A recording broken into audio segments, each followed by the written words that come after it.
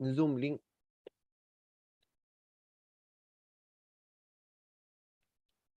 The meeting is being a live stream. May live stream na rin pala to. Bakit? Napuno ba ang session? Tech team? Bakit tayo may live stream? Tech team?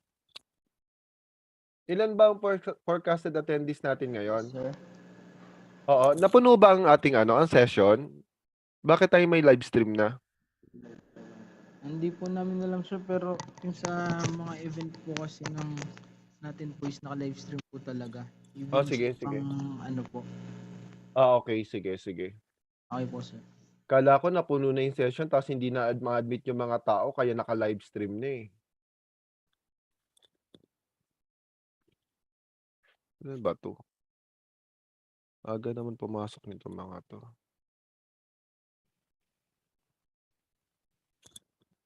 Ako magpapalit ng pangalan nito na Sir Andy.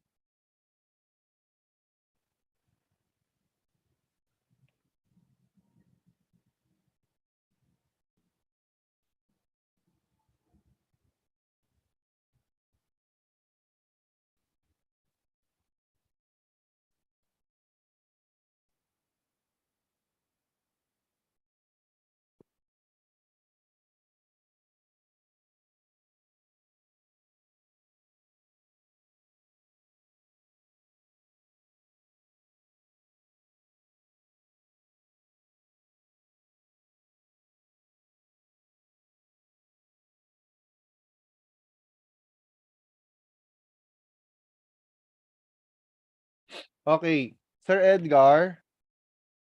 Sir Edgar. Sir Edgar. Hello. Sir Edgar. Hello. Sir Andy.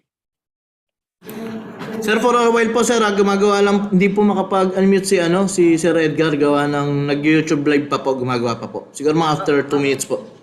Sige. Okay, Not sige. po. Oo. By the way, ano na lang, kung narinig nyo ako, narinig siguro nila ako, no? Yes sir, yes.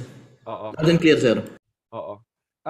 Bale, may sinubmit daw na revised si BPI. So, yung request ko na from 10 to 20, gagawin na nilang 20. So, yun. So, 20 na yung mananalo sa raffle draw. I'm just checking the new attachment.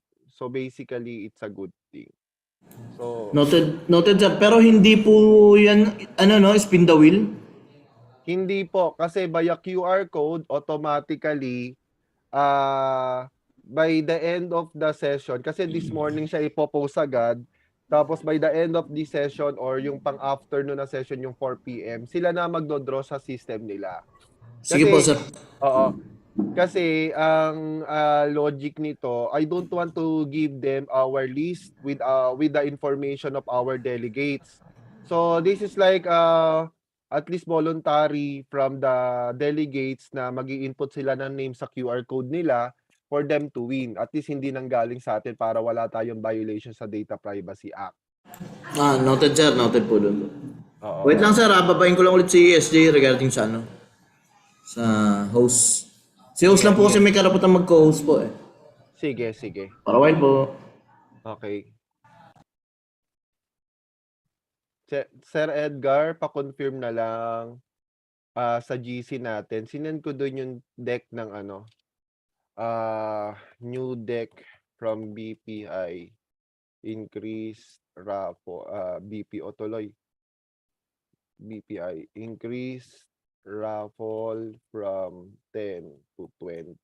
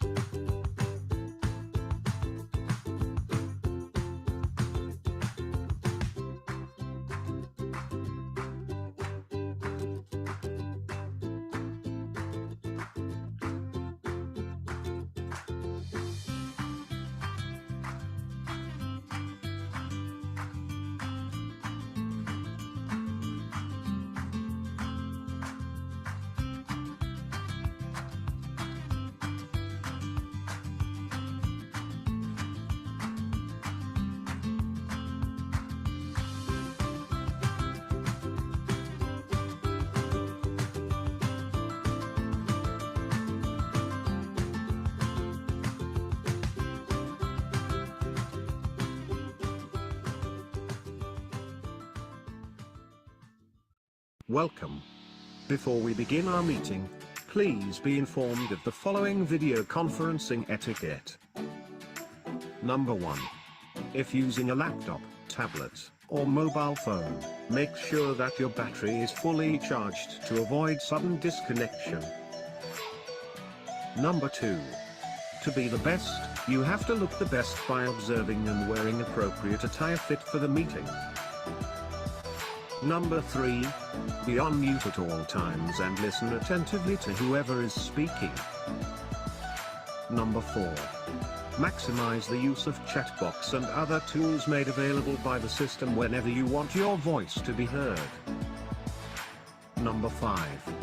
Avoid interrupting the speaker, and make sure that you are acknowledged before you speak. Number 6. As much as possible, turn on your video so that we could have a wonderful conversation. Number 7. We encourage you to station yourselves at a place free of destructive noise so that you could focus on the meeting. And lastly, number 8. We want to capture the moment with you. Kindly stay until the end as we will have a group photo after. Thank you. And have a good day ahead.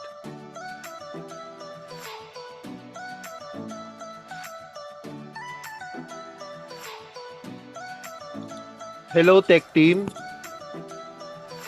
Tech team.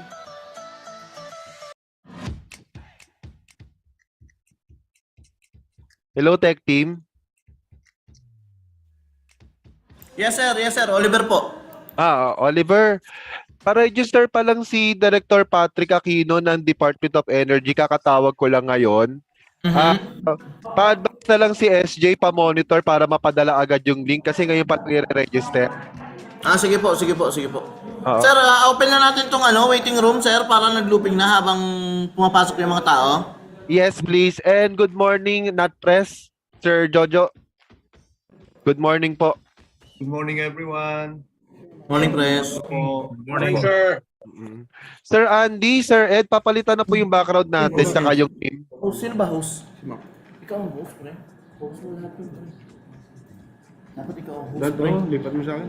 Morning. Sino? Sir, magpapapasok na ako.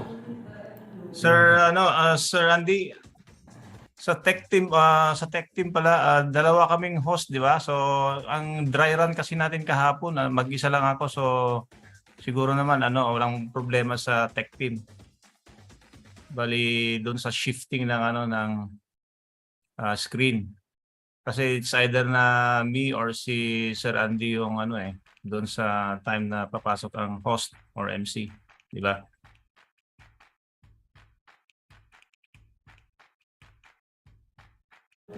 Noted, sir. Sir, ano na po natin i-open na po natin yung Zoom.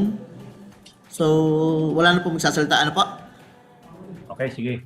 Okay po, noted po. Good luck po and good morning.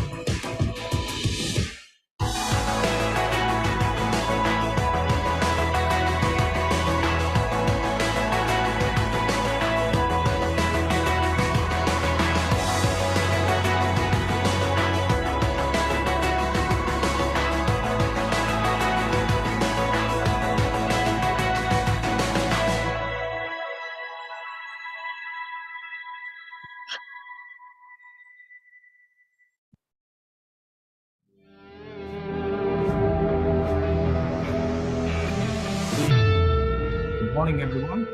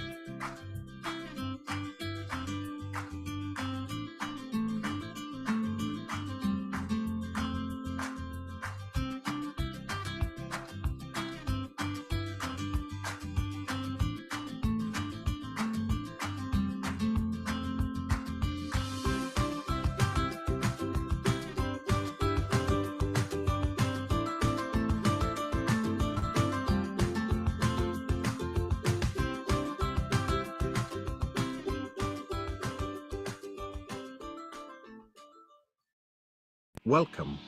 Before we begin our meeting, please be informed of the following video conferencing etiquette. Number 1. If using a laptop, tablet, or mobile phone, make sure that your battery is fully charged to avoid sudden disconnection. Number 2. To be the best, you have to look the best by observing and wearing appropriate attire fit for the meeting. Number 3. Be on mute at all times and listen attentively to whoever is speaking. Number 4. Maximize the use of chat box and other tools made available by the system whenever you want your voice to be heard. Number 5. Avoid interrupting the speaker and make sure that you are acknowledged before you speak. Number 6. As much as possible, turn on your video so that we could have a wonderful conversation. Number 7. We encourage you to station yourselves at a place free of destructive noise so that you could focus on the meeting. And lastly, number 8. We want to capture the moment with you. Kindly stay until the end as we will have a group photo after. Thank you. And have a good day ahead.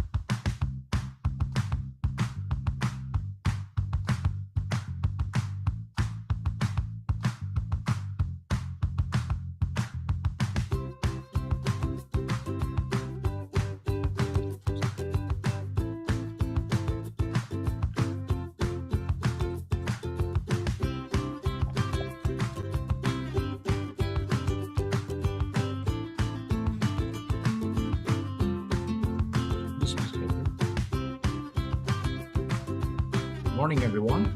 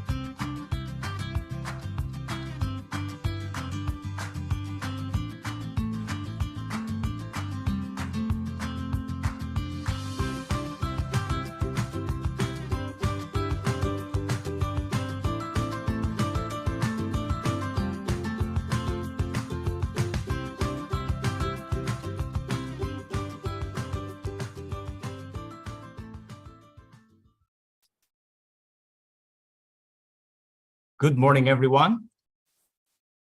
Please be settled as we are about to start the EECC forum in 5 minutes. We, members of the Institute of Integrated Electrical Engineers of the Philippines Incorporated, in recognition of the constant involvement of technology, in uplifting the quality of life, and in accepting a personal obligation and dedication to our profession, its members, and the communities we serve, do hereby pledge and commit ourselves to the highest ethical and professional conduct, and agree to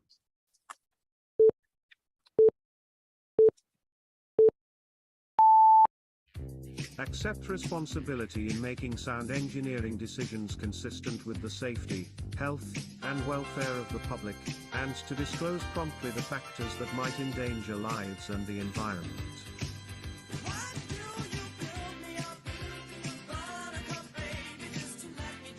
Avoid real or perceived conflict of interest, or disclose existence of such to affected parties.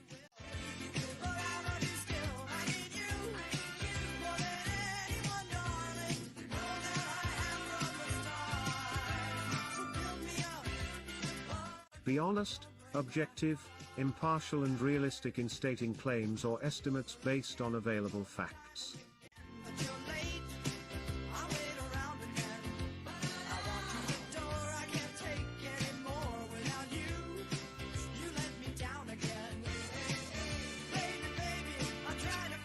Avoid at all cost graft and corruption in all its forms.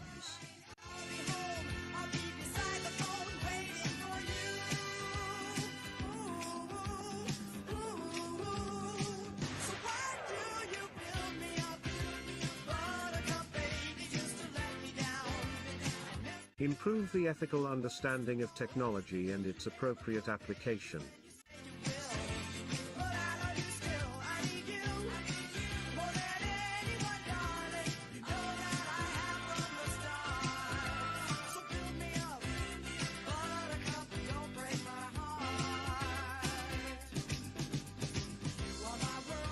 Continuously improve practitioners' technical competence.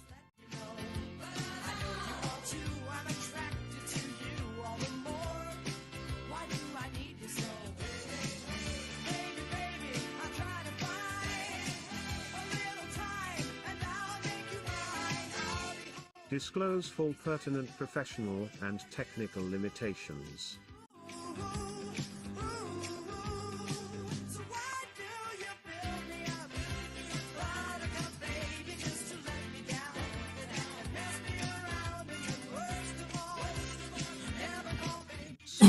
Accept and offer constructive criticism of technical work, acknowledge and mitigate errors, and give credit where it is due.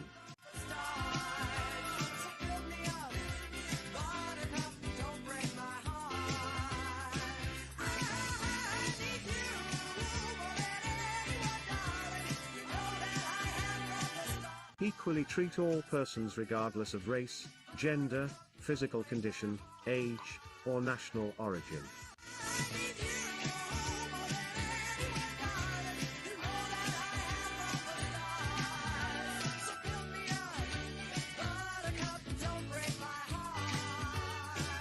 Protect and avoid injury to others' life, property, reputation, or livelihood by false or malicious actions.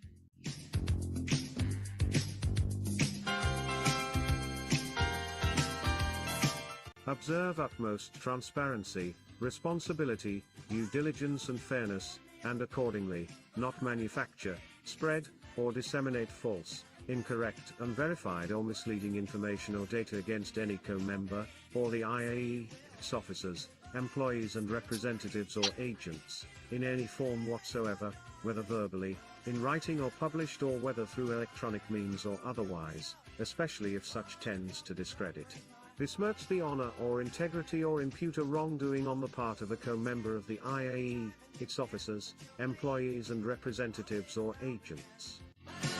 Support colleagues and co-workers in their professional and technical development, and assist them in complying with this code of ethics.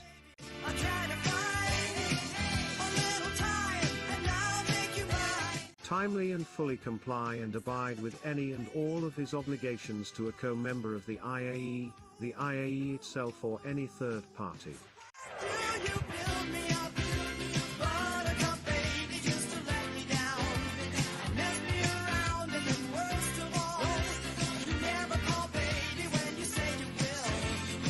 Does not engage in or commit anti-competitive, fraudulent, and deceitful practices in any form, and uphold free and fair competition.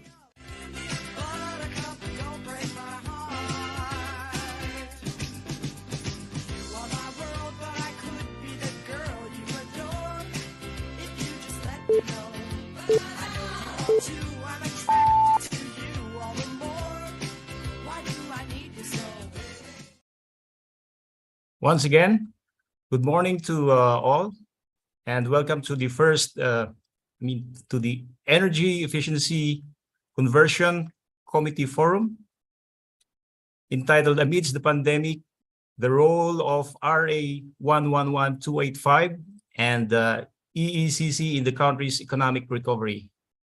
We are your hosts for today's event. I am Engineer Edgar Bernardino, and my partner. Hi, good morning. I'm Andy Azucena.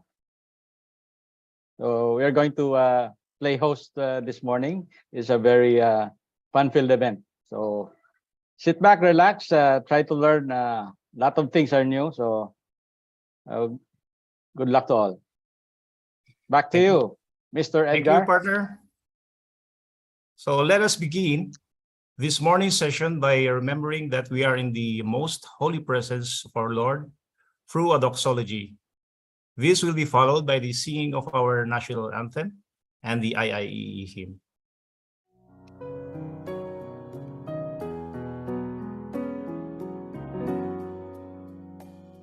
Dakilang may likha sa kalingat pang-unawa, mangyari ang iyong diwa sa langit at sa lupa.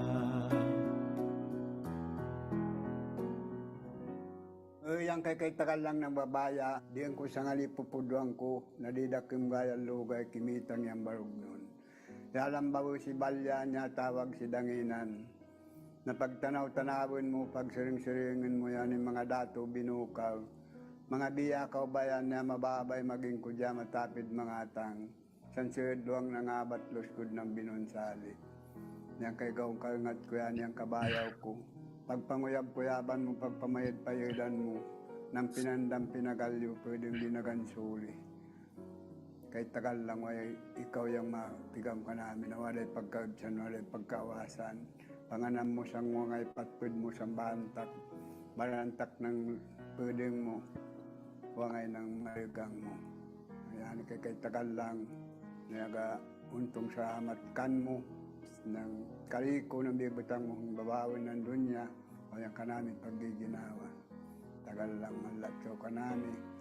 inaagis ang anak mo na tamisa, nagatang hangawanan ng kutsang patiwayan. اللهم إنك ترى أن هذه القلوب قد اجتمعت على محبتك واتقت على هذه المكان إيمانك وتوحدت على دعوتك فوسك ربيطاتها يا الله وأدم أدها واملأها بنورك الذي لا يخبو واسرح صدورنا بفائد الإيمان بك وجميل توكل عليك واهدنا سبل الوحدة والسلام والصلاح ربنا آتنا في الدنيا حسنة وفي الآخرة حسنة وقنا عذاب النار يا الله أنت مستجاب لهذا الدعاء وعليك توكلنا وصلى الله على سيدنا محمد وعلى آله وأصحابه أجمعين آمين الله أكبر الله أكبر الله أكبر. Mahabagin naming Ama, Ikaw ang aming sandigan at lakas. Ikaw ang kaligtasan ng aming katawan at kaluluwa. Naway takpan mo po kami ng iyong mapagkalingang kamay upang maiadyak kami sa mga pahirap at karamdaman at sa lahat ng masama, dala ng makabagong mundo. Hinihingi po namin na sana'y ilayo po ninyo ang mahal naming lungsod ng Tagum sa mga mapinsalang kalamidad at sakuna. Mahal naming Panginoon, Ikaw ang aming proteksyon at gabay. Sa oras ng pasakit at pangamba, bigyan niyo po kami ng sapat na lakas upang aming mapagtagumpayan ang lahat ng pagsubok sa aming buhay sa pangalan ni Jesus. Amen. In the name of the Father, and of the Son, and of the Holy Spirit. Amen. God, our loving Father, Creator of heaven and earth, we thank you for your generosity and kindness, and ask that you hear us in times of needs. Make us worthy of your blessing, and keep us from further want. Help us restore our abundance here on earth, so that we may turn more attention to your divine kingdom. Help us become a blessing to our family and others, to glorify and honor your name. We ask this to our Lord Jesus Christ, your Son, who lives and reigns with you in the unity of the Holy Spirit, one God, forever and ever. Amen. In the name of the Father, and of the Son, and of the Holy Spirit. Amen. Iadya niyo kami sa pagmamataas upang maiwaksi ang lupit at dahas. At samahang lumikha ng pamayanang payapa sa kalikasan kabuhayan, kakanyahat paniniwala.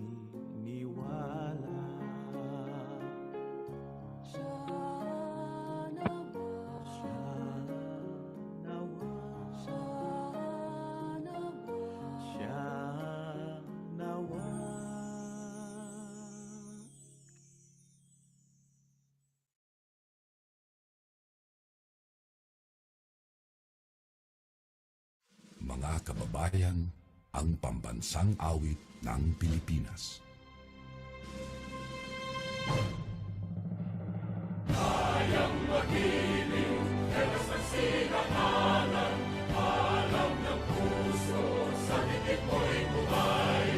Lupang hinirang, kuya ka ng magiting, sa manlulupin, di ka pasisingil, sa nagatang tutok sa simoy at sa langit mong bangaw, ay hinagang tulad, awit sa pagkayang minamahal.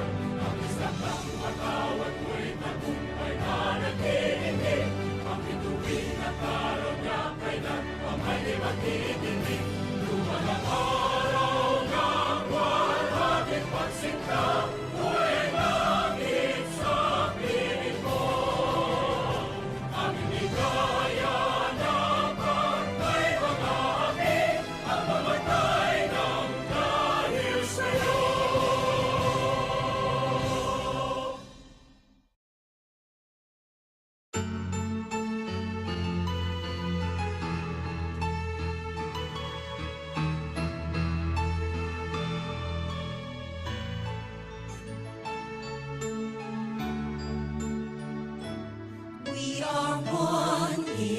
IIE mission and vision, instilling excellence in electrical profession, having a dynamic professional association, making innovative contribution to our nation.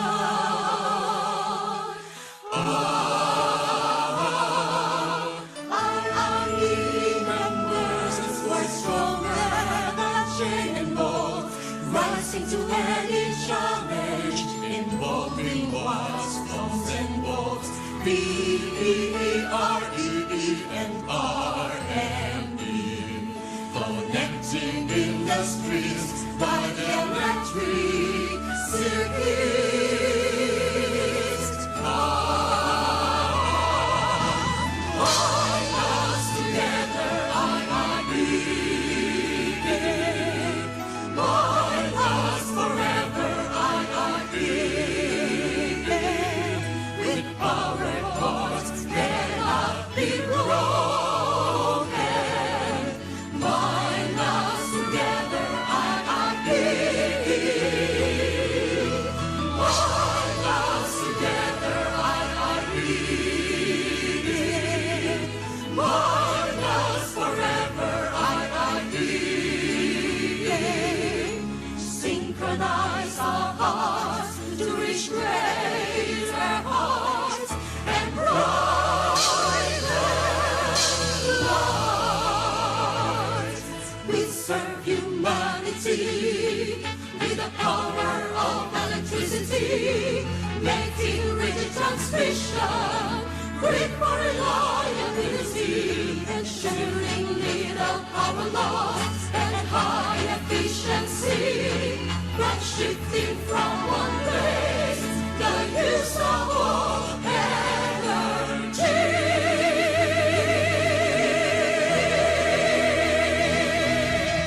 Join us together, IIE.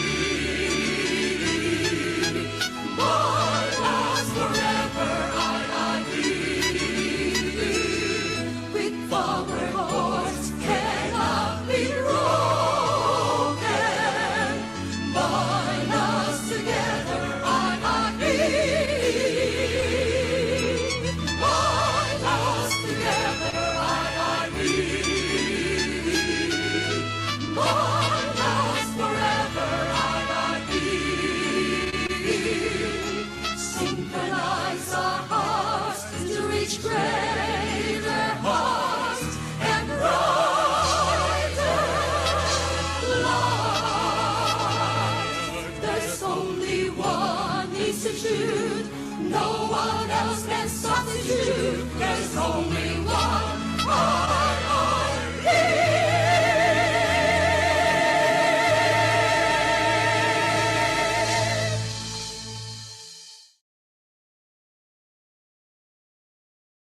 Okay.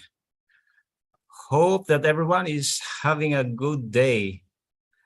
I know that a virtual forum can be a lot different compared to face-to-face forum, di ba? But please know that we appreciate that you take interest in attending and spending this day with us. So, to formally start this program, we are pleased to have with us our chairman, Engineer John Christian Nicdao, to deliver the opening remarks.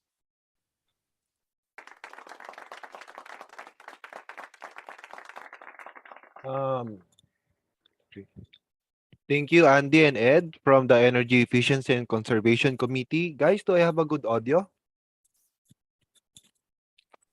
Yeah. All right. So, good day, energy efficiency. Good day. Energy efficiency and conservation is a broad context in terms of our electrical practice. You also need to understand or differentiate the words saving, reducing, conserving, and becoming efficient. On a large scale, energy efficiency should also be associated with energy sufficiency. Thus, the economics of power system should also take place. Um, Today, the energy efficiency advocates and the promotion on RA 11285 or the Energy Efficiency Act of 2019 by providing you with various discussion on updates regarding this law from the Department of Energy, associated laws and programs such as RA 11697 or the EB business model, Green Energy Management Program, PGBI guidelines on energy conserving design of buildings, 2020 edition, Renewable Energy Act or RA 9513 updates and energy case study and audit from the energy efficiency representatives of IIEE, best practices in different categories of our sector such as industrial, commercial, and international best practices. To sustain and support this concept, we have a speaker from a very reputable financial institution that will discuss the green energy options and support. And without further ado, by the authority vested in me as the chairman for the Energy Efficiency and Conservation Committee, with the team amidst the pandemic, the role of RA 11285 and Energy Efficiency Conservation Committee in the country's economic recovery, do hereby declare this session open. Thank you.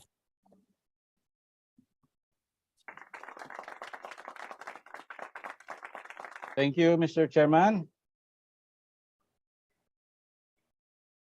Ayun, lumabas na yung aking video. All right, so thank you for that very inspiring message. Another message that will be delivered to us will be coming from our IIEE National Vice President for External Affairs. Let us welcome Engineer Alberto R. Herrera Jr., or we call him Sir Jun. Thank you. Good morning, Thank you, Sir Jun. Andy. Thank you, Sir Andy. Nice to see you again, ha? Nice to see you. Unfortunately, nakapang sports na ako kasi nakaparallel tayo ngayon, no? Busy. Also this day, maraming opening na seminar. Kayo, EECC, tapos yung sa kabila, yung ating SAAC, and also nakakasalita ko lang doon, nauna lang sa inyo ng 5 seconds. So after nito, again, to all our speakers, no, ang tindi ng topic natin for this whole day, no. Nakita ko yung topic na ginawa ni Chairman. So congratulations, Chairman Icdao, and to all your members. Talagang magiging very interesting too, and to all the almost 900 na itong ating attendees. Congratulations sa committee natin. Very well prepared tayo at talagang mga bigatin ang mga speakers natin. And hope to see you all this coming 11 and 12 to those who will be able to attend face-to-face. Talagang after 2.5 years, no? It's time na magkita-kita ulit tayo. Thank you very much to all. Thank you.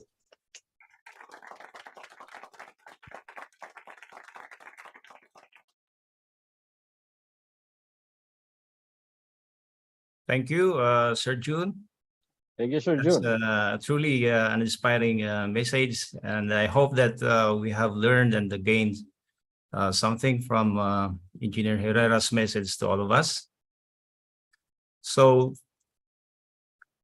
to start this program with the better understanding and better end goal, of course, we have another speaker who will give us another inspirational message. Please welcome, ladies and gentlemen, our IIEE National President,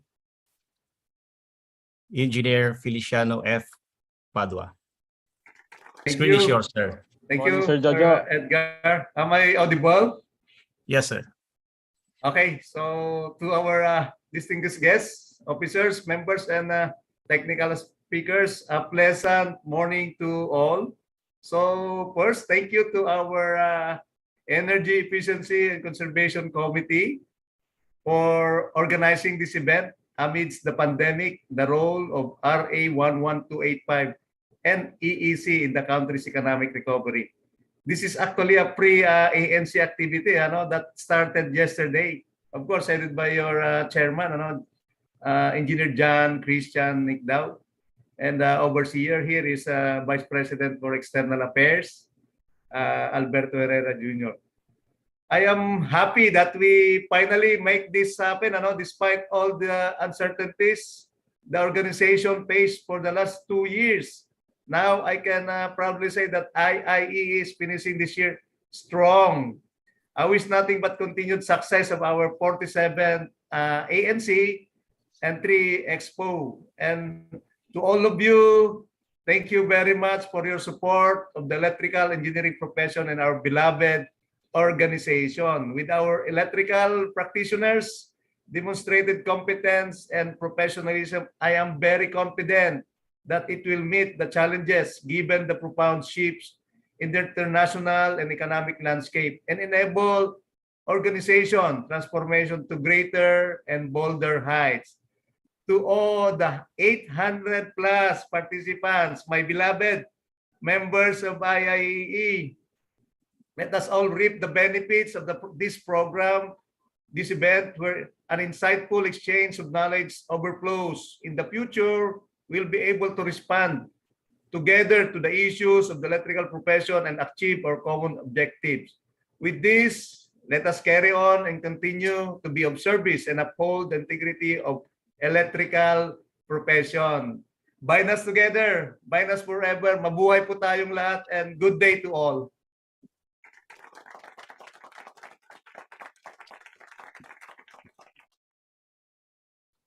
Thank you, Engineer Padua. Thank you for giving us that inspirational message.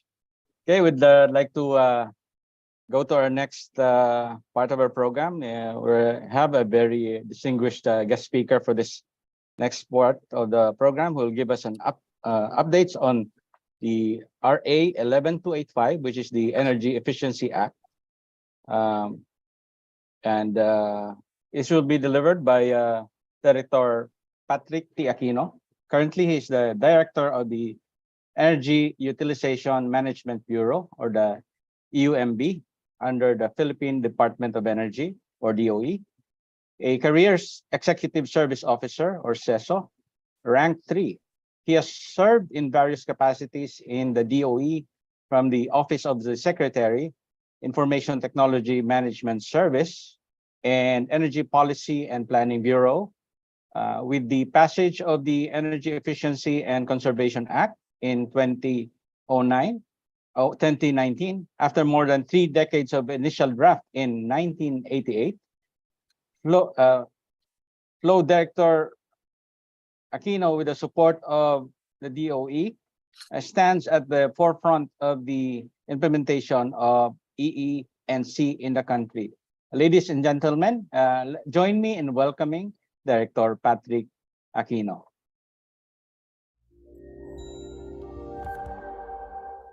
Good day, I'm Director Patrick T. Aquino of the Energy Utilization Management Bureau from the Department of Energy.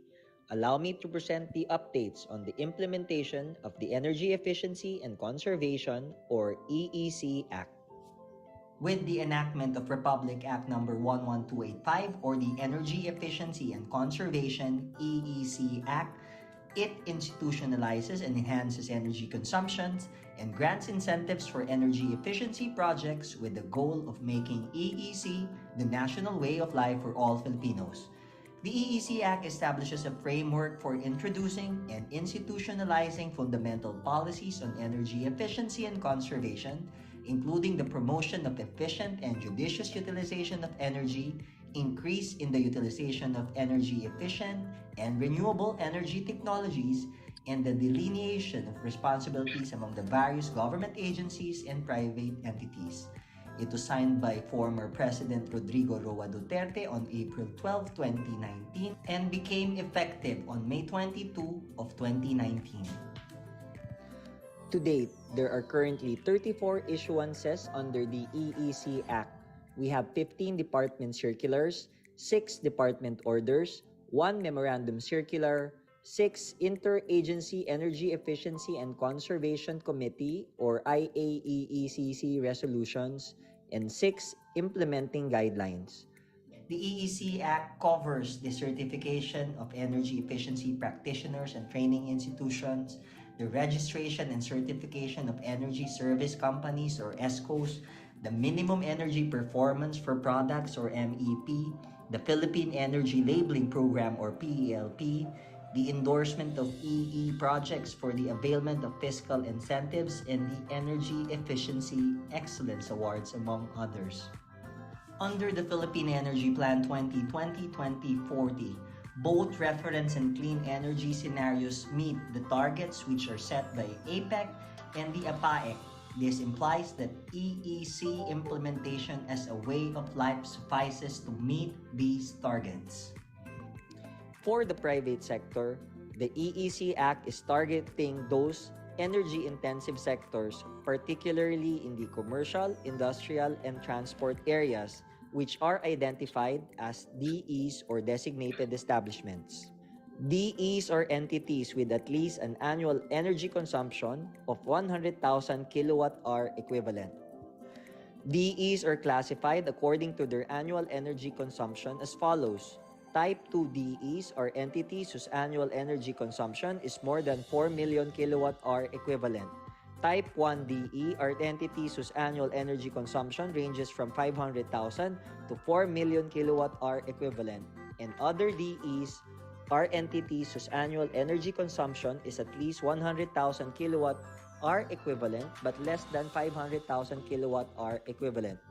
The obligations of DEs are the implementation of energy management system, the submission of their energy efficiency and conservation, and annual energy utilization reports through the DOE DE online submission portal accessible through the following link. The deadline for submission per reportorial period is on April 15 of the following year.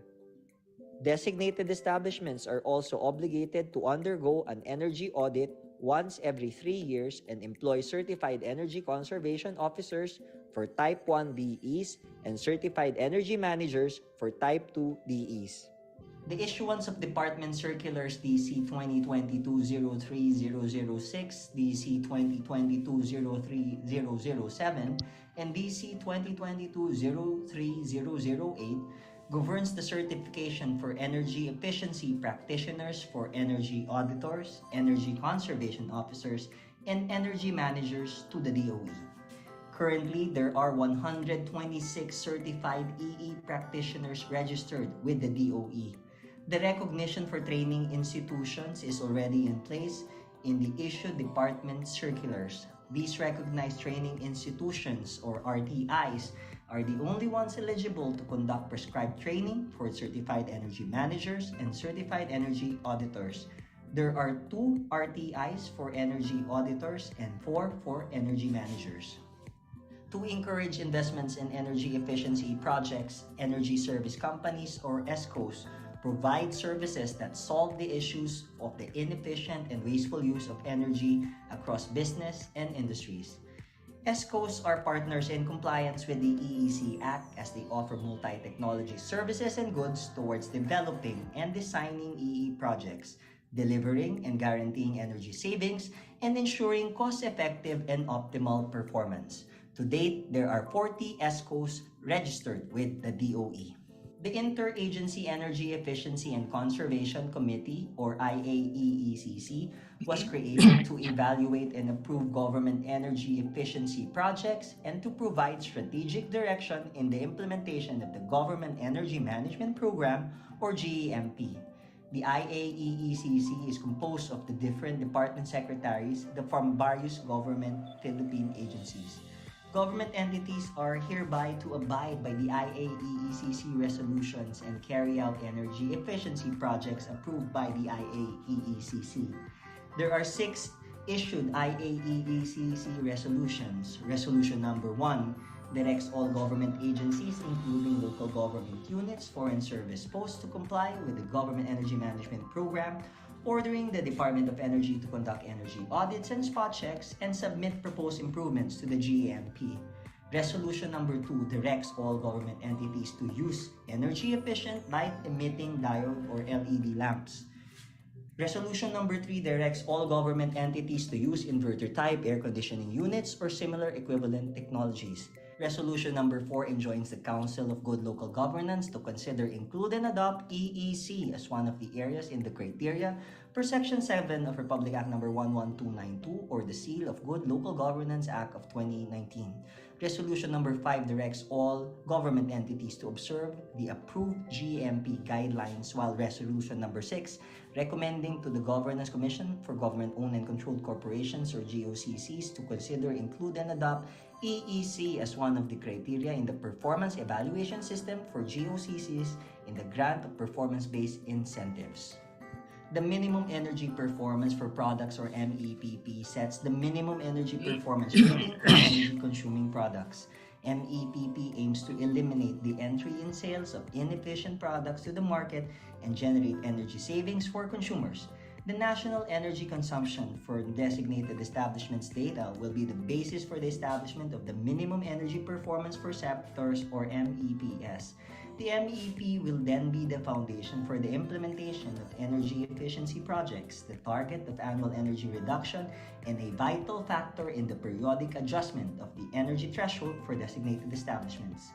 MEP for the cold chain sector by the United Nations Industrial Development Organization or UNIDO, the Department of Energy, and the Department of Environment and Natural Resources, along with other government agencies, aligns with the goals and objectives of the EEC Act to provide a strategic guideline to govern one of the more energy-intensive and important sectors in the Philippines. Sige, The acknowledge. DOE, with the support of the Economic Research Institute for ASEAN and East Asia or ERIA, through the Meralco Power Academy and the Philippine Institute of Energy Management Professionals, is conducting a survey that aims to record actual consumption data and establish an energy efficiency indicator in the commercial and industrial sectors as defined by the Building Energy Intensity or BEI and the Energy Utilization Intensity or EEI.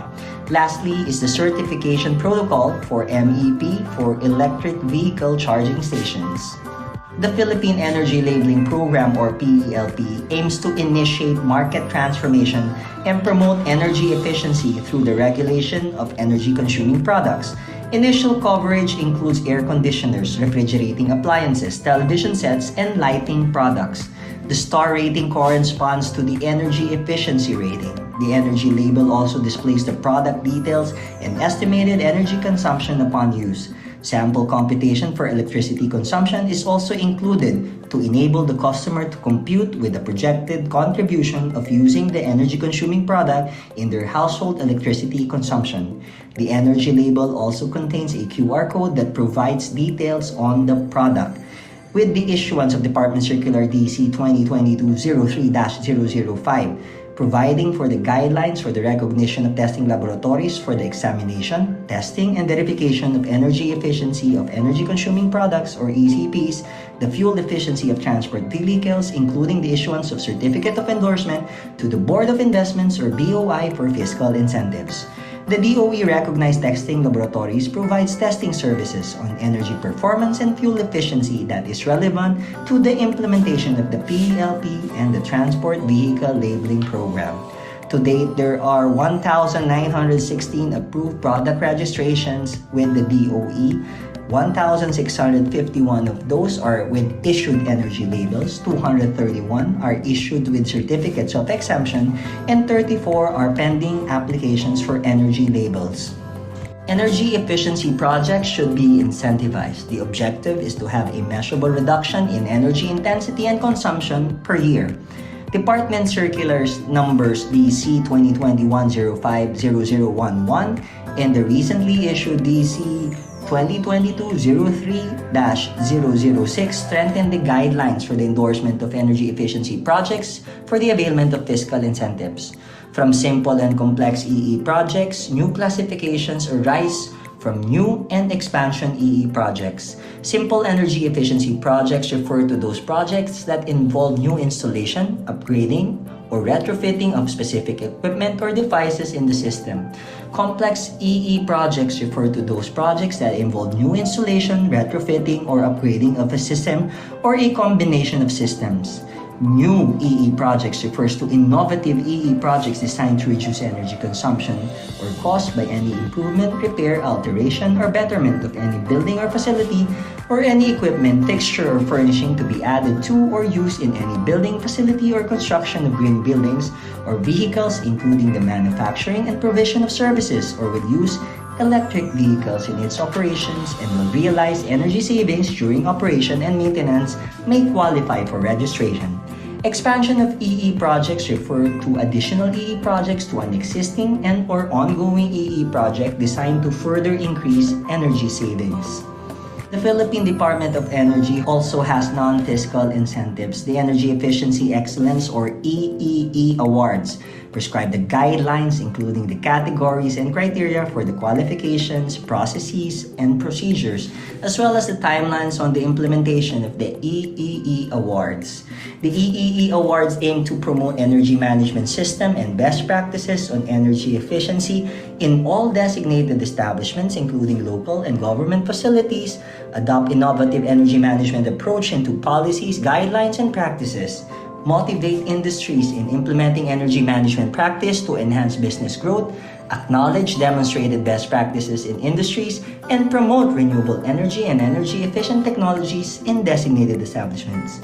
In 2021, the DOE received 213 entries. Among these entries, a total of 15, including government agencies, received the EEE Award. The DOE maximizes its potential to conduct information, communication, and education campaigns to effectively implement the EEC Act and to develop and undertake a national awareness and advocacy program on energy efficiency and conservation and the development and utilization of renewable energy technologies and systems. Republic Act No. 11697 or the Electric Vehicle Industry Development Act or EVIDA lapsed into law on April 15, 2022 and became effective on May 11, 2022. The EVIDA provides for the development of the EV industry in the Philippines. The Comprehensive Roadmap for Electric Vehicle Industry or CREVI is the national development plan for the EV industry with an annual work plan to accelerate the development, commercialization, and utilization of EVs in the Philippines. This is comprised of 4 components: EVs and charging station, manufacturing, research and development, human resource development. The DOE is the primary agency tasked with the promotion and adoption of EVs, the development of charging stations and related equipment. Composition of the technical working group along with the partner agencies of the DOE ensures to harmonize policies and consistent and streamlined standards for regulation of the EV industry. Before I end, I would like to invite everyone to visit our social media pages flashed on the screen. Let us all do our part to adopt EEC as our national way of life. This concludes the updates on the implementation of the EEC Act. Once again, I'm Director Patrick T. Aquino of the Energy Utilization Management Bureau from the Department of Energy.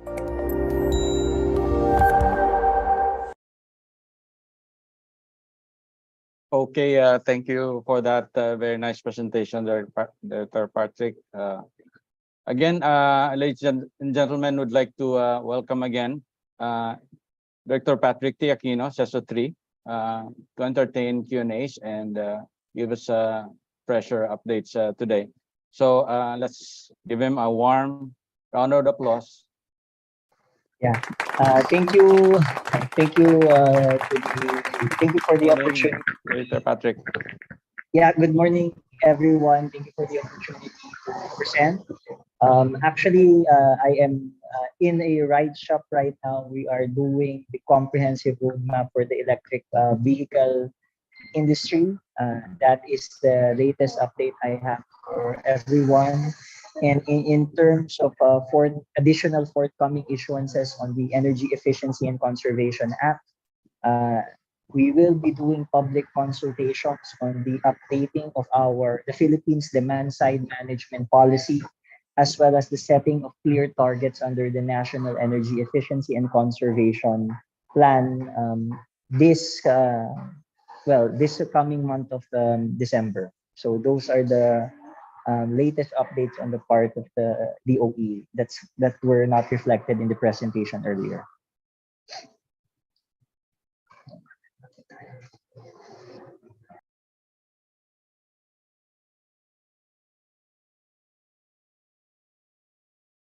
Okay, thank you very much, Director Patrick. At this point, is it okay if you can entertain some questions? Maybe our participants will be able to come up with questions, and maybe if you can spare some more time for us. Of course, the DOE will be more than happy to entertain and address questions that your membership may have. In case they are unable to generate the questions at this moment, we have provided a copy of the presentation to the organizers, even in PDF form. You can still also continue to reach us with questions via our social media pages or through our email at doe.eumb@gmail.com, and we'll be more than happy to address questions if there are no questions as of the moment. Thank you. Let me scan the chat box if there are questions. If not, I'll start one. All right. So the web-based entry or data entries for 2021, is it already open for us to start uploading 2022 data? Yes. Maybe for Thank you for the question.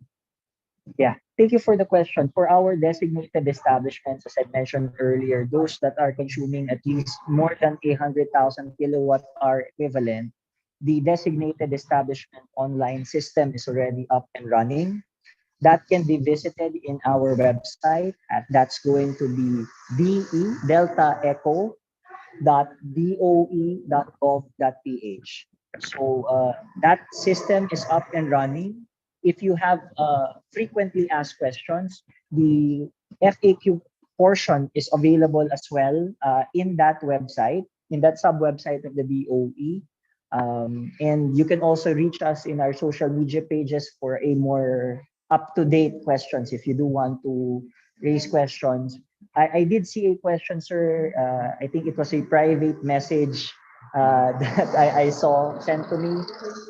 The question that I read was, will there be any extension on the reportorial deadlines for 2022 due on the 15th of April next year, 2023?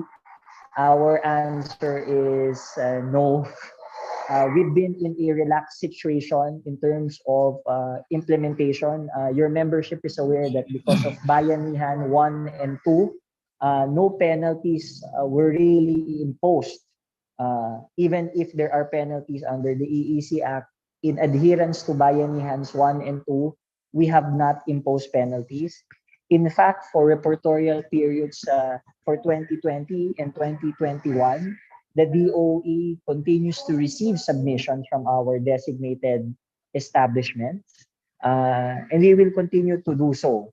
But as I've mentioned in other fora, we will be updating Memorandum Circular MC 2020-05001 that governs and guides the submission of the designated establishments.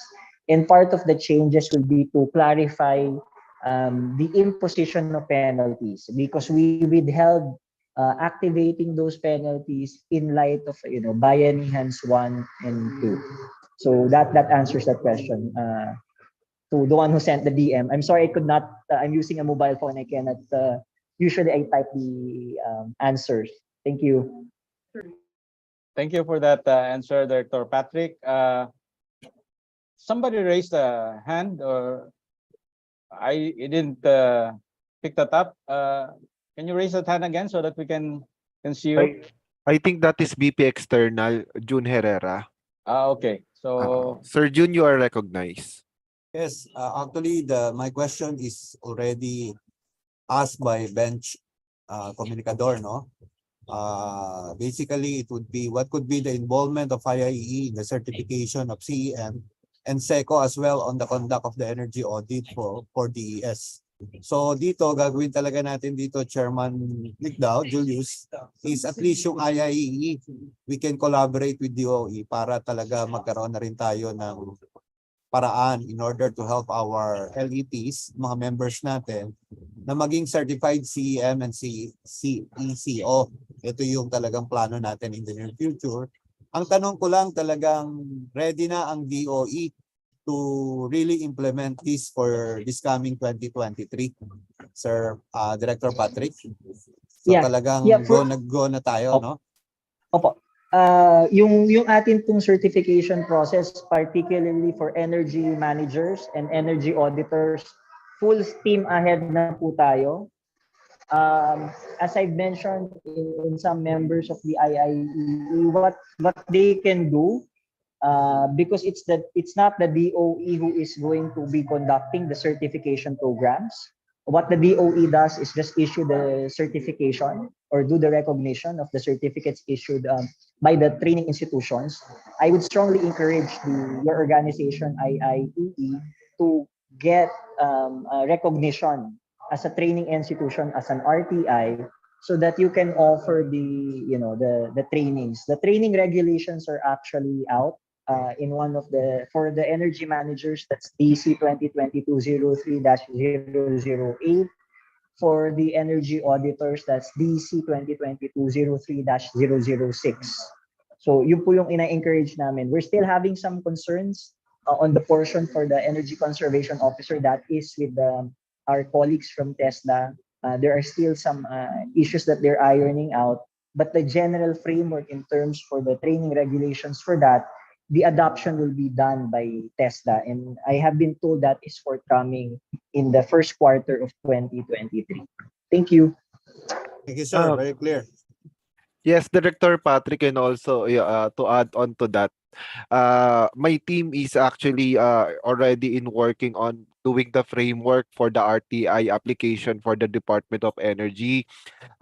This is our gift for the whole IIEE community, that us as the APO for electrical engineering practice will also be doing the seminars or for the accreditation for the following categories. Of course, with the mandate of the Department of Energy, Director Patrick. Hopefully, we'll be able to release this by the first quarter of next year, and the application will be held still within the year, sir. Yeah. Of course, we continue to encourage the IIEE to work on that recognition, so that you can offer that as an additional add for your membership. And on the ports, I think there's also a question on the portions for collaboration. We are going to be doing, as I mentioned in the update, the updating of the MC, the requirements for the designated establishments, possible adjustments for the annual energy consumption thresholds.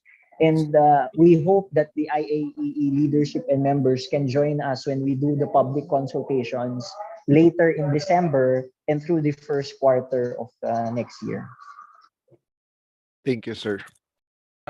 Director Patrick, this is Engineer Padua, the National President. So with this program of the week, can we have a visit on your office to further discuss the collaboration between IIE and DOA, sir, with my team? No problem, sir. We will be more than happy to welcome you.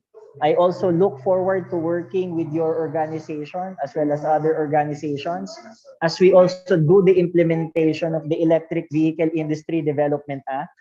That is another new frontier for you and for us, and we'd like to do the synergy there as well. I also would like to actively solicit your support in some personal advocacies in making sure that the Philippines EV charging protocols is more competitive, and we are not restricted to a certain sole country, given that market access is tilting towards that country at this moment. We'll discuss that further, sir. We will welcome the IAEE. Thank you very much. DOE. Chairman John, could you please do the schedule na lang after ANC, para makapasyal tayo kay Director. Napakaganda itong programa, and IIE, we need to collaborate with them. Noted, Empress. Actually, we will have a meeting by after I think 2 weeks from now through Sir Art Habitan of the energy labeling. We will have a meeting, I believe, with Director Patrick face to face. Hopefully, I'll be able to ambush Director Patrick for a meeting on this one. Thank you, Empress. Thank you very much, Director and Chairman. Thank you, Director Patrick.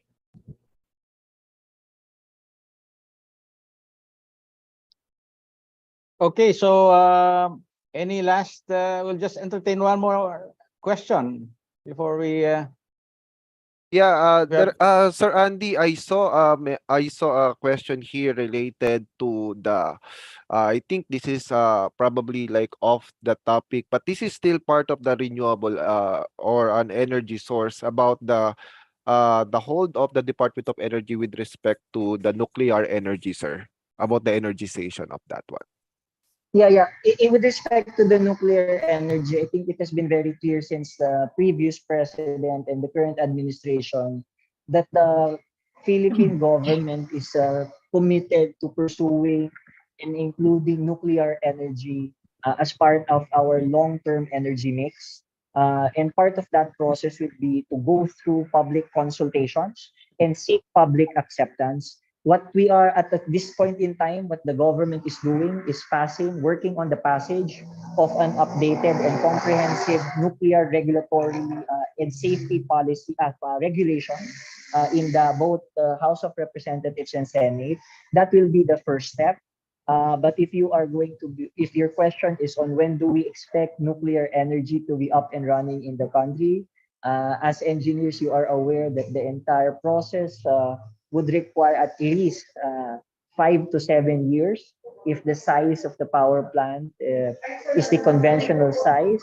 If it's going to be a small modular reactor or SMR, we can have it in 3 to 5 years. But that presupposes that we have a site location wherein the public acceptance is there.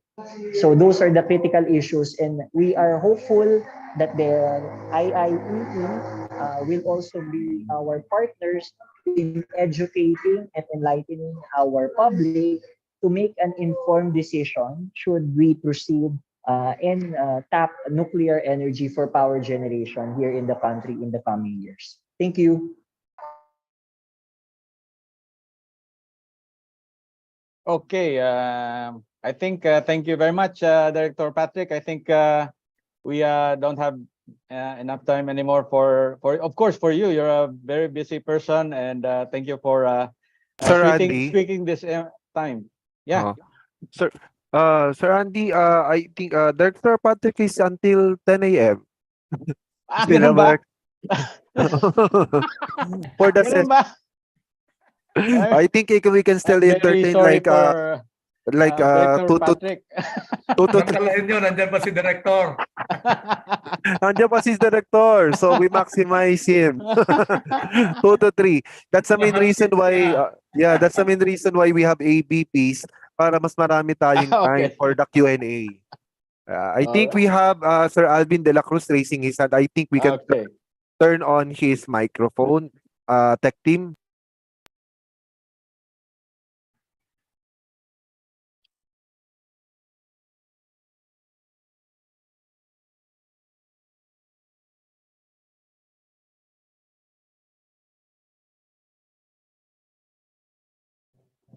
Yes. Can you hear me? Good morning. Good Yes, sir. morning. Yes, sir. Yes, sir. Yes. Meron lang ako, sir, question. Kasi affected kami ng pandemic. And may consideration ba? Kasi we're given a penalty, hindi kami nakasubmit na report. We're just starting to recover. It will be costly for us. Is there a waiver for the report or is there any extension? Sir, thank you for the question. For the past 3 years since the effectivity of the EEC Act, we've not imposed penalties or any fines for non-compliance. This is in true reference to Bayanihan 1 and 2. As I mentioned earlier, We are poised to update the issuance on that to have and activate the penalty for succeeding compliance period. So at this point in time, for your compliance period for 2019, 2020, 2021, you can still continue to submit your compliance requirements without the fear of penalty.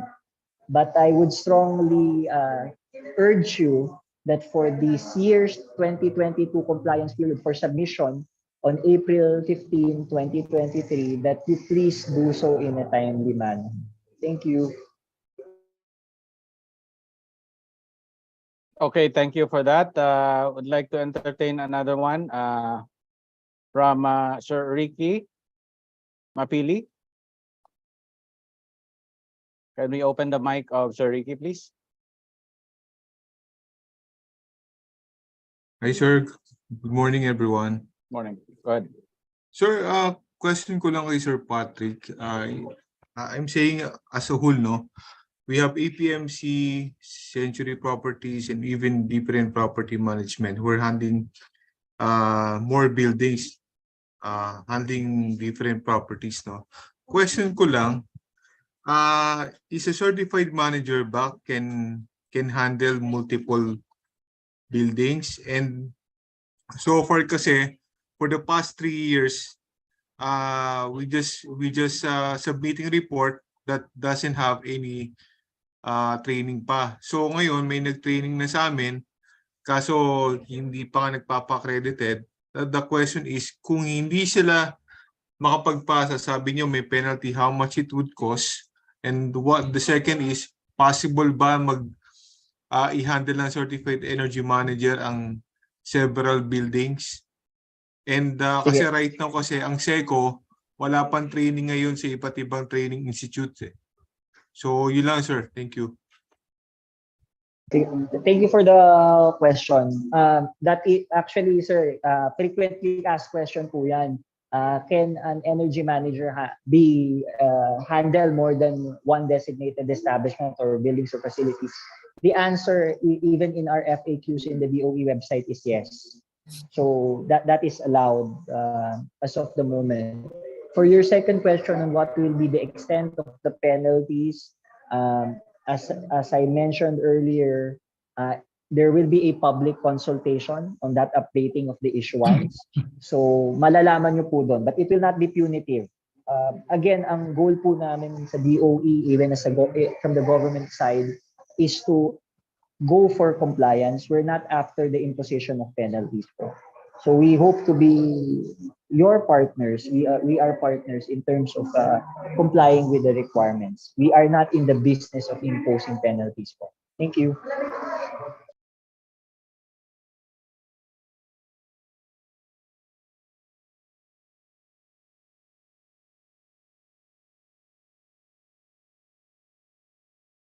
All right. So you see any more hands raised? If not, I'll try to read from the chat box. Okay.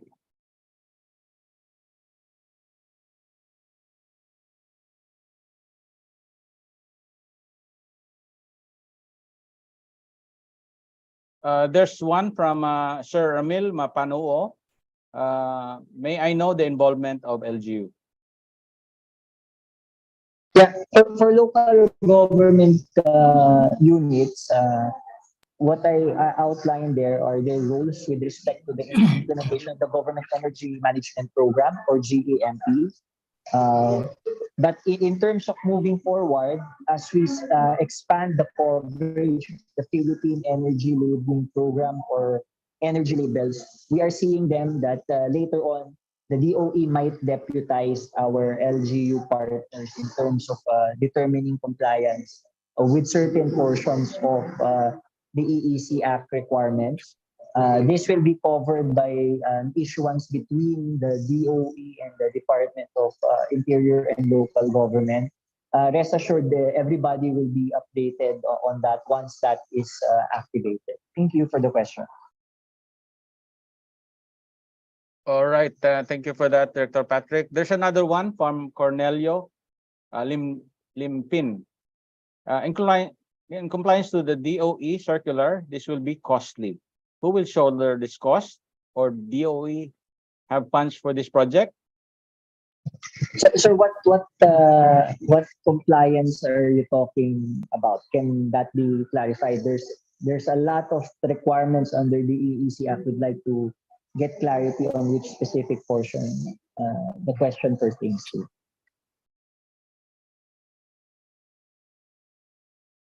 I'm afraid there is no explanation, Director Patrick, on what type of compliance is referring to. But what we'll do is just, if you can send me, or send us, Mr. Limpin, additional information on your question, we'll be able to forward this to the DOE. And there's another one from Emerson Joseph Miteria. Sir, question lang. Thank you, sir, for the presentation. As mentioned, the EA need to conduct once every 3 years.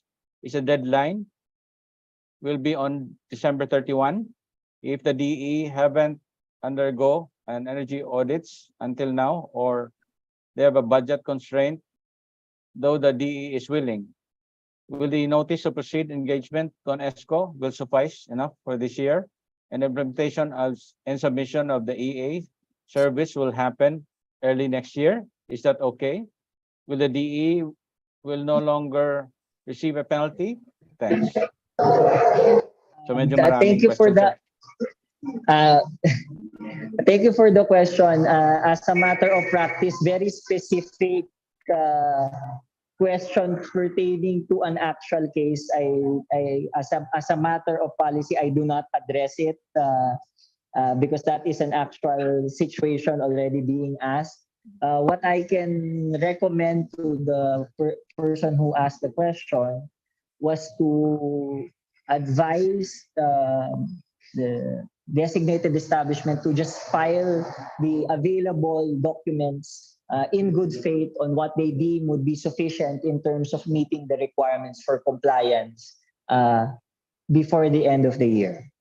I'm sorry I could not categorically answer that question because that is very specific to the a specific designated establishment already.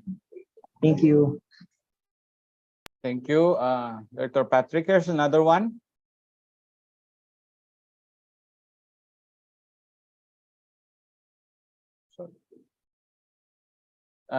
From Roel Bukatan, can DOE regulate the training fees for SECO and CEM? Thank you for your question. In the current issuances, we have not done so. We believe at this point in time that the training fees being collected by the existing recognized training institutions are reasonable. Rest assured that the DOE will step in to regulate if needed later on, should that instance comes. At this point in time, we are seeing that the rates, training fees being charged are reasonable, and that's why we have not yet intervened in that matter. But thank you for the question. Okay, thank you for that. There's another one from Engineer Inigo B. Escopete Jr. Requesting copy of this presentation. Ayun. So I think that was and there's another one from Ricky Mapili. Was there already memorandum already about the penalty if the establishment did not comply? The penalty, as I mentioned, Sir Ricky, will undergo public consultations next month through the January of next year. So that is your opportunity to raise some concerns if the penalty is too high or too steep. But right now, there is no penalty. After the public consultation and when the issuance is published, that's the time when the penalty imposition can come in. Thank you.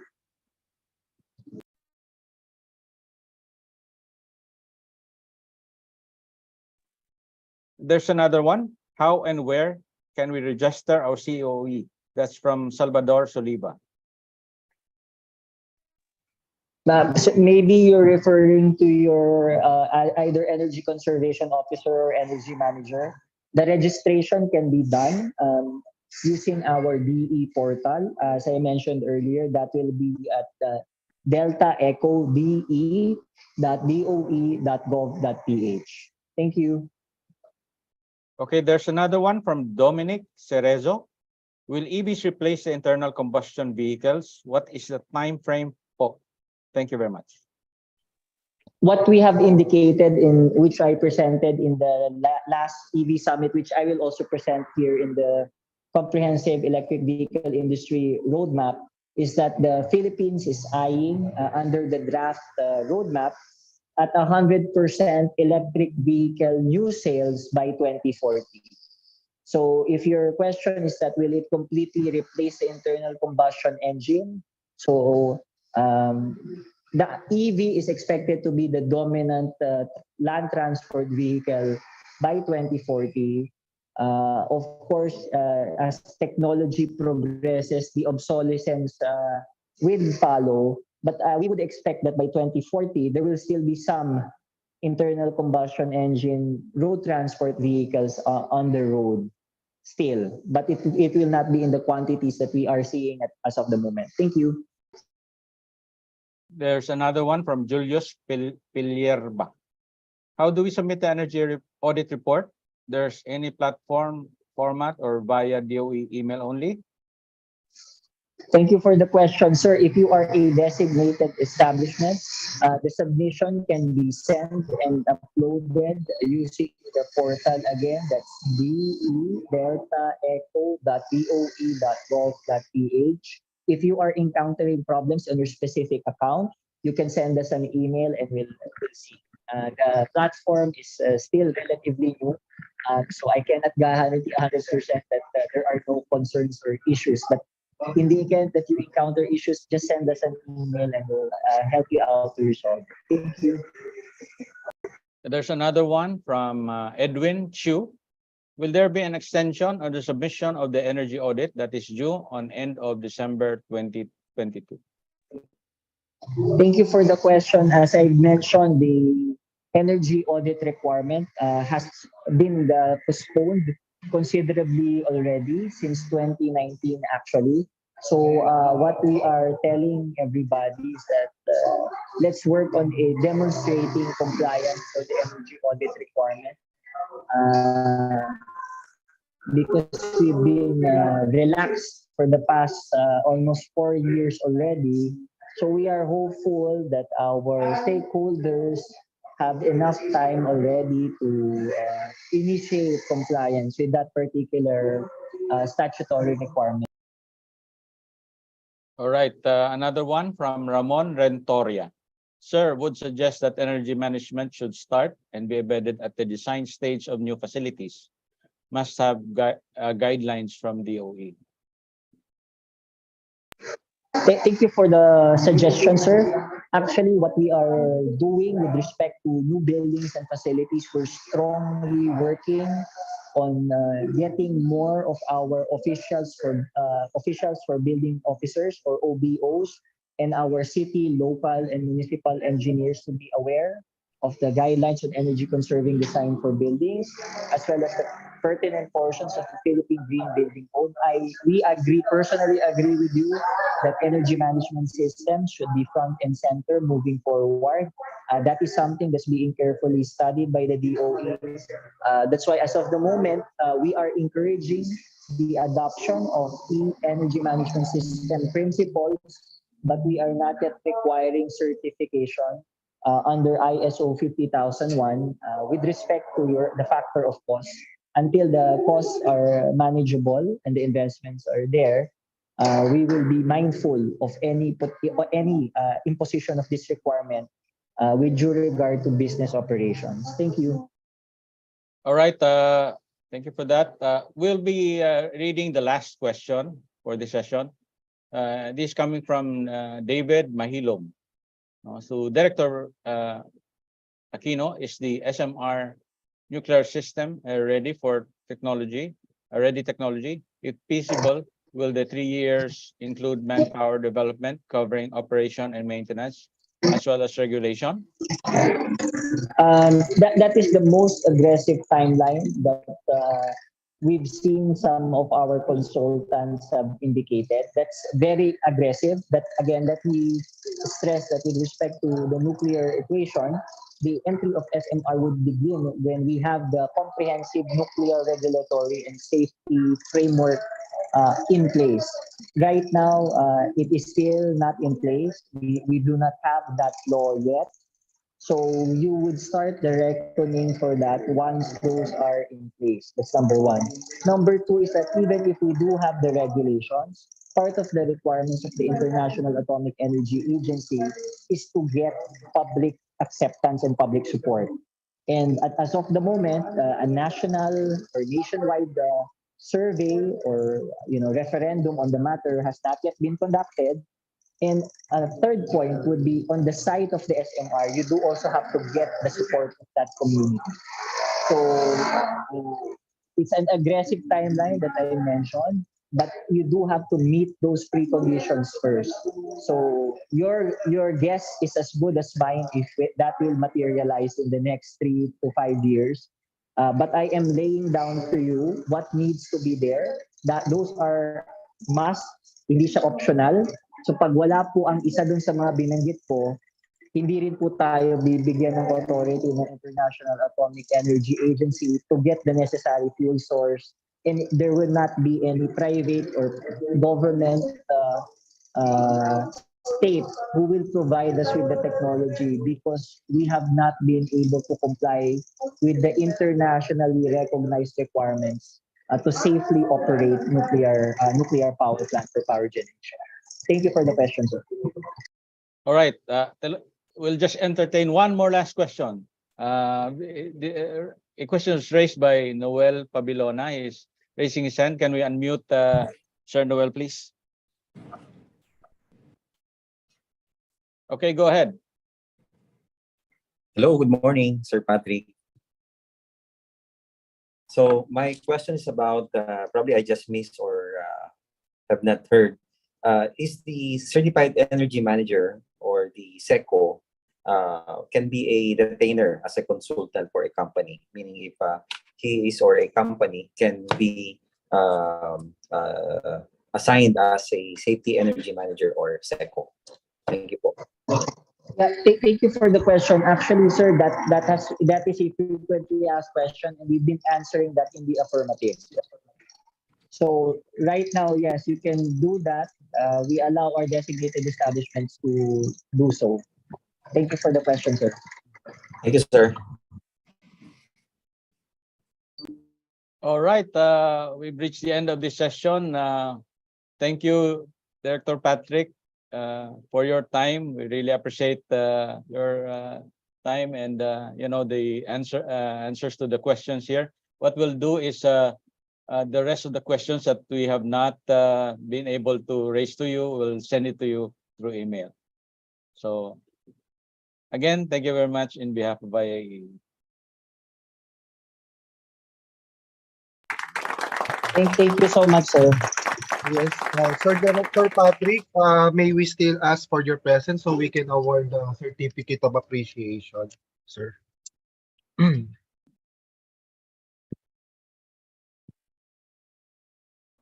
Sir Andy? All right. So the Institute of Integrated Electrical Engineers of the Philippines, IIEE. Okay.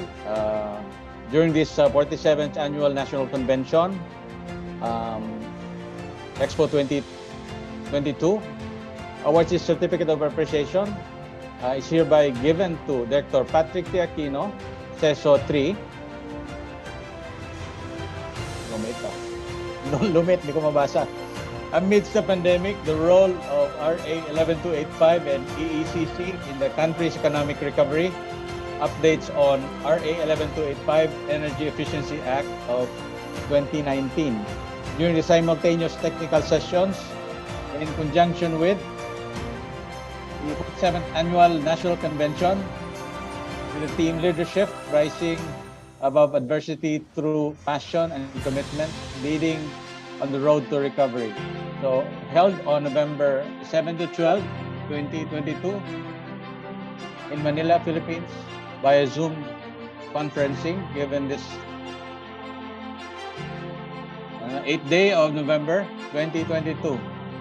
So signed. Patay na, hindi mabasa. Okay. Signed by Engineer Ayun. Alberto Herrera Jr. Please go ahead, Sir Edgar. Yeah. Signed by Engineer Alberto R. Herrera Jr., 2022 IIE Vice President for External Affairs. Signed Engineer Lyndon R. Bagge, 2022 IIE VP for Internal Affairs. Signed Engineer Feliciano F. Padua III, 2022 IIE National President. And signed Engineer Esperanza A. Collado, 2022 IIE National Secretary.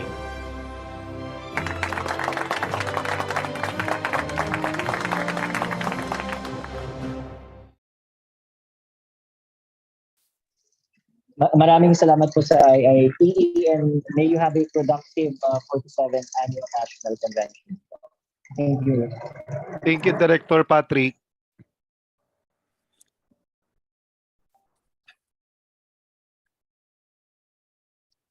Okay, thank you.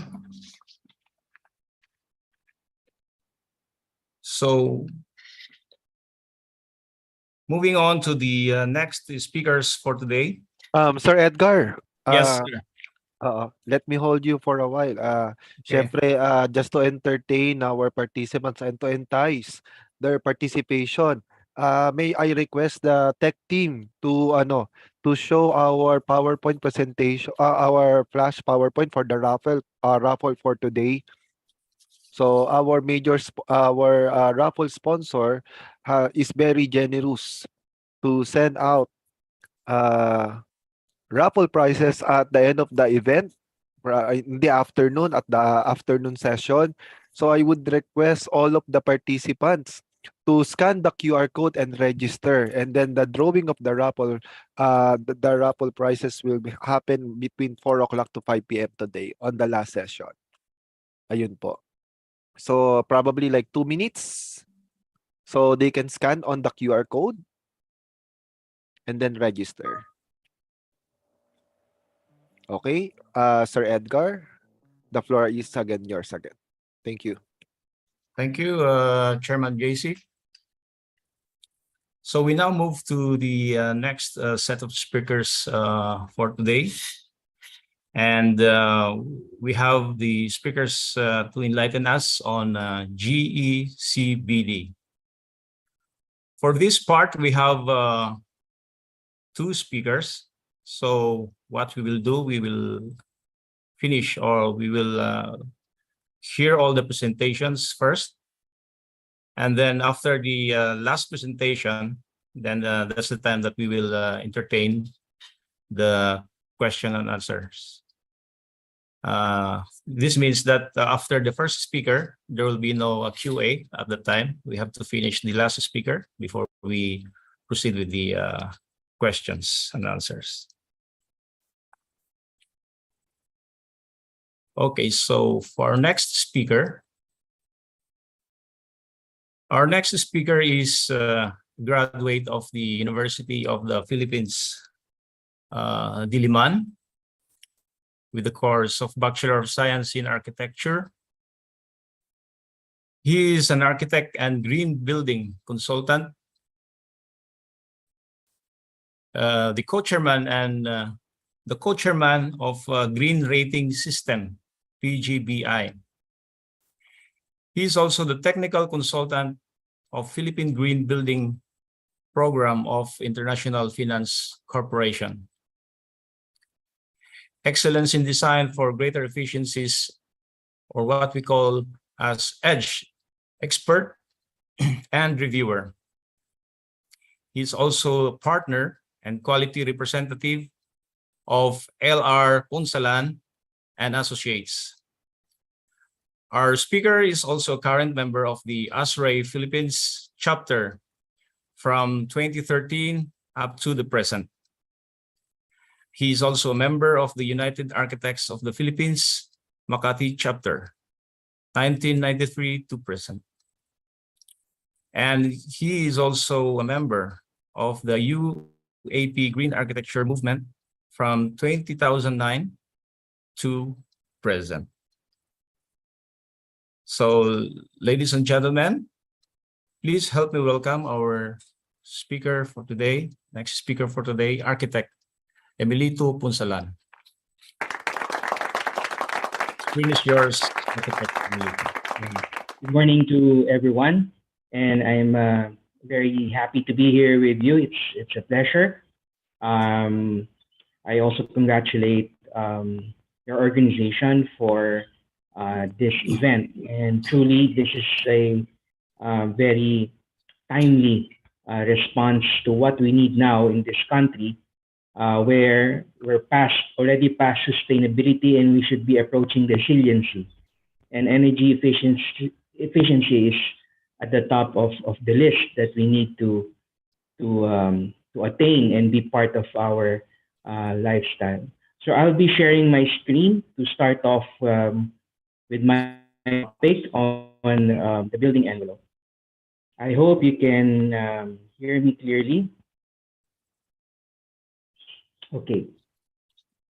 So I'm here to discuss the significance and the importance of the building envelope. This is a topic that I've been really advocating and should be first and foremost the primary consideration in any building design if the building would go for green building status or for energy efficiency. So this is very important because the building envelope encompasses the whole building. It's the shell. It's all the walls, the roof, the fenestrations that envelope the conditioned spaces inside.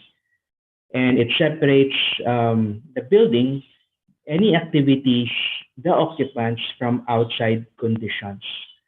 As we can see here in this diagram, that 24/7, 365 days in a year, the building indoors are exposed or bombarded by several factors like temperature, conductive radiant heat, convection, also wind, moisture, especially during the rainy season, high pressure, high thermal pressure, differences in pressure.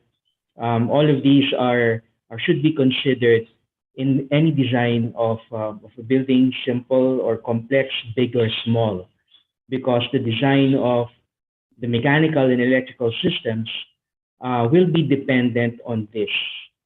So we are talking about, say, pressure from high pressure to low pressure, what condition we have outside, especially in our climate. We are in climate zone 0, Metro Manila. The heat that we have outside will always come into indoors, and also the amount of moisture will always come into the indoors. So just to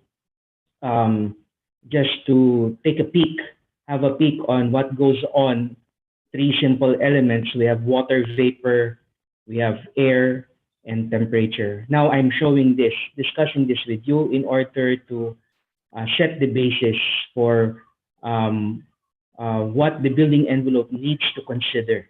And these are the primary considerations, especially for the Philippines. Water vapor is a very big item because of the moisture from the outside, the humidity. Right now in this season, almost 100% humidity, and moisture will always come in if the building envelope is not designed really well.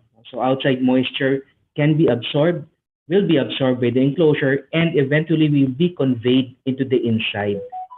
And because of this, moisture can happen inside or indoors, and this can cause mold growth, can become breeding ground for bacteria and such. And added humidity indoors will cause human discomfort. That is why this is also, the building envelope is important for the health and well-being of occupants, not only for energy efficiency. Another one is air.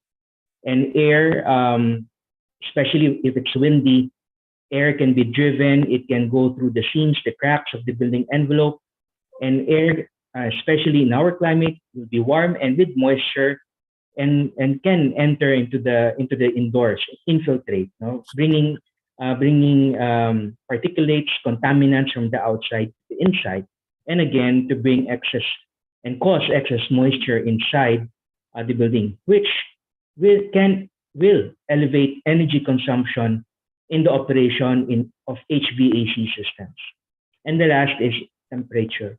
Through radiation and conduction, primarily, this will be contributors to heat gain indoors, and thus also will affect conditioning inside, no? And then will influence also how big air conditioning will be needed for the building. So building envelope is also important. It's very much important with regards to health issues, especially with sick building syndrome, and also with building related illnesses.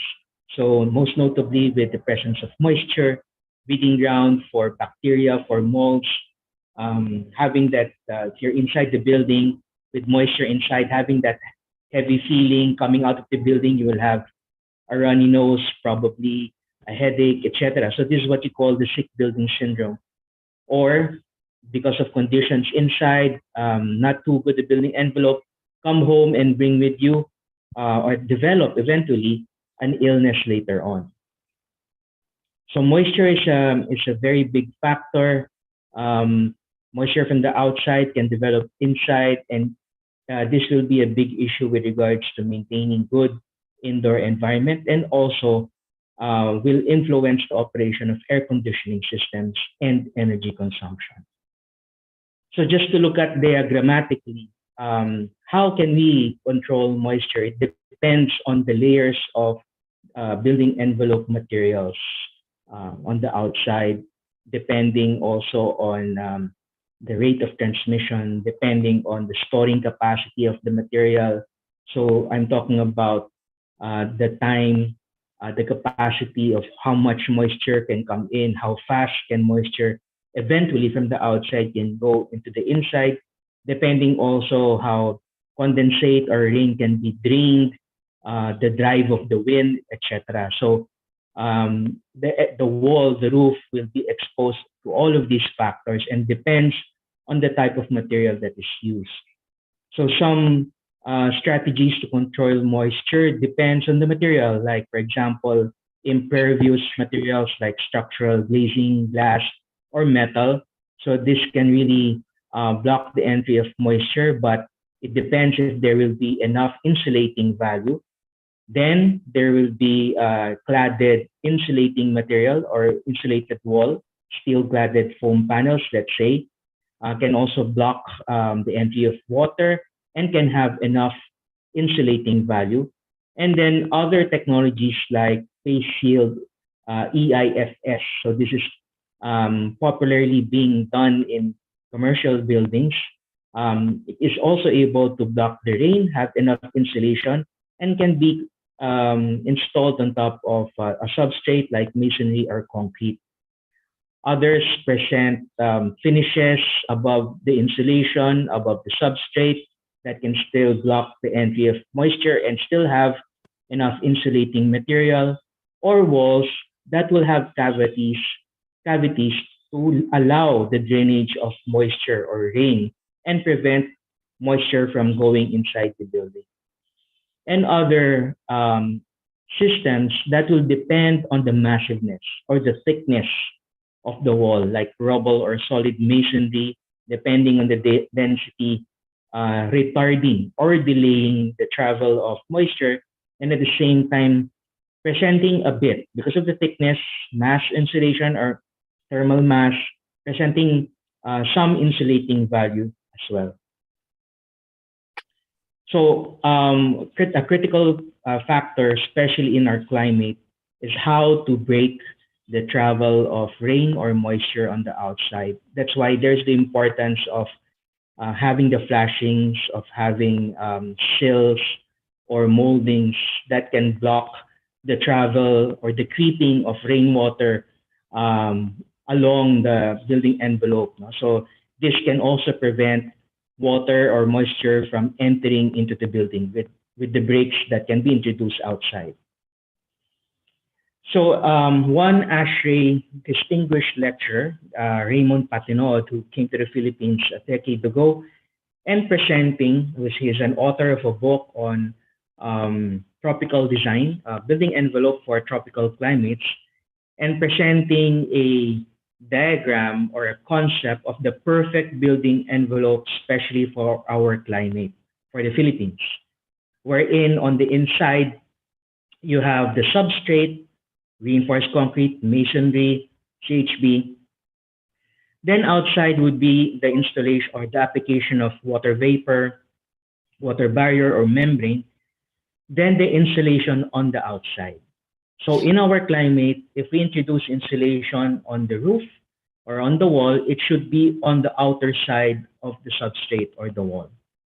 And then introduce a cavity for moisture to be drained.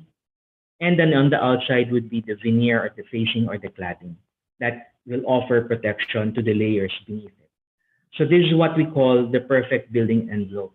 But this is a challenge now for designers, and it remains an ideal setup on the roof, on the wall, and even on the foundation.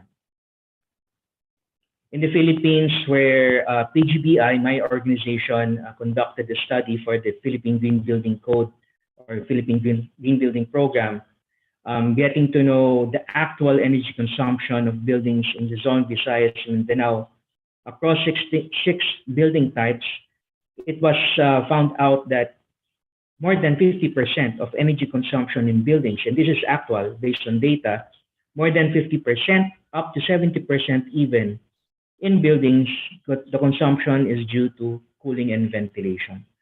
So this is significant. And Hello. it's understandable. Okay na. Okay na. Oh, mabuti yung pinadala mo pangalawa, yung huli.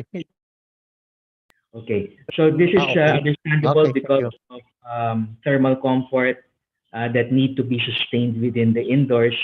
And we need to invest a lot in mechanical cooling and ventilation system.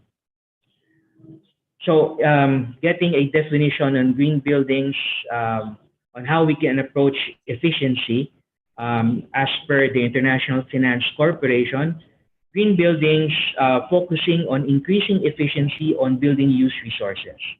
And in order to do this, first we must reduce the demand. Reducing the demand, say on the air conditioning side, we need to reduce the entry of heat into the building.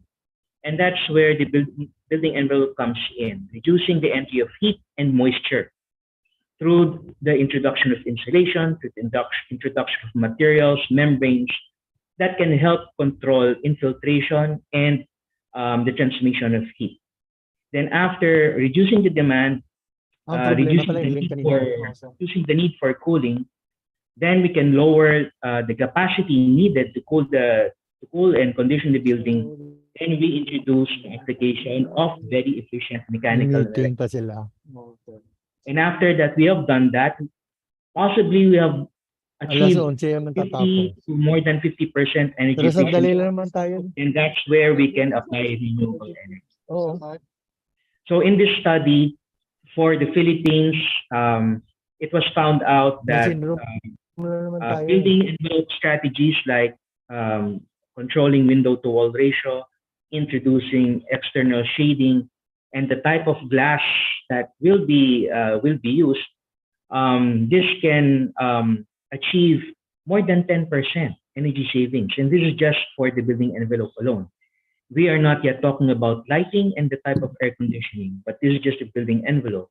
So for example, for offices, controlling window to wall ratio, introducing shading and very high performing glass can achieve 17% energy efficiency alone.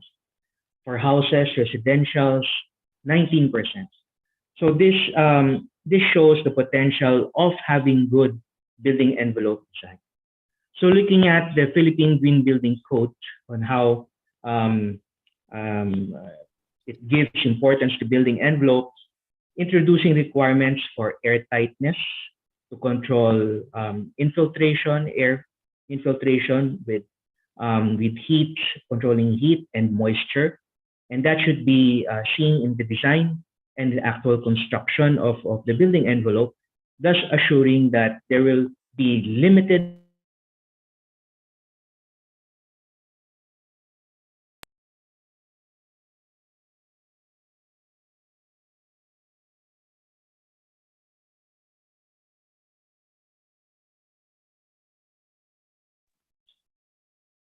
sorry, were you able, okay, the Green Building Code is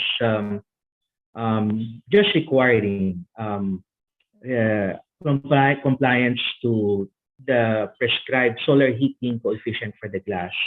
So far, there's no limitation as to how much windows can be applied to a building, can be designed. Unlike in the US where there's the 40% limitation, but in the Philippines, window to wall ratio can go up to 90%, but depending on the range of window to wall ratio, there will be the prescribed maximum solar heating coefficient of the glass. The lesser glass window there is in a building, the more simpler glass and less expensive glass can be applied to the building due to high solar heating coefficient. But if there are a lot of glass approaching 90%, then there is the need to have high-performing solar heating coefficient, really low SHGC, but entailing more expensive and complex installation of glass. So these are the, shall we say, the mechanisms in order to comply with the code, but at the same time be able to bring down energy consumption due to heat, so due to radiant heat, controlling heating inside, and reducing the need for air conditioning.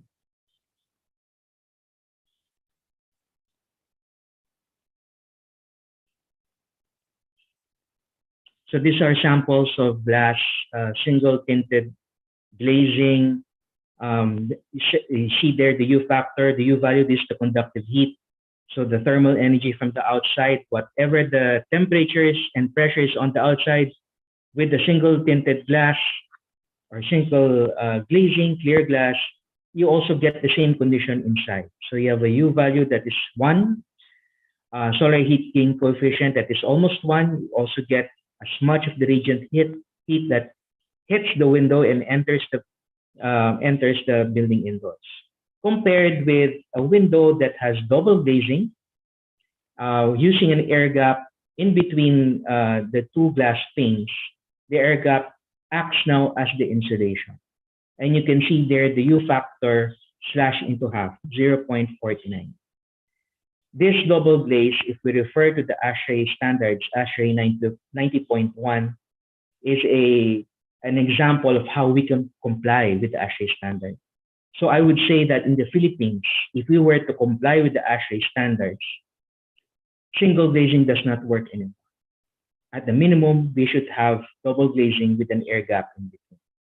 And then also with the application of certain tinting films that can bring further down the solar heating coefficient.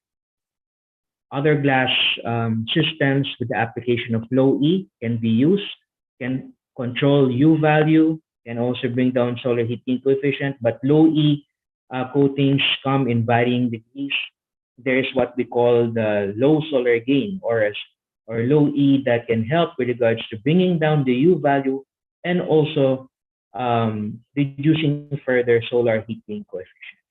But this kind of glass, we need more. We need to invest on this. It's going to be more expensive, but investing on this will help bring down significantly energy consumption in the buildings.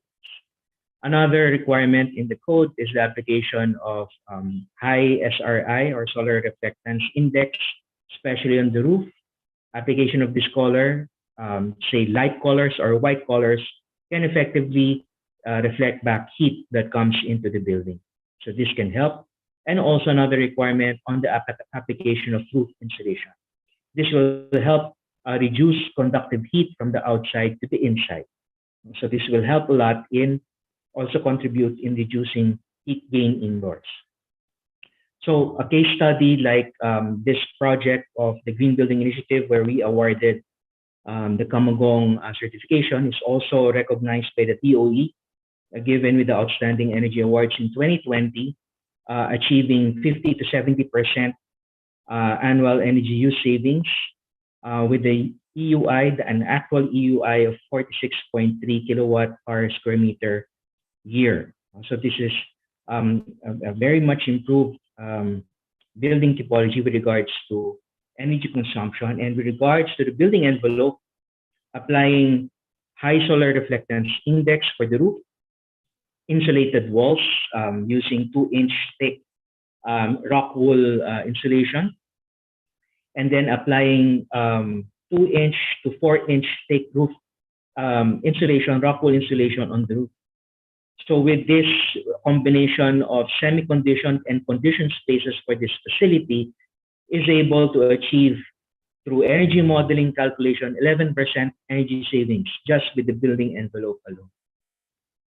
And because of the building envelope and with passive design strategies, the application of VRF systems with outdoor air supply using ERVs, energy recovery, and to a certain degree, renewable energy, the project, the graph on the actual, you can see the bar graph on the right, really shows a really low energy consumption compared with baselines identified by the Zero Energy Code, the Green Building Code, and even with ASHRAE 90.0.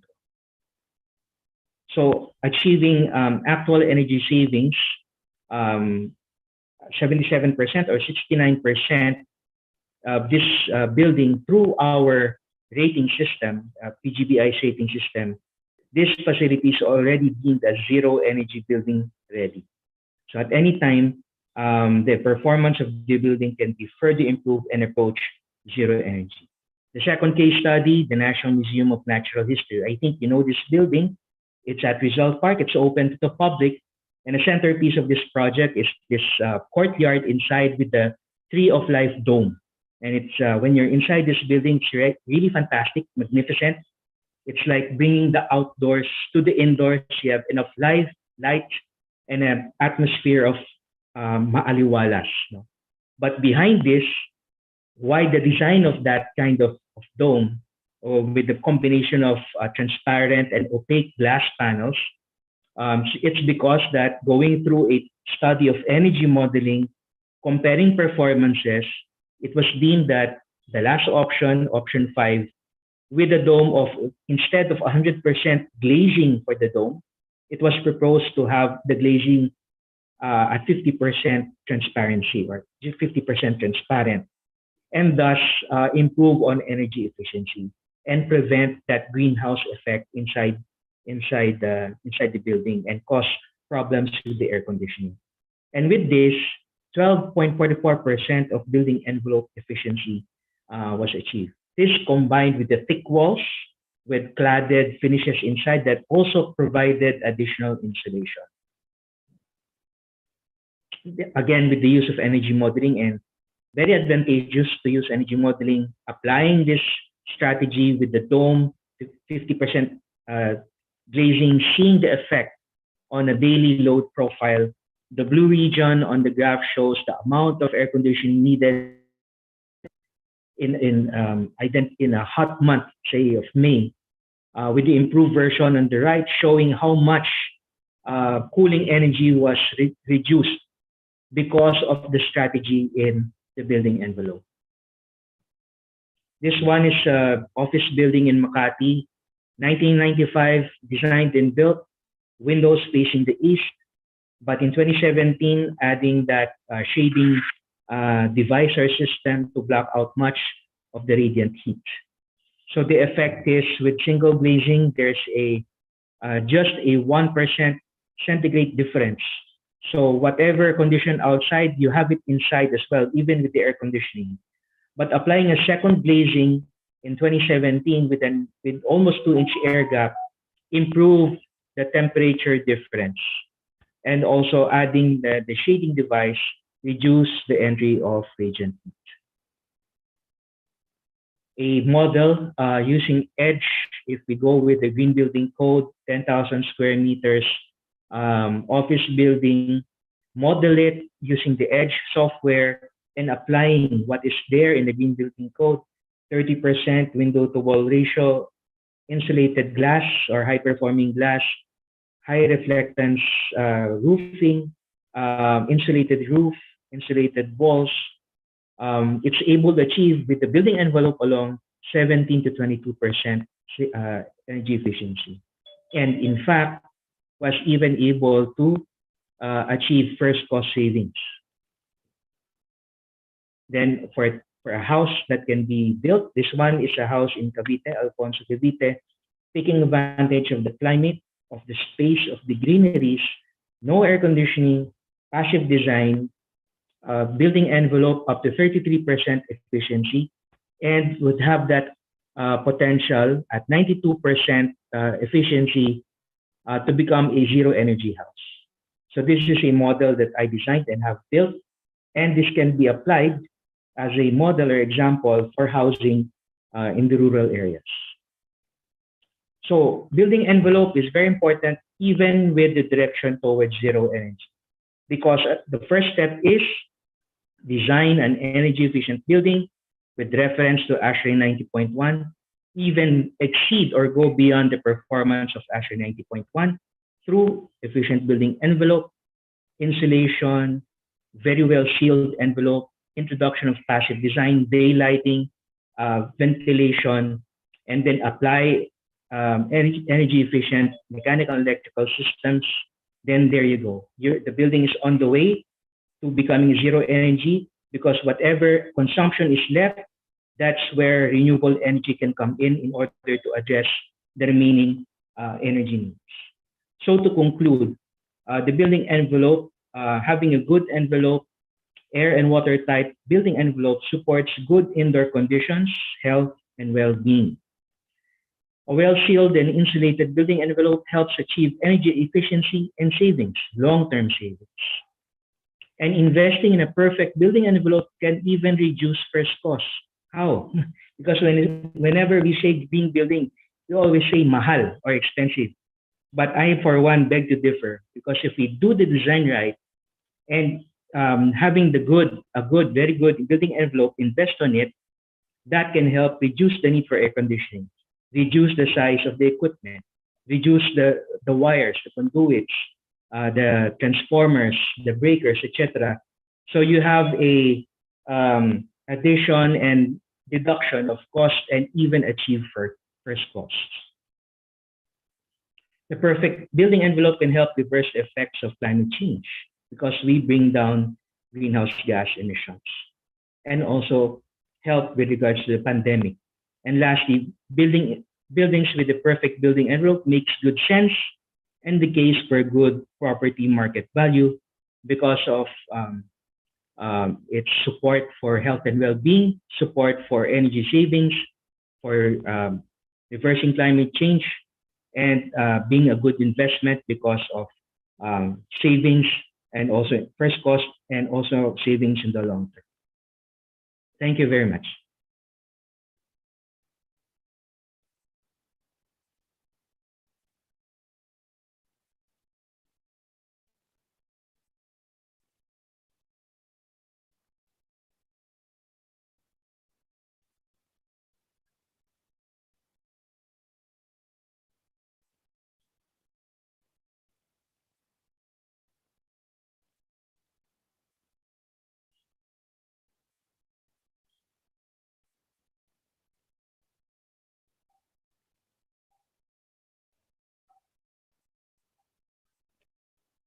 Maraming tao.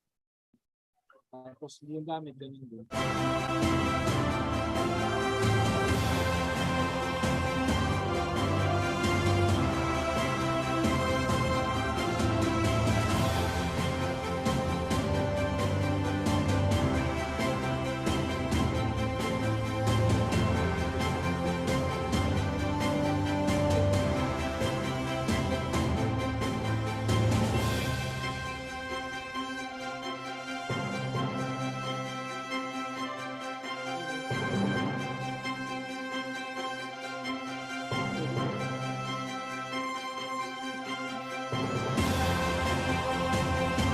Thank you very much.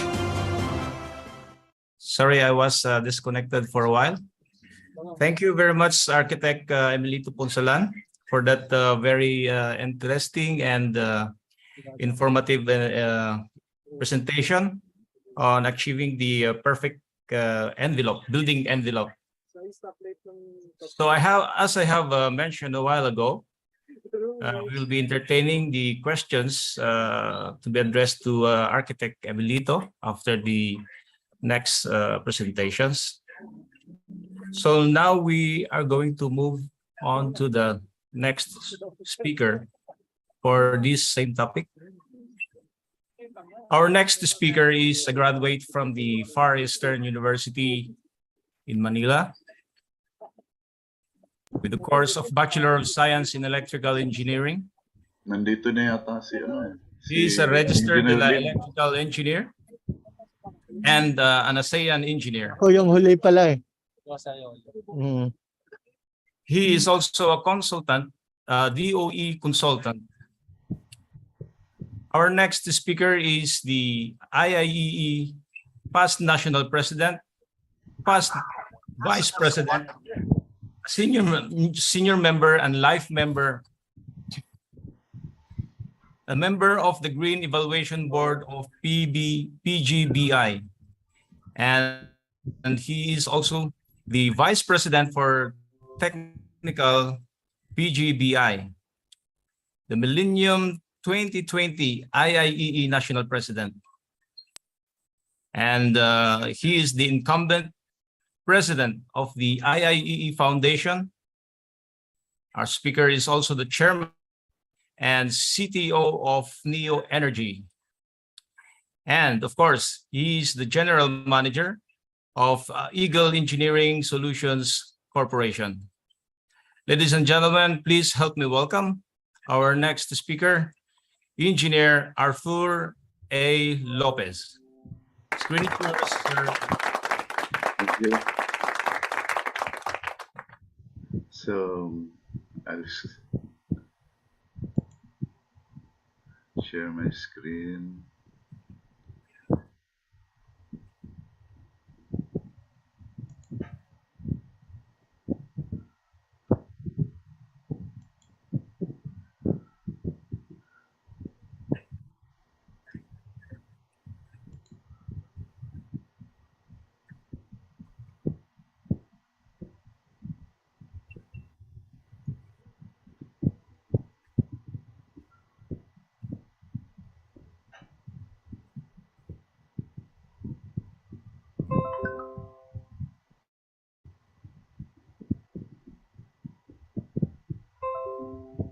Kita na ba?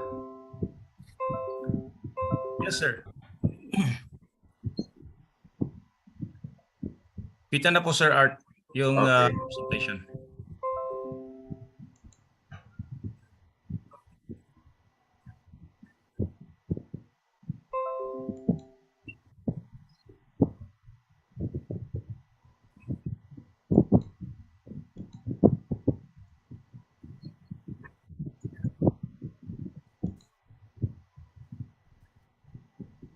Ayaw mag-ano.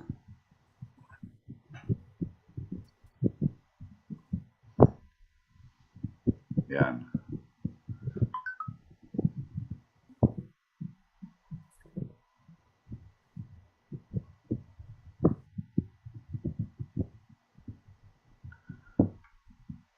Good morning. I will be presenting the electrical systems of the guidelines on energy conserving design of buildings, which is really the part 3. Yung building envelope is part 1 and mechanical systems is part 2. And part 3 is the electrical systems.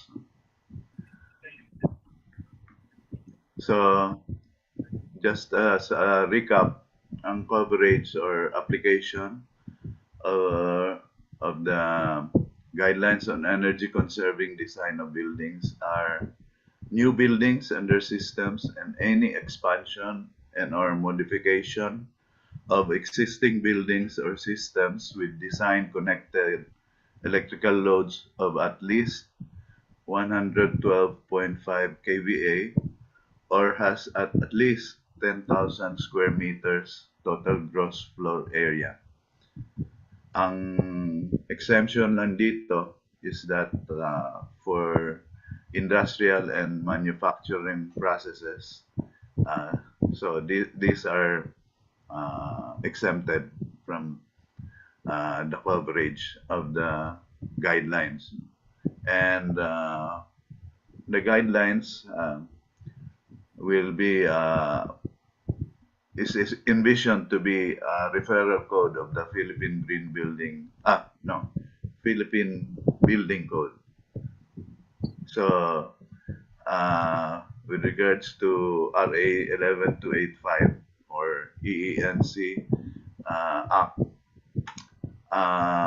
magiging mandatory ang application nito. So in section 7 of the guidelines, sabihin ko na lang, mahaba kasi yung masyadong yung guidelines on energy conserving design of buildings. So I'll just abbreviate it to building guidelines. So in section 7, which it deals with lighting and it mga requirements on daylighting, photoelectric switches, and automatic dimmer provisions. So there are provisions on daylighting, use of daylighting to reduce artificial lighting. And of course, we have to take into consideration we should apply what architect Punsalan has said that baka naman we allow daylighting, but the room temperature because of the daylighting will increase. So we have to have certain film to so that the heat will not come into the room and increase the need for air conditioning. So also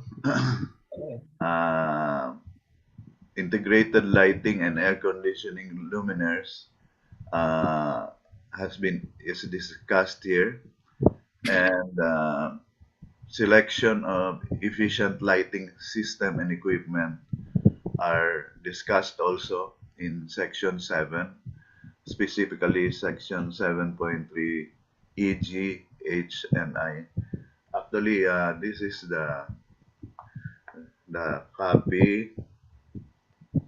This is the book. No, this is available in DOE, and you can get your copy free of charge. Actually, we develop also the user's manual para mas madaling maintindihan yung building guidelines. And also, there's emergency lighting provisions. So, ang provision dito is that corridors, elevators, and stairs should have emergency lighting that is always on and is not switchable, and it's connected to the UPS of the building. Kasi it's for emergencies, and kung wala yung commercial power, there should be light for people to see and be able to get out of the building. Also, finishing provisions and lighting control provisions. No? So these are switches and dimmers. The most simple one is the switch. Also, there's provisions on lighting power density, and there you can determine the lighting power density. The guidelines has the formula for computing the lighting power density, and there's a maximum lighting power density that is required for buildings. Of course, there's occupancy sensors also provision, and provisions for exterior lighting. Also, for hotel and motel guest rooms, basically this is parang yung card operated, wherein you can remove the card and all the power in the room will be turned off. And there are provisions on display and balance lighting for commercial establishments, and also lighting control location and provisions. I'm just basically ano lang yung mga elements ng mga provisions ng building guidelines, because my presentation is just for 15 minutes, and to discuss all of this it will require more than an hour. Now, in the RA 11285, there's enforcement of the building guidelines, and the LGU is tasked to, specifically the Office of the Building Official is tasked to enforce the provisions of the building guidelines. So during the building permit application, kailangan mag-submit yung designer and design documentation. And for the occupancy permit application, the building management should, or the designer or the contractor should submit the construction documentation. Kasi dito, i-check ng Office of the Building Official whether the provisions of the building guidelines have been complied with. And also, for the certificate of yearly inspection na ginagawa dapat ng Office of the Building Official, operation documentation. Ito naman requirement rin sa RA 11285 na requirement ng DOE rin na mag-submit ng mga operating data, information, especially on consumption. Now we go to section 8, which deals with electric motors. And it discusses that the motors that should be used in a building should comply with the minimum energy performance requirements of motors, and the requirement is IE 2, the minimum, and so dapat energy efficient motors ang gagamitin. Also, motor sizing. There is a provision on sizing of motors and the use of variable speed frequency drives for applications that need variable speed, like pumps or elevators or not elevators, walkways and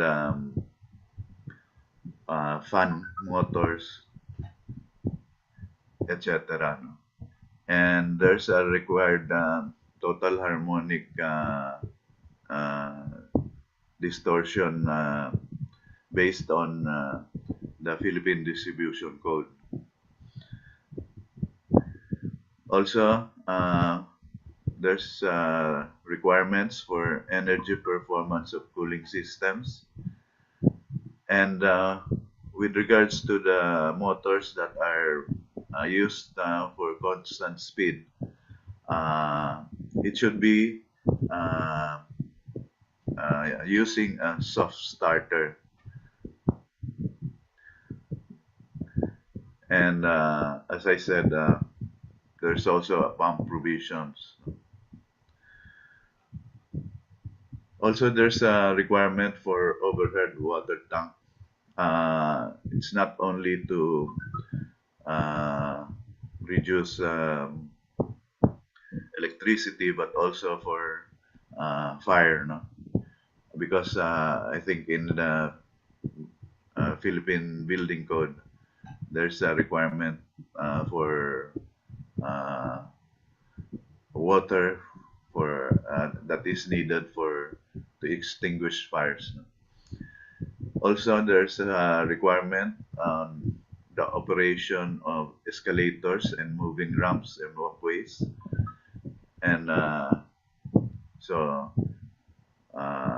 think in the escalators and moving ramp walkways, if there's a minimum time wherein the escalators or moving ramps should stop when it's not being used, and there are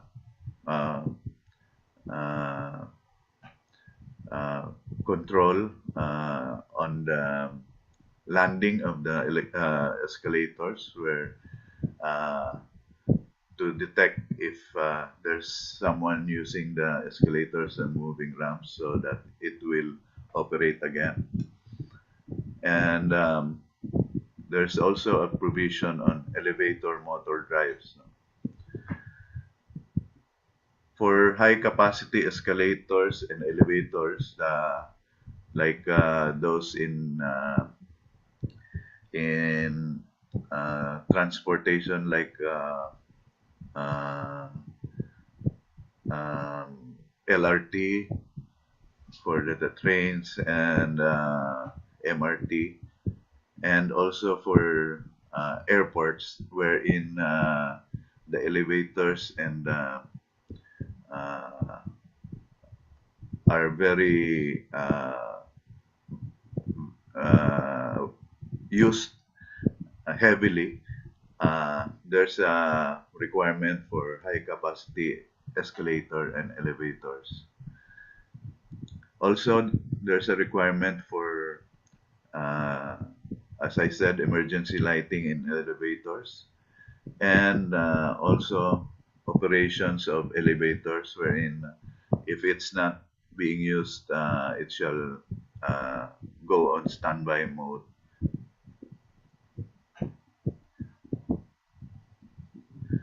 With regards to enforcement naman on electric motors, like in lighting, the office of the building officials will require the design documentation in the building permit application, during the building permit application. And when the construction is finished, they will ask for the construction documentation with Of course, this will be inspected so that an occupancy permit will be granted to the building. With regards to Section 9 of the building guidelines, there's a section for electric power and distribution, and there's a requirement for the efficiency of transformers should be at least 98%, and power factor requirements to satisfy the Philippine Distribution Code. Also, the transformer loading requirement, which is 60%, and circuit breakers and disconnect switch requirements, which follows the Philippine Distribution Code. Also, there's a requirement for the transformer board and room, specifically on its ease of access and also on ventilation. And with regards to the wire cable size provision, we should follow the electrical code. There's also a requirement for total harmonic distortion and total demand distortion requirements, that is following the Philippine Distribution Code, and maximum current unbalance requirement, also from the Philippine Distribution Code. There's a requirement for lightning and transient voltage surge suppression, especially for buildings that have sensitive equipment and systems installed.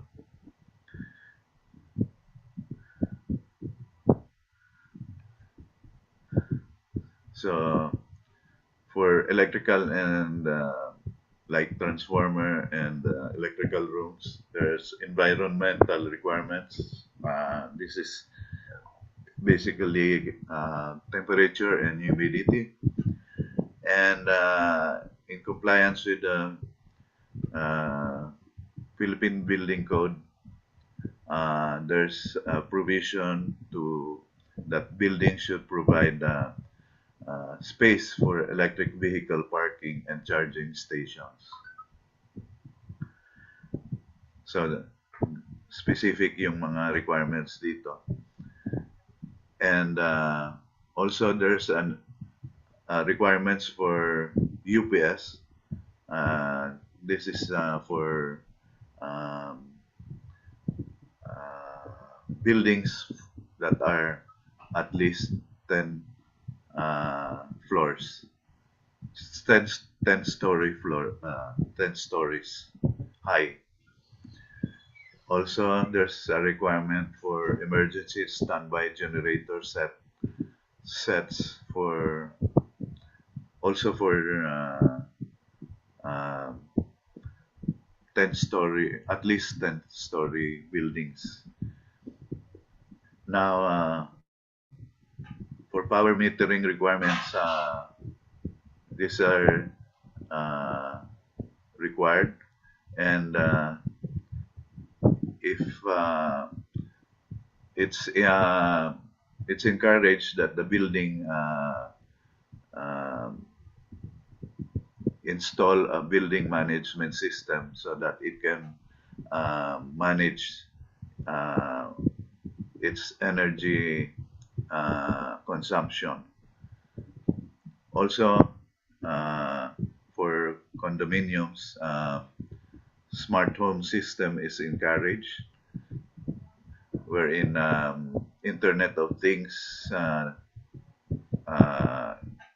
appliances can be used. And also, there's a requirement for inspection and thermal scanning of the distribution panels, the electrical system, and transformers.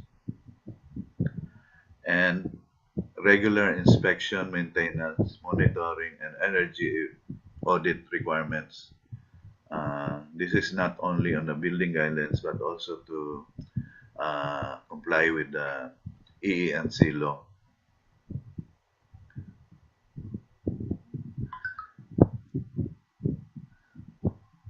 For enforcement, it's the same. You need a design documentation for building permit application, construction documentation for occupancy permit application, and operation documentation for certificate of yearly inspection. Now we go to the last section of the building guidelines, which is RE systems and equipment. And if the building is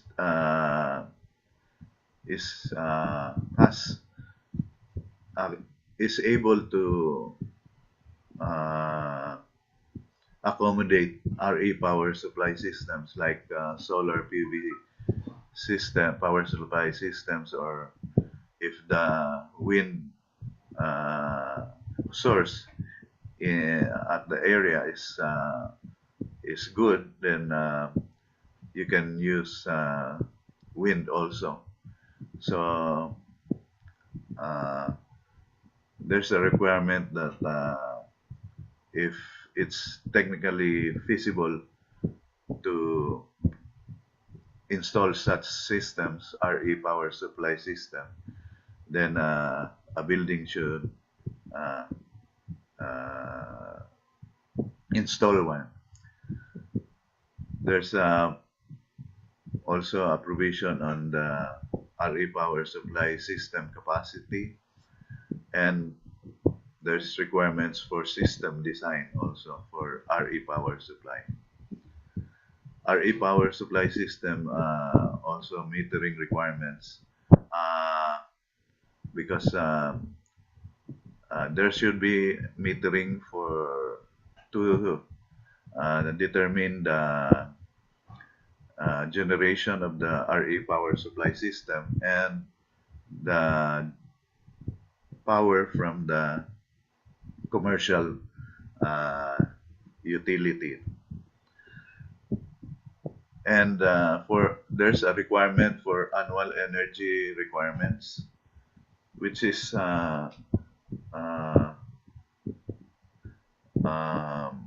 in line with the requirements of DOE, and this can be achieved either through use of RE power supply systems or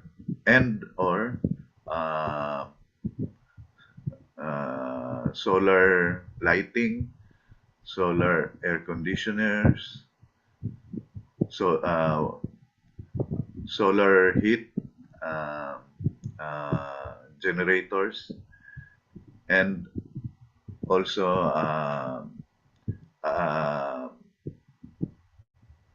applying for green energy option, wherein you request your energy supplier to supply the building with renewable energy. So that will you will be complying already with the building guidelines if you use those systems. So with the same as the other sections, there's design documentation for building permit and construction documentation for occupancy permit and the rest. No? And that ends my presentation. Thank you.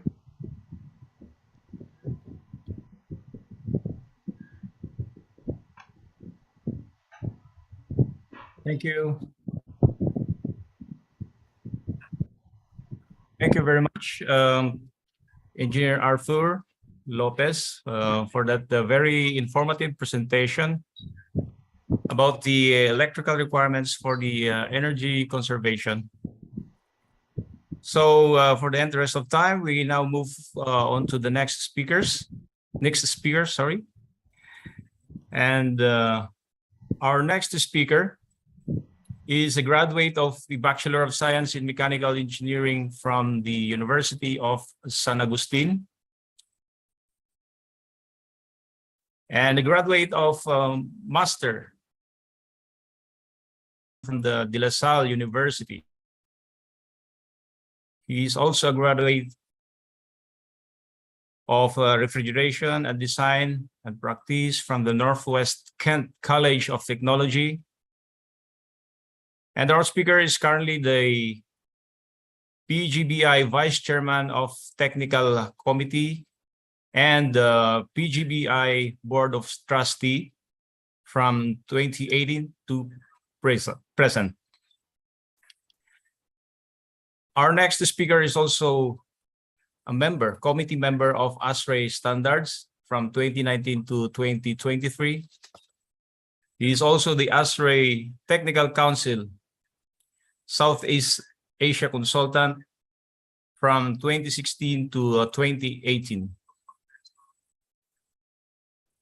He is the PSME, or Philippine Society of Mechanical Engineers, Vice President, Technical Affairs in 2019 to 2020. And he is also a member of the International Institute of Ammonia Refrigeration Academic. So, ladies and gentlemen, please help me welcome our next speaker, Engineer Cesar Luis Lim. Good morning, fellow engineers from IIEE. I'll be presenting you the mechanical system user guidelines for this presentation, as you can actually download the 2020 edition from the DOE site. It's free, and also the user manual. It's also free. So you would not have problems on having this. You'll have the complete text for this one. In doing the getting of the permits from the HOBO, you need to submit the load calculations, like what is shown on the screen, the heat load. So you put in the your mechanical engineering design partner for HVAC would do this for you, so that this will be will be done accurately. Let me see. Okay, so this is that's the second page. The last page would be that one, so that you can size your air handling units.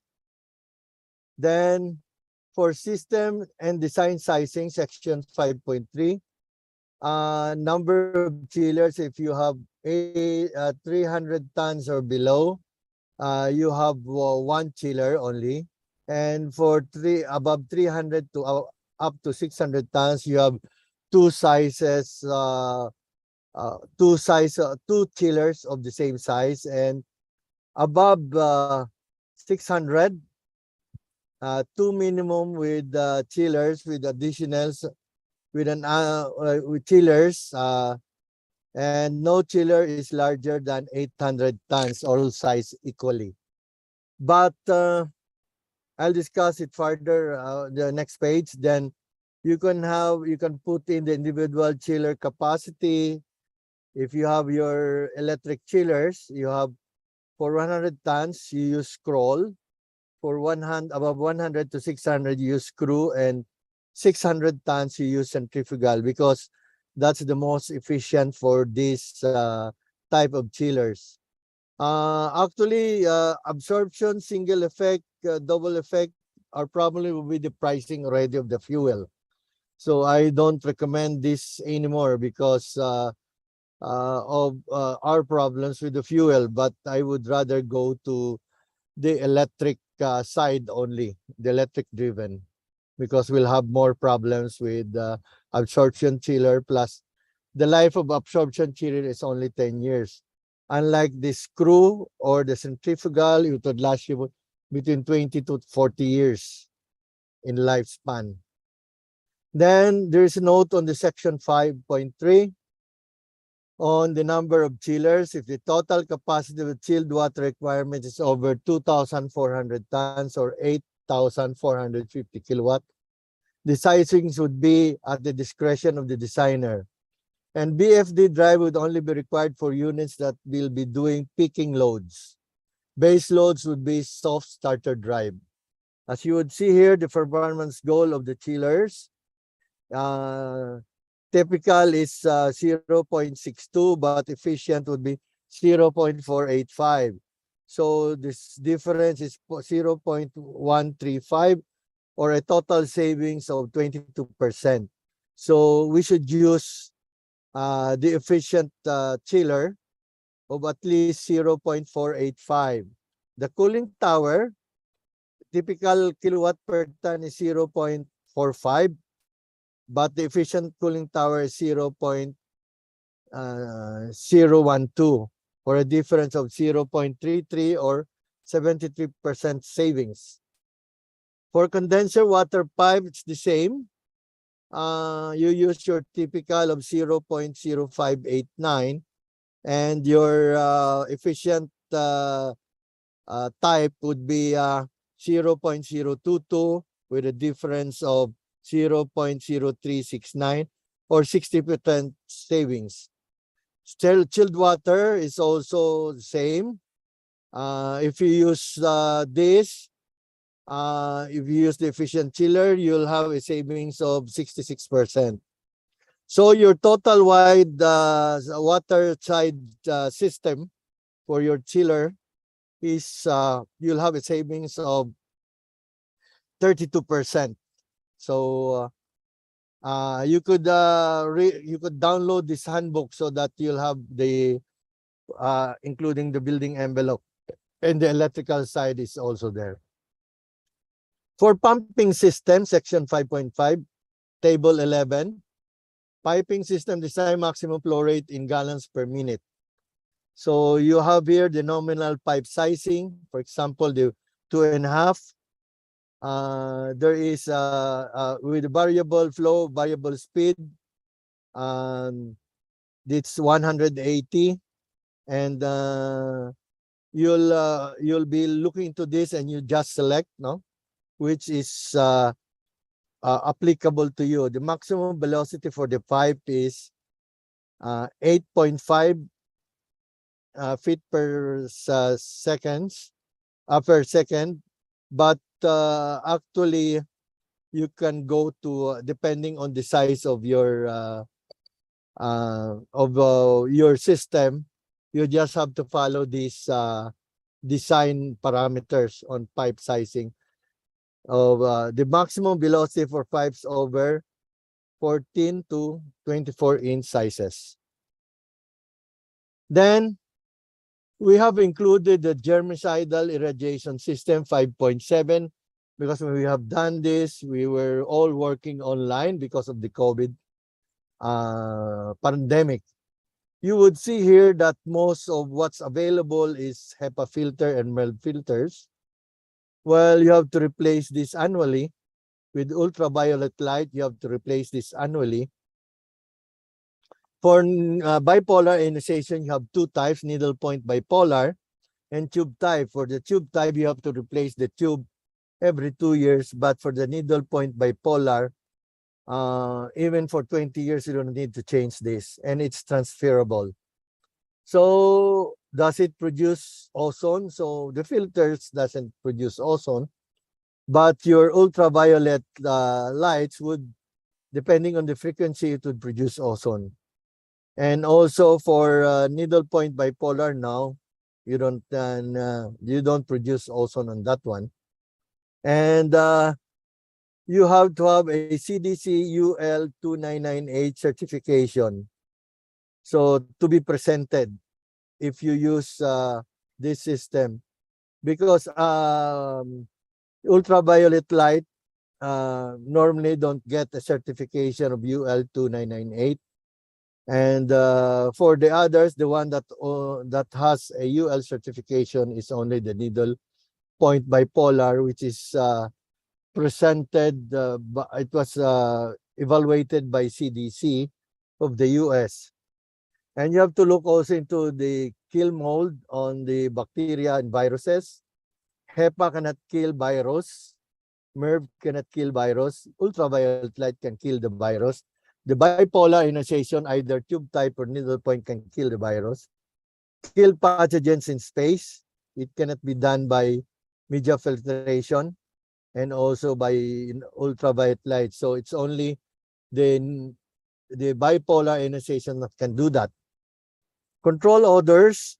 Your media filtration cannot control odors, including your ultraviolet lights. But for bipolar, it controls odor. It reduces the odors. If you have that manual, there are case studies in that manual that you can read on the odor control that's being used in the US. Reduce particulates, yes. For media filtration, you do it. For ultraviolet lights, no. But for bipolar, yes. And contains mercury. It's the ultraviolet lights usually contains mercury. The others don't have it. And electrode fragile. Ultraviolet light is fragile, including the tube type bipolar. So shock resistant. Media filtration is shock resistant, but the tube type bipolar and the ultraviolet light is not shock resistant. Self-cleaning function, no, for media filtration ultraviolet light, but yes for bipolar ionization. Hazardous disposal, none for filtration, but yes for ultraviolet lights. And types of material, the media filtration use filter media. UV lights is light tubes. And for needle point bipolar, it uses plastic casing with gold electrodes, copper and gold electrodes. And for tube type, it uses glass tube. Effects of filter media, life of filter media. No, it doesn't affect for filtration, it doesn't affect it. And for bipolar, doesn't affect the life of filter media. But the ultraviolet light will destroy your filter media if it is besides it. Restrict airflow, yes, for media filtration, but no for ultraviolet lights and bipolar ionization. Does it restrict airflow? Yes, for media filtration. Increase fan horsepower, yes, for media filtration, but no for ultraviolet lights and bipolar ionization. And maintenance requirement, ultraviolet lights and media filtration is annually. Tube type is every 2 years and none for needle point bipolar. The notes here in the tabulation of UVGI is an efficient disinfectant and energy efficient compared to filter media filtration, but needs annual maintenance to replace the UV light tubes. The new needle point bipolar technology is the most efficient disinfectant and odor remover as compared to the other 4 technologies available in the market. Ozone can be produced from UV light at a frequency of 185 nanometers.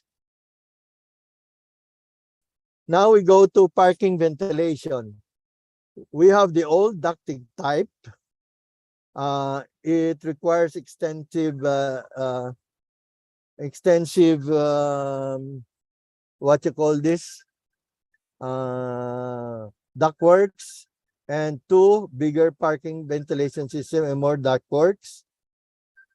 And bigger heat transfer fan is used in ductwork installed. Higher installation costs and higher manpower requirements, and quality output is on depending on the skills of the manpower doing it. Once installed, the ductwork cannot be replaced in the event of insufficient ventilation. Dead spot cannot be avoided. On and off system is scheduled based on historical information, manual than automatic, and it is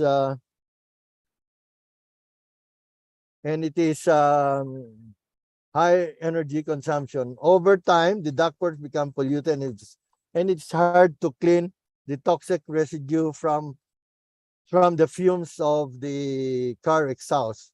Also lowers the floor to ceiling clearance. So what is now being used and recommended by this manual is ductless jet fan system.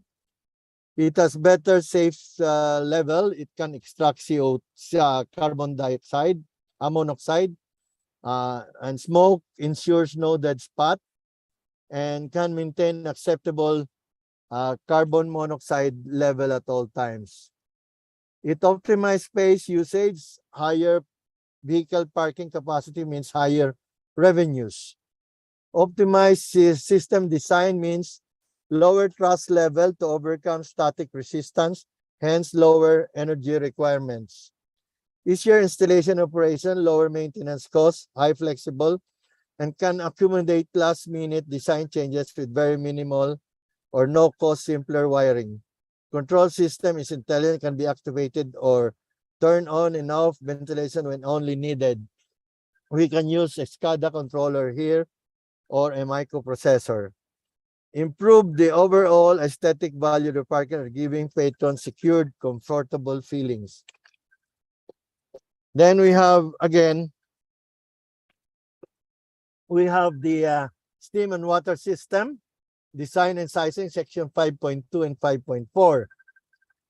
A, the system with lowest overall energy usage considering the heat losses in a calorifier and circulated loop of centralized system. The total heat loss from the system of the individual storage shall be chosen. Steam is more economical compared to electricity, where steam is available. Use steam to generate hot water using a heat exchanger.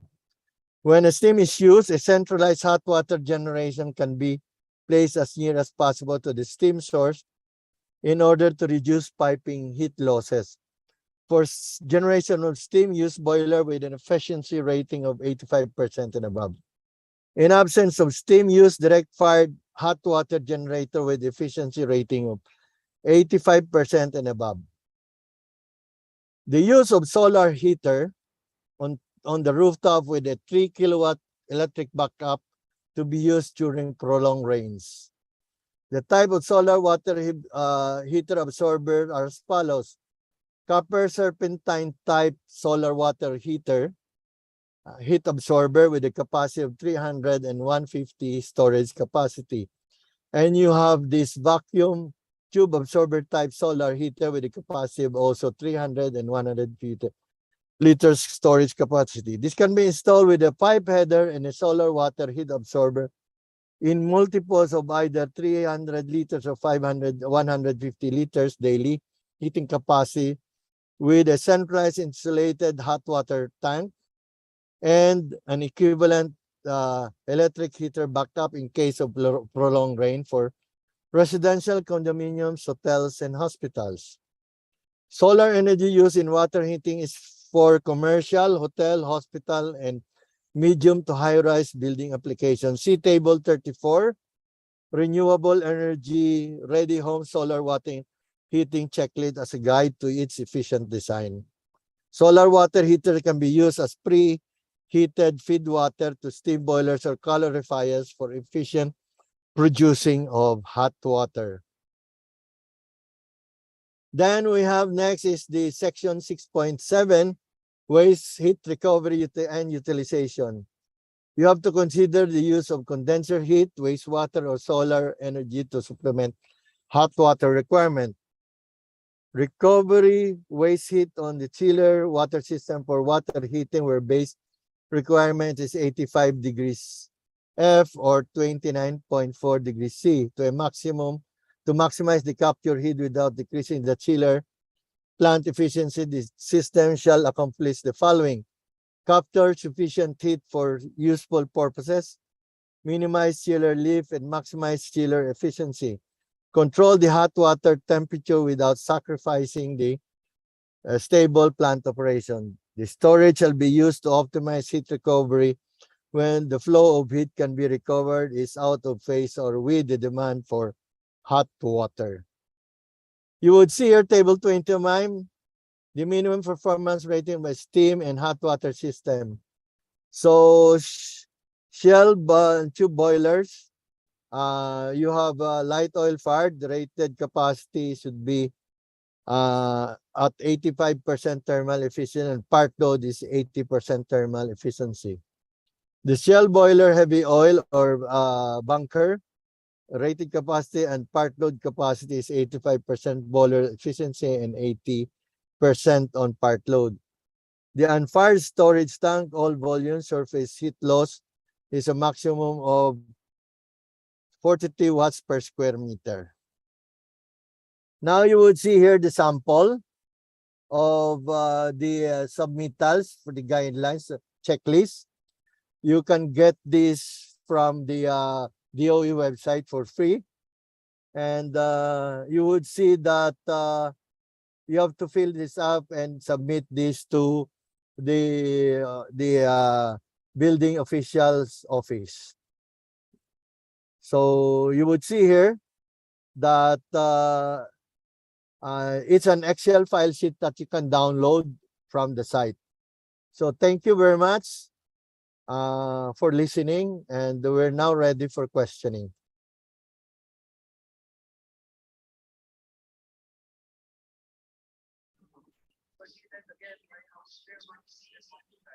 Thank you very much, Engineer Cesar, for that Yeah, I'll very stop sharing now. Yeah, okay. presentation. Yeah. Okay. Yeah, so at this time, I think we believe that we have to apologize, but due to the time constraints, we cannot have the question and answer portion. However, please continue to type your questions in our chat box, and we shall be collating all the questions, and we will be attending to all the questions accordingly via email. We're really very sorry about this, as we have to move on to our next speakers, as we have a lot of... Sir Edgar, Yes. let's proceed with the awarding of the certificate first. Yeah, sure. Okay, so moving on now to the awarding of certificates. May I now read the citation here? Certificate of appreciation is hereby given to Architect Emilito Ponsalan, to Engineer Cesar Luis Lim, PME, and of course to Engineer Arthur Lopez for imparting valuable insights as technical presenter on the topic amidst the pandemic, the role of RA 11285 and EECC in the country's economic recovery, guidelines on energy conservation design of buildings 2020 edition. During the simultaneous technical sessions in conjunction with the 47th Annual National Convention with the theme Leadership Rising Above Adversity Through Passion and Commitment Leading to the Road to Recovery. Signed by Engineer Alberto R. Herrera Jr., 2022 IIEE Vice President External Affairs. Signed Engineer Lyndon R. Bagge, 2022 IIEE VP Internal Affairs. Signed Engineer Esperanza A. Collado, 2022 IIEE National Secretary. And signed Engineer Feliciano F. Padua III, the 2022 IIEE National President.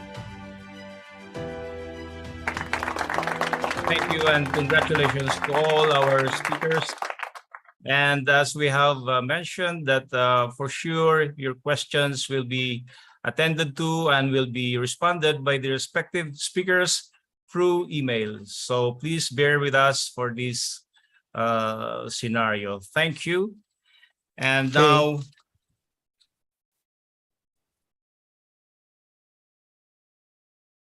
so we are now going to move with our next speaker. So how's the forum so far? I wish that you are enjoying as much as I am with all those technical informations and presentations that we have from our speakers. So on to the next, to give us an RA updates. We have our next technical speaker, who is a renewable energy electrical engineer. He has been in the solar industry since the midst of 2008. Wow. He obtained his degree in Bachelor of Science in Electrical Engineering from Mapua Institute of Technology, and now the Mapua University, and his Master's of Engineering degree from the University of the Philippines, Diliman. Presently, our speaker is the CEO of Lozares Solar. He is the founder and director of Lozares Energy Consult. He is a competency trainer, subject matter expert on power system engineering and renewable energy of Sultanate of Oman and Kingdom of Bhutan. He is the IIEE former national auditor, former Central Zone regional governor, and former Bulacan chapter president. He is the incumbent vice chairman of the Energy Efficiency and Conservation Committee and the incumbent member of the Standards Committee. Our speaker is also the incumbent member of DTI BPS TC 91 called Solar PV Energy Systems. He is also the incumbent representative TWG on advanced energy and green building technologies. Of course, our speaker is also the incumbent member of IECTC 82WG3 Solar Photovoltaic Energy System. So without further ado, please welcome our next speaker, Engineer Virgilio Sanchez Lozares, or we call him Sir Hill. Sir Hill, the screen is yours. Thank you very much, Sir Edgar. Thank you very much. So without further ado, I will now share the screen because I have just, I think, 35 minutes. No? Okay, I will try my best to have this so that we will be on time.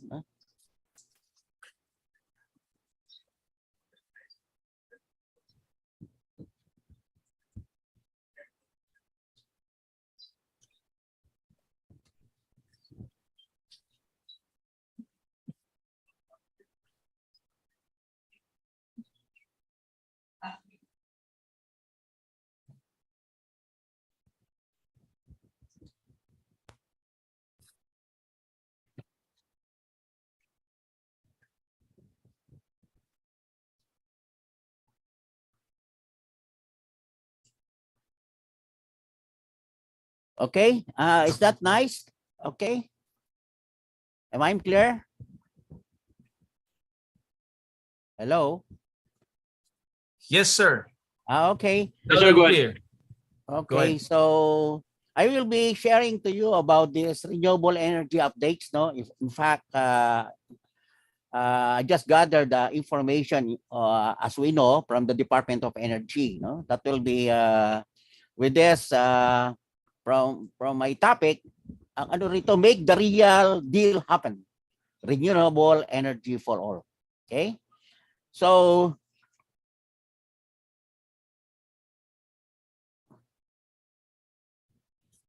the abundance of renewable energy options puts the Philippines in a position to become the next renewable energy success story. Ano natin, alam natin yan, di ba?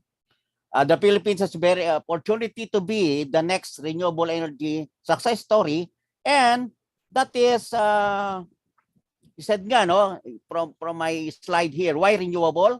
First, save on electricity expense, lower dependence on fossil fuels, napakamahal ngayon, di ba? No depletion, available endlessly, unlimited, di ba?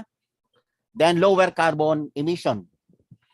Sabi nga nila, no, he said, or that is what said, renewables are the fastest way to solve the energy crisis, make energy cheaper and improve quality in a situation where existing coal-fired power plants are overextended and being depleted, no? The electricity demand expected to more than triple by 2040, and the Filipino people are suffering sky-high energy prices. No? So, with respect to this, kaya inano natin, no, before I share to you the current situation now with the renewable, I will be going first, no, on the RE law, no, what are those let us just have what are those no renewable energy market that we have para our purpose, no, just recently from our Secretary of the Department of Energy, the Secretary Otilia, that is we are targeting, no, the renewable energy generation mix, no, by 2040, okay, by 2040 by 35%, no, and by 2050 will be 50%. Now, from the ano natin dati, nagkaroon tayo ng pandemic, kaya yung 2020, no, for the past 2 years, nagkaroon ng hindrance, no, from our target. Kaya we have to accelerate, no, our efforts, no. The renewable energy is already here in the Philippines, especially on the solar power, which has now garnered, no, nag-a-add siya, no, from general mix, which I will share to you later. Okay, that will be the renewable energy development, the power of choice by the government. We have, as we know,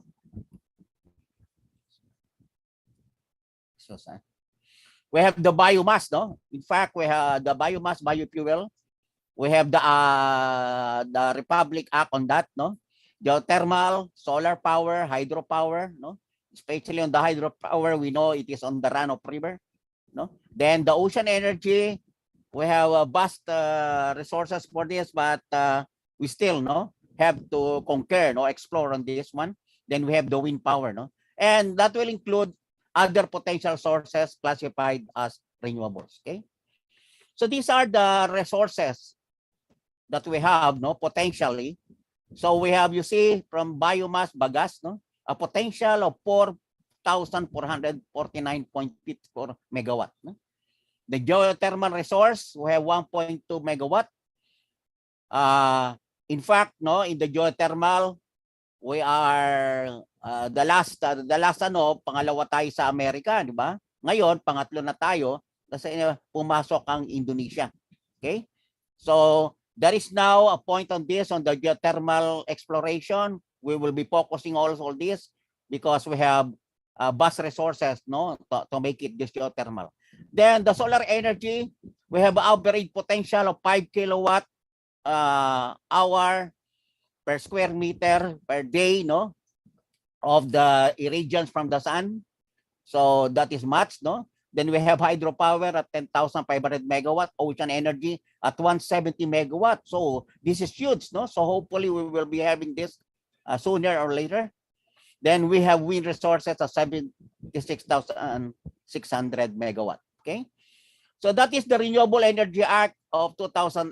No, accelerate the development of the country's renewable energy resources by providing fiscal and non-fiscal incentives to private sector investors, equipment manufacturer, supplier. So I will just have a review of what are those fiscal and non-fiscal incentives.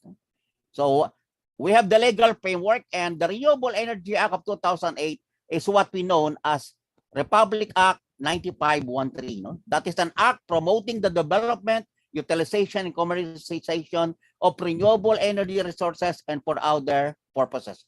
Nasign yan, no, into law December 16, 2008. So this is another, no, Republic Act 9367. That is the, or sorry, an act directing the use of biofuels, establishing for this purpose the biofuel program, appropriating funds thereof, and for other purposes. Kaya nakita yung resources natin malaki on this, di ba? And that is signed, nauna sa ano, that is January 12, 2007. So if we will review this RE laws, no? RA 9367 provides fiscal incentives and mandates the use of biofuel blended gasoline and diesel fuels. So na ano na natin ngayon yan, di ba? Sa mga gasoline, kita natin meron ng biofuel blended on that, no? For our gasoline and diesel fuels. Then the Renewable Energy Act or the RA 9513 provides fiscal and non-fiscal for private sector developers and manufacturers. So let us go to this one. So under this RA 9513, we have fiscal and non-fiscal. And as you see from the fiscal incentives, ito yung ano natin, di ba? Ito yung pupuntahan natin na how we will increase, no, our generation mix, no, out of the renewables. No? We have the RPS or the renewable portfolio standard. We have the PIT scheme or the feed-in tariff, no? The net metering. We are now very on this because of the release na ng Department of Energy yung bago natin, no, the updated net metering guidebook in the Philippines, no. So if you have no copy yet, no, please let us know and we will send you the e-copy, no. Then the green energy option, okay? So from that, no, incentives, no, kita nyo rito sa fiscal incentives, we have this, no, income tax holiday, duty free, reduced, no, tax credit, cash incentives, no, payment, transmission charges, tax, no, and then as I mentioned kanina, ito yung mga non-fiscal. So let us go directly, no, on this fiscal incentive detail, no. That is between the RE developers and local RE supplies, no. So from there, 7 years income holiday, both, no, is yes on this, duty free importation, VAT free importation, no. So for the RE developers, that is no tax credit, no? Okay? So wala yung sa VAT natin at 12%, okay? Then the special realty tax at 1.5%, no, for the developers. Net operating loss carryover for both, no, 10% corporate tax, accelerated depreciation, zero cash incentive, which is this is for the developers. 50% of the universal charge for missionary electrification. Ito yung inaano natin ngayon, di ba? Sa mga billing natin, meron tayong this missionary electrification charges, di ba? That we have. So may ano yan. Then the tax exemption on carbon credits, no? We will discuss a little on that later. Then the tax credit on domestic capital equipment and services, which is both for that, no? In terms of this RE supplier. Okay? So under the incentives, no, under the RE law, okay, let us start with the feed-in tariff. Ano ba yung feed-in tariff, no, or the FIT, no, this FIT scheme, no, the RE law mandates this scheme which grants renewable energy developers a guaranteed price, no, that is a guaranteed price for the purpose of their power generation over a mandated period of time, no? So naka-fix na gano'n, di ba? Sa kanila, which meant to promote energy conservation along with the development of renewable energy such as solar and wind power, no? Doon tayo nagsimula, no? And in fact, if you remember, ang feed-in tariff natin dito nagsimula noong 2013, no? Kaya 2014, 2015 yung ano natin, nag-anon tayo ng mga solar power plant within the country, no? Lalo na doon sa Negros Island, doon napakarami, di ba? Na nagsimula on that, no? With respect to this FIT scheme. Okay? So the FIT is an energy supply policy that focuses on the development of RE projects by offering long-term purchase agreement for the sale, no, of renewable energy. And that is promulgated, no, from the ERC on 12 July 2010 and fixed rate, no? Ito 20 years, no? Kaya I still remember that 2014 that we have 48 megawatt solar power plant. Nahahabulin namin yung pit, no? In Manapla, no? In Negros Occidental, no? In Manapla, that is 1 hour drive from Bacolod, no? Manapla. So hinahabol namin kasi mag-e-end siya, no? To get the fit on that by 2015, that is March 15, 2015. Kaya ano yan, madaling gawin yung solar power plant. Ang problema yung mga dating na mga materyales, okay? To get that fit. So I'll show you about this fit parameters, no? And assumption, no? So ito yung ano natin, no? We have these particulars, no? Yung run-of-river hydro, biomass, solar, and wind. Ang ocean, wala pa nga tayo, di ba? So yan yung mga representative megawatts na inano natin na assumption for that. So I on my experience on this, no, on the solar, no? We have 10 on that, no? So you have the projected cost at capacity. Ito yung fit niya, no? So nagkaroon ng dalawang no. Una, no, pag ng 2013 yan, no? Nagsimula, binigyan ng 9 peso and 68 centavos, no, per kilowatt hour fit, feed-in tariff. Then in-extend yan to 8.69, no? So yung una natin, yung installation target doon sa 9.68 peso per kilowatt hour is 50. Okay? 50 installation, 50 projects. Then doon sa pangalawa, in-extend up to 500, no? I will show you later on that, no? In fact, for the ocean 10 yun dati, di ba? Hanggang ngayon wala pa tayo. So you will see, for other on that, we have biomass, we have wind, we have the run-of-river, no? Now, because of the time constraint, no, I will not be discussing in detail on that, no? Bigyan ko na lang kayo ng kopya, no, with this purpose of my presentation. So you see on this, on the feed-in tariff system,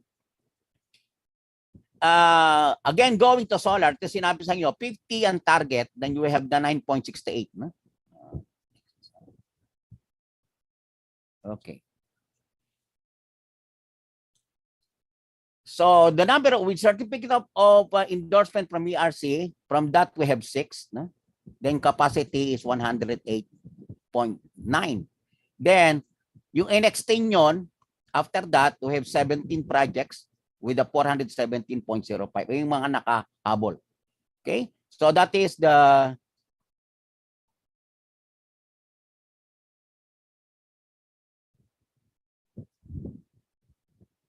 sandali po. Okay. So feed-in tariff and merit order effect, that is from November 14 to January 2020. Sabi ko nga sa inyo, nagkaroon ng COVID, no? 19, no? That is, di ba, nag-ano tayo ng quarantine, that is 20, di ba? 2019, di ba? 2020, di ba? March 15, di ba? Kaya COVID on the later part, no? Kaya ito yung feed-in tariff na ginawa from November 2014 to January 20, hindi masyado nagkaroon ng because of the effect, no, ng natin. Okay? So what does it mean, no? We have guaranteed rates, no, for the feed-in tariff. So ayan yung kanina pinakita ko sa inyo, diba? Sa solar 9.68, no? That will be to the Transco, no, the transmission company, pit all charges. Then we have the wholesale electricity spot market. Ito yung retailing, no? Yung unahan na priority dispatch kapag renewable ka. So we have this lower WSM rates, no? Kaya yun yung mga magandang nangyari dati, di ba? So how can we have that? Let us say if we have registered peat plants, no, a total of 1.3, you see the solar is 431 megawatts. Pag inano mo yan, pag in-apply mo yan, we have this no, peat share in the generation mix, that is a 12 tons, no, tera, no, watt, no, hour, which is at 2.7%. Then in the WSM, we have spot electricity of 61.6, no, tera watt, no, hour, that is at 39% from the contracted quantity. And from here, from the generation, on the generation side. Okay? So if we compare it, pag inano natin yan sa computation, no, from the 12, no, and the 16, you see? So 4.59 per kilowatt hour, no? That is the average difference between the peak and the western rate. So we have this 54,000 54 billion, no? 54.9 billion. Then from the pit rates, we have 95.7 billion, no? If you have that. Kaya ang net impact, what will happen? We have this one subtracted, no? Subtracted to the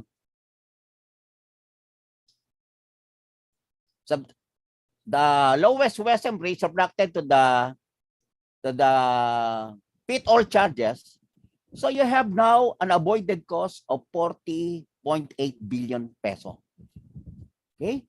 So that's much, diba? And that is in terms of a cents that will be 9.4 per kilowatt hour.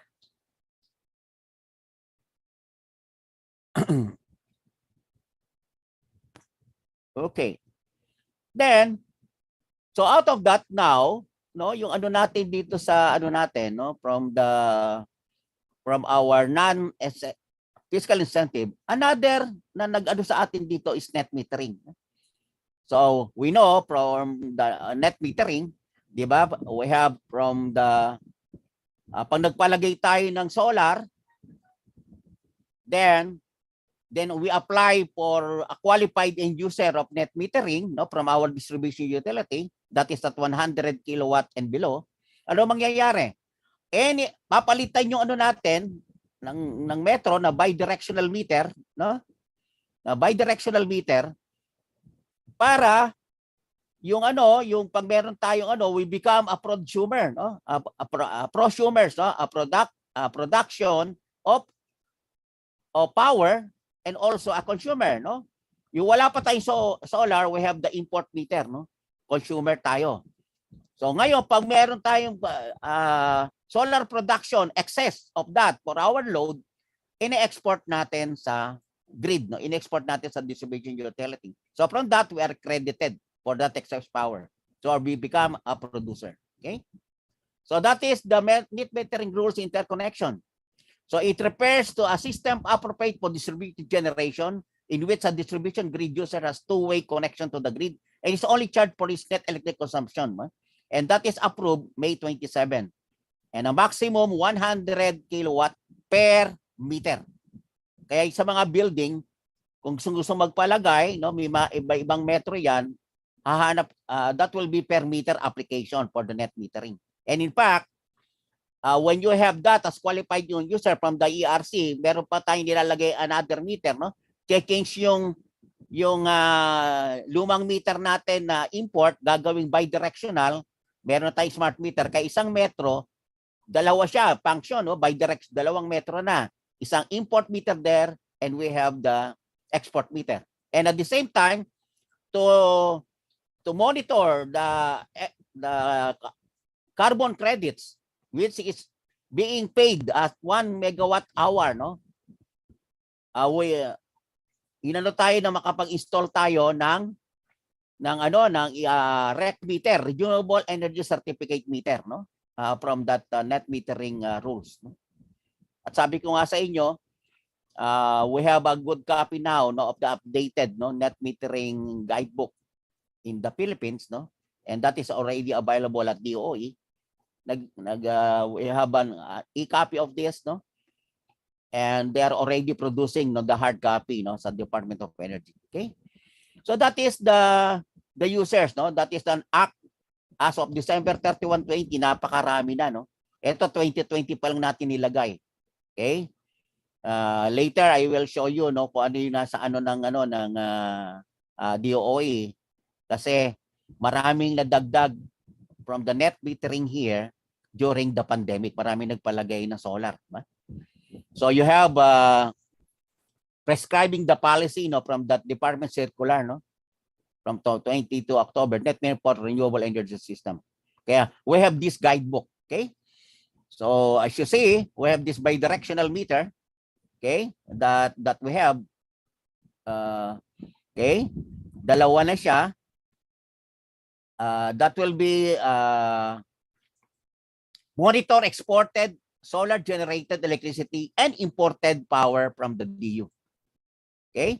So yung import meter natin, yun yung consumption meter natin from the DU, then exported then yung excess natin. Okay? Then that will be distributed to by the DUs or the distribution utility or the electric cooperative, EC, no? Supplies the solar generated power to the users.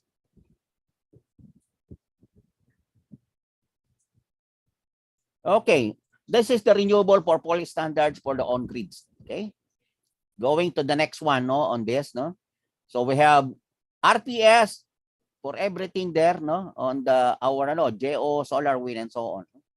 And that is last the RPS is last December 22, 2017, published and effective date December 31 to 28. So nakita nyo nga pala rito, we have this 1% RE blend. No? Ngayon, inano yan ginawa ng 2.52% in order to promote more. No? I'll show you that later. Okay? Yan yung, we have renewable portfolio standards for the on-grid. No? That is a mandatory policy requiring a minimum sourcing of RE generation to the supply of electricity by load-serving entities operating in the main grid. No? So, ano ang target? Yung 35% RE share natin by 2030. Okay? Currently set at 1% annual. Ngayon, ginawa nila no National Renewable Energy Board to increase the minimum annual to 2.53 to achieve this 35%. No? So, RPS composition team doing simulation including calibrated increases in the annual increment. So, yan po yan, ba? So, yung mga natin, yung mga provider natin, di ba, na yung mga distribution utility natin, no? We have the RE power plants, no? Ano silang certificate? So, mandatory participants, where are they, no? That is the generation company, the distribution utility, the electric cooperatives, and the electricity supplier. Yung pinapaanuhan nila ngayon, di ba? It is now mandated by the government to have this. Okay? So we have also the off-grid, no? RPS for off-grid, no? So power plus green equals green power, okay? So that is the purpose of the RE contribute to the growth of RE industry in the off-grid missionary by the electric power industry participate to source the produce from the electricity for eligible RE resources. So ano nangyayari rito kagaya sa mga we have ang ginagawa ng iba, let us say distribution utility, bumibili ngayon sila no from the renewable energy plants, no? Let us say from solar power kagaya sa Nueva Ecija, no? Yung sa Talavera, ang kinukunan nila ng renewable doon sa hydro, no?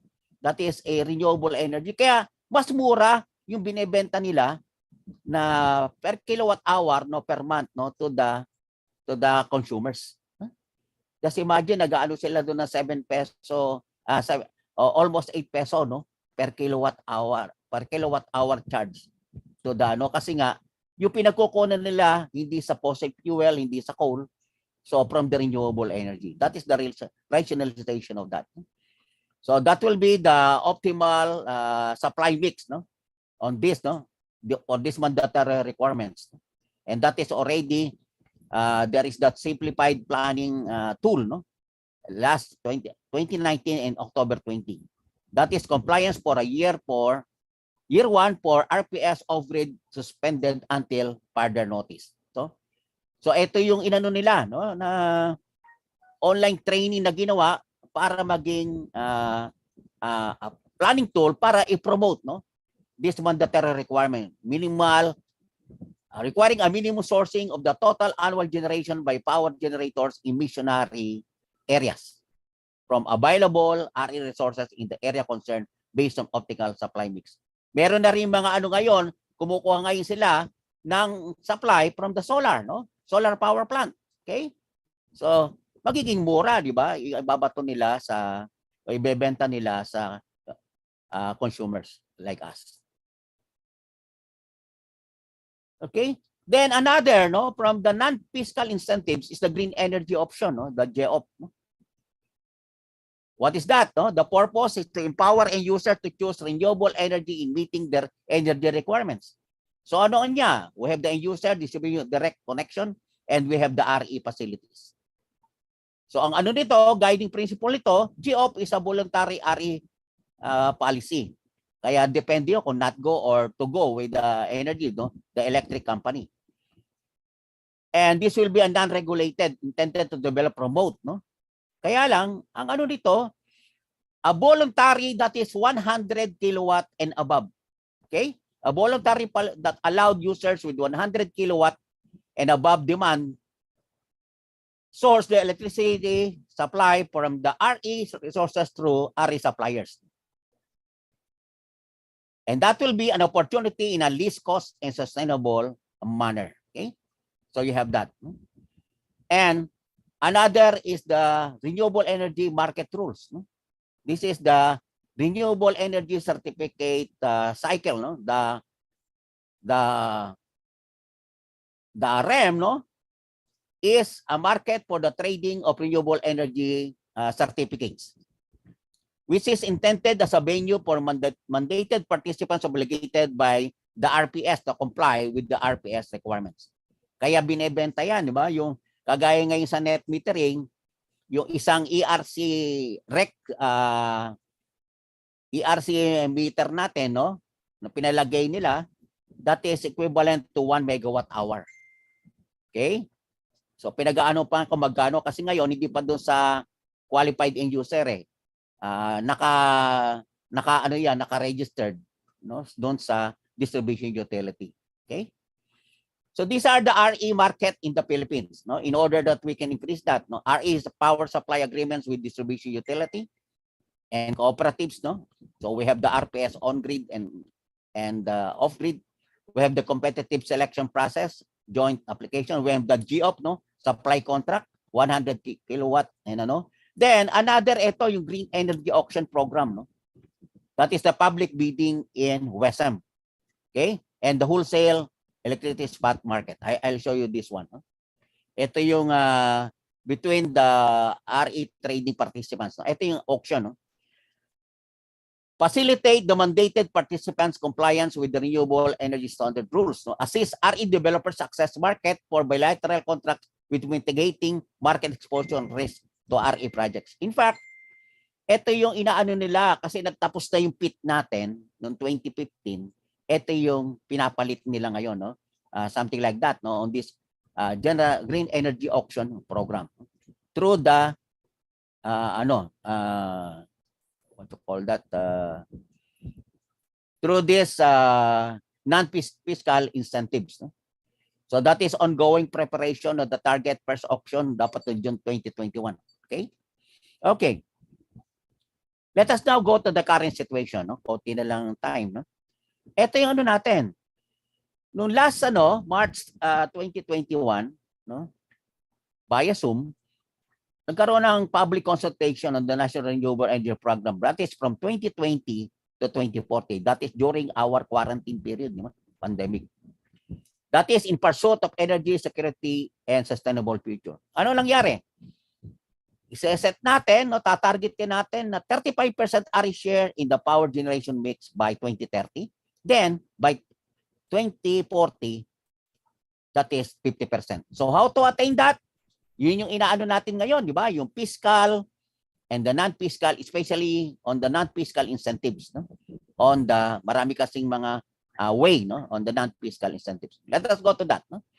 So, the current situation from the DOE, 2020, ito 2020 to, ito yung mga installed capacity and the dependable capacity. Okay? So we have as you can see, no, on the coal, ang taas pa niya, di ba? Siya pinakamataas, no? In the installed capacity, 41%. Ang RE natin, okay, is 29%. No? So tumataas na, di ba?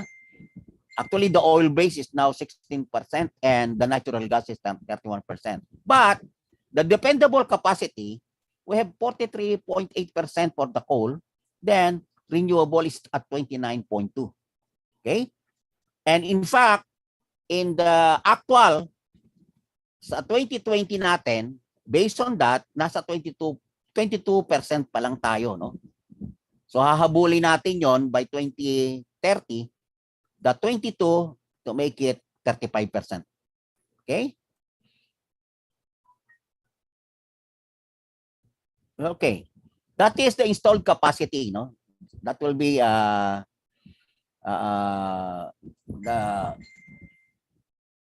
na yung sa 2021, no? Na binigay nila, no? In terms of that. So you have from the solar, the installed capacity is 3.9%. That is at 1.019 megawatt, and dependable is 1817 megawatt, 3.5%. Okay. And that will be the 21 power statistics, no, on the installed capacity. Kaya sabi ko nga sa inyo, that will be 29% for the installed capacity. Then the gross generation, which is for solar, is 22%. No? So kita nyo rito ang coal is still at 58%.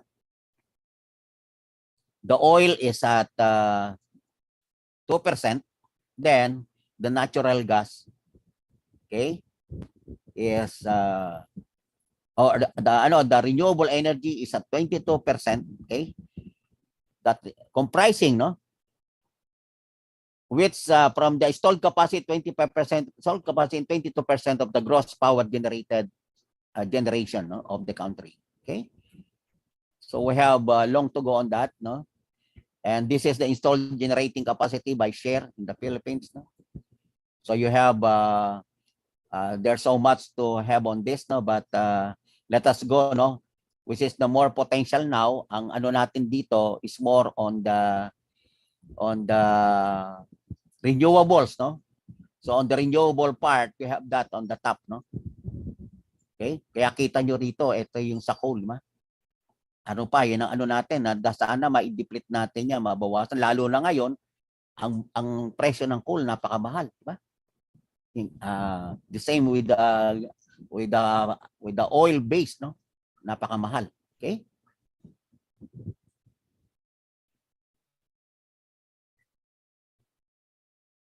ito yung power generation by source, no.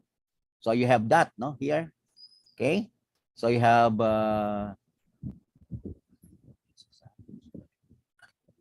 okay. So ayan yung ano natin, di ba? Sabi ko sa inyo kanina in terms of the installed and ngayon at 22%. Ano natin mamayan?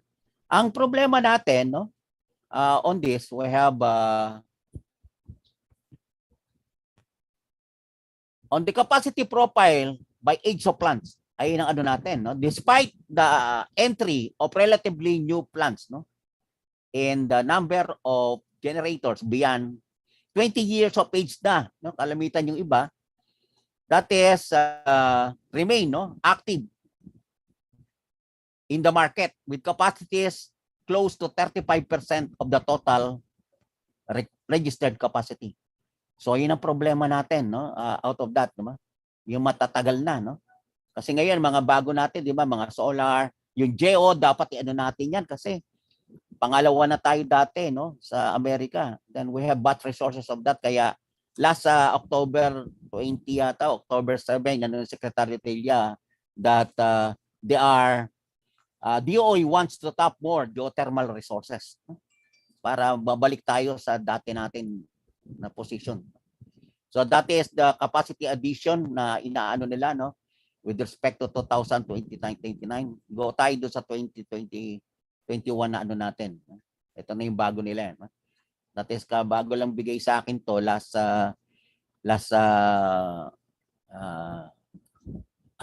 this is just last Sunday, no, by DOE with respect to this capacity addition to meet the target. Okay? So ayun yung mga awarded RE contracts.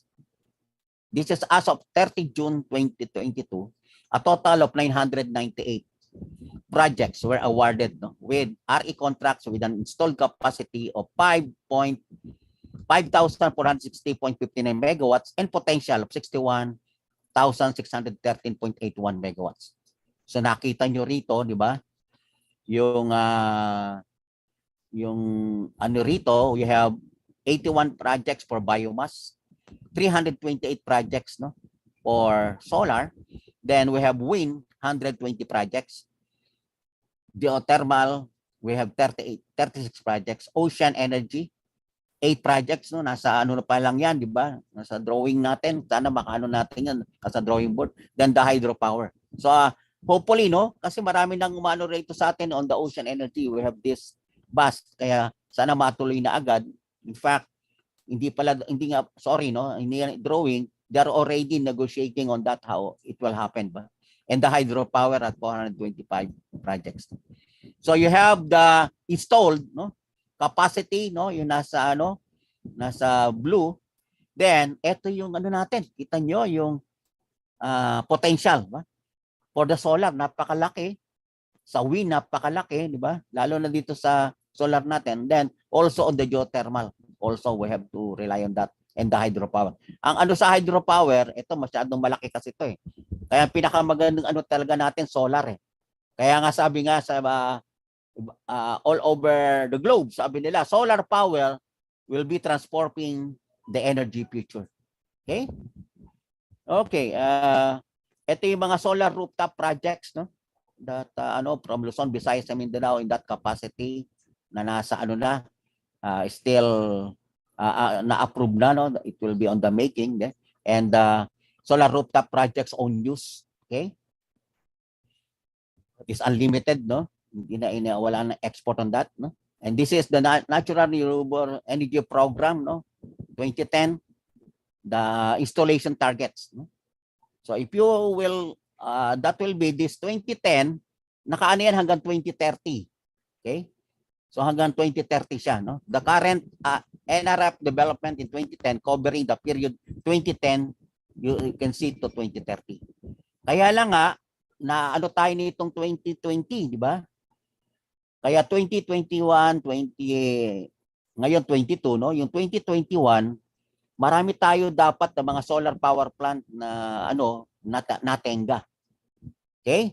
Buti na lang, no, with other ano for the smart grid, no, kagaya na San Miguel Corporation, nag-ano sila ng mga battery energy storage. Then also in ano integration to solar power plant, no? Tapos may mga nagtayo ng solar. Dapat yung mga iba magtatayo na tenga on that. Then just this 2021 later part, no, on the middle of 2021, nagbukas na tayo sa economy. Then ngayon, marami na namang humahabol on that, but to make it happen, no, for this program. Okay? So yan yung ano, ito yung if you will compare it, no, to the other slide. The installation, no, our installation is way below the targets. So yan yung ano natin. Kaya in order to achieve that, di ba? Dapat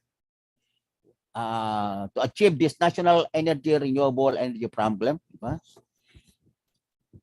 Dapat ma-dismantle natin yung mga barriers, no, to renewable energy boom. So ano gagawin natin, di ba? Yung mga discuss ko kanina about the guide sa non-fiscal incentives, let us go on that, no? And with the DOE, no, with our, and also us, no, from IIE, no, let us join, no, this advocacy, no. Let us clearing the hurdles, no, to accelerate the shift to green energy, taking the global agenda of transitioning from fossil-based to zero carbon energy production consumption, no? And sabi ko nga, just recently, the DOE mandated distribution utilities, electric cooperatives, and retail electricity suppliers to tap more renewables in supplying electricity to customers, no? And that is, no, again, as a summary of that, no, under the RPS, no, the renewable policy standards, the percentage utilization of energy of renewables for on-grid, no, areas increases to 2.52% from the 1% current, no?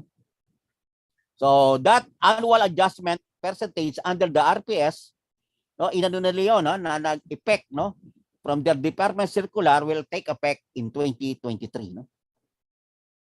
Okay, so we have likewise the DOE has also given, no, all renewable sources a prepared dispatch Kapag renewable ka, preferable dispatch ka sa WESM, no? Okay? So all qualified, meron kang priority. Because sa WESM, kita niyo yung rates kanina, mura, di ba? Okay? So we call it the priority dispatch. And ang isang ano ngayon, para makatulong sa atin, kasi nga, kulang tayo ng funding, di ba? That is easing foreign ownership. At present, di ba, are allowed to develop RE plants through a service or operating contract with the government, but their ownership interest is capped at 40% since the state has a full control, no? Kaya on this, ayun ang inaano ngayon na aanin yata sa constitution natin with respect to this renewable energy program, yung 100% full ownership, no? So sana ma-accelerate to, no ba? Para it is commitment natin na ma-attain natin na at least 35% sa 2030 and 50% by 2040. And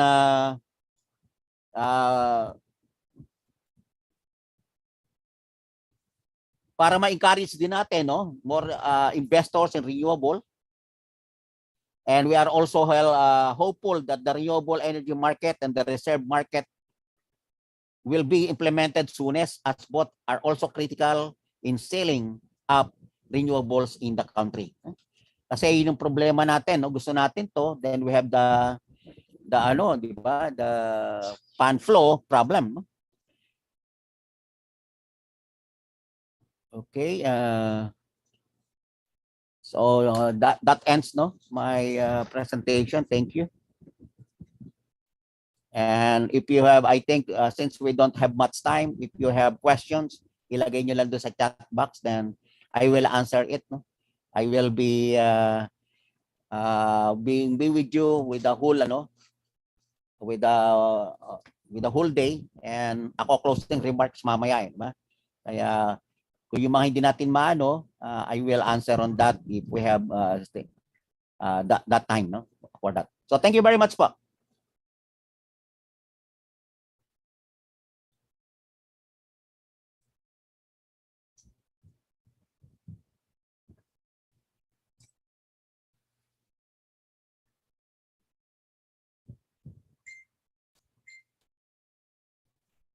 Hello, nandiyan pa ba kayo?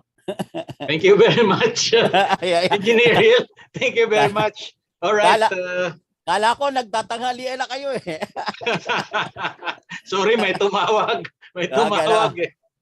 Okay. Thank you. Sige.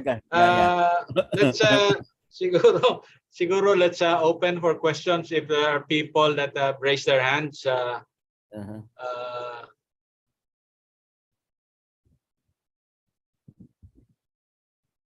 Okay, so all right, so we are running out of time. Ano na eh, time natin what we'll do is skip that hinabol ko part. lang eh. Yeah. And dapat ano. Of course, what we'll try to do is send you the questions on the group chat, and then if you, after you answer, we'll send it to the participants. At Kasi this point, lalo na to renewable energy, ano na to, di ba? Trending to na. Andiyan yung kanina na sinabi na pati sa electric vehicle, kaya maraming questions dyan eh, di ba? Kaya, Sirs, if I may butt in, no, I would like to give one of our senior attendees here. His name is Dominador De Guit or De Git. Sige, let's give him the floor. One question for this session. sige po. Please unmute the ano po. Allow the unmute option for sir. Sige po. Apo. Okay. Hello, marinig ako? Yes pa. Hi sir. Apo. Yes. Oh, sir. Yes, sir. Ikaw pala eh. Ako kasi, I've been thinking about this energy sources. I don't know if yung sa atin kasi bantog tayo sa deuterium. I don't know where it will join in with the energy mix. Yung pong ano? Yung pong? Deuterium natin. Deuterium po. I don't know if, although hindi mo nabanggit, pero I have been thinking about it. Kung ano po yan kasi, unang-una, di ba, ngayon, pumapasok na rin ng integrate natin dito yung nuclear, di ba? Yung nuclear power plant, di ba? In fact, the president, di ba, mapakaganda ng niya for renewable. Kaya lang, gusto niyang, kagaya ng nuclear power plant natin na 600 megawatt, di ba, na nasa Morong Bataan, gusto niya yung patakbuhin, di ba? Ngayon, para mapatakbo natin, from my own opinion in terms of this, no? Kasi lumang design na yun eh. Yun nga, lumang design. Kaya lang i-integrate natin yon sa renewable, like solar, like wind. I-integrate natin siya on that. Kaya itinatanong niyo sa Radioterium, para bang, I do not want to to comment on that, no? Kasi ang ano natin ngayon, uranium eh. Di ba? Yung uranium. Ayun ang pinag-uusapan natin. And in fact, in terms of the renewable, di ba, hindi, ngayon, pag magtatayo ka ng bagong nuclear power plant, no, on that thing, hindi siya masyadong feasible. It is the renewable energy. We concentrate on solar, no, especially on that, no, kasi yan ang pinakaano natin, ayun ang magiging up climb natin, no, pag naano natin itong mga non-fiscal incentives, no, from the renewable portfolio standards, the green energy option, yung ang in terms of the PIT, no, wala pa kasi nilalabas, no, na bago, kagaya nung dati. Then we have the green energy auction, ba? And the renewable portfolio standards, no, to have that para makatulong tayo. And now, in our case, no, direct from our home, let us install, no, in our rooftop, no, a solar power plant, no, kahit na 5 kilowatt lang, no, or 3 kilowatt. Let us in one way or another, let's collect carbon credits. Pag sabi nga ng mga pag yung konti-konti na yan, pinagsama-sama natin, marami po yan. And that net metering, no, push, no, will help a lot, no, in this particular thing. Rather than other, yung po yung yan. Opo. Kaya mo makita mo sa may grupo kasi kami, yung SOMPC. Cooperative po yan. Opo. One of our business line is solar. Opo. Renewable energy solutions. Yes, sir. Opo. Ngayon, in our group, we are ARES, and within the cooperative ARES, yung alternative renewable energy solutions. Kaming concentration, yung mga OFW na ma-educate sila the importance of solar roof electricity. Opo. And this is geared towards all OFW and their families. Okay. Pag-usapan po natin yan in another forum. Yeah. Opo. Kaya habang inisip ko yun, napasok yun po, energy lang rin, kaya nabanggit ko yung deuterium. Although it will take much energy engineering requirement. Ito nga pong solar natin di ba? It touched our Philippine soil, yung biglang boost niya, yung mid of 2020. Kaya ngayon nag-accelerate ngayon tayo, lalo na pati sa standards, no, na magkaroon ng solar, no. Kasi ito ngayon ang pinaka then papasok ngayon din yung electric vehicle din, di ba? So that is the thing, no. Na through the solar with the battery energy storage, then we have the electric vehicle, then we can charge, no, the electric vehicle from our solar, from our battery at home, if we have one installed one. Yun po. Salamat po. Okay. Thank you.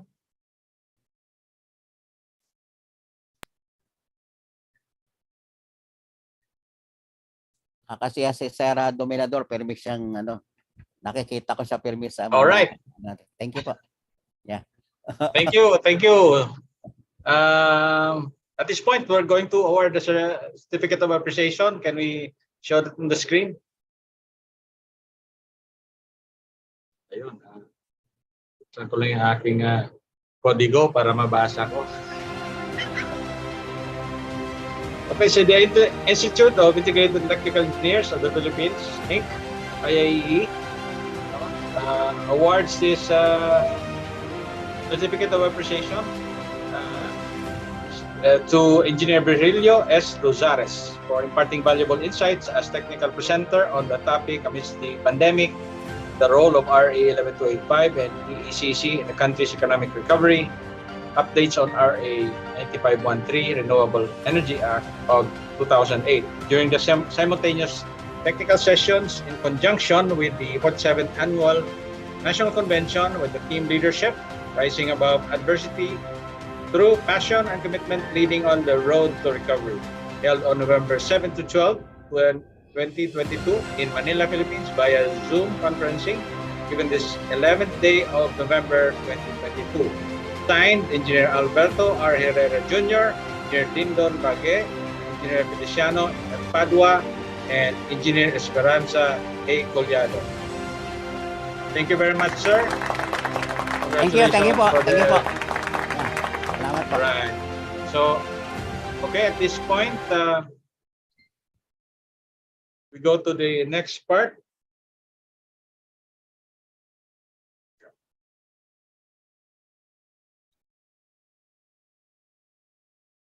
Okay, so we're at the topic number 3, which is energy audit case study.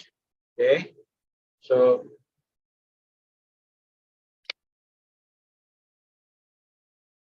let me pull up the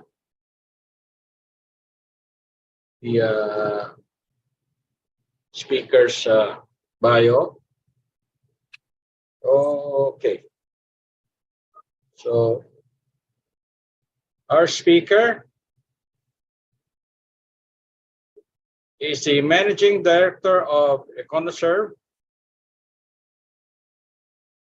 Solutions International, Inc., a DOE certified ESCO. He was a former Director of Business Development and Operations of Coffee Philippines from 2009 to 2015. Besides his EconoServe engagement, he's also the DFT Thomas Ino Center Manager of the University of Santo Tomas since 2019 and instructor of electrical engineering since 2010. He was National President of NPAP 4.0, Inc. last 2018 to 2020, NPAP National President in 2008, and National President of IAEE in 2007. Currently an NPAP 4.0 Inc. Trustee, IAEE Foundation Trustee, and Philippine Energy Efficiency Alliance Treasurer and Trustee. He was a UNIDO National Expert on Energy Management System, AMIDST Certified Energy Manager and Trainer, and many others on energy efficiency and management. He was a consultant on energy efficiency of ADB, World Bank, IFC, LVP, and currently BPI. Aside from consulting work, he has conducted more than 15 detailed energy audits, successfully signed more than energy efficiency performance contracts, and more than 25 years in energy efficiency management. So, ladies and gentlemen, for our topic right now, let's join me in welcoming Engineer Raymond A. Marquez. Thank you, Sir Andy. Good afternoon to everybody. Let me share my screen. Okay. How much time do I have? Can you see my screen? Yes. Hello? Sir. Can you see? And Okay. it's clear as now. Okay. So, good afternoon again. This presentation is an offshoot of my earlier presentation on introduction of energy audit. Okay. So, let me proceed. Okay. So, EconoServe is a DOE certified ESCO given last 2018 and up to 2023. We are also an energy solutions provider and founding member of the Philippine Energy Efficiency Alliance, or PE2, recognized as Green Building Advocate by EDGE of IFC. We have an EDGE expert for DOECA and 3 ASEAN CM in our team. Okay. Okay, as a refresher, before we go to the case studies, let me refresh yourselves with some slides on energy audit. Okay, this is coming from ASHRAE Standard 211P. or procedures for commercial building energy audit, second edition. Okay, so by definition, from ASHRAE and other entities, they define energy audit as processes in which engineering service providers identify and recommend efficiency opportunities to clients. The objectives of the energy audit are to identify and develop measures that, number one, to reduce the energy use and or cost of operating a building. And secondary would be improve the indoor environmental quality experienced by the occupants. Okay, so primary is the reduction of energy use, no, and the cost of operating a building. Okay. Okay. Per ASHRAE, there are 3 levels. No, for me it's 4 levels. No, and first we believe in you cannot manage what you cannot measure. So that's why the reason for energy audits. Okay, for level 0 for me, it's preliminary energy use analysis. Then you have level 1 walkthrough, level 2 energy survey and analysis, and level 3 detailed survey and analysis. Okay. Briefly, I'll explain it in the next few slides. Okay. Now, who can conduct energy audit? The energy assessment provider may be one person. But that's in the case of the US where they can cross practice, no? Or a team with several members, depending on the complexity of the site. The team usually includes the following. Okay, so we have in our team, we have a building envelope expert, 2 mechanical engineers, and 2 electrical systems expert. And I do the energy modeling in this case, and financial modeling. Now, let's talk about level 1 or the preliminary walkthrough audit. No? The level 1 audit allows the overall energy consumption of the facility to be evaluated. It is expected to give an overview. So basically, overview providing a rough estimate of savings and cost. Okay, for DOE, acceptable in level 1 or level 2, no? For compliance. No?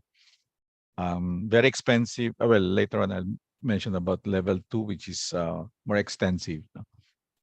Right, the process, conduct preliminary energy analysis, or for me, it's level 0. Okay, then conduct a walkthrough survey.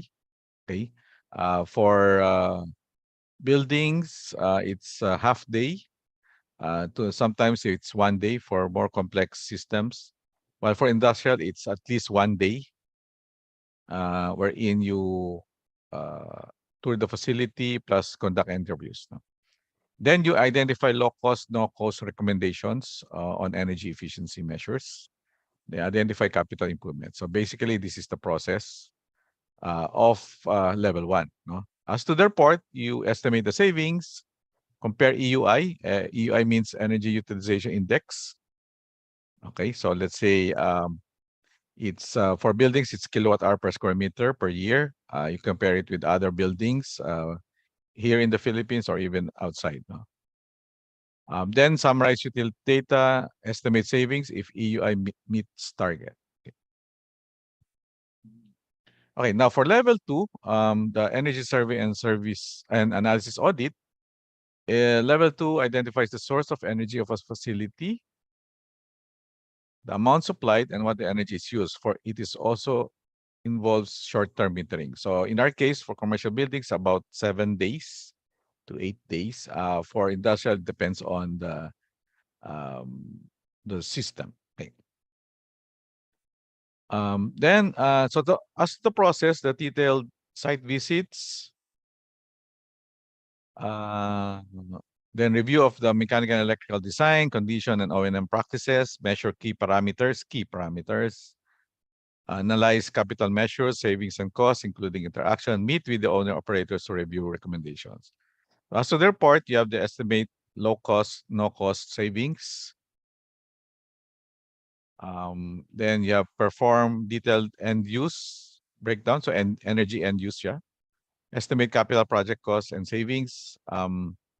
A complete building description, equipment inventory, general description of considered measures, recommended MNV method. Okay, so level 3 MNV method. Financial analysis of recommended EEMs. Okay. That's for level 2, no? So level 2 is more expensive, more detailed, more time versus level 1. Okay. Now, Besides level 2, you have level 3. Now we call it the detailed analysis. Okay. Detailed analysis of capital intensive modifications audit. So level 3 audit provides a detailed analysis of energy usage. And basically the difference is it has a longer term detailed metering versus that of level 2. So more expensive, more time ang level 3. Okay.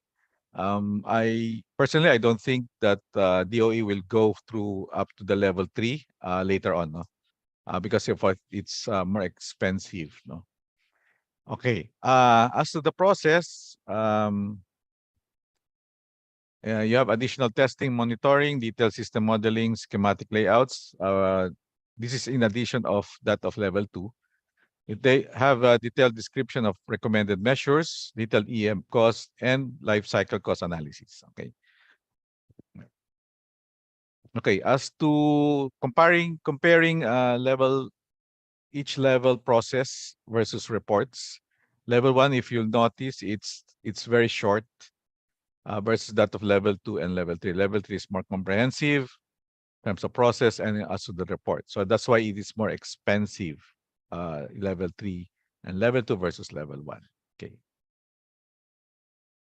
Checklist of requirements prior to building's energy audit. Of course, the utility building of electricity, water, fuel for 12 months, or sometimes we request up to 36 months. Site plan, floor plan, equipment schedule, mechanical schematic diagrams, and electrical single line diagrams. Okay. Okay, this came from DOE before energy use, no? Part of the report, no? You identify yung yan. In the case of commercial buildings, you have HVAC of more than 60 to 70%. This is typical, no? Pero of course, when we do the level 1 energy audit, we go more of detail of that specific building. Then you have lighting, 16%. This was a long time ago, but nowadays it's about 10% or less. Then you have others, which includes lifts and pumps, and the 5% is for office equipment. Okay. Now let's talk about case studies. So I'll be presenting to you 2 case studies, one commercial and one industrial. Okay. This case, for this first case study, it's level 2. No? Level 2 meaning detailed and energy audit with short-term metering. Okay, so this is commercial. Okay, it's a hotel. It has 348 rooms, 9 function rooms, and 116 parking slots. GFA of about 28,000 square meters. Chilled water supplied from district cooling. Okay, which is not normal in the Philippines, no, but this is in the Philippines. And they have hot water supplied from heat pumps. Okay, comparing 2019 to 2021, of course, because of the pandemic, they were affected. Low occupancy, generally speaking, but they experienced an increase from 2020 to 2021 in terms of kilowatt hours. Okay, as to electricity consumption, this is 3 years, no? You'll notice the effect of the pandemic in terms of consumption. In terms of electricity cost, it's basically stable. I mean, more or less in the per unit, it's less than 8 pesos, between 7 and 8, generally speaking. Okay. Okay, now part of the report for DOE is the energy use of this building. Okay, so this is hotel, gross floor area of 28,000, and the EUI, is 92.23 kilowatt hour per square meter. Okay, there were no available EUIs in the Philippines as of this time, so we used an EUI from Singapore. Okay, which has a 160 kilowatt hour per square meter, based in 2018. So that means they're quite efficient. Of course, in the Singapore-based hotel, they were using centralized HVAC system versus this is of using DCS. Okay. Now let's talk about the EUI. If you notice here, biggest consumption, where is that? Yeah. Okay. Lighting has the biggest consumption, no? Very unique, no? 32%. While because HVAC is coming from the district cooling. So that means in terms of cooling, it's only 12%, no? You have ventilation of 3%, heating of 6%, then the others, no? Convenience outlets, no? We were able to isolate it, it's 12%. Rooms is 16%. Others is 15%. Okay, so yan yung very detailed energy use, no, of the hotel. Okay, so again, energy efficiency measures as required by DOE. You list down the major, since this is level 1, the major energy efficiency measures that we saw, no, at the time of the energy audit. So we were able to identify PFD for a particular HU, you have a BMS, energy meters, solar PV, okay, on the rooftop, although very small area, and water efficient shower heads. No? Okay, so in terms of investment, there's installed costs for VFD, savings of annual of about 12,000, so too long, no? Payback of 9.3 years. BMS, enhanced existing system, 1.8 million. It's mandatory per the guidelines on energy conserving design of buildings. It's more than if you have a building of more than 300 TR, you're mandated to have a BMS. So that has besides HVAC, lighting, and other loads like elevators and the escalators. So there's no payback because it's mandatory. For energy meters, replacement units, because they have some meters already installed. So we were able to identify 17 units that needs to be replaced. Of course, there's no annual energy savings because it is mandatory, again, under the guidelines on energy conserving design of buildings 2020, that you have to have some meters. Okay. Solar PV opportunity, 40 kilowatt, 3.4 million. We still had to determine the annual energy savings, for annual avoided cost. Then water efficient shower heads, no, for water efficiency. Okay. That's some of the items. Okay. Next will be level 1.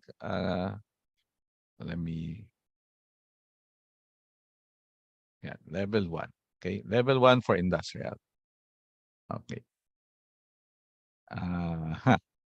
Okay, so industrial, medyo complex ang industrial, kaya for us, it's more expensive. No? Okay, process, so it's, wait. Okay, the plant receives raw meat and uses coal for steam and electricity to process and store the meat. Okay, so there are processes. No? Sieve of raw meat, then you have storage, processing, cooking, packaging, storage, and delivery. From storage to storage, these processes require electricity, while cooking and packaging require steam as energy. Okay. Energy and utility system. Okay, so electrical system, they have 14 oil-immersed pad-mounted transformers distributed in 2 substations. No? And this is the table showing the different capacities of each pad-mounted transformers. They have primary metering for 3-phase energy meters serviced by Meralco and Empower. Okay, then in August 2022, the plant has transferred their electricity service to Aboitiz Power. Okay. Lighting. The lighting system of the plant incorporates efficiency and proper illumination with high bay LEDs, solar LEDs, and fluorescent tube LEDs. Below are the table with the ratings and the quantity. They also have a 140 kilowatt LED billboard for advertising the products to the drivers along NLEX. Okay, as to the steam system, okay, I'm sharing to you the several systems of an industrial plant, which is non-electrical, no, like compressed air, steam system, refrigeration, wastewater, etc. Okay. So the steam system starts from local coal that is fed to a boiler operating 24/7 at an 80-20 rotational use in tandem with the second unit. The steam is used to sterilize the raw meat before it is processed. Okay.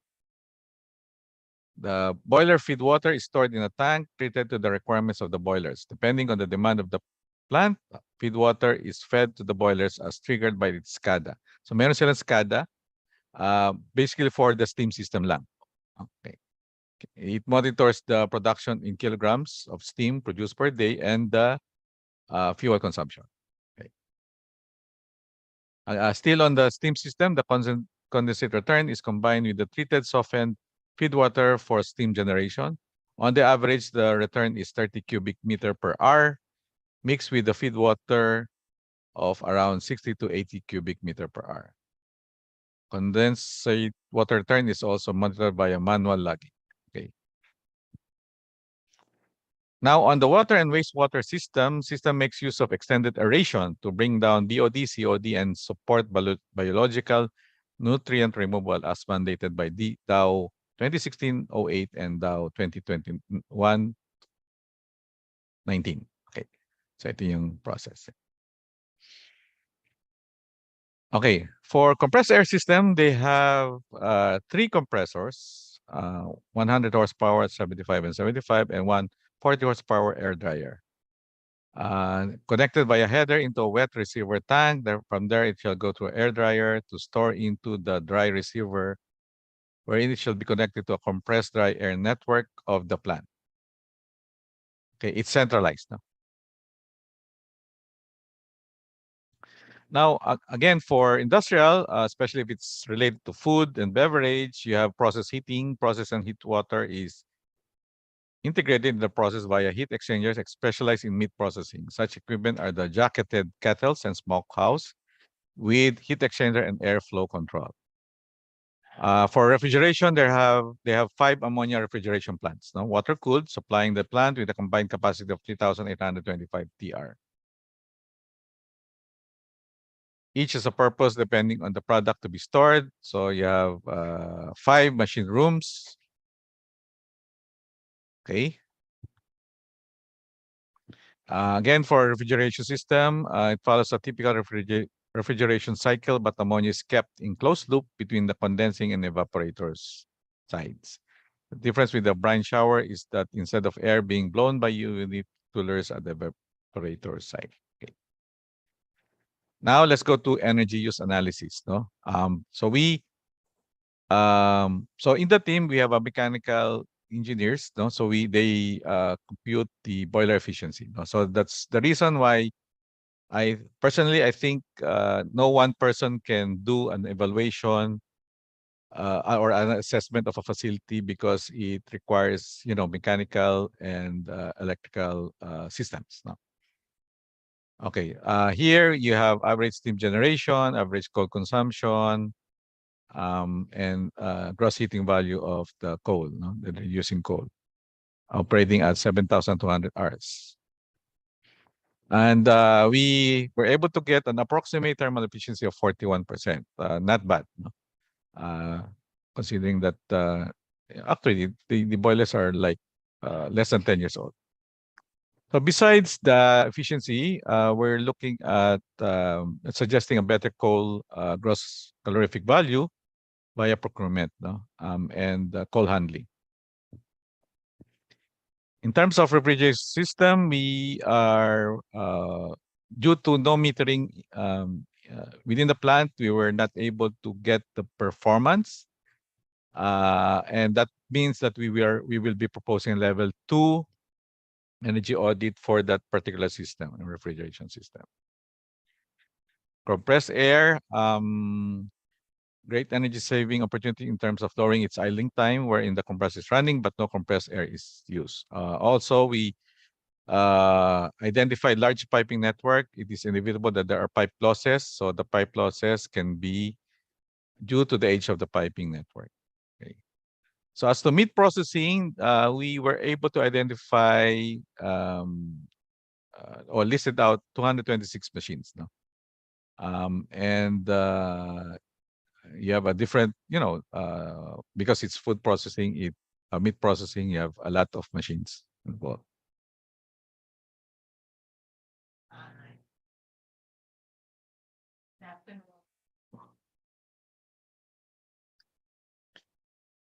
So energy use. Okay. Based on our estimates, their energy use is 902 kilowatt hour per metric ton of product. And we don't have an EUI available in the Philippines, so we got hold of Australian meat processor and Mexican meat. So 716 for Mexican meat and 1,600 for Australian meat. And that means that efficiency-wise, they're better than the Australian, but they're inefficient versus the Mexican. Okay. Now, as to the annual energy use, so we included the steam here using coal. We identified the steam from coal, 44%, then refrigeration is second of 35%. Okay. And others, food processing is 11%, and others, you have compressed air, wastewater, lighting, and HVAC. Okay. Steam electricity here is negligible because of the small quantity. Okay, so 44%. That means ito yung bigger opportunity, 44% on the steam, and the refrigeration, 35%. Okay. Now, here is the electrical energy use. No? Okay, so refrigeration here. Okay, so we remove all steam, all coal-fired equipment here. So this is only electrical energy use. So we found refrigeration 62%. Then food processing is 20%. So we focus more of refrigeration and food processing for the energy efficiency measures. Okay, so few slides will show comparison of 2020 and 2021 monthly electricity consumption. They're not much affected by the pandemic. Monthly water. In fact, with the water, they increase on several months their consumption. Coal, slightly reduction from 2020 figures, no? But manageable. Now, ayan, energy efficiency measures. We listed down a lot. VFDs for variable pumps and fans, replacement of defective steam traps, installation of submetering, replace compressed air with VSD, replace compressed air piping with aluminum, BMS for utilities, replacement of all inefficient motors above 7.5 kilowatt with high efficiency motors. Waste to energy project from wastewater. Solar PV rooftop, retrofit of refrigeration, heat pump from refrigeration for preheating. Then you have consolidation of 4 meters, conduct level 2, system EA for refrigeration system, energy management system practices. Okay. And here you have the payback. So we listed up yung smallest cost, low cost to high cost. No? So may 1.1 million, as meron 94 million yung retrofit. No? And payback of 5 years. Okay, so yeah, these are opportunities, and this is from here you can derive the energy targets to be committed by the facility. Okay. As to recommendations, these are just a list of the recommendations. Let me remove that. Okay. Ayan, yung integration of energy policy, energy target programs and plans, energy efficiency measures, formal energy management team, EACs, creation of EACs, submitters, ENPIs, reward system, and implement ISO 50001, even not to be certified. Kasi alignment lang. That's it. These are my contact details, just in case you have some queries. Back to the facilitator. Ayun. Thank you very much for sharing your vast knowledge on this subject, Engineer Marquez. Ayun. Yep. At this point, we're going to entertain a few questions, if it's okay with you. Sure. Yep, sure. So let me see if there are hands raised. If none, I'm going to go to the chat box. Chat box. Okay. So far, thank you. Walang Ayan, aside from payback, is the estimated life of the proposed replacement being considered as well? Yes.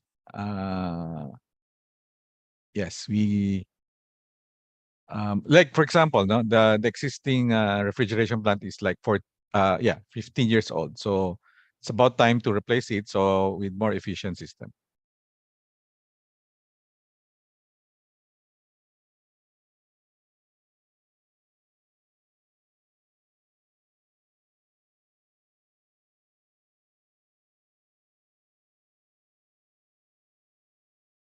Hey, any more questions?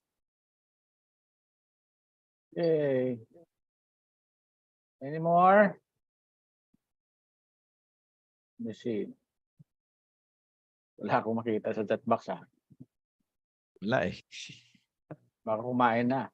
Unless may ibang chat box kayo. Sir, ako may tanong ako. Our Sure. advisor. Sir, doon sa company mo, sir, EconoServe, when do you normally start your class or your seminars? When or do the you? training? What do you mean? The trainings for EconoServe, sir. For- Actually, I provide training only for my clients and special arrangements. Kasi hindi naman tayo RTI, so it's a service given to my clients. Thank Upon you, sir. request.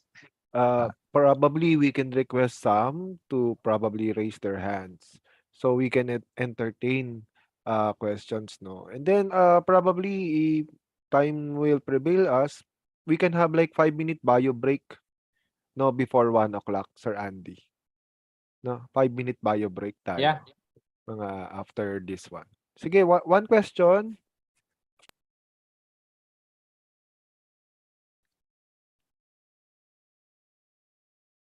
Magtanong na kayo kasi pag dumiretso kayo kay Sir Ray after this, may bayad na yun. May bayad na yan. Lalo na yung electrical audit, baka libre kay sir. Level 0. Level 0. Tama. Especially yung mga type Energy audit, yung Hindi mga type electrical 2 audit. Iba yun. type 2 category na nasa property management, this is your time to ask Yes. questions. I saw some names, familiar names from property managers.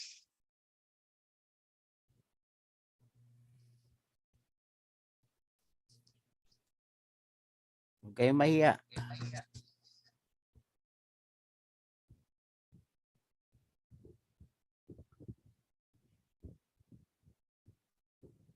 Ako magtatanong, Sir Ray.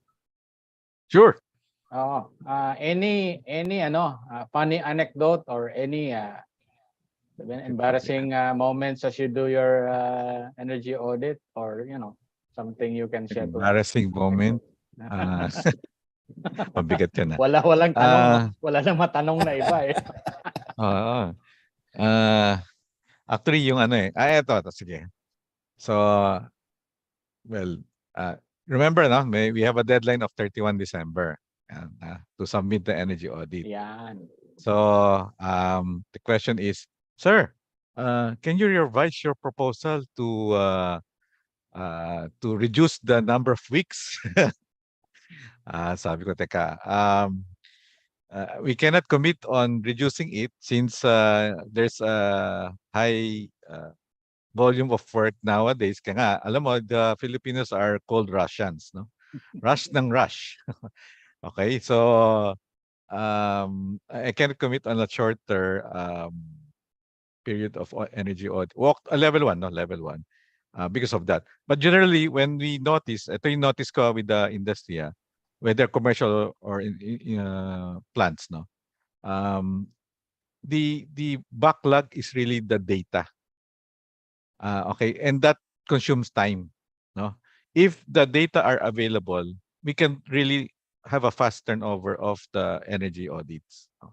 But now it's taking a time, longer time because of the absence of data. So yun yung mahirap sa atin at this point. Okay, mayroong question dito. Sir, usually how much does it cost to conduct an energy audit? I'm not sure if this was discussed since my internet keeps disconnecting. Okay, just I cannot give you the amount because of confidentiality. You may just text me at 0947-890-5901 and or email me at raymarquez@econoserve.slon.com.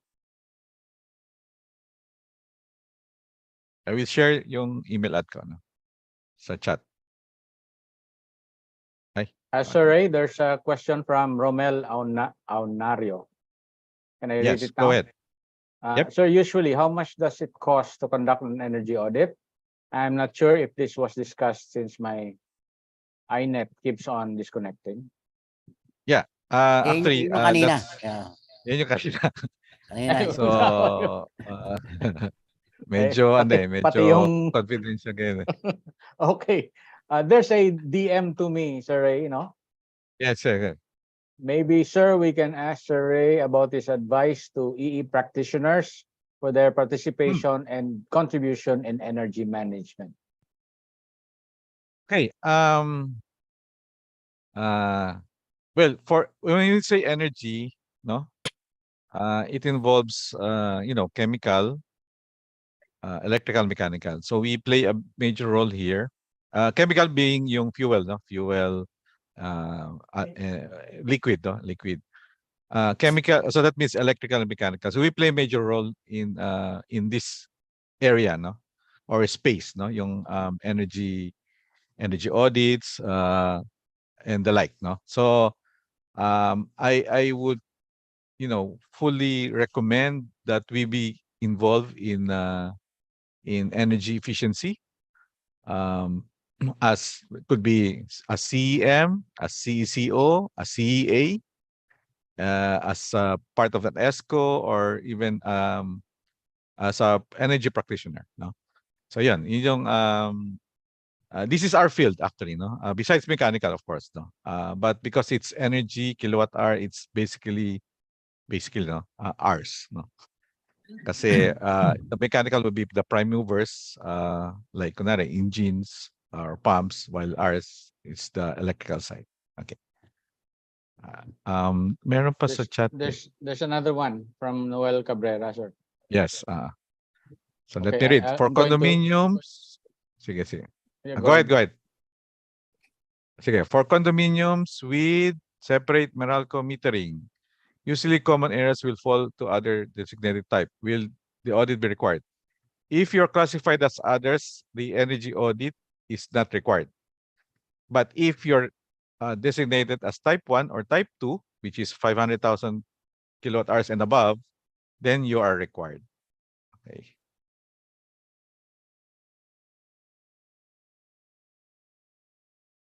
Okay, meron pa ba? Wala na. Wala na eh. Ayun, meron, Ayan, sir. meron pa. Ayun. What is the estimated time to conduct an audit of a DE? Okay.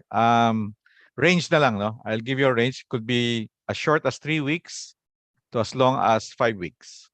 Okay.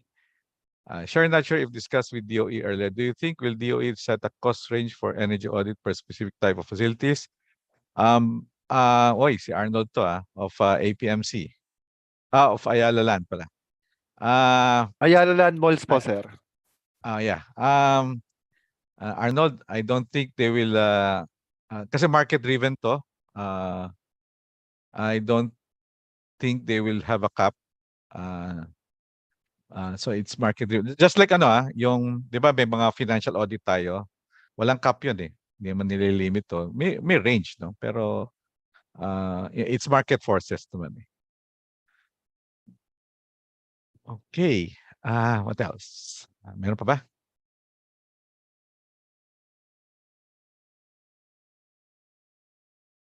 Okay. Kala ko itatanong yung penalties eh. If you were Yes, not sir. able to to comply. That I Pa, cannot meron pang answer. 180 seconds. I cannot answer that question. I mean, yung penalties, di ba? If you were not able to submit 31 December the energy audit reports, ano yung penalties? Yan, it's up to DOE to impose that penalties.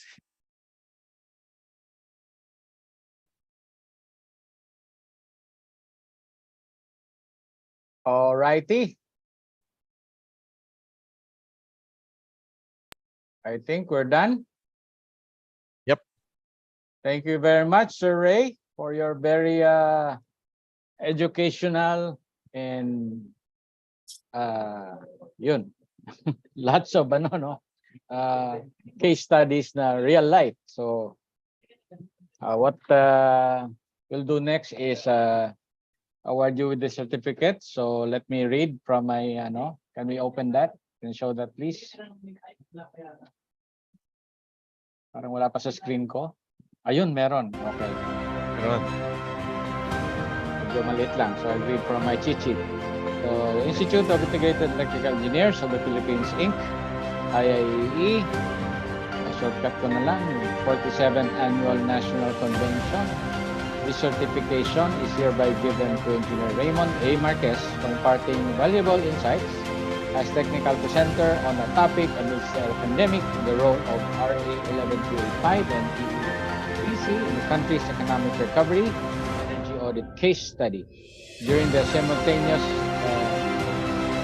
technical sessions in conjunction with the 47th Annual National Convention with theme Energy Shift, Rising Above Adversity Through Passion and Commitment Leading on the Road to Recovery, held on November 7 to 12, 2022 in Manila, Philippines via Zoom conferencing given this 11th day of November 2022. Signed, Engineer Alberto Herrera, Engineer Lyndon Bague, Engineer Feliciano Padua, and Engineer Esperanza A. Collado.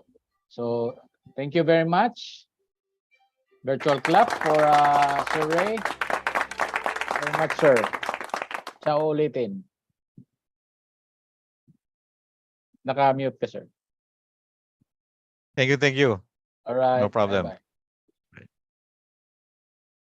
Thank you once Okay, again, so- Sir Raymond. Go ahead. Go ahead, partner.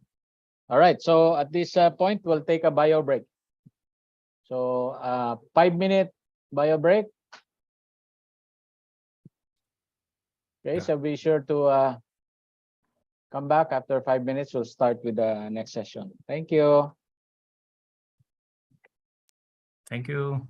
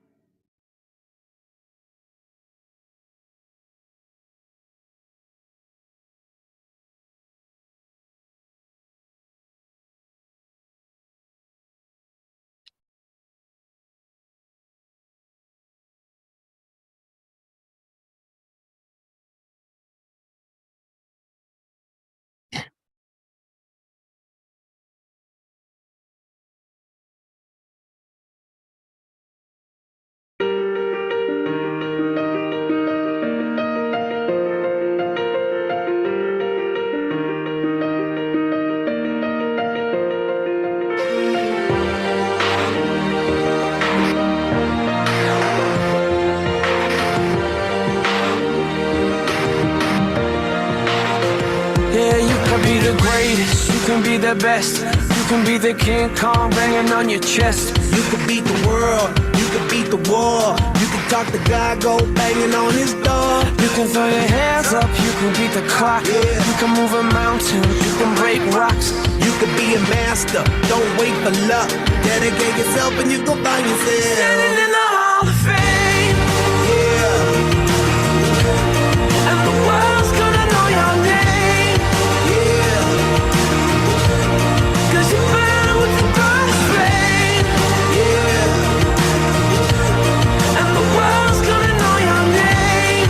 Yeah. And you'll be on the walls of the Hall of Fame. You can go the distance, you can run the mile. You can walk straight through hell with a smile. You could be the hero, you can get the gold. Breaking all the records they thought never could be broke. Yeah, do it for your people, do it for your pride. And you're never gonna know if you never even try. Do it for your country, do it for your name. 'Cause there's gonna be a day when you're standing in the Hall of Fame. Yeah. And the world's gonna know your name. Yeah. 'Cause you burn with the burst flame. Yeah. And the world's gonna know your name. Yeah. And you'll be on the walls of the Hall of Fame. Be a champion. Be a champion. Be a champion.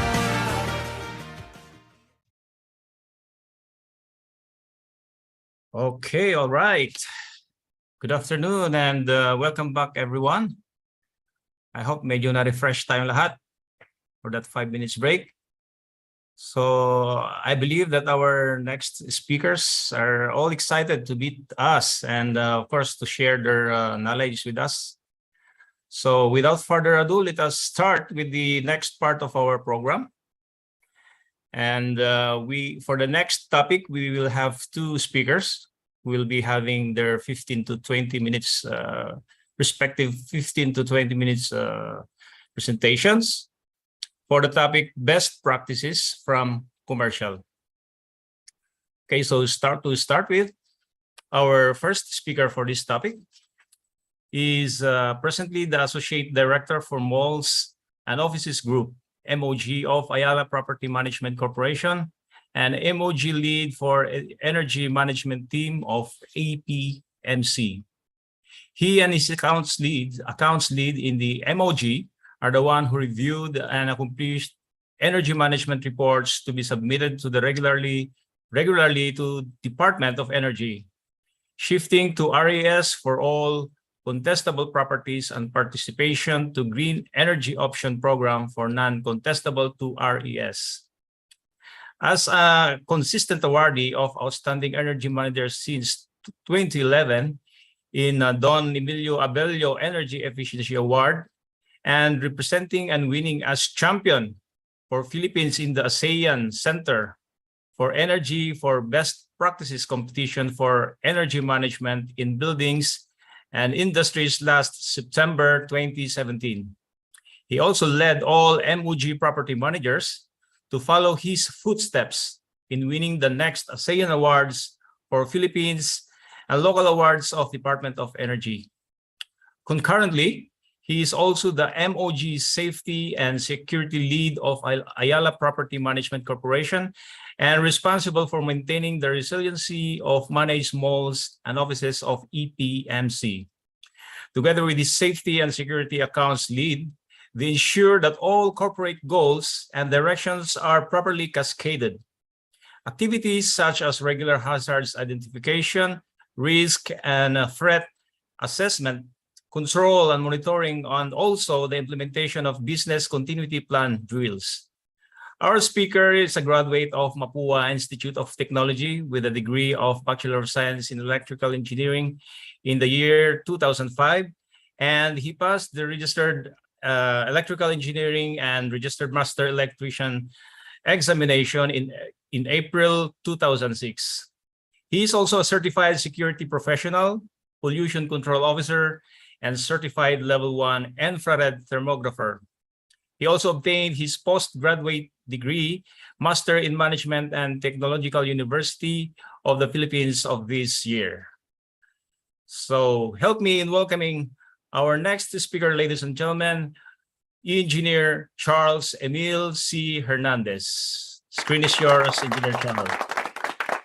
Good afternoon. Let me share my presentation.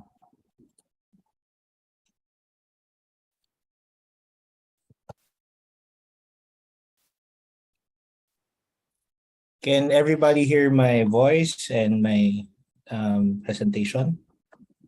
You are coming in loud and clear. Okay. Good afternoon, everyone, and welcome to my presentation titled Commercial Best Practices. First of all, let me thank you all for having here virtually. This will be quick and informative session, especially for building owners, property managers, stakeholders, and others.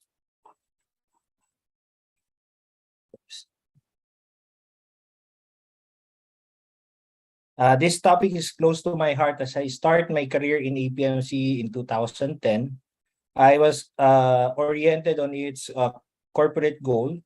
This is to conserve energy, implement non-capex initiatives, have a feasibility study on energy efficiency equipment, and etc. And because of this, year by year, we won energy awards from Don Emilio and Energy Efficiency Excellence Awards. 5 years ago, when I started to have a huge accountability over properties I oversee, I think winning in prestigious awards are bonus in professional life. The important things kasi is how to face our stakeholders, building owners, and tell them the activities and best practices that we are doing in our efforts in achieving efficient operation in the properties, especially during the peak of COVID pandemic. Ika nga, pahigpitan ng sinturon nung COVID pandemic. So, moving on, I divided my presentation into 3 main parts. First is our company energy and efficiency and conservation experience. Second, the background of Ayala Corporation's net zero goal. And lastly, the institutions that can help the end users. So I'll begin with our company portfolio. As one of the biggest property management company in the Philippines that covers more than 300 properties, We are offering widest range of property management services such as offices, residential buildings, malls, dormitories, estates, car parks, theaters, schools, museums, and direct cooling plants operations. Right now, we have 64 BPO buildings across 40 properties, 27 traditional office buildings across 25 properties. Moving on to the next slide, it will show you how we monitor our energy profile, overall annual impact, as we are managing 140 plus residential properties, 40 plus malls and retail sites, 80 plus office buildings and institutions, 20 plus estates, 40 plus car parks, and 7 DCS sites. This gives us an energy portfolio for average monthly energy consumption of 51,901,412 kilowatt hour, which is 30% lower versus the pre-pandemic level with an average peak demand of 149.68 megawatt, which is lower than 20% versus the pre-pandemic level. The graph shows the high contribution of our managed malls followed by managed office buildings for the sharing of total consumption. With these numbers, our overall annual impact is 622 gigawatt hour for energy consumption equivalent, 262 million liters of oil, and an emission of carbon dioxide to 443,000 tons that translate to 4.36 billion pesos of direct operating expenses on energy. Because of these numbers, if our corporate will not strategize on how to lessen our energy profile, it will be a big chunk for everyone to have these numbers. Also, despite the growth in our property volume, our overall efficiency index continued to improve year on year. Comparing it with the CEN Center for Energy and the CBECS, or the US Commercial Building Energy Consumption Survey, Building Industry Benchmark, our program is successfully in keeping our properties within the bounds of efficiency.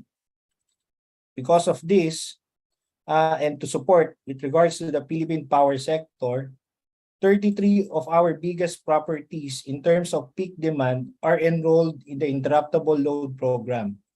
This is a voluntary demand-side management program that allows customers to operate their generating sets and collectively reduce electricity drawn from the grid during red alert status.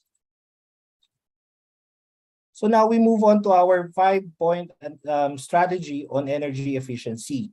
Our program developed key initiatives that contribute to the improvement of our properties. Energy performance targeting consumption, reduction on a short, medium, and long-term plan. Of course, we need to divide the tides in improving our energy performance. This is to immediately enjoy the return of these reductions. The program involves the review and implementation of strategic operations and adjustment to use on commercial energy conservation technologies, as well as the research on next generation innovations. So in management, we follow up the top-down approach as the management is actively involved in the direction towards the sustainable energy management and conservation. This commitment from top management drills down to the organization, ensuring a unified and consistent effort in achieving energy performance, improvement in minimizing the impact of our operation on the environment. From our CEO and president down to our COO to the corporate governance, technical support, and the sub-business units. Me from malls and offices, and other counterparts from residential units, estate, and Vismin group. Then to our respective property energy leads. So here now is the strategic execution plan of our company, as it presents our plan earlier that I mentioned with regards to strategies. So we start from data gathering, Then it will be evaluated by Energy Technical Support Group for consumption analysis. And then energy review, where they will analyze and benchmark the utility's performance and its application of new technologies to our property. We also engage performance contracting for huge projects. After the application, as you can see, there's three tables. It will be validated again by our energy technical team together with the property operations to compare the baseline data versus the actual data over the time it was used. So the first table that I mentioned is the first wave. These are the quick wins or the low-hanging fruits. Some of it is the replacement from conventional lights to LED, motion detection lights for car park lighting and fire exits, GMBD review to ensure that we are not below the agreed minimum demand. And thank you for Meralco for suspending the GMBD during the peak of pandemic. Also, we had reduction of equipment such as elevators when can be conserved without compromising the convenience of the passengers. Next is the chiller operation adjustments when the ambient temperature permits us to adjust accordingly. Also, approach monitoring for our chillers as we want to make sure that we are operating our chillers efficiently and properly maintained. Also, maximizing the usage of our capacitor banks and making sure our power factor are near the ideal. And lastly, the utilization of pumps, controls, and other various operational best practices in energy. The next table is the applied engineering solutions for energy efficiency. And these are the installation of ozone generators for cooling towers, variable speed drive for our pumps and motors, equipment replacement programs, maximizing the automatic usage of BMS and VFD, and the installation of high-efficiency motors and other engineering interventions. For the last wave, regards to the continuing study for cutting-edge technologies, here are the following items. First, the installation of oil-free chiller, or rather we call the smart chillers. Second is the thermal wheel. Third is a nanotechnology for HVAC, performance contracting, and other R&D studies. Because of this, we have garnered the first property management company in the Philippines to be certified under ISO 50001 of 2018. This is the fourth ISO certification, along with its earlier attained ISO of 9001 of 2015 for quality management, ISO 14001 of 2015 for environmental management, and lastly, for ISO 45001 of 2018 for health and safety management.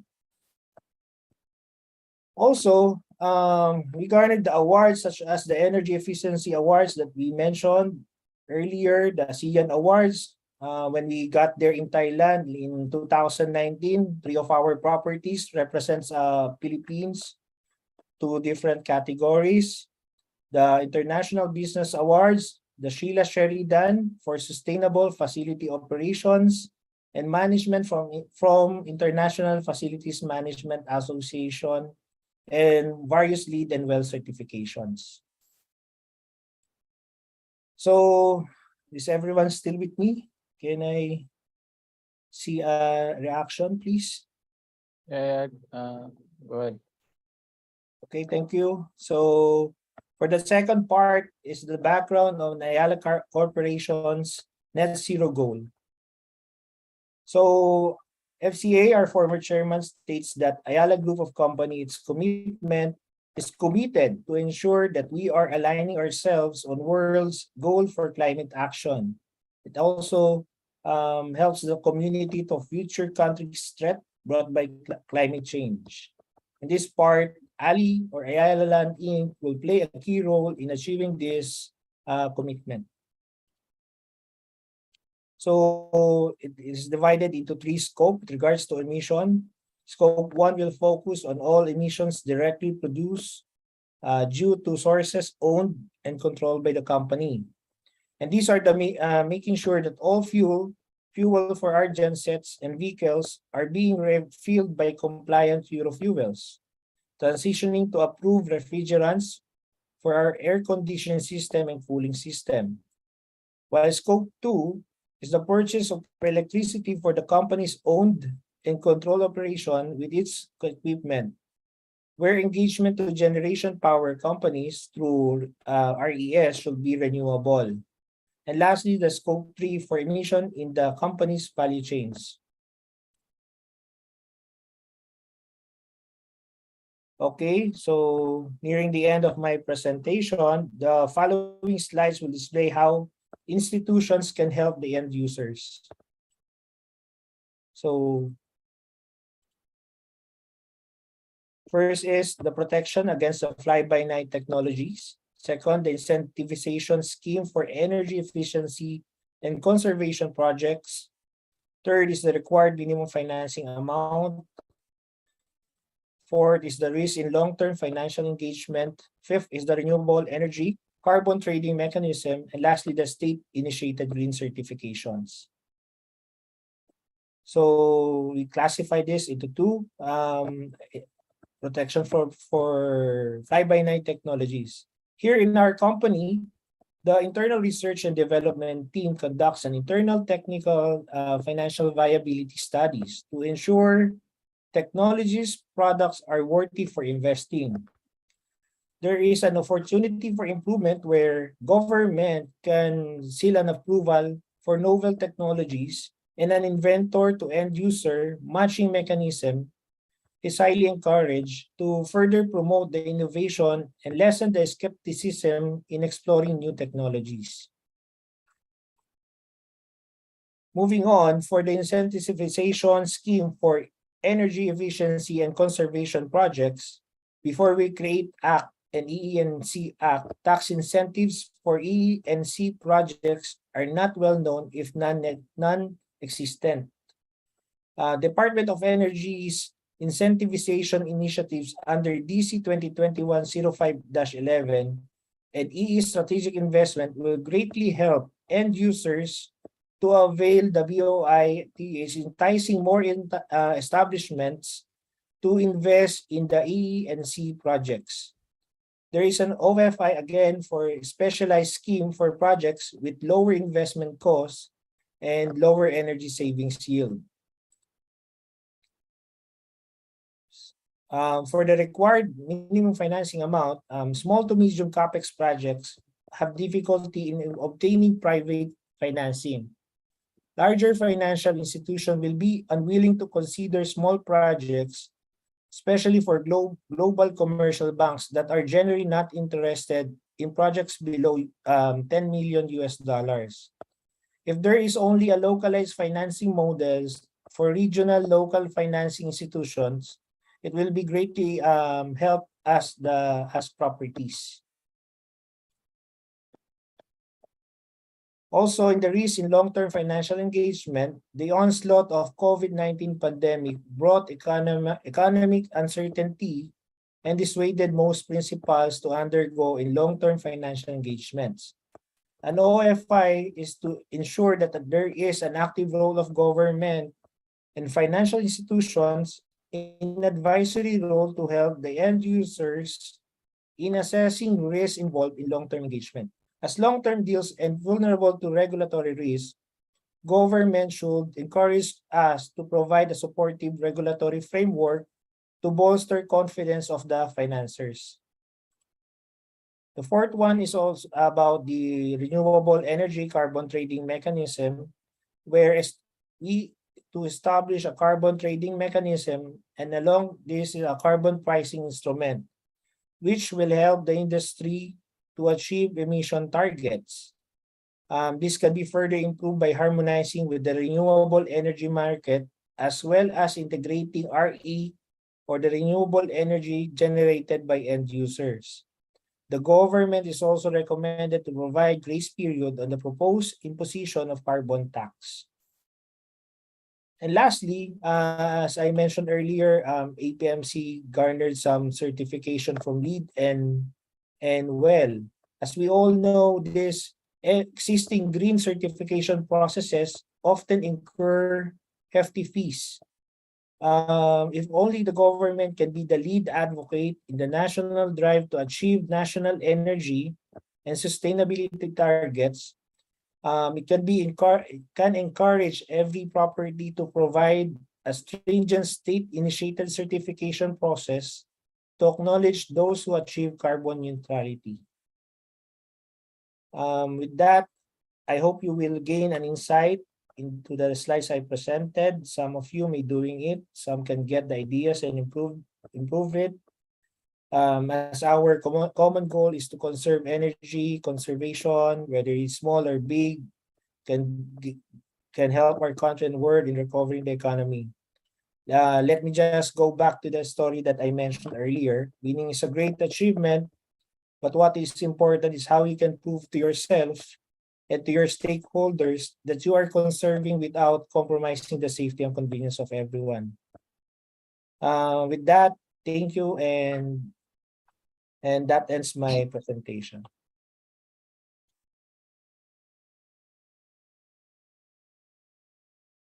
Thank you. Thank you, Sir Charles, for that very informative presentation. Of course, we hope that our attendees have gained the knowledge, or as you said, information, important information from your presentation. I like those the part of some part of the presentation, like the one you mentioned, like 5-point strategy on the energy efficiency. I think that's worth to emulate, not only in your in your type of business, but also in some other businesses. So for the questions related to the offices, this will be addressed to Engineer Charles later after the second or our next speaker. Okay. Yeah. So moving on, we now proceed to our next speaker for the same topic, but it is for the malls this time. Our next speaker is a graduate of Bachelor of Science in Electrical Engineering from the Lyceum of the Philippines, Manila. He is a professional electrical engineer, an outstanding energy manager in 2008 in Don Emilio Abello Awards for Energy Efficiency by the Department of Energy. He was the president of the IIEE Metro South chapter in 2019 and the deputy governor of IIEE Metro Manila region in 2021 and 2022. He was a speaker also of Energy Efficiency and Conservation Ask orientation for IIEE members last November 2019, and likewise a speaker for the topic Best Energy Efficiency and Conservation Practices, Mall Operations for IIEE webinar on December 12, 2020. He was also a speaker for Meralco Save a Watt to Energy Efficiency and Beyond on March 25, 2021. And he was also a speaker of SM Sustainability Tips on October 27, 2022. And currently the Assistant Vice President of SMEDD Operations. Ladies and gentlemen, please help me welcome our next speaker, Engineer Charles L. Singson. Screen is yours, Engineer Charles. Yes, thank you very much, dear Ian, for the better action. Thank you. For a moment, I will share my screen presentation.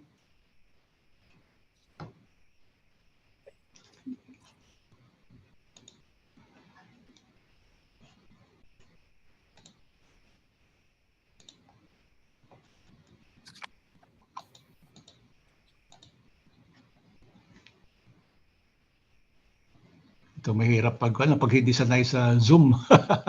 For a moment. Mas sanay kami sa MS Teams. Paano ba i-share to? Okay.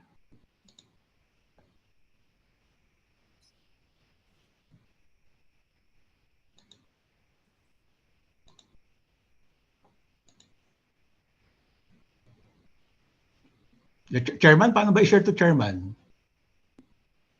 Yes, Sir Charles, ano muna, pindutin mo na yung share screen sa baba, yung may arrow button dyan. May share Yeah, screen dyan. And then after clicking on it, just click your PowerPoint presentation, sir, on the option. For a moment.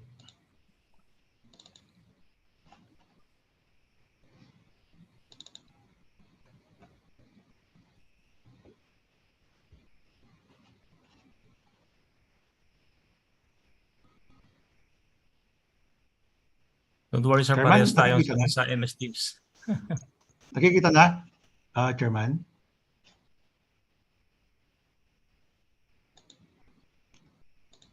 Wala pa Wala po, pa, sir. sir. Okay, sandali Windows. Entire screen. Sir, save mo muna sa sa desktop. Tapos doon makikita.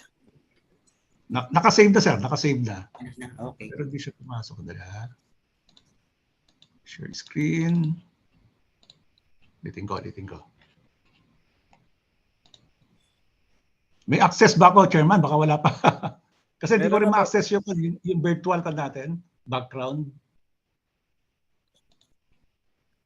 Mayroon na, tech team, no? Tech team? Parang wala pa. Okay.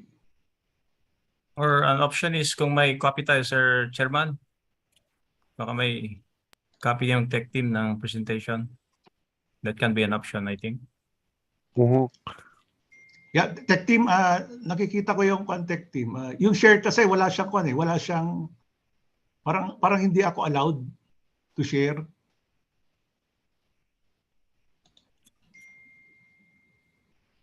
Parang wala akong access.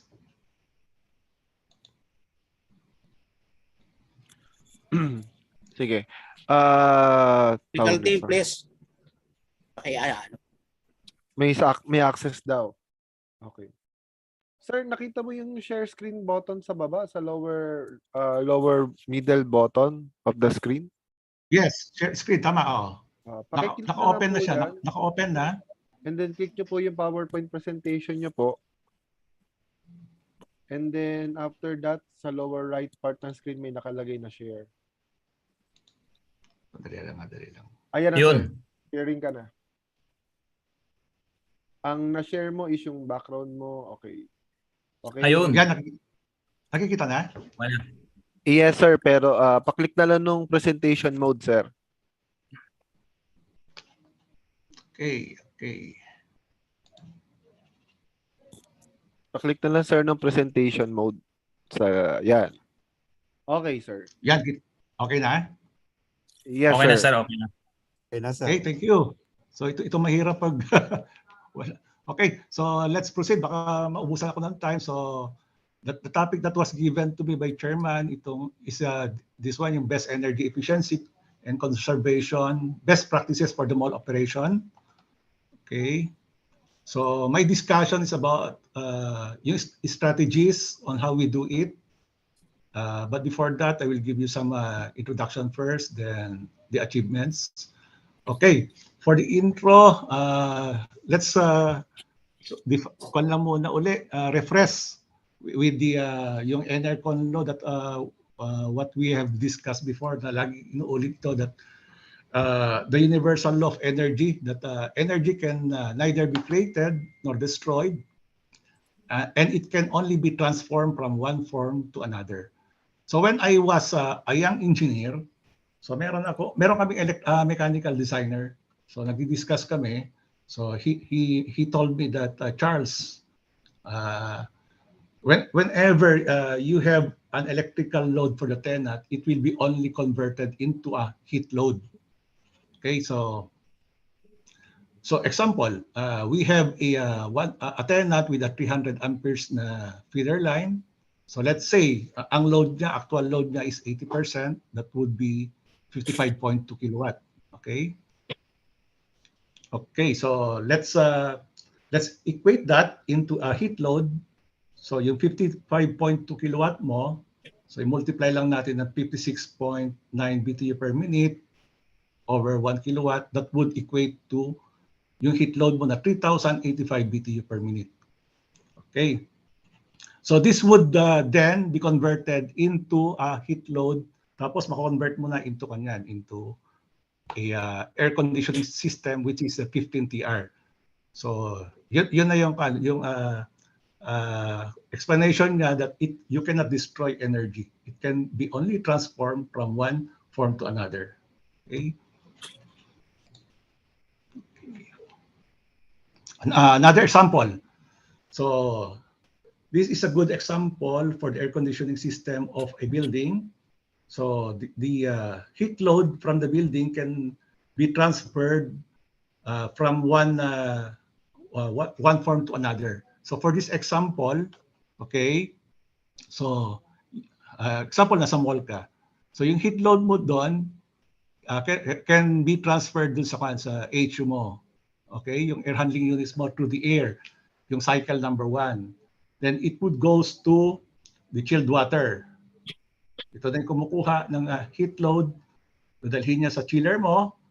Then for the refrigerant gas, nagta-transfer yung heat from evap to condenser. Then it goes to the condenser mo, to the cooling tower. Then it reject, not to the it now reject to the outside of the building. Okay. So I have taken this information from the DOE. Nakikita rito was that yung demand natin year to date is 16,568 megawatts na, okay? And yung total installed capacity natin is 27,000 megawatts. Okay. So on the right information naman, yung illustration dito, this is the power supply outlook to 2040. So nakikita mo rito na at 2025, yung demand natin is 21,019 megawatt na. Okay. So if you relate that dito sa graph na to, nakikita mo yung 2020, 2021, parang yun na lang yung natin, existing capacity. Over time, so kinukulang na tayo for the capacity. So by 2025, it is showed here na parang may committed capacity na, plus may mga new solar projects that would add to compensate yung demand natin na 21,019. Okay? Okay, so this is the actual natin ngayon, actual system power demand natin for 2021. So for the Luzon, it says here that 11,640, then Visayas 2,252, and Mindanao is 2,144 megawatt. Okay, so going back to the power statistics, meron kang grid doon, then may off-grid. Okay, yung off-grid, it represents ito yung mga kinikater ng NPC. One of our mall under off-grid is yung Puerto Princesa, yung mga islands natin. So, yan yung mga off-grid natin. Okay. So, ano yung mga benefits ng energy efficiency and conservation? So, help clean the environment, then save a watt. Ito yung question nga eh. Yung energy efficiency ba is a good efficiency, parang good for the business? Yes. Let's take this example. Okay. You have a mall. Then the mall has 16,546 kilowatt average demand. Okay. That would equate into an energy of 7,125,326 kilowatt hour per month. So gamitin mo na lang yung 8 pesos per kilowatt hour. So it would equate to 57 million peso. Okay? So at 10% na lang na target for the energy reduction. Okay, at that 10% would equate to 712,533 kilowatt hour per month. So Ang magiging cost avoidance mo for that is 5.7 million per month or 68.4 million per year. So magandang panto. Energy efficiency is a good for the business. Okay, so duplicate this to other buildings. So ang laki-laki na yung cost avoidance mo. Okay, then another is yung conservation. Instead of using yung elevator natin, let's practice to use our stairwell to go to our offices. Alam ko yung Meralco, ginagawa din nilang practice to eh. Even in our offices, ginagawa namin practice. So as a as a part of yung exercise.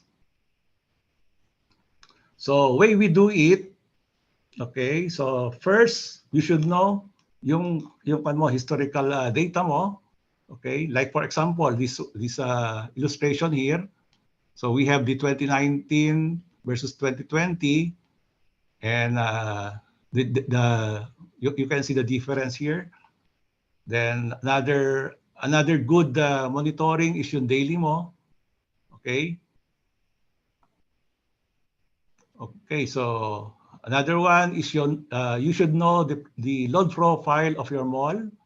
Like for the mall, yung profile ng mall is ganito, yung graph niya. Okay. So ito, yung graph.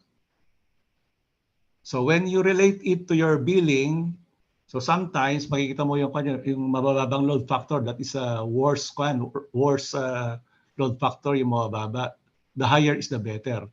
So like for example, this load factor, 60.96. Okay. And your energy is 1,478,750 kilowatt hour. So yung formula ng load factor, ito na. So kilowatt hour, i-divide lang natin sa 24 hours. Then the maximum demand mo and the number of days. So load factor mo is 60.96. Pag kinompute mo to, it would equate to 8.03 peso per kilowatt hour. Okay. So there are strategies wherein you can increase your load factor.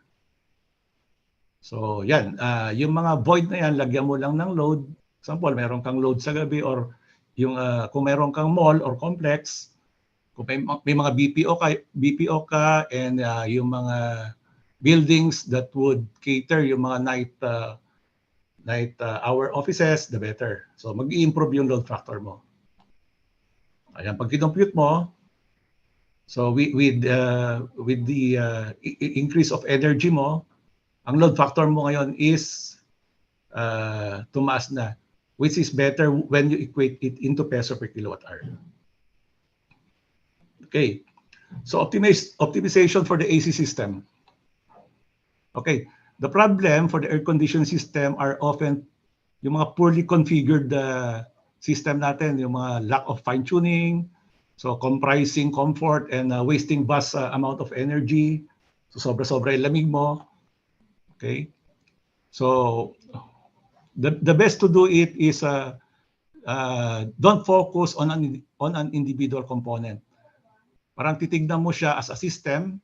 So we believe that the solution lies in controlling all the components together to maximum total efficiency.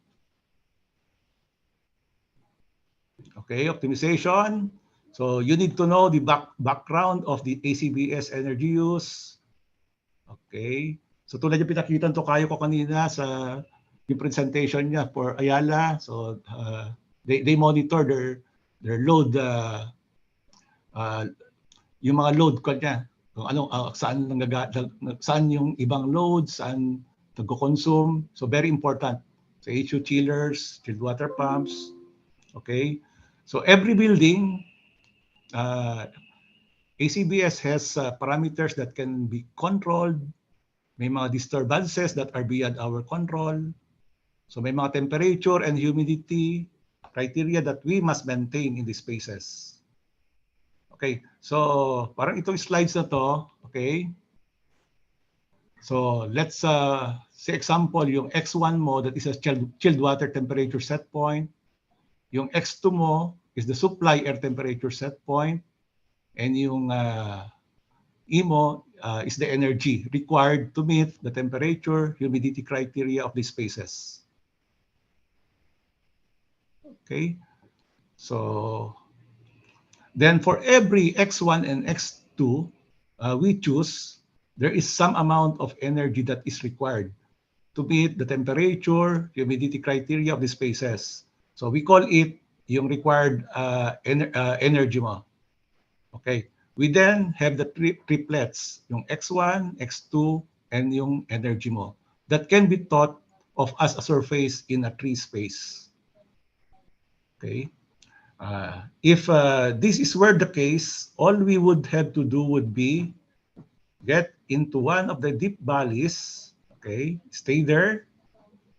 So easy all done on site. Pero unfortunately, this is not the real situation. Mahirap, maraming mga uncertainties.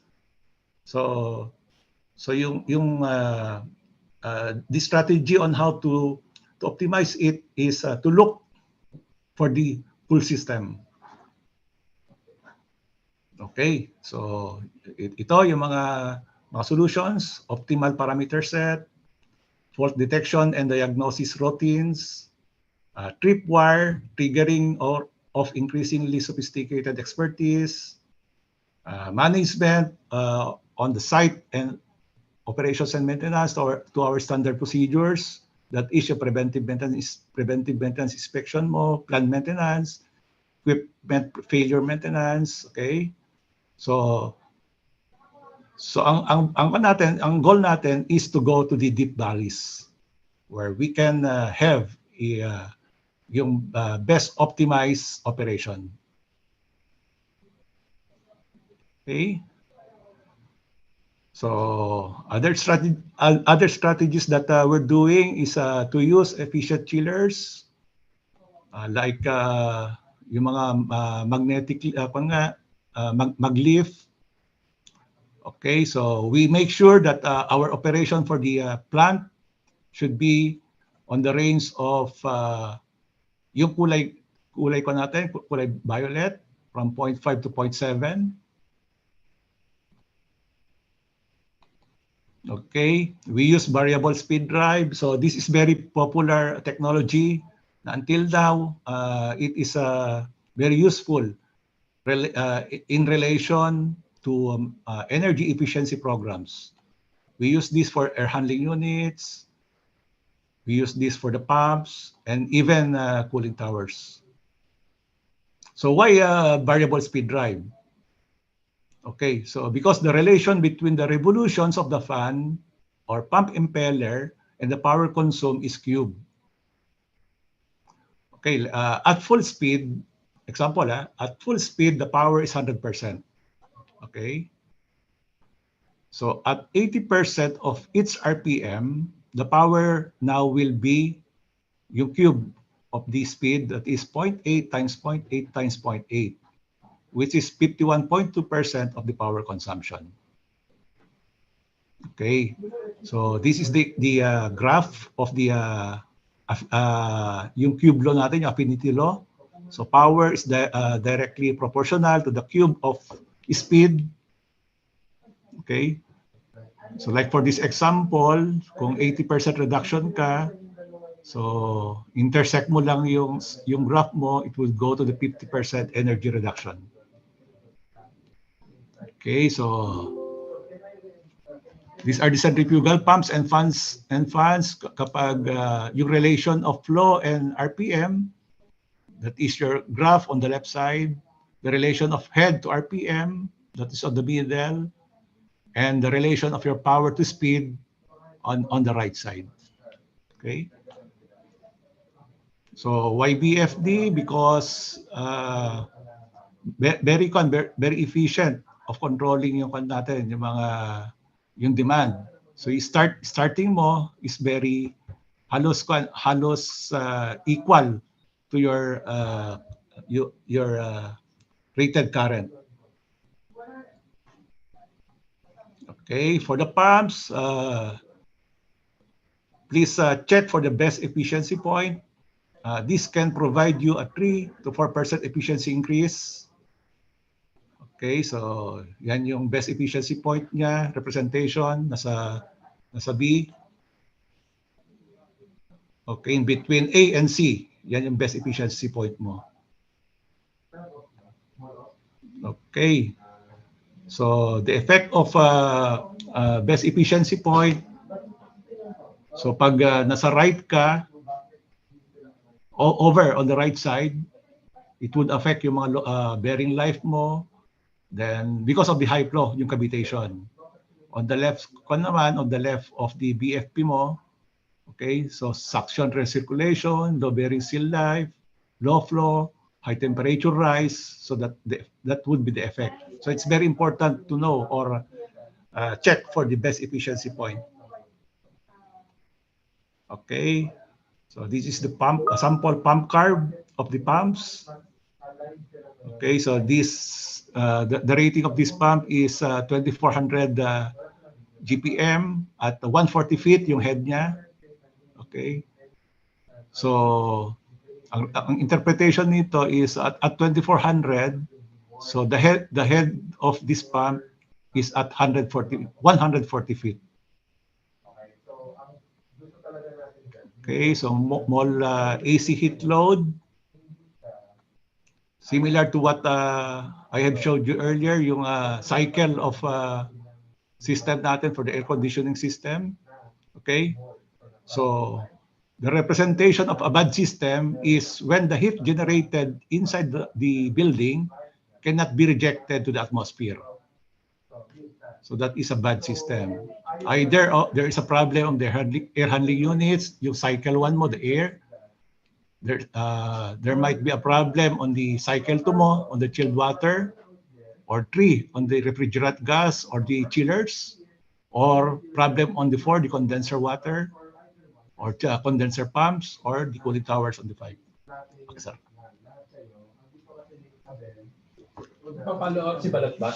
For a moment. Papalaot si Conrad Balatbat.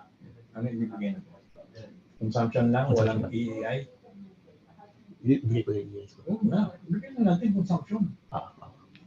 Just a recall to. Di ko na-mute. Please, sir. Sino gagawa? Sorry. Sorry. Can you still hear me? Chairman? Yes, sir. We can still hear you loud and clear. Okay, thank you. Okay, the good on the lower on the right side, yung lower illustration, that is this is the representation of a good system. So yung heat generated mo can be transferred 100% to your atmosphere or outside the building. Okay, for the maintenance, okay, so very important to maintain yung mga condenser tube of our chillers, both the evaporator and the condenser, to optimize the operation. Okay, so on the right illustration, yung before the cleaning, after the cleaning, so makikita mo yung effect, yung impact of the cleaning. Okay, rule of the thumb, every 1% increase in temperature approach, the efficiency loss is 3% sa condenser side or 5% on the evaporator. This is for the chiller. Okay, so other solutions that would the reason of the inefficiency of the buildings, ito yung mga deficiencies of the air handling units. Okay, deficiencies on the ductings. So yan, that would result to inefficiency of our air conditioning system. Okay, on the right illustration, this is the graph of our sample graph of our blowers for the air handling units. Okay, so the operation is between 1500 to 2500 feet per minute. If ever mali yung yung orientation of your yung ducting mo, dun take off ng air handling units, So yun ang effect nito is on yung graph, yung black graph na mataas masyado yung pressure mo. Okay? So the best orientation here is on yung front discharge mo with offset after 100% effective duct length. So mababa lang yung pressure mo, or meaning so less pressure, less resistant, the better. Okay, correction of deficiencies do sa mga cooling towers. It should be operate in a good condition. So dapat yung mga belt is in good condition, mga fields is in good conditions, mga fans. Okay. Okay, yung mga strainer should be clean. Okay, so more on maintenance to optimize the operation of our air conditioning system. Okay, another good solution is the solar PV system on top of the building. If you have a extra big area on the deck, so this is a very good solution to incorporate the solar PV system on top. So as an example for this one, as you can see, so with the solar during the operation, nakikita mo yung yellow graph.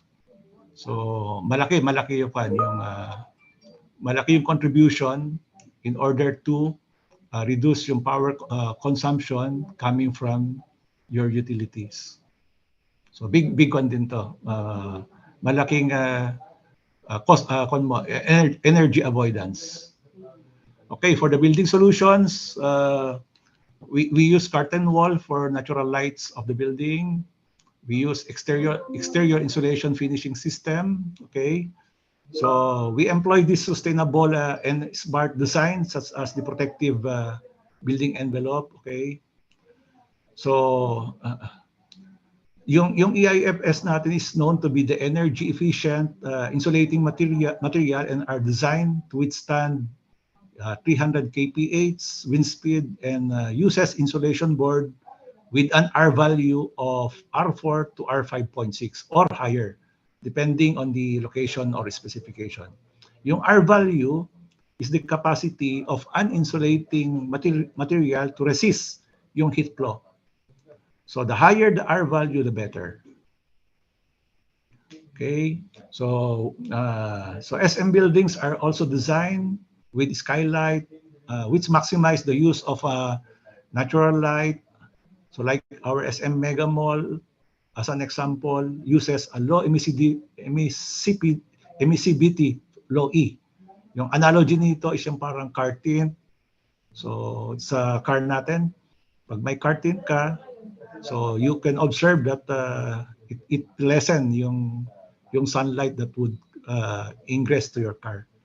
So our mega tower was granted as LEED Silver pre-certification because of the use of the insulated glass unit or IGU in its building envelope, which is good for controlling heat ingress to our building. So SM skylights are designed for excellent safety with noise and UV reduction qualities such as yung IGU that has parang yung in between, may spacing ka sa mga glass mo, so that would also create a better sunblock for energy efficiency buildings. Okay, so we use vestibules. Okay, so these vestibules is a solution in order to control yung ingress of outside air, because as we know, we are in a tropical country. So yung outside air is full of humid. Yung air mo, maraming water content. So if ever it enters the mall or the building, so it would add as another heat load. So when you simulate this entrance, kung gusto mong i-condition yung heat load coming from the outside air, so you might end up to 100 TR. or 60 TR air conditioning system. So additional energy. So it's better to control na with vestibules. This is usually located dito sa southwest natin. Okay. Okay, so these are sample of awards that we have taken during nung nauusap nung pa sikat pa yung Don Evelio Awards. Okay. So hindi natin magagawa or we cannot do the energy efficiency program alone. So we need management push and support in order to deliver a very good energy efficient building, and the support from them to implement yung mga energy efficiency programs natin. Okay? So we are very fortunate that our President Mr. Hansi, so he gave us some marching orders to put energy efficiency our top priority, and our improving performance shows we are on the right path. Okay? So ito, yung natin no, before. So we have a combined energy reduction of 13.78 million liters of oil equivalent, or 52.78 in kilowatt hours reduction. That was before when yung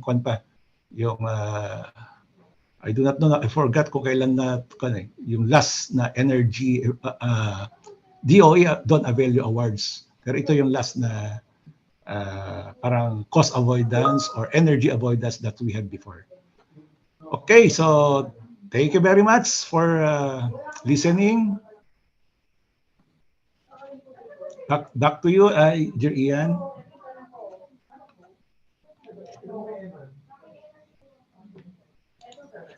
Okay, all right. Thank you. Thank you, Sir Charles, for sharing us your expertise on this field.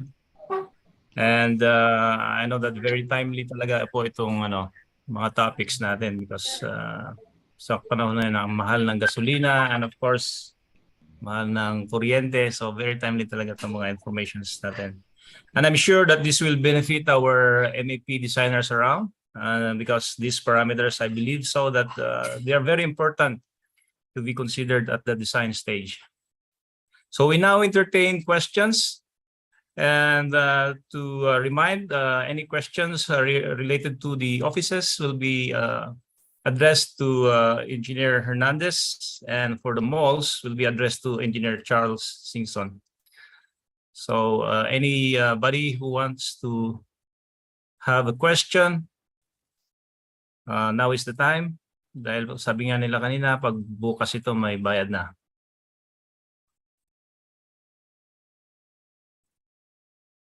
So reading from the feeds from our chat. So far, I didn't see any question yet.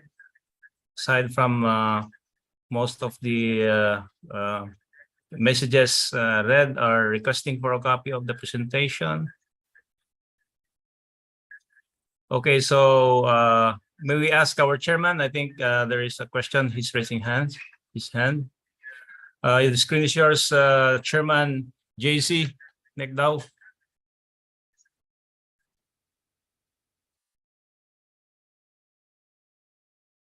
Nakalimutan lang ata ibaba.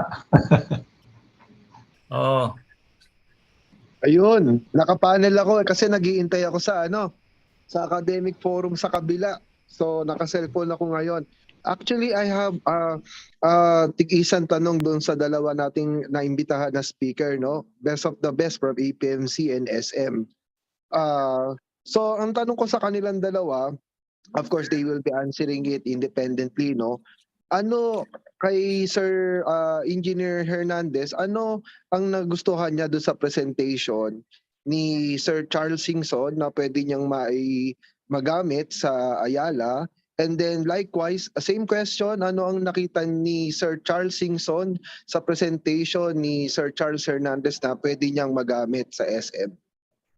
So yun po ang aking tanong.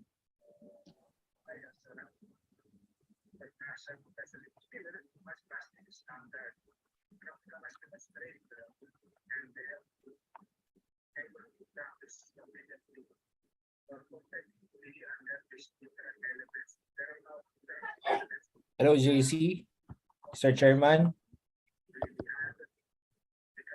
Yes, sir.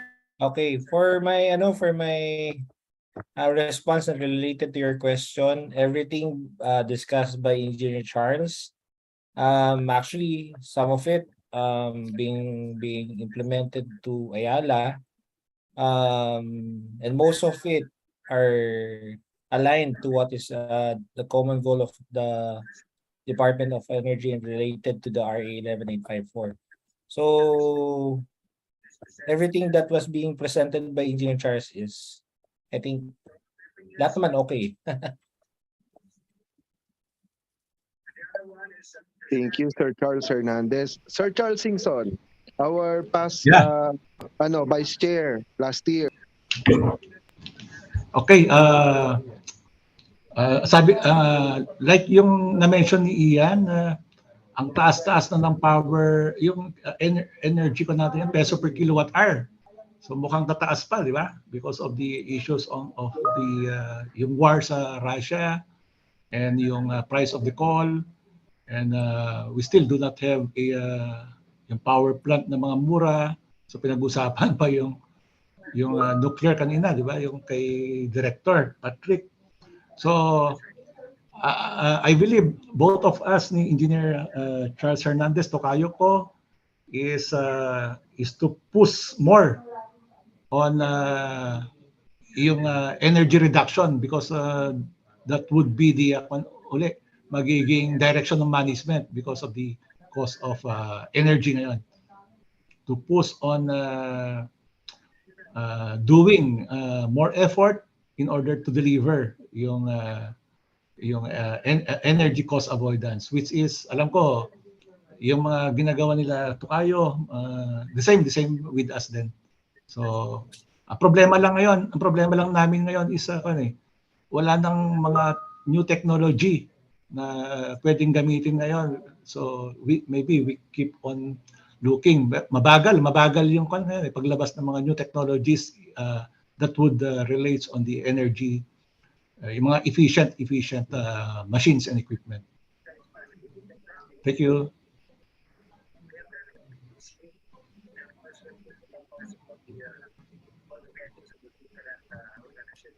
Thank you.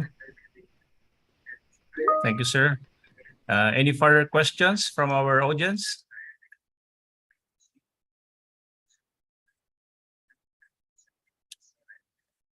Having none, I think we now proceed to the awarding of certificates. And for any further questions, you may type, of course, your questions to our chat box, and our experts will be attending to these questions through email. We'll be collating them, and we will provide the answers through email. Okay, so now moving on, we now come to the awarding of certificates to our speakers. For that, I would like to read the citation. Institute of Integrated Electrical Engineers of the Philippines Incorporated. This certificate of appreciation is hereby given to Engineer Charles Emil Hernandez for imparting valuable insights as technical presenter on the topic amidst pandemic, the role of RA 11285 and EECC in the country's economic recovery. EEC best practices for commercial establishments office category. During the simultaneous technical sessions in conjunction with the 47th Annual National Convention with the theme Leadership Rising Above Diversity Through Passion and Commitment Leading to the Road to Recovery, signed by Engineer Alberto R. Herrera Jr., 2022 IIE Vice President for External Affairs, signed by Engineer Lendon R. Bague, 2022 IIE Vice President for Internal Affairs, signed Engineer Esperanza A. Collado, 2022 IIE National Secretary, and signed Engineer Feliciano F. Padua III, 2022 IIE National President. Also would like to present the certificate of appreciation to Engineer Charles Singson for imparting valuable insights as technical presenter on the topic amidst pandemic, the role of RA 11285 and EECC in the country's economic recovery, EEC best practices for commercial establishment, malls category. And this is signed by Engineer Alberto R. Herrera Jr., 2022 IIEE Vice President for External Affairs, Engineer Lyndon R. Bage, 2022 IIEE Vice President for Internal Affairs, and Engineer Esperanza A. Collado, 2022 IIEE National Secretary, and Engineer Feliciano F. Padua III, 2022 IIEE National President.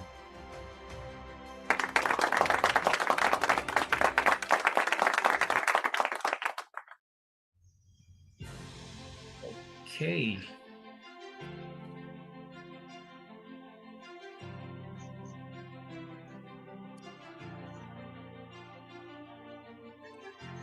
Thank you, partner. Are you there?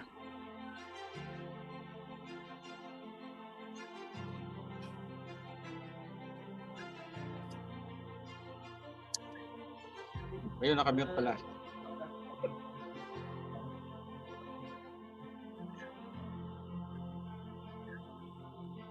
All right, so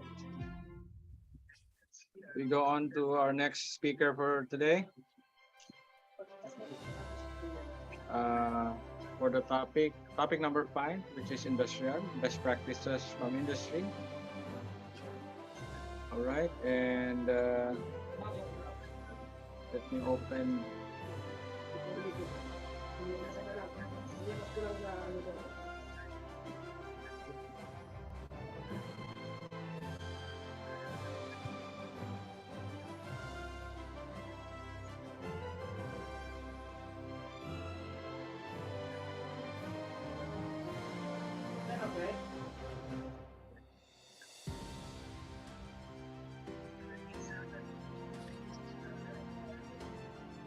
A little bit slow, ano?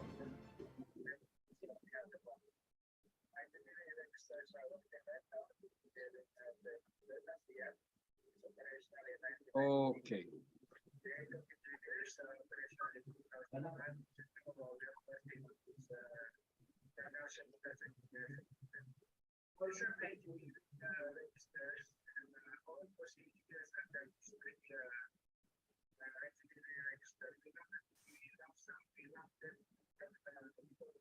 She's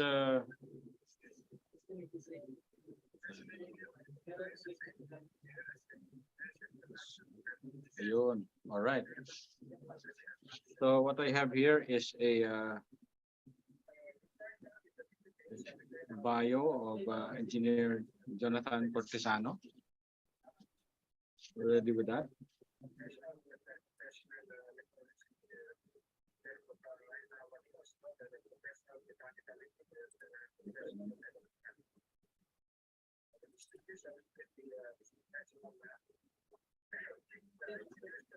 Okay, sige.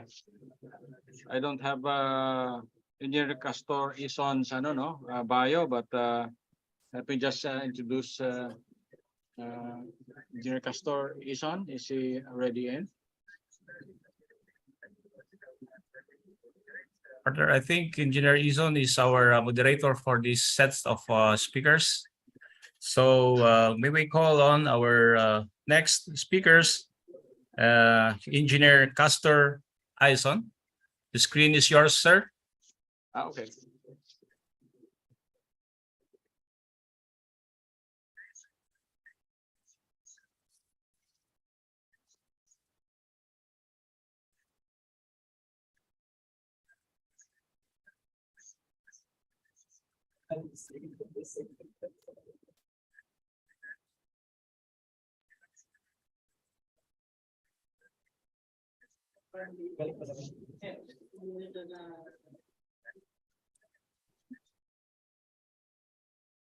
Wala.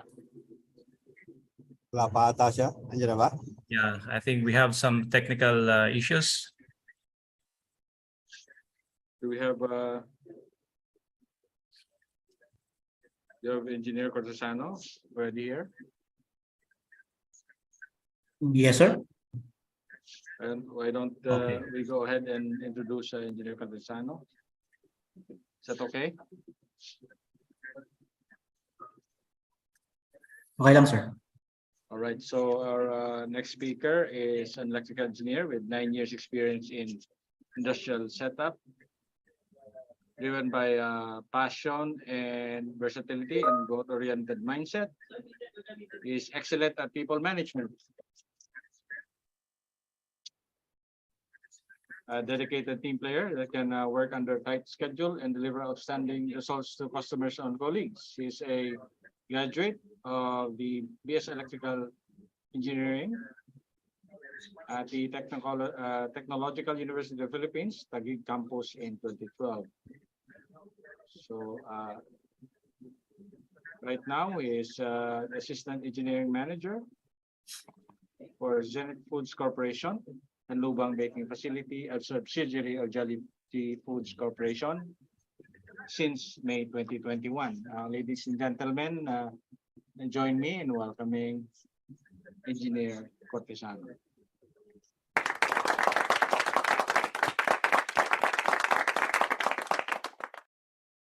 Good afternoon. Audible po ba ako? Yes, you're coming in loud and clear. Yes, thank you. And kita na po ba yung presentation? Yes. Yes, sir. Kita na po. Okay. So thank you for that introduction, sir. So good afternoon. I'm Jonathan Cortesano from Zenith Foods Corporation, which is a subsidiary of Jollibee Foods Corporation, basically, which is serving the corporate supply chain, which serves the brands for, alam nyo na ho siguro yung mga brands sa Jollibee. Marami yan, such as the Jollibee, the Greenwich, the Chowking, Mang Inasal, and other brands So for topic for this afternoon, I will be sharing the energy efficiency and conservation industrial best practices in terms of a food manufacturing setup. So as a starter, naman na itong pandemic is nakapagbabagsak sa mostly ng mga industrial plants here in the Philippines and abroad. So as all know, Jollibee has impacted by this COVID pandemic, since which mostly kami ay serving the fast food chain, so in the Philippines and abroad. So yun. So as a quick background, medyo the energy efficiency and conservation has been implemented na mas matindi during the pandemic period, which saved the whole commissary or the corporate supply chain in terms of cutting the negative NOI for the commissaries. So this is to the energy saving initiatives introduced by the corporate supply chain. So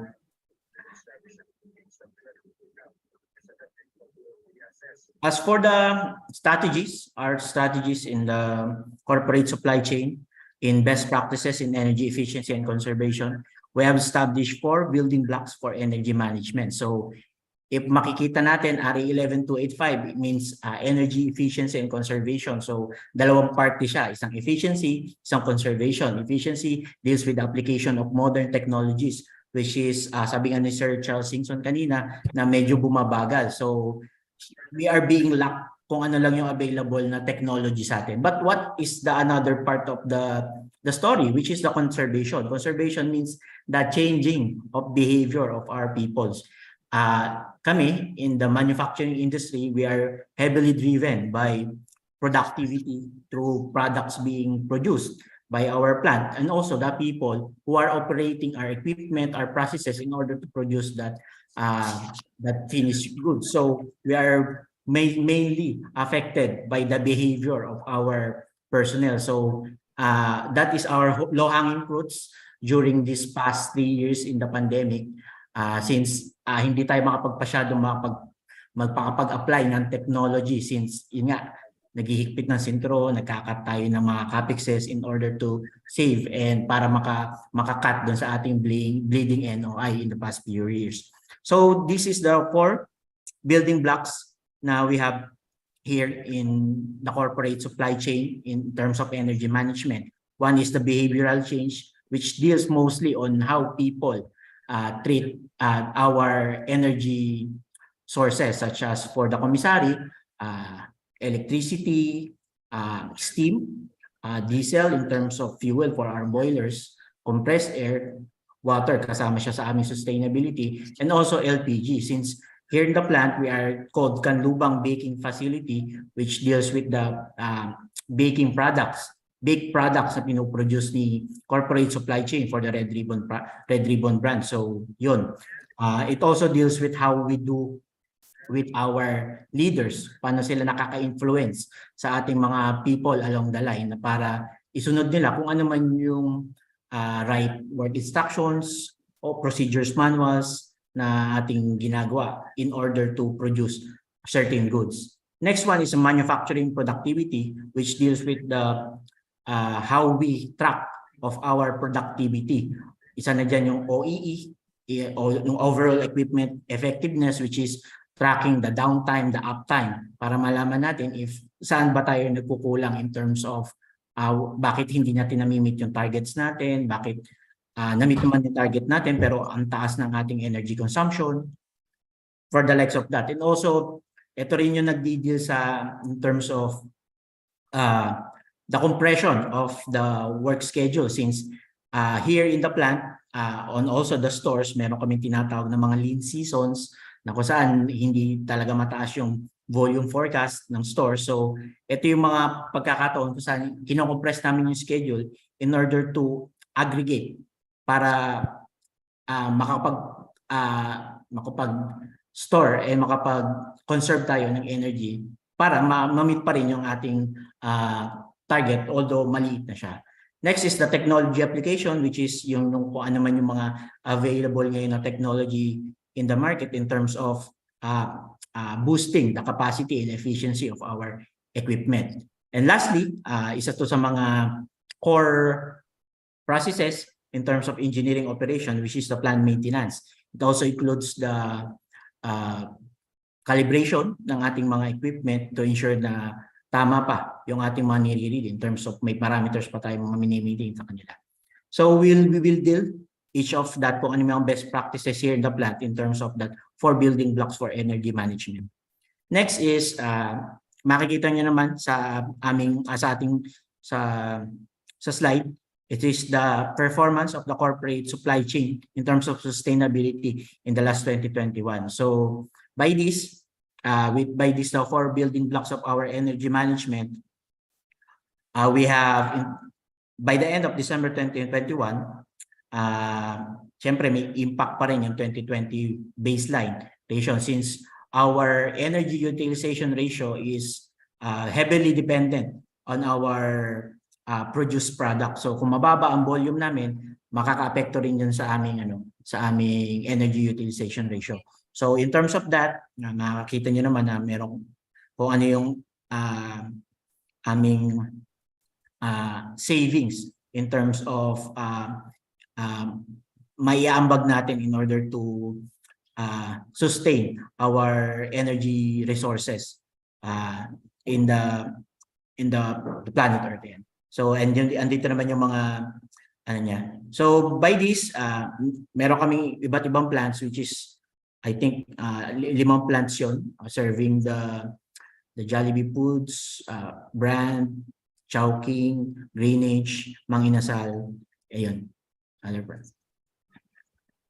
Next is, this is the performance of the plant, the Canlubang Baking Facility for the 2021. In terms of, as you can see, naka-base yung aming EUR, yung aming energy utilization ratio in terms of percentage of sales. So makikita na naman dito yung actual utilities as of percent of sales, the electricity use ratio, fuel, and the LPG use ratio. So makikita nyo may ilang months na medyo hindi off target kami in terms, ayan yung mga months na lean months. So We're a new plant, basically just 4 months pa lang, 4 years pa lang kaming nasa business. So medyo kailangan pa namin improve yung side na yan. But I think it's a very good start for a newly established plant. First and foremost, sabi nga kanina, what you measure, hindi mo, kung ano yung hindi mo nakikita, hindi mo mame-measure. So as our first approach in energy management is to know what is our load profile. Kung ano ba yung kumakain ng electricity and energy during our processes. So basically on this slide, makikita nyo, number one na nasa number one list ng aming significant energy users is a refrigeration system or ang refrigeration plant namin, which encompasses 30%, nearly 30% of our total load demand. So sumunod yung mga processes dyan. So in terms of technology application, yun yung in-applyan namin ng efficiency measures, rationalization in order to trigger and reduce our base load. So the other items, pwede na natin siyang applyan ng mga tinatawag natin yung plan maintenance natin, behavior changes, and productivities na pwedeng i-apply in terms of manufacturing, food manufacturing. So first in the line is, I think this is the behavioral changes. So in terms of behavioral changes, makikita nyo naman, it dearly remains on establishing routines and habits. So in terms of energy conservation, ito yung ginugroom natin na yung energy mindset, sabi nga ni DOE, ni Secretary kanina, ni Secretary, tama, in DOE, energy conservation is a way of life. So in terms of energy management, yun yung gusto nating i-implement o establish, i-calculate sa ating mga personnel na yung energy management maging kultura or habit na. So by this, in terms of utility operation, meron tayong mga nilalagay dyan ng mga utilities monitoring log sheet, link inspection, mechanical ventilation, fan cooling, daily monitoring log sheet, kung saan ito yung mga to, naka-angkla siya sa ating work instructions, operations manual, kung saan doon na nakatitali kung ano yung step-by-step natin gagawin in terms of how we operate things, how we monitor things, kung saan hindi na tayo malalayo doon sa standard na in-establish natin na operational guidelines. In which, kung nagkaroon man ng deviation, ibig sabihin natin na tumaas yung energy consumption natin, sabihin natin sa isang manufacturing line natin, ang mabilis natin siya makikita through root cause analysis. Kasi titingnan lang natin if nag-deviate ba tayo sa tamang work instruction, na-monitor ba natin yung mga parameters natin, na-check ba natin ng tama yung ating mga equipment before we operate that, yun. So yun yung mga bagay. And also, ito yung tinatawag natin na leadership influence at leader Gemba Walks, kung saan ini-encourage natin yung mga line managers natin, line supervisors natin, line leaders natin, to once in a while na maglakad sila sa line in order to have a new perspective. Kasi di ba pag operator tayo, medyo nai-immune na tayo sa mga bagay na lagi namang sira yun. So, hindi mo na tinatawag kasi mas marami kang importanteng gagawin. So, if ikaw ay napadaan ka doon as a line leader, line manager, line supervisor, or line assistant manager, so magkakaroon ka ng bagong perspective sa mga bagay-bagay. Oh, dapat hindi naman ganyan yan. So, if yan isa yan sa mga driver natin for energy consumption, makakatulong sa atin yan para ma-avoid or ma-lessen natin. Sabihin natin, leak ba yan? Sira ba na insulation? Nakakapagbaba ng ating parang sa steam natin? Yun, para mga ganung bagay. Yan, isa pa yan sa mga bagong perspective na ni-introduce ng line Gemba Walks. And also, kasama nga namin sa energy management system is the number one na gagawin natin sa commitment from the top management. So they have all the influence na meron sa isang company. So if masik natin yun, masot natin yung influence na yun or commitment from them, mas mabilis nang mapasunod yun sa baba kasi yan ay nasa taas. And also, energy management is not just hindi lang siya isang team. Engineering lang, hindi lang siya. But engineering management is, energy management is a collective effort. So if you are in a production setup, in a manufacturing setup, you will you will have a collaboration with other departments such as the manufacturing, which is the main driver of the energy consumption, with the QA to ensure that the technology applied or the processes applied na may kinailangan sa energy savings ay hindi nakaka-apekto in terms of product quality and other more. And also, part of our manufacturing productivity is the production scheduling. So dito sa Canlubang baking facility, meron kami tinatawag na peak seasons or the red letter days. Alam niyo naman, in terms of cakes, ito yung Christmas, New Year, Mother's Day, Father's Day, and Valentine's Day. And meron din kami tinatawag na lean seasons kung saan hindi naman kabentahan yung cake sa market. So yan yung mga after January, after New Year, March, April, July to October. So ito yung mga months na kung saan heavily na ini-schedule namin yung plant maintenance. So during peak seasons, syempre mataas ang target. We're doing 2 shifts, both normal 2 shifts. Ito yung nangyari sa atin during the pandemic. Nahati tayo sa 2 shift, Team A, Team B, in order to comply with the DOH na kung saan 50% lang ng manning ang dapat in operation para less yung physical distancing masusunod pa rin. So we have two shifts both at normal operation 24/7. Ayan. So during lean seasons, ang ginagawang strategy is the first shifts or the other shift, siya lang yung nagkakaroon ng production operation. So yung second shift or the other shift, ang ginagawa lang niya is the preparation for raw materials needed for the production operation. So dito, lessen yung tao na gumagamit ng utilities sa second shift. And also, no Sunday production as part of the compressed schedule. Next, also as part of the manufacturing productivity and also part of the OEE, which the overall equipment effectiveness na chine-check ng management is the downtime tracking.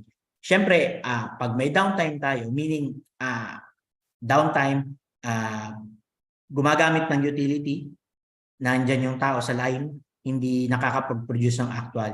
In terms of our business style, na kung saan heavily reliant kami sa production, sa products na produce namin, medyo mortal sin sa amin yung mataas sa downtime. So, in terms of downtime tracking, tinitingnan namin yan, meron din kami baseline in terms of kung ilan na ba yung downtime namin, may allowable lang kami. And also, in terms of downtime tracking, kine-check din natin yan kung ano yung mga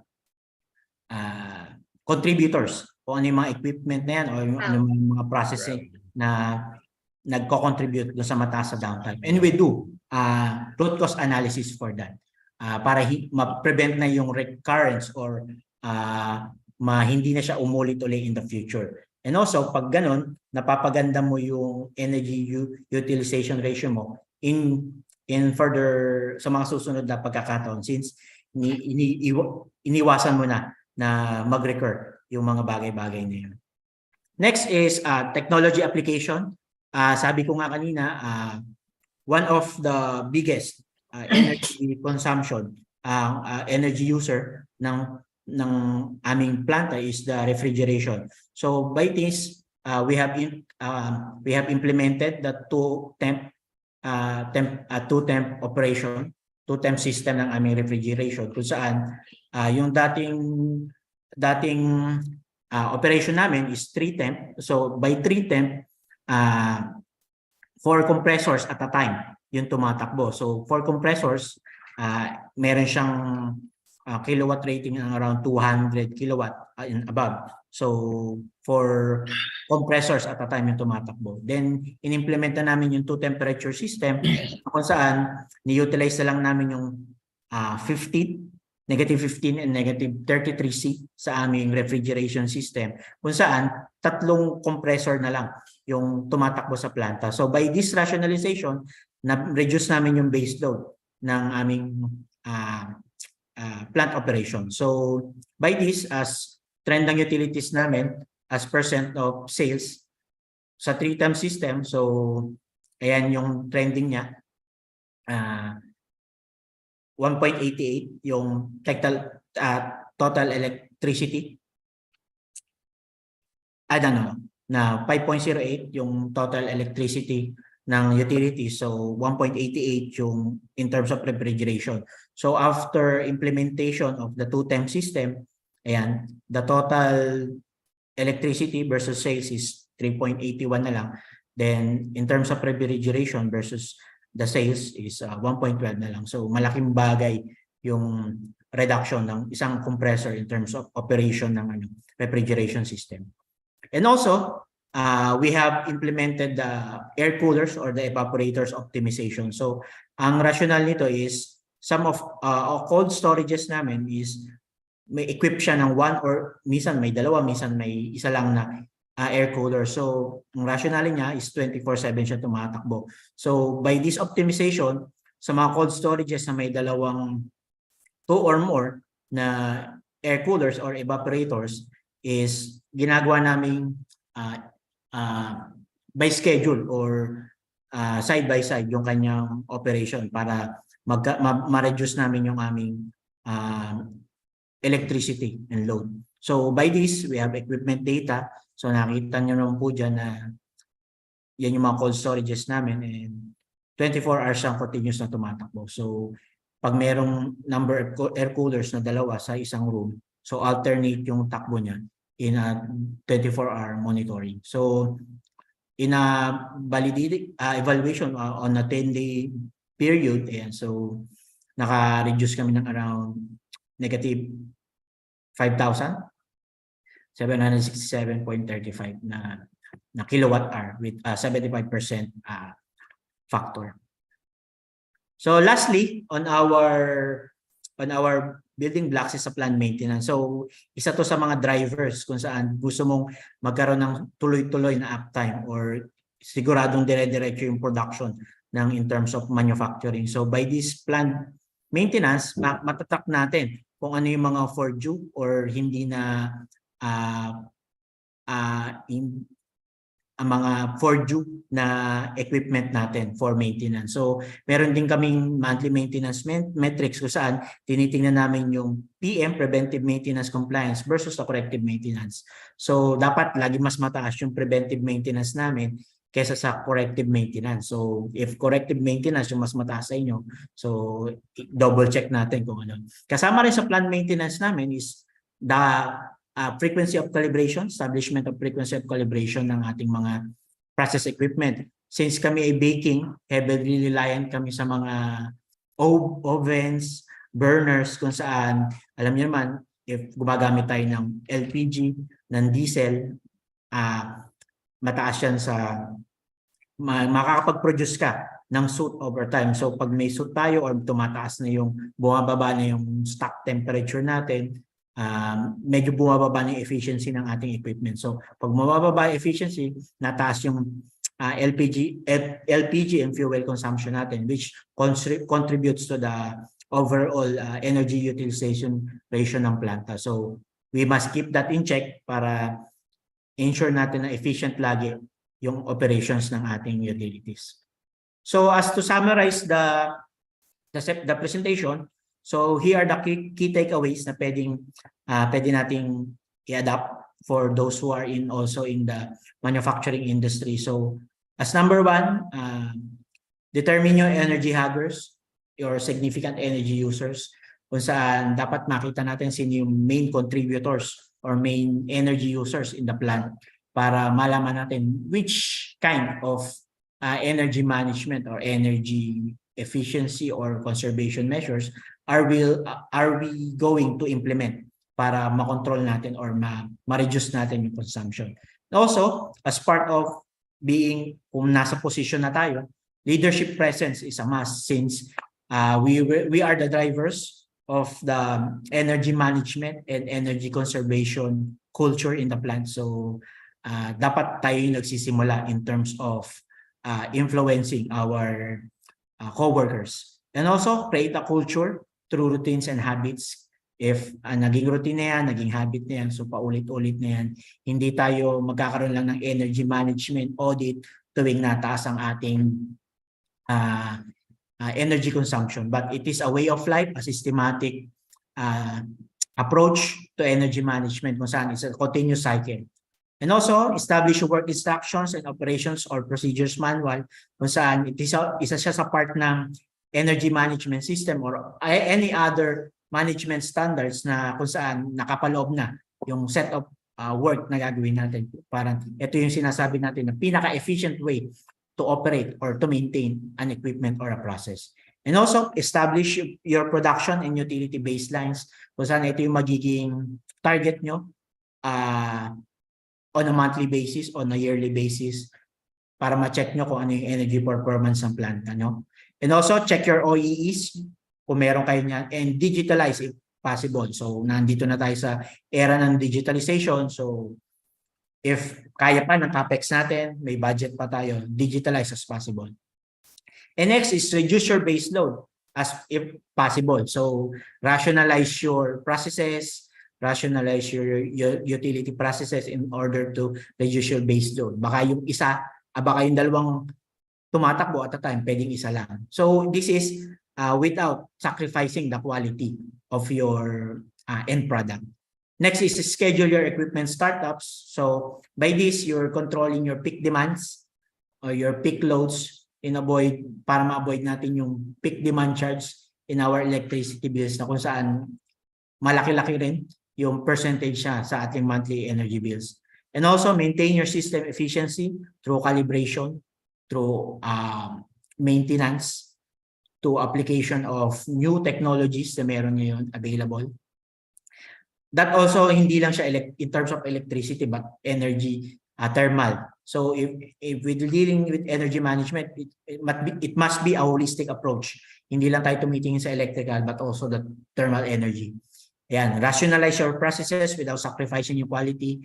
Establish a frequency of calibration, kung semi-annual ba yan, annual ba yan, or kung ano man yung sinet nyo standard. Mas maganda if at loss kayo, lalo na sa mga matatandang equipment na or matatandang planta na, always check your equipment manual or your OEMs for the recommended frequency of calibration. And also, lastly, digitalize your maintenance system. So, as pag you're using the old system na mano-mano pa, may mga times na makakalimot ka na for na pala ang isang bagay.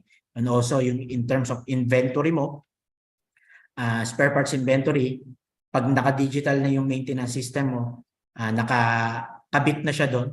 And also the stock level of your spare parts inventory. This is to ensure na pag may equipment ka nag-downtime, meron ka readily available lagi na spare parts para laging maganda at mabawasan yung downtime ng ating equipment para mas maganda yung energy utilization ratio natin. So I think that's all for my sharing for best practices in terms of food manufacturing. So thank you. All right. Thank you very much for that presentation, Engineer Cortesano. I'm sorry we will not be able to entertain questions at this time because we're running out of time. So we have another presentation to be done by go straight to introductions. No, is to be done by Engineer Eduardo D. Emata Jr. He's a PE. He's a CEM.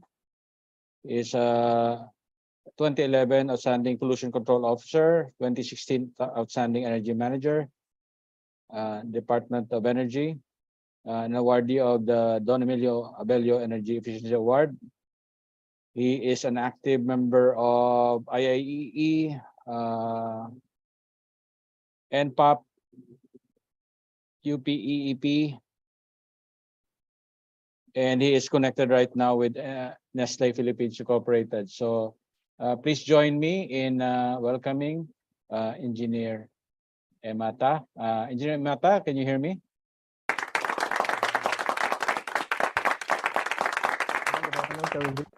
Can you hear me now? Yeah. I can hear Okay. you. I'm sorry. so- We don't have time really, so can you collapse your presentation to 15 minutes? Yes, Thank basically. you. Okay, so I have only Okay. 15 minutes.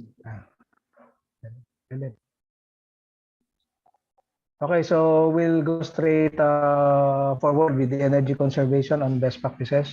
Can you see my screen now? Yes. Go ahead, please.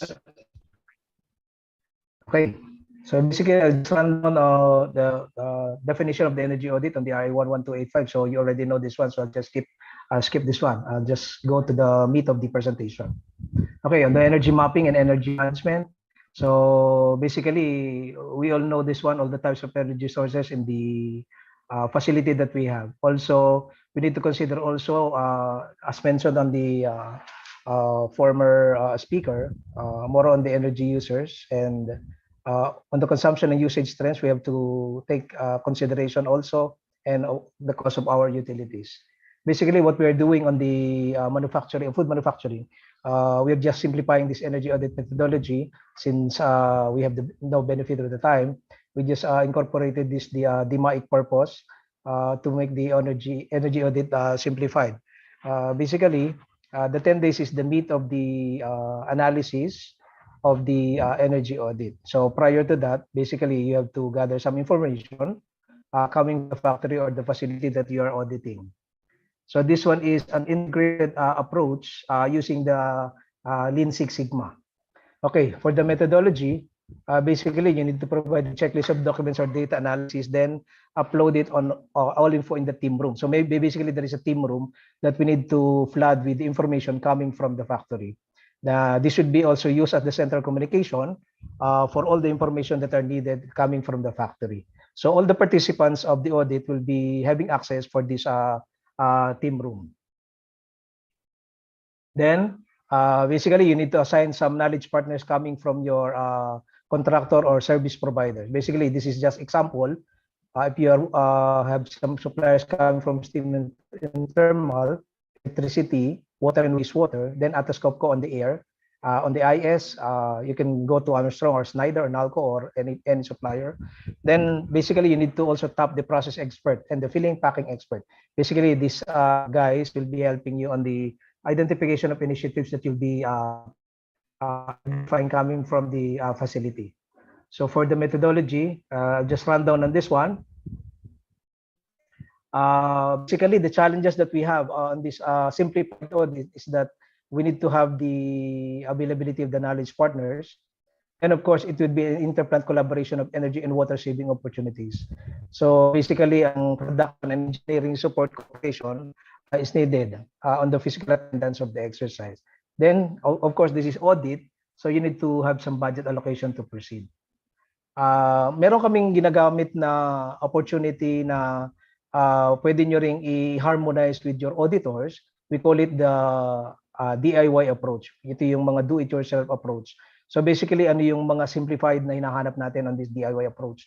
So basically, you need to have this project name, then the project description, then the financials bearing the ROI of the project, how to implement it. Then you go for the project brief and methodology of execution. And of course, there will be some drawings and reference technical data kung may available. No? So basically, just share with this is the simplified methodology for the DIY approach. So you need to invite some participants to attend. Then present the current energy and water performance. Discuss your targets and expectations for the year. So you have already set your target for 2022. In case that you're doing it in the 2023, then you will be setting a standard for this one.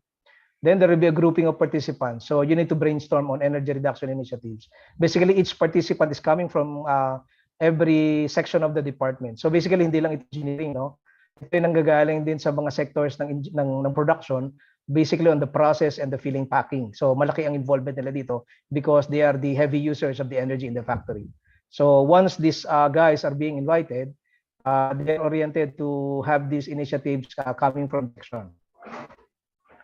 Then all of the list coming from the participants will be collated. Then it will be reviewed for a long-term and short-term initiative.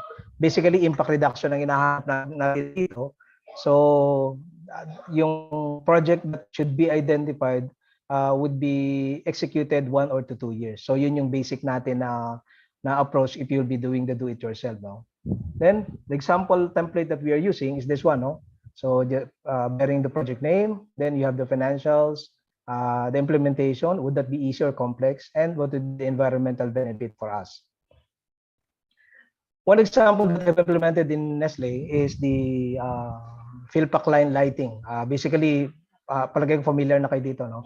This is the installation of solar tube and massive LED lighting installation. So basically, I've invested somewhat 740,000 for this project, but the annual savings reached to 1.89 million. So it would not be very hard for me to have an ROI of 0.4 years. So this would be on the easy side lang na implementation. Dun sa benefit natin, I have saved 290,833 kilowatt hour for the entire year. So 1.89 million na electricity savings is not is really have an impact on this project, no? So doon sa food manufacturing, basically you need to have this closed room. So syempre gumagamit ka pa rin ng mga lightings, no, during the daytime, but during the daytime we managed to shut off those lightings and replace it with these solid tubes. Basically yung solid tubes ngayon, kung nakikita ninyo, meron na ngayong bagong labas na solid tubes that the LED is being integrated on that one. Basically yung principle lang naman ito, basically it is getting the sunlight, then it is being diverted downward to the focus of lighting using the prism technology. Then the heat would be dissipated by this technology. So no heat will be entering the building or the room. The second one that we've implemented is that the wastewater treatment blower replacement. So basically, meron tayong mga sequential bus reactor, basically on the hotels, ito mga basic, no, mga domestic wastewater treatment. We have this Churumi blower, which is a direct driven replacement using high efficiency unit ng Atlas Copco. So we invested around 1.3 million on this project. Then the annual savings that we got is almost 0.7 million. No? So basically, ang payback nito is 1.87 years. Malaki-laki rin yung kuryente nito, no? So it reached out about 106,667 kilowatt hour. Translating itong gigajoules, that is only 384. So basically, kung meron kayong series ng mga ganito, yung mga direct driven na Churumi blowers, you could consider replacing it with the high efficiency unit. So more on additional information, since we have seen this presentation, ang ginagawa namin sa food manufacturing, basically yung lahat ng mga KPIs that are being laid down with the management side, sinasama namin lahat ng KPI regarding sa energy.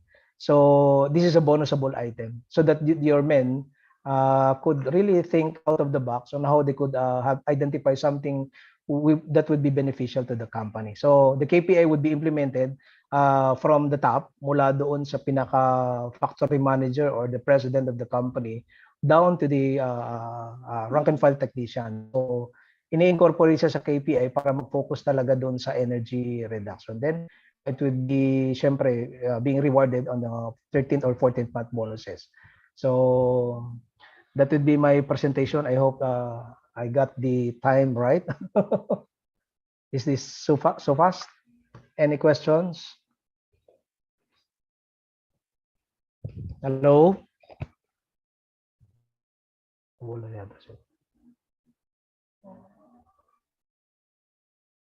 Hello?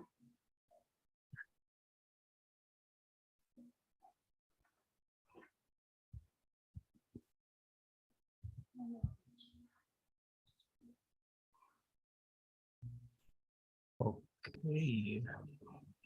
So any question from the group, from the audience?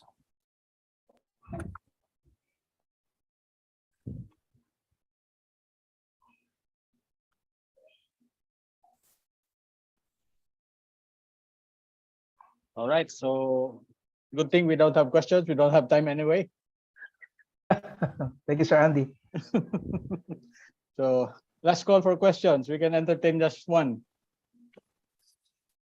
for both presentations? Okay. Having none, let's go with the awarding of certificates. Can we show that on the screen, please?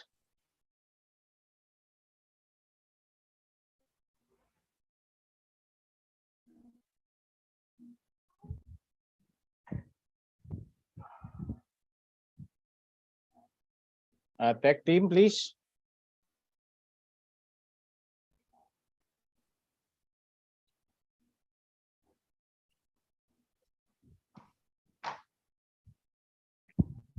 Ayon. Okay, so the Institute of Integrated Electrical Engineers of the Philippines, Inc., IIEE, during the 47th Annual National Convention, awards the Certificate of Appreciation to Engineer Jonathan E. Cortesano for imparting valuable insights as technical presenter on the topic amidst the pandemic, the role of RA 11285 and EECC in their country's economic recovery, EECC best practices for industrial sector during the simultaneous technical sessions in conjunction with the 47th Annual National Convention with the theme Leadership, Rising Above Adversity Through Passion and Commitment, Leading on the Road to Recovery, held on November 7 to 12, 2022 in Manila, Philippines via Zoom conferencing, given this 11th day of November 2022.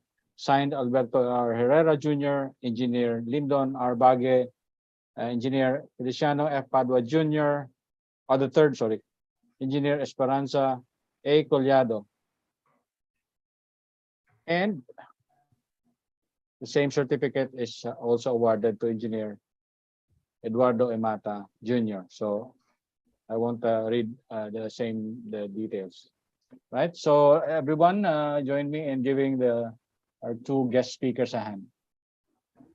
Thank you very much, Engineer Cortesano, Engineer Emata.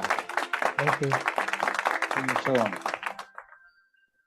All right, so at this point, partner, I'll turn it over to you for our next topic. Well, thank you, partner. Ising pa ba? May kape tayo eh, oh. Large. Okay. Okay, so thank you once again, Engineer Andy. So we have heard much about our speakers from the best practices from.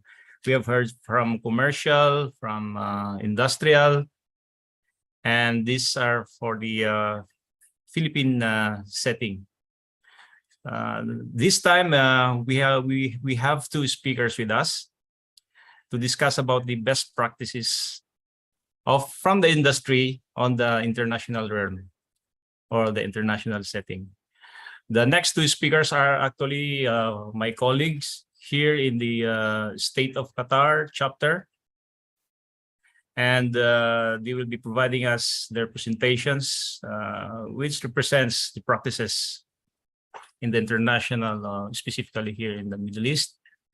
So now we move on to the introduction of our first speaker. Our first speaker is postgraduate with a master's degree in engineering, a licensed professional electrical engineer of the Philippines, and the bona fide ASEAN engineer. He has more than 19 years in the field of construction, primarily in the Gulf Cooperating Council countries, which we call here in Qatar as GCC. And these countries such as the UAE, that is in Dubai, Saudi Arabia, and Qatar. His field of specialization is quality assurance quality control management, with an extensive background in the project and construction management, engineering and supervision, site inspection, and also for testing and commissioning. Our speaker is currently the lead engineer and quality manager of WS Atkins and Partners Overseas for their Kitaifan Island North Development Project here in Lusail, State of Qatar. So, ladies and gentlemen, please welcome our next technical speaker, Engineer Paul Bryant Sabido. Thank you for the warm introduction, Master of Ceremonies, Engineer Edgar Bernardino.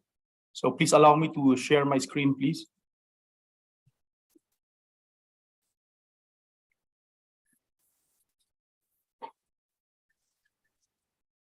Is it visible now for everyone? Yes, sir. It's visible and Okay, your audio is loud and clear. Okay, let's start off as we don't have much time. Good morning from Doha, Qatar, and good afternoon to all participants there in the Philippines. I hope everyone is enjoying the topics presented by our speakers. As an OFW for more than 16 years in the Middle East, I will be showcasing the best practices of my second home, Qatar, in line with today's theme, which is energy conservation and energy efficiency. My topic is about rationalization. This is Qatar's national program for conservation and energy efficiency. In order for the participants to understand the topic, I have broken down my outline of presentation highlighting important points for ease of discussion. Mainly, these are the introduction, of course, the challenges Qatar is facing related to conservation and energy efficiency, the objectives, the strategies and programs, and the law comparison by country as per RA 11285 of the Philippines and Law number 26 of 2008 with an amendment of Law number 20 of 2015. So moving further, trivia. For those who are not familiar or who is traveling first time as a visitor for FIFA World Cup 2022, which will commence on November 20, or for work as an OFW here in Qatar, Qatar is an energy-rich country in Western Asia. It's a small peninsula extending in the Arabian Gulf. The country is entirely desert and it borders with the neighboring GCC monarchy, Saudi Arabia, with the rest of its territory surrounded by the Persian Gulf. Currently, as of November 2022, Qatar's total population is a whooping 2.9 million. Currently living in the capital, Doha, with most of it are either contract workers or other expatriates, with only a handful of Qataris representing the said majority of only around 320,000. Like any other country, Qatar presents an unusual energy conservation challenges as the effects of climate change and environmental degradation increases. This is due to the fact Qatar has limited resources related to agriculture, forestry, and fishing, since it has primarily desert terrain. I have highlighted the important challenges which the country has been facing for quite some time, starting off with the highest per capita energy consumption worldwide. It is the total energy consumption divided by total population. In 2021 alone, residents of Qatar used an average of 182,000 kilowatt hour of energy, all of which was derived from fossil fuel. Qatar is endowed with huge reserves of natural gas, but no fresh water. All of the fresh water we have here is obtained through energy-intensive desalination processes, which may be responsible for as much as 40% of the total gas use. Conserving water translates directly into saving energy. 80% of the electricity in Qatari buildings is used to provide air conditioning. This is the highest fraction in any country in the world. For 9 months in a year alone, the average temperature exceeds 27 degrees and the summer temperature regularly exceeds 45 degrees. For ex-OFWs, for sure, you can attest to this temperature which we are currently facing here during the peak summertime. So lastly, energy efficiency policies and measures are at an early stage in Qatar. Like any other countries, Qatar is still young when it comes to energy efficiency policies. Traditional strategies and targeted end uses from Europe, North America are not appropriate here. Conventional tariff-based strategies to discourage wasteful use of energy and water will be less successful in Qatar. Why? Because Qatari citizens here are extremely wealthy and are entitled to free electricity, water, and natural gas. Moving further, in order to face and address these challenges, the government of the state of Qatar have crafted out the following objectives: that all established projects must care for environment to the maximum extent by reduction on the consumption of water and electricity to guard Qatar's sustainability and saving the nation's resources. This is in promoting water and electricity conservation and consumption efficiency, which will increase, of course, resources and enable to surplus Qatar's demand towards sustainable economic, human, environment, and social development for better living. This is in order to maximize efficient and effective resource management and policies and procedures. This is to make Qatar the region leader in terms of electricity and water reduction per capita and high standard conservation in building construction. In order for these objectives to be achieved, Tarshid was launched. For everyone's information, the Arabic word Tarshid is equivalent to the English word rationalization. It was built on the agenda of environmental sustainability set in motion in 2008 under Law Number 26 by the Qatar National Vision 2030.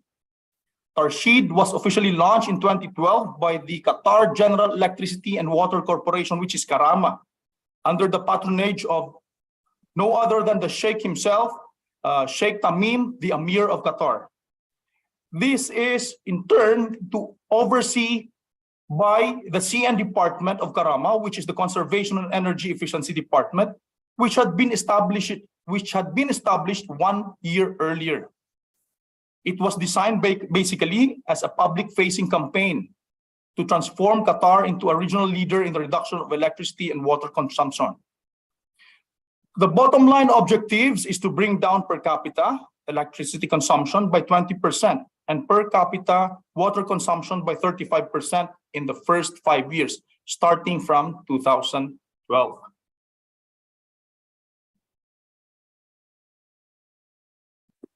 In order to change and achieve its target, let me highlight the important points of Tarshid's strategies and programs, which I will be discussing in detail. These are mainly efficiency in consumption, conservation energy, awareness and community development, and lastly, which is law enforcement and regulation. Starting off with efficiency in consumption, which is classified into 4. These are air conditioner, energy efficiency labeling, power factor correction, the phasing out of inefficient lamps, and the regulations used for electricity and water conservation. For the air conditioner energy efficiency label, these are the energy efficiency labeling wherein awareness for the labeling has been briefly describes the AC performance with the aim of providing some information prior customer purchase. As mentioned earlier, ACs constitute to 80% of the load in any Qatari building. Reduction of consumption and ensuring AC efficiency will definitely contribute in a major way for conservation, such as helping consumers easily understand efficient AC and gradual phase out of low energy efficient AC in the market. If you can see here, it was clearly highlighted that the more stars, the better. If I'm not mistaken, even DOE in the Philippines and even here in Qatar, they have adopted already the Energy Star labeling. Second classification is efficiency for power factor correction. Karama had introduced and changed the power factor regulation and sets minimum power factor regulation for bulk consumers. These are consumers who purchase and receives electric power, either the industry, rail, residential, commercial, at 0.9 lagging as the minimum, and monitor power factor of bulk customers. We all know that power quality is essential for efficient equipment operation, and power factor contributes to this. It aims to improve power factor and therefore power quality. So it reduces the load on the electrical distribution system, increases energy efficiency, and reduces electricity costs. It also decreases the likelihood of instability and failure of equipment. Moving further, the phasing out of inefficient lamps. The phase out of inefficient lamps, this is an order for incandescent lamps to be phased out to ensure usage of energy efficiency lighting. Indoor and outdoor lighting in Qatar uses 10% of the total electricity consumed in a building. If I'm not mistaken, one of the speakers have highlighted also the issue of light consumption. So the type of light also affects the amount of consumption. Energy saving lights reduce lighting cost by about 15%, thus reducing the load on power generators. It helps reduce electricity consumption and carbon emissions to atmospheres and reduce the impact of global climate change. So if you can see here on the illustration, the efficiency of the LED lighting, of course, is way higher compared to the incandescent bulb and the compact fluorescent. And the lifespan is way better compared to incandescent. The last classification, of course, is the regulations for electricity and water conservation. Buildings play a major energy consuming sector in Qatar. The energy conservation is very important. This can be achieved by developing and specifying specifications and, of course, energy efficient standards. If you can see here on the following photos, we have here Karama's electricity wiring code as of 2016, and of course, Karama's water installation code of 2016, which is currently in place and it's in full implementation for all practitioners currently based in the state of Qatar. The next strategy is through conservation.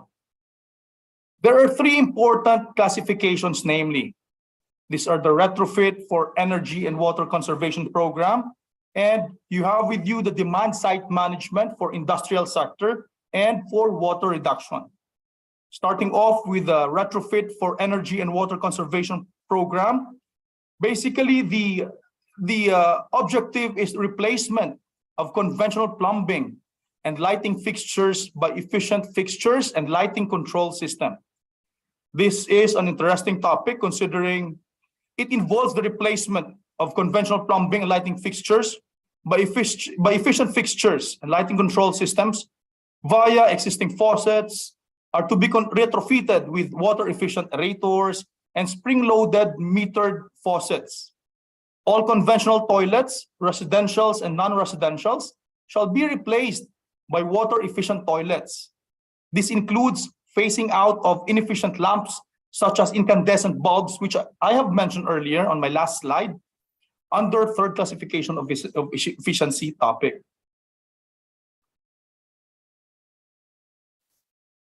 So the last strategy, which I have mentioned earlier, is the demand side management under industrial sector and water conservation.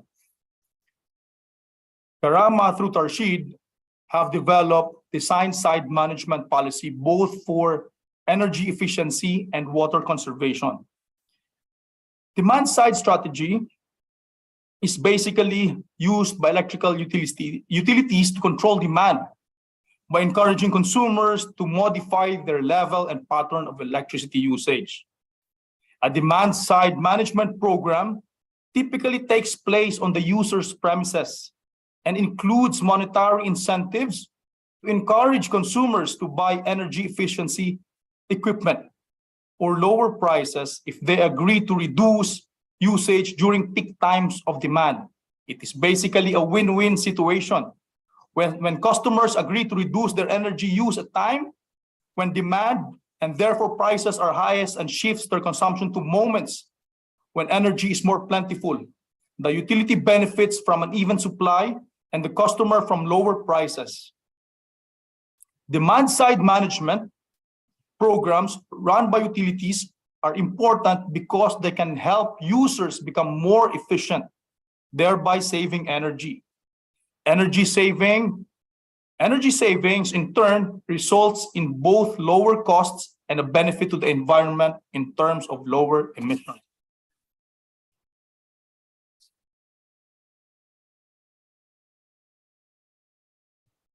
The next strategy of the program is awareness and community development. I have here sets of campaigns and programs which is currently in place in the state of Qatar, namely National Conservation Program, Education Awareness Program, which for sure influence the behavior of the future generations. The Religious Awareness Program, this is to enhance the culture of rationalization by improving the efficiency of water and electricity usage in mosques and centers. Community Social Responsibility Awareness and Development, wherein major corporations plays a vital role and can become a role model due to their influence and high number of stakeholders. Lastly is the celebration of major conservation events program, which I believe we are doing the same thing in the Philippines, such as Water and Earth Day and Earth Hour.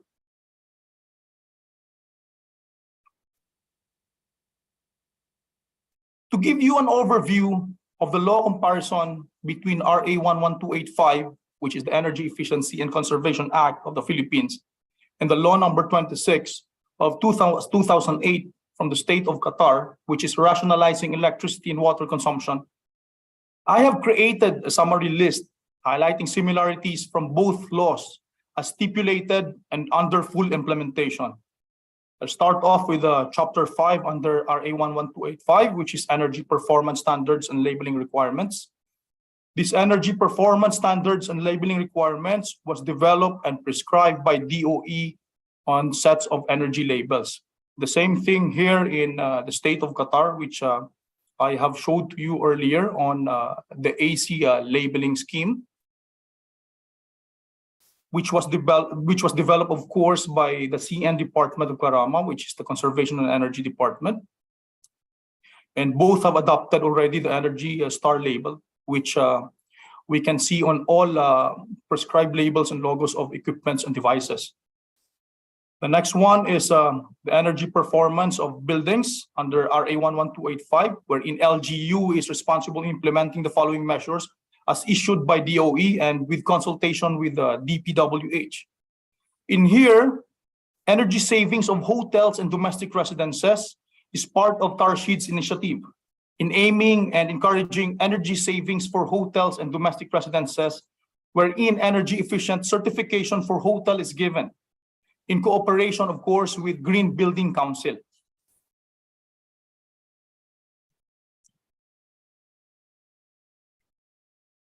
The demand side management under Chapter 7 of RA 11285, which I have briefly discussed earlier for law number 26. DOE, with the assistance of Energy Regulatory Commission or ERC and PEZA, which is Philippine Economic Zone Authority, shall pursue the demand side management program for electric power industry for the reduction of energy consumption through effective load management.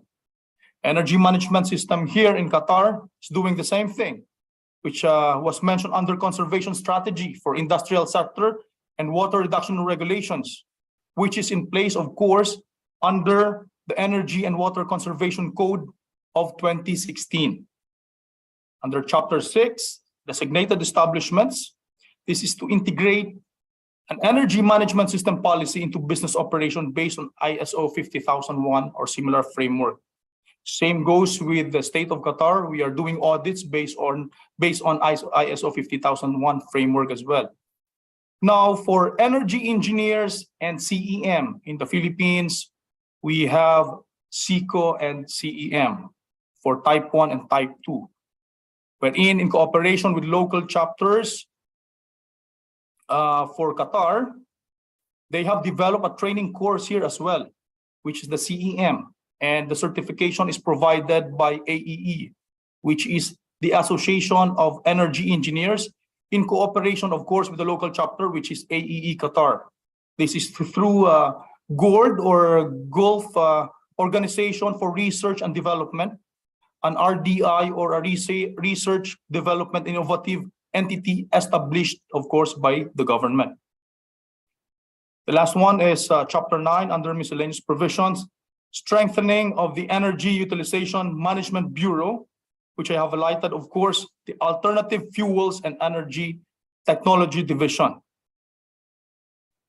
This is formulating policies and plans and programs related to alternative fuels and new and advanced energy technologies development towards socially and environmentally responsive and effective utilization of energy resources.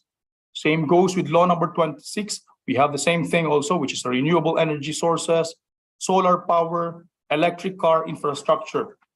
I will show you some of the examples of sustainable key projects we have here currently in Qatar. These are already in place, and for those who are working here and is an expat or a resident for so many years, they have seen such huge development in terms of the sustainability ground of the state of Qatar. I have here the photovoltaic, energy storage, and electric vehicle charging station. This is for the two photos above.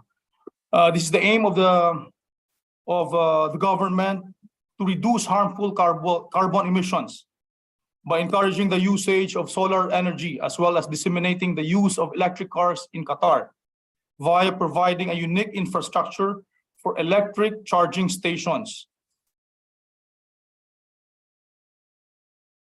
To achieve sustainability in line with Qatar National Vision 2030, which aims to transform Qatar into a developed country that able to achieve sustainable development by enhancing the diversified economy that depends on reducing the hydrocarbon.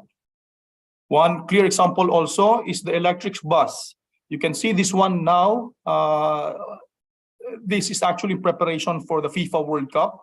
So this bus is already plying on different routes. So it's an eco-friendly transportation. It was an initiative of Mawasalat Karwa. This is the Roads and Transport Authority here, with over 850 electric buses, which are operating, of course, with zero carbon emissions and are noise-free with electric bus charging stations and are working in full capacity.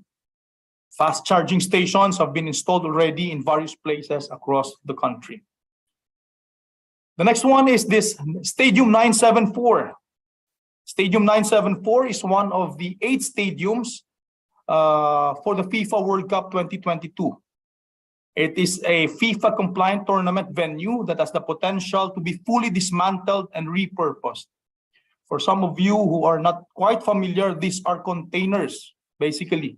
974 equates to the total number of containers, and it's also the area code of the state of Qatar. This includes flexibility in the design and operation with the entire steel structure set to be reused after World Cup. Actually, they already have bagged the highest LEED certification also from sustainability. So right after the said event, which will commence on November 20 and will end on December 19, these stadiums will be repurposed for either minimizing the total number of capacity and donating it to other countries.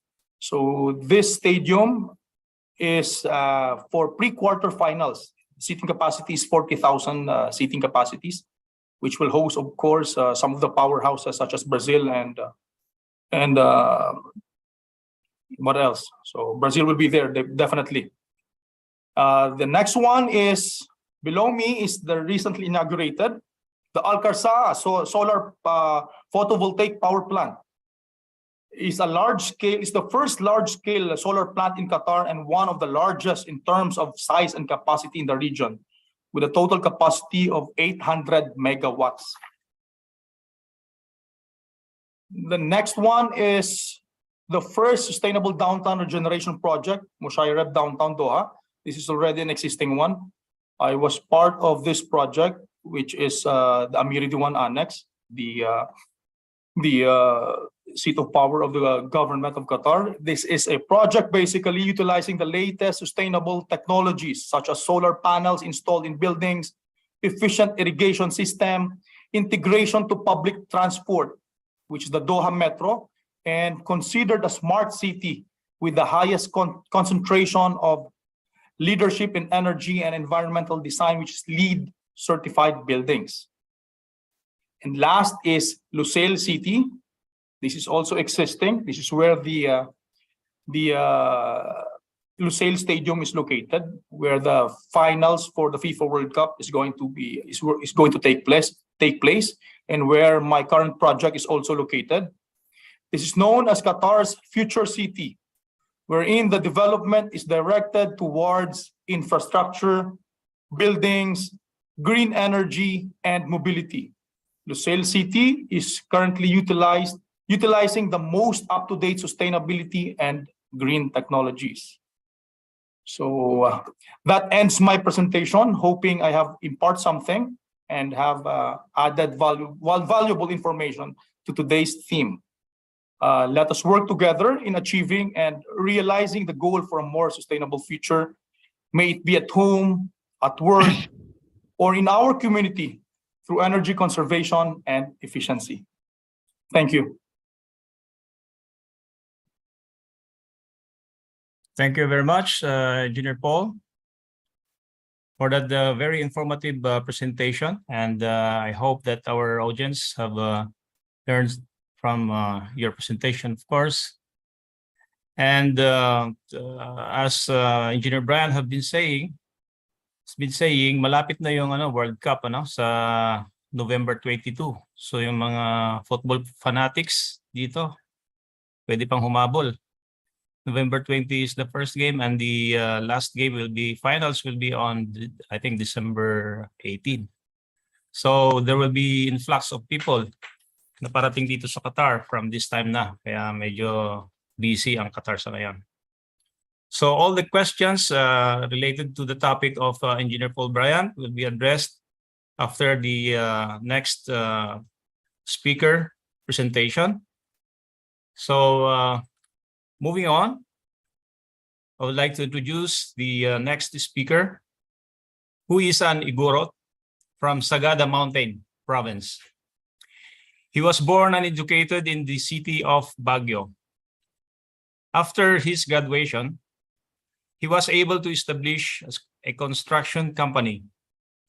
With God's grace and guidance, Engineer Solang was able to transform tambays into linemen, electricians, groundmen, heavy equipment operator, and mechanic, welder, or in short, into a skilled worker. For Engineer Solang, such are his major achievements, actually. Working abroad as an engineer, project engineer in Dubai Electricity and Water Authority, DEWA, equivalent to Meralco in Manila.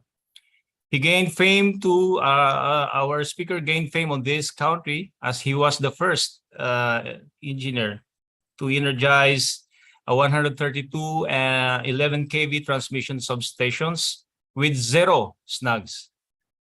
Accordingly, he was nominated twice for DEWA. DEWA is Dubai Electricity and Water Authority Distinguished Technical Engineering Award. Currently, Engineer Solang is working here in Qatar, General Electricity and Water Corporation, or what we call Karama, as a corporate senior Quality Control Engineer, where he received several Best Employee of the Month awards.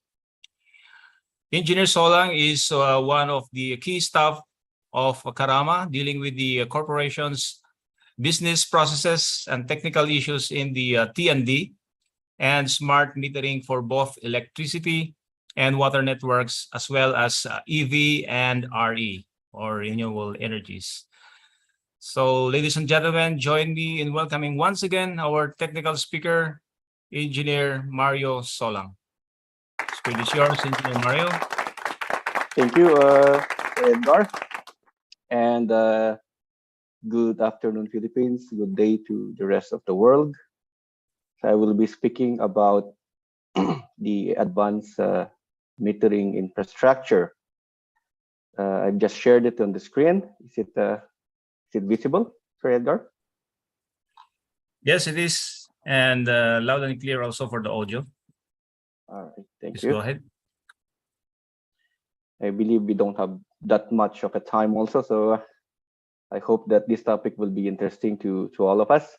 So advanced metering infrastructure might not be new to most of my audience, but it is still a process where we need a lot of improvements, especially here in Qatar.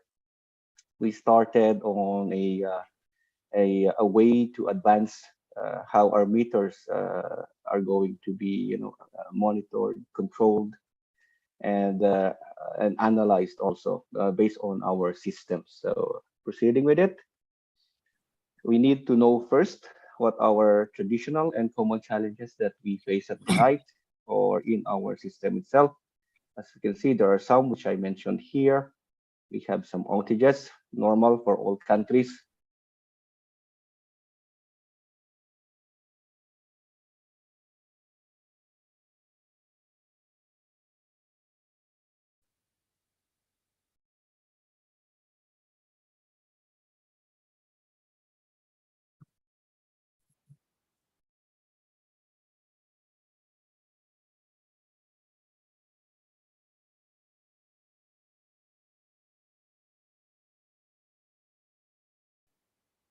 Acting naghang yata.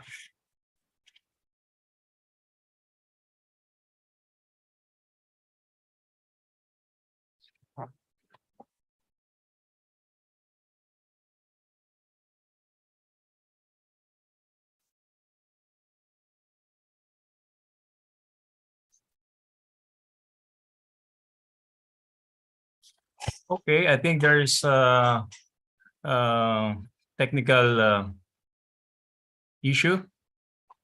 While waiting for the resumption of Engineer Solang's presentation, I just saw one question. If Engineer Brian could attend to this question while we are waiting for the restoration of the screen for Engineer Solang. Is it okay, Engineer Paul Bryant, while waiting for the technical issue to be settled? Yes, sir. Yes. Okay. So there's one question received from Engineer Edgar Taneo. The message was, thank you, Engineer Bryant. Sir, is Efficient and Energy Conservation Act also enforced in vessel industry? Thanks to your reply. Regarding the Energy and Efficiency Conservation Act, if you will ask me, Sir Edgar, regarding the enforcement of it in vessel industry, I'm not quite sure because it's not even clearly mentioned on RA 11285. But basically, the equipment and devices being utilized right now in every industry, they are already energy efficient. For us here in the state of Qatar, in every material submittals for the construction sector, we are ensuring that every equipment from E&M are basically adhering to specifications and standards, which I have mentioned earlier on my slides.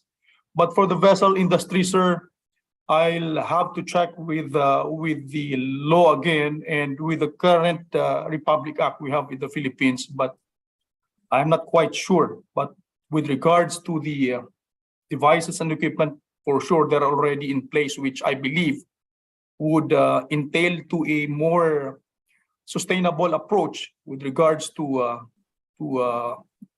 seafarers, no, who are involved in the vessel industry. There is one more here, Sir Edgar. There is a question from Engineer Romel Ganyalongo. No, from Engineer Ernesto Santos. Yeah, you may please read that. I was not able to see that. So Yeah, may you why may is please it that read Qatar the preferred question. electric vehicle, even though they are abundant in fuel? Basically, natural gas, sir. Ang Qatar is more abundant in terms of natural gas. Ang Qatar right now, their vision is entirely to produce a more sustainable ground with regards to their vision, which is 2030. We know for a fact that sustainability is gaining grounds in terms of different sectors. Look at Saudi Arabia right now. If you are checking closely, or if you are involved with such plans and programs of the Kingdom of Saudi Arabia, you have with you projects such as the NEOM and the Red Sea project. The NEOM involves Trojena, the line, and Oxagon. The line itself is a sustainable one. This RA 11285 coming from with framework as per energy management system, which is ISO 50001. If you look closely on the lead system of USGBC, it is almost the same. They also have the Energy Star labeling. They also have sustainable approach on how to come up with a design which is more feasible for the current market. So I believe we are on this track right now, and we are hoping for us OFWs. We are hoping also when we go back home, we will be seeing programs also such as like this in our home country, which is the Philippines. So we have better think tanks there who are sitting right now on every institution sa Pilipinas. So most likely we can present a far more better approach with regards to energy efficiency and conservation. Okay, thank you, Engineer Paul. Hope that satisfies the question. As I see it clearly now, Engineer Mario Solang has restored the connection, so we may pause for a while for the question and answer for Engineer Paul Bryan's presentation to give way for the continuation of the presentation of Engineer Mar Solang. The screen is yours, Engineer Mario. Thank you, sir. Ayan pa. So continuing, the key performance indicators for almost all of the utility industries will be the SAIFE, the CAIDE, the CAIFE, and also the SAIDE. So as you can see, this is an index from 2019. We can see the SAIDE and the SAIFE, where our home country, the Philippines, is a bit far with the world median. It doesn't mean that the world median is the acceptance criteria, but it will show the average of almost most of the world who is practicing this system. So for those who are working with the utility, I do believe that you understand how the SAIDE and of course the SAIFE should work. The CAIDE and the CAIFE comes into picture because we are now more specific and customer-based focus. That's why it's called customer. So we need to know and understand also the frequency, and as well as the duration of interruption for each of our customers, especially the bulk customers. Now, going back to where we started on the metering. So as you can see, we started all with the electromechanical. You can see on the left corner. Then we become digital, and now we have the smart metering, which is the current advancement of the metering. I only focus most for the electrical, but actually the same pattern goes with the water meters. So these are the advancement that we gathered and we are currently enjoying. From the manual, we go now to digital. And I believe on the second photo, this is the same what is still being conducted or being done mostly in the Philippines. I assume, and not assume, I'm certain that Beneco is still doing on the center where we have a device. You don't need to be near on a visual scene to the meter, but you can now read and you can take whatever the meter is having, analyze it in your toolbox on the metering platform, and you can now get the actual usage.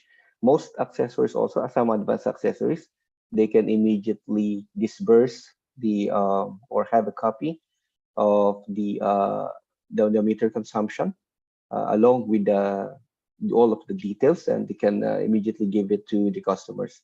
What is happening now in Qatar is that those are not practiced.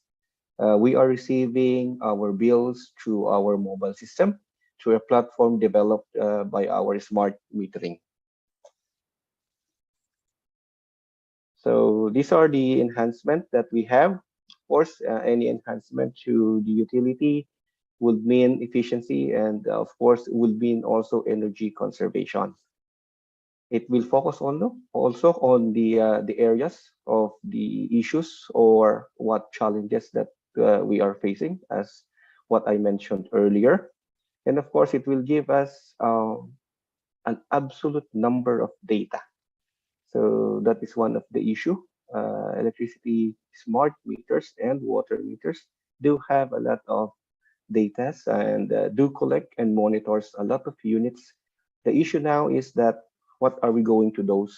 What are going to for us to do with those units and with those data? All right, it is simple and typical for all AMI to have this type of topology. The challenges that we face in Qatar, because the Qatar government, of course, and any government perhaps will want to be the first in the world. We have bought smart meters since 2015. We still don't have the network at that time, so it was only used to monitor the stored data. Currently, we have the network, so we have now what we call the head-end system, UDIS, to gather all these data coming from those smart meters, and of course to use to analyze whatever solutions that we can have, and what are other improvements and alterations that might be needed to our system. So as you can see, this is how it is for the platform. I believe some improvements have been done already. If you have complaints, you can just call 991, or you can WhatsApp, Instagram, Twitter, or Facebook. You can see your bill also on a monthly basis. What are your consumptions? It will show you as well. And we have what we call the service tracking. So if you move from one house to another, you give complaint of this day, what type of complaint, those will all be registered. So it's very important also if the Philippines will actually accept the proposal of the government for one person, one SIM card. So of course, if you currently and every time you change your SIM card, so it will be difficult also for us, assuming here in Karama, to give you the notices. And this is one of the energy conservation and efficiency that we'll be talking about. So aside from the platform that you can see online, we in Karama will forward you to also a message, text message through your phone, informing if you have high consumption. This is actually a message from mine. So as you can see, as Filipinos, we do use a lot of water. It means we do bath a lot or bathe a lot. And we do, of course, clean our clothes on an occasional or on a numerous basis as we have. And as mentioned earlier by our speakers, we have also our Tarshed. So the Tarshed is the one who's going to have all these consumer-related informations and consumer-related data for energy consumption. Another energy efficiency and tracking or monitoring is the use of these electricity meters.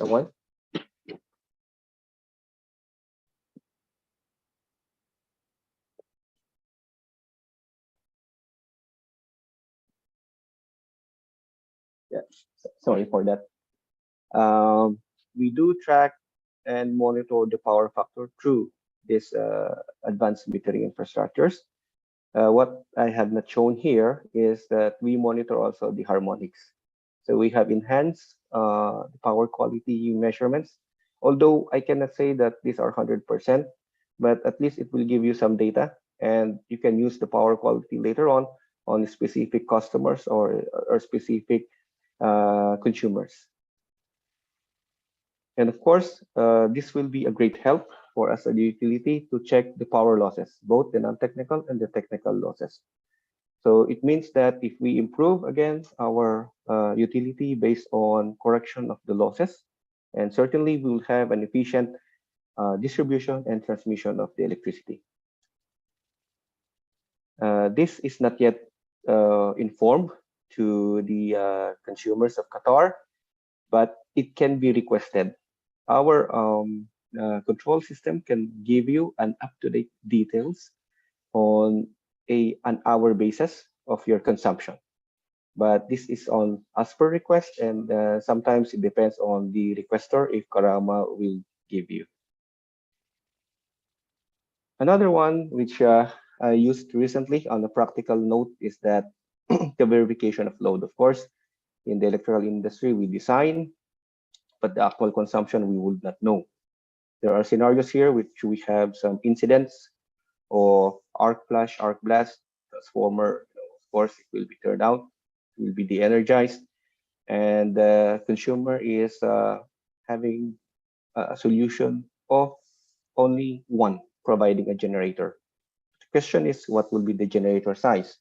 So the advanced meter, that's the best thing. It will give you a trend or a mark on what is the average, and on that exact month also, on that particular day. So getting the generator and the generator size, that will be more efficient, because here in Qatar mostly we have three types of transformers or three sizes of transformers. We have the 1000, 1600, and the 500 kVAs. Now, mostly the 1600 and the 1000, especially during winter, it will only be 20 to 25% average at most. And during summer, it will only be around 40 to 50% at most. So of course, we should not use the rating of the transformer to get a generator for emergency uses. So this is one good thing also for the net metering. We are going now for renewable energies. Qatar, we are building a regulation for the use of solar, the use of wind, and other renewable energies. So the smart meters, fortunately, it's already a bidirectional meter. So it can measure now what is coming from the renewable energies and also what is from the grid. Right.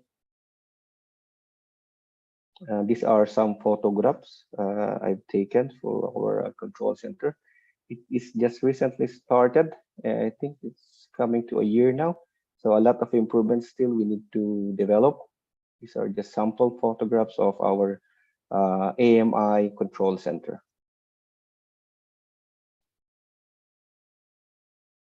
As you can see, there are some programs and there are some measurements and things to be analyzed. So this is dependent on the system and the utility requirement, as well as the focus of customer service. Anyhow, we have all discussed with regards to efficiencies, conservation, some rules that we have.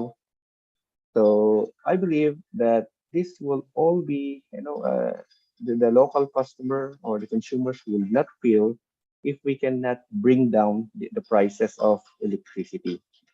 As you can see on the year 2021, still the Philippines still has the highest. And the question of it is that the household kilowatt hour in the Philippines is actually bigger than the business kilowatt hour, which is different from other countries where, of course, when you're having business, and same here in Qatar also, if you have a business, the electricity bill will be higher compared to residential. And I do hope that all of these things that we are having discussion with, having improvement with, and trying to implement into our system, to our work. And as I heard earlier, that it should be a practical way, and it should also be an ideal part of our day-to-day life, how we should do it. And the bottom line is that we should find a way on how to reduce, of course, the kilowatt hour or the energy prices of our country. I think that's it for me. Just a quick introduction of the AMI. Thank you.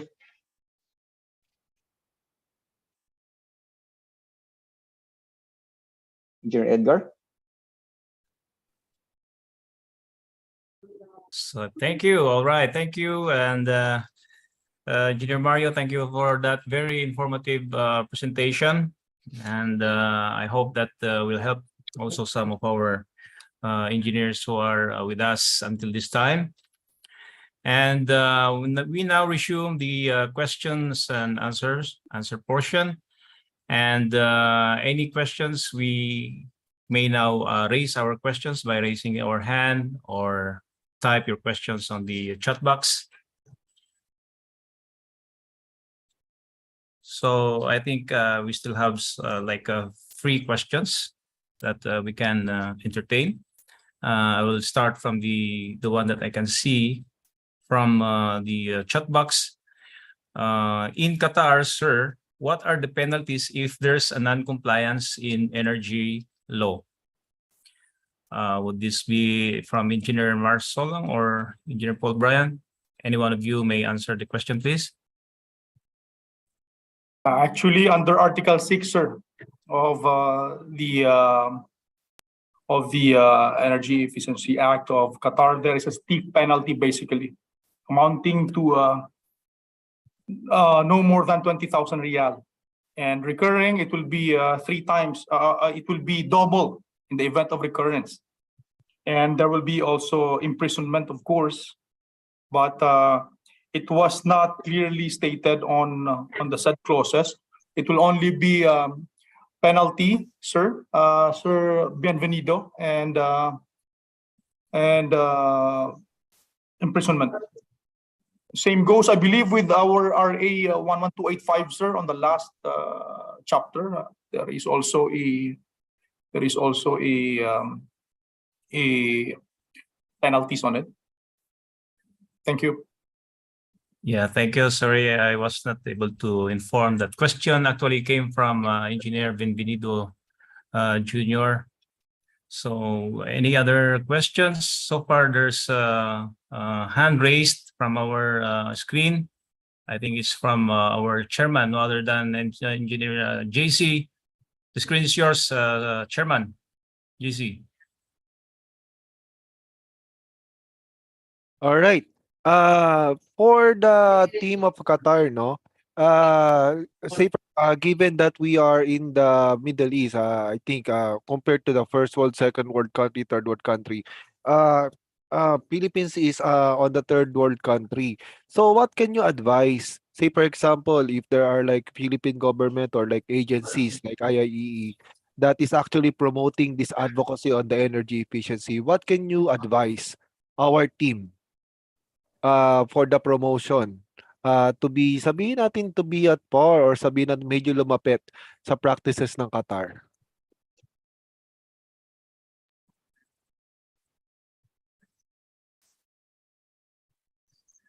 Sir Mario? Ano? Ikaw na. Anyway, sir, if you ask me, Filipino engineers are basically the jewel of every Middle East countries. We are always at par. We are always excellent in terms of working on different sectors.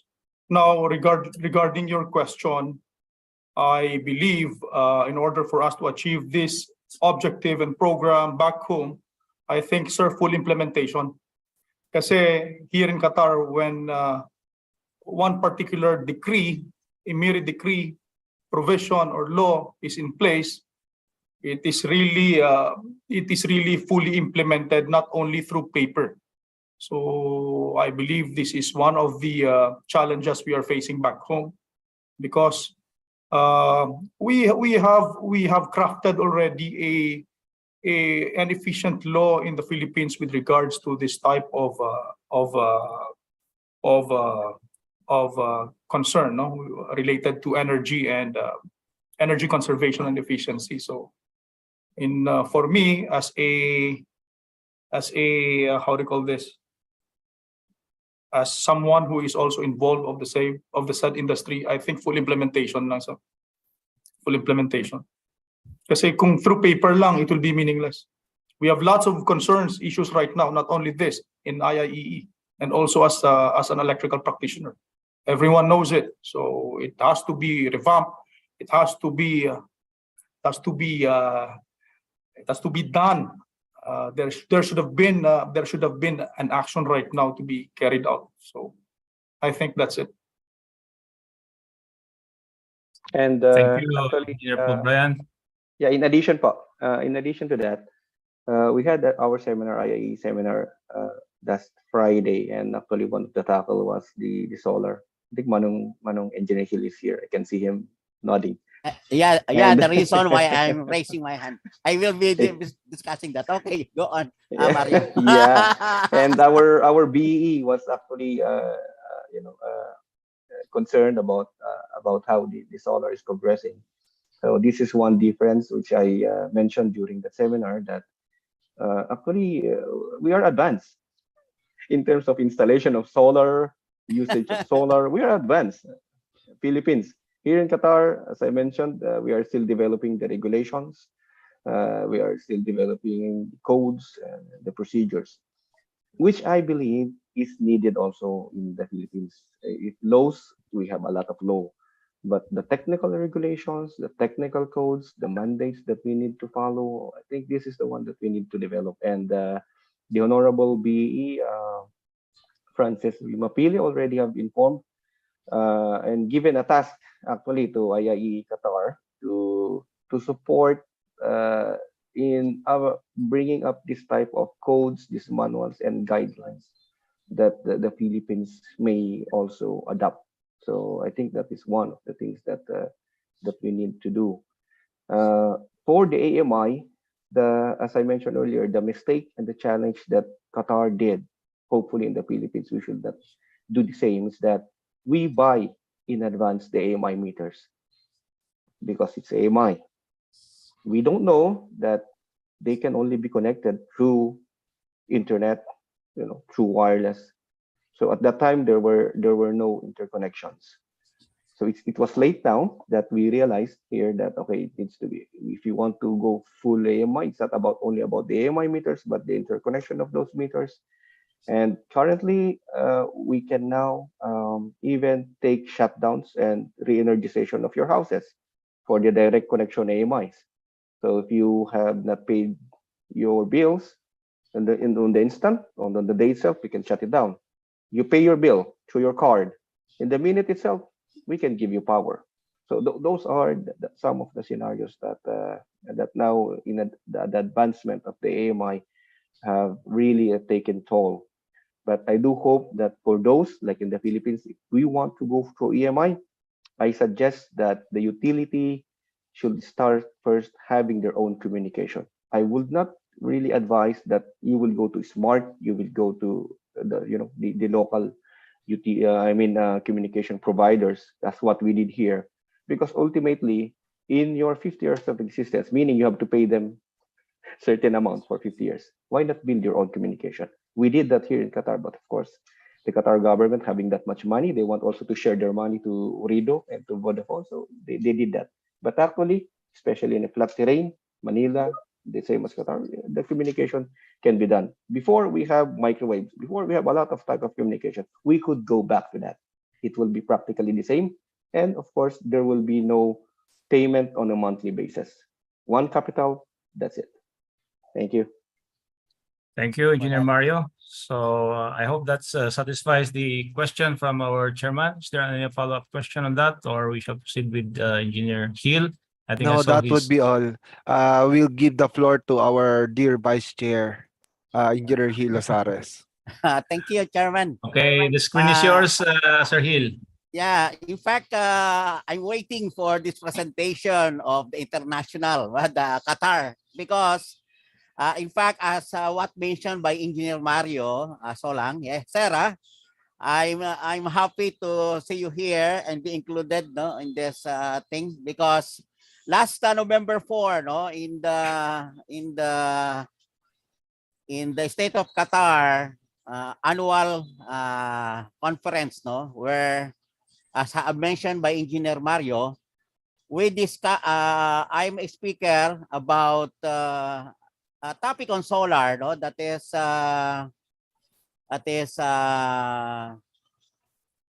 the step-by-step guide going to solar, right? That will be my topic. Now switch to photovoltaic energy. Then, you know, after my presentation, it is a good thing because this is a trending topic, and I think not just in Qatar, not just in the Philippines, but all over the world, no. And in fact, as I've told you, kanina, solar power is transforming the energy future, no? So speaking of solar, and as far as solar and renewable energy is concerned, this is also an answer to the energy efficiency and conservation, diba, that we are doing, no? So we mentioned about green building technologies, smart building, then smart metering, and so on. Now, after that, you know, yung mga ano namin, nag-share si Engineer Solang, Engineer Mario, about experiences, no, na nabigla nga ako. In fact, na we are already forming, no, here in the Philippines, in the committee, a task force, no, yung mga previous mga committee, about helping the government in terms of implementation about these standards, about this mga energy efficiency, and in fact, all those instruments, no, and things, we have to help our local government unit, no, the office of the building official, those we call authority having jurisdiction, as far as the proper, no, code compliance of what we are doing, and also this energy efficiency equipment and materials, no. So during the ang nangyari, pumasok bigla si di ba, si chairman ng BEE, si Francis Papili, talagang inano niya. In fact, they're instructing Qatar to share with us here. Kaya I think this is a follow-up, this issue. We will go together. So 2023 is in the offing, di ba? Let us start January after the New Year, January 2nd. Let's start building that task force, no? So thank you for that, so much for that. Na ano lang ako, in addition, thank you Sir Mario, Sir Edgar, Sir Paul Bryant, no. Kayo na yung pinpoint namin, no, sa kay Engineer Super Mario, di ba? Si Super Mario, si nag-ano rito. Thank you po. Mag-ano natin, i-couple natin to, ha. Thank you very much. Sige po. I do not want to waste the marami pa tayong gagawin. Salamat po. Thank you, Sir Hill. Chairman, do we still have one slot for one more question? Yeah, I think our friends from BPI will allow it naman. Yeah, still looking for some of our representative. I'm still looking for one. Though, yeah, one question. One more question. Okay, thank you, Chairman JC. So we have one question from the chat box, and it came from Engineer Dominic Cerezo. So the question is, any measures being implemented by Qatar to minimize the use of energy to acquire water? Engineer Mario, I think this is for you. Yeah, the question is anything to acquire water. Is that it? Yeah, any measures being implemented by Qatar to minimize the use of energy to acquire water? All right, that's a very good question, because right here in Qatar, we have only one means of gathering water, and that is through the sea. And we evolved that one on the basis of having also both electricity, energy, and of course the harnessing or harvesting of the water. So for conservation purposes, what Qatar did is that we built 5 mega reservoirs just to ensure the supply of the water, of course, and not to overuse our the system that we are having right now to harvest those waters. And the Alcaraza power, solar power, we have been instructing them, of course, to develop ways on how to support, because we have buy power, as I mentioned earlier, with regards to the harvesting of the water. The thing with the Alcaraza is that this is the area where they plant. Now, if we are going to transform now how we are harvesting the water into some sort of a solar, a wave, or a wind, then that is one form on how to reduce, of course, the energy. Because right now, the buy power system that we're having is either a gas or the diesel, or what I mean by the gas is the gas or the diesel. So we need to reduce those two components based on the renewable energies that we have. So that is one form. But right now, to answer you directly, there is no such program currently being practiced to reduce the harvesting of the water by usage of renewable energies. Maybe in the future we can.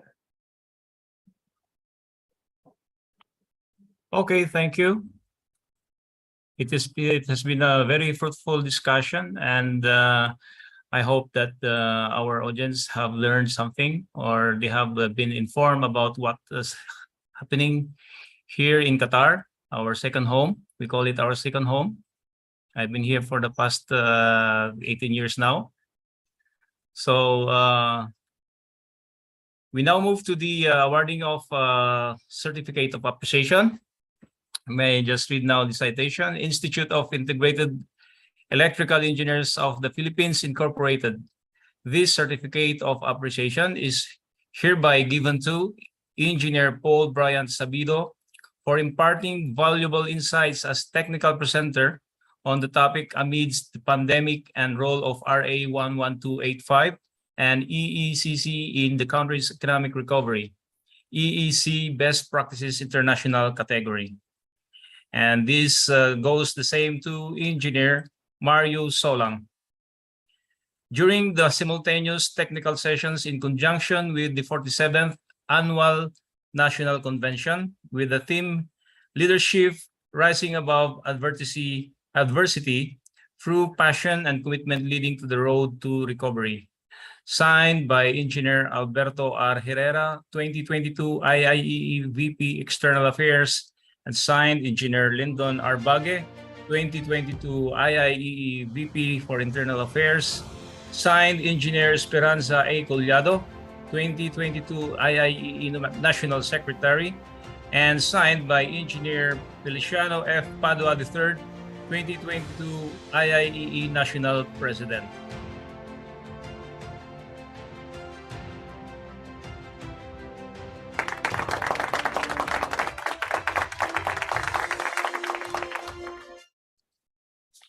Okay, thank you. So that wraps up the presentations from the international setting. Over to you, partner. All right. Thank you very much for that. So Edgar, we go now to our last topic. Presentation for today is around regarding green financing. Very interesting topic for today. This will be delivered by the BPI Vice President for Distribution for Business Banking Group. She supports SMEs to make their recovery sustainable through fast and simple financing solutions. She works with different channels and centers of influence to make loan programs of the bank accessible to the SMEs. She's been with BPI for 26 years, most of which has been spent serving the SMEs. So Ladies and gentlemen, join me in welcoming our speaker, Ms. Rodora Adelaida C. Pagulayan.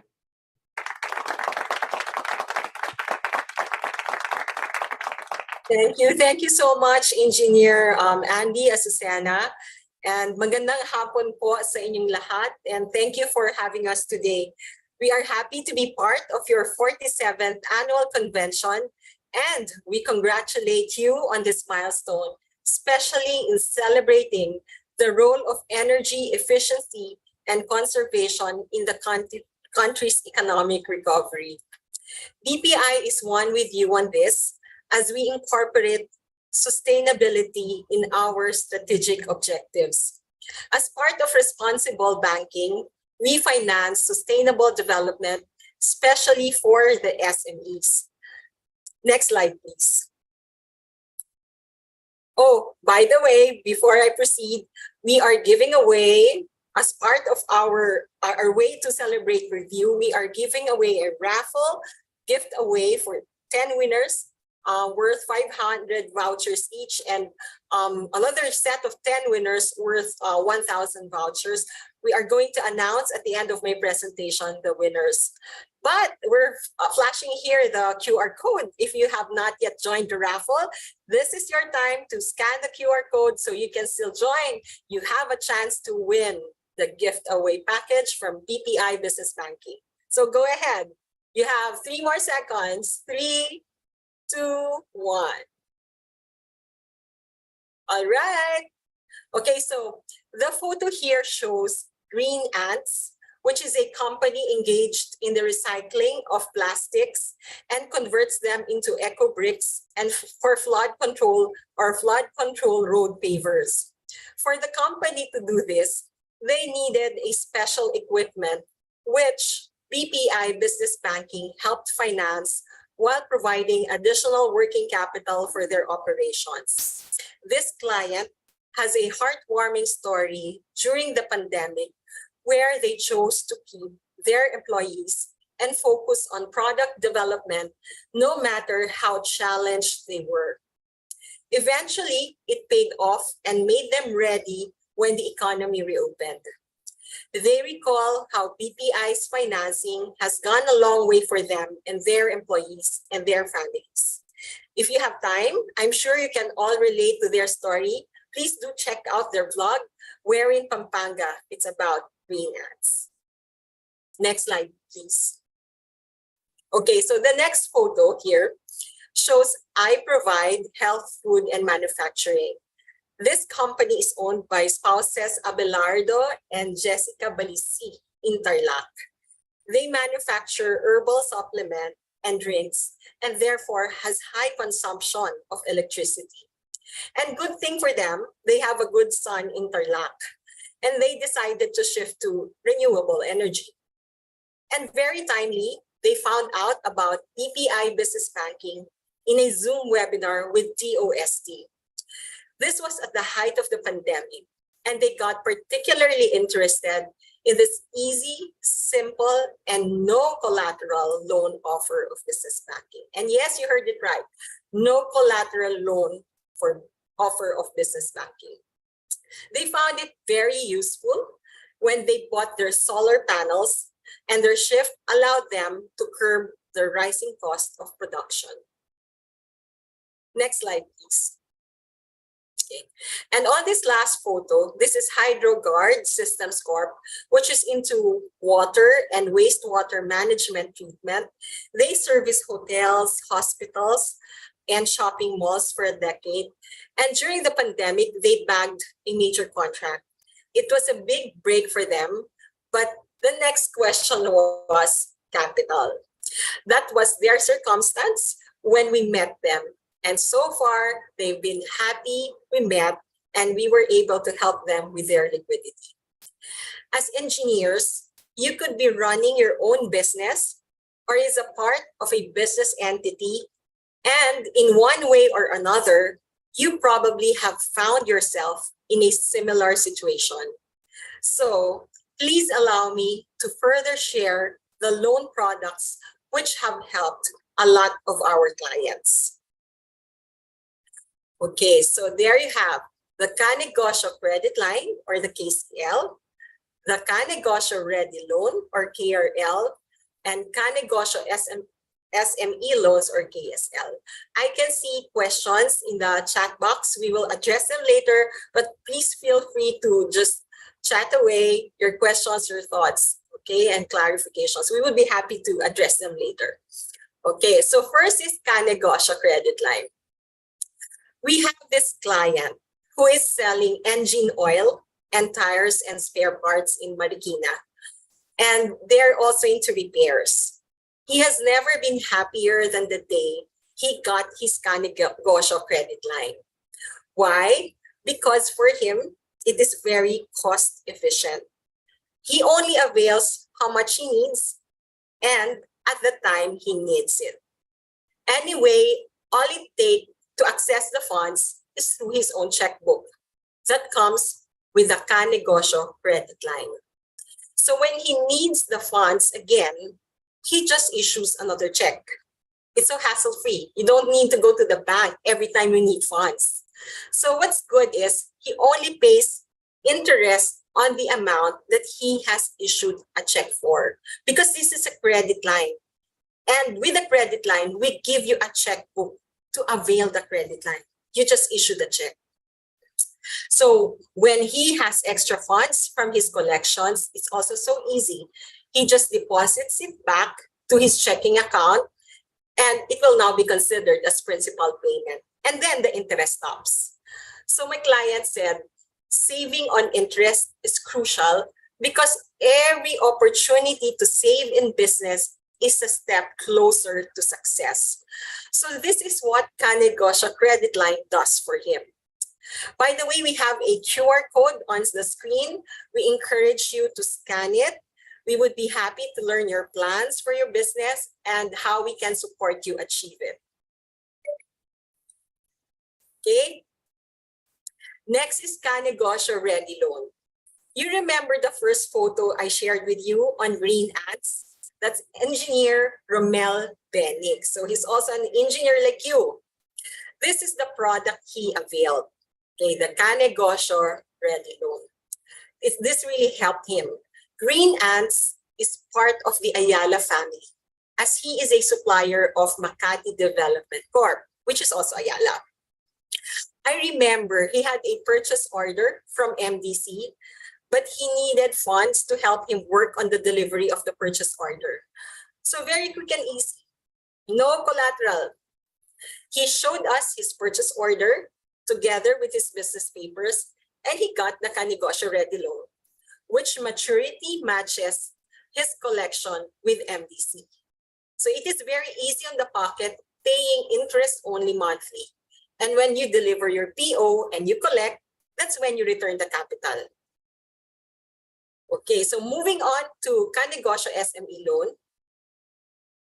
This is the loan that was availed by I Provide Health, Food, and Manufacturing, the manufacturing plant in Tarlac, which shifted to solar. Okay, so investment in technology comes with a cost, but please allow us to help you on that. What's important is to find the right tech solution for you to cut your cost, make your energy consumption more efficient. And what we can do for you is to make your energy investment more affordable by spreading the payment for it over a year, 2 years, or even up to 3 years.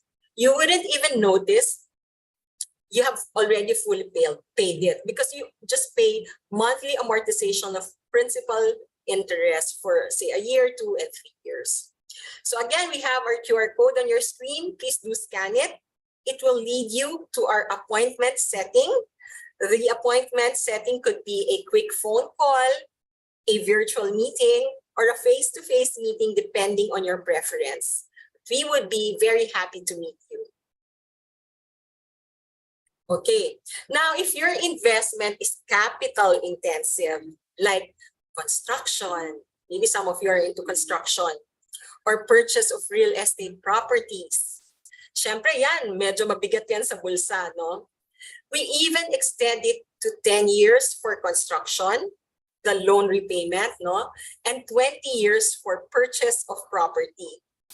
This will make your payment plan really, really affordable for you.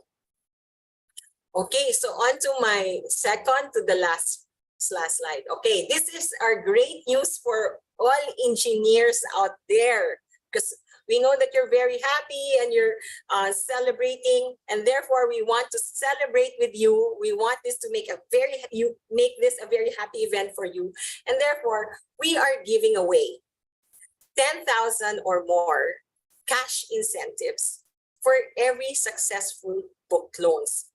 All you need to do is to get yourself accredited in the BPI Business Banking Partner Circle program.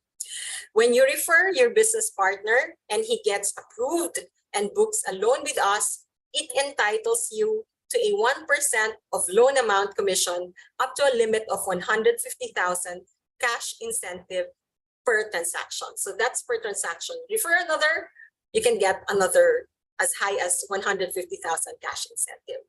So loan must be used, but as a caveat, okay, loan must be used for construction projects or purchase of commercial properties. So how can you get yourself accredited? Simple lang. Please do scan the QR code that's appearing on your screen now and be a BPI Business Banking Partner. So officially, would like to welcome you to the BPI Business Banking Partner Circle. We would be happy if you can join us and be a member. So thank you so much, and more power to IIE. And again, congratulations. Oh, there you have the QR code, the bigger version. Please do scan it. Actually, this QR code makes our life so easy. All right. So are we ready to share the names of the winners for the raffle? Do we have more line? Sorry, back to you, engineer. Oh, thank you. Ms. Rodora, may I call you Ms. Rodora? Sure, All Andy. right. Okay, so can you share your screen on the winners for your raffle? You should be able to share that screen with my name on it as the first winner. Wow, congratulations. Lucky pick.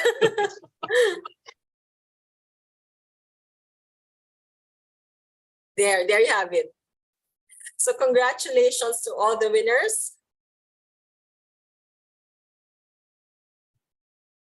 Okay, Wow. we will also share the list with you, engineer, so you could also inform them, as these are all I believe these are all your members. So congratulations to all of you, and thank you so much for joining the raffle this afternoon. This is not yet the end of the exciting part. We also have the BPI Business Banking Partner Circle program, where you can earn 1% of the loan amount booked for every referral that you give to business banking. Miss Okay, Gap. thank you so much. All right. Miss Gap. Do we have, I'm sorry, yes. Yeah, I hear this somebody is calling me. yes, this is Chairman JC. I'm not happy with the results, no? I'm not happy with the results because our dear Vice Chairman, Engineer Virgilio S. Lozares, is on the top. So something happened along the way. Something happened along the way, no? So I do not know what happened to this one. I think it would be fair if we are included also. Sana nag-loan That na makes it kayo. fair. Kasi kanina pala nag-loan na ako eh. 5 million sa BPI, kaya meron na agad. Yun pala naman eh. So congratulations po. Thank you. We reverted to the MC. I'm sorry. For the Q&A. Actually, okay, so the other speaker beg off, so the whole hour is yours, no? So you can entertain more questions as much as possible. Yeah. And if there's still some time, we can of course do another round of raffles, right? Yes, I'll have to actually, director. Director. Do we still have time for that and budget for that? Okay. Anyway, Chairman and Engineer Andy, Engineer Edgar. palagi ko maraming question dito, di ba? Kasi nandiyan na yung mga pati business loan, pati ano, di ba? And this is Huray. I'm very happy na BPI is here for us, no? For our RA 11285 implementation all over, di ba? Thank you, thank you. Po, Sige. that's right po. Yeah. Yes, engineer. Actually, Yeah, engineer, kanina I saw on screen that you were flashing yung generators, no, to power your need for to power your need. We also finance that. Yeah. Mamaya may tanong ako. Sige po, engineer. Happy to discuss that with you. Yes. May mga Alright. questions. Okay. Yeah, if you can read already the questions, please go ahead. Ms. Ga, if you saw one, no?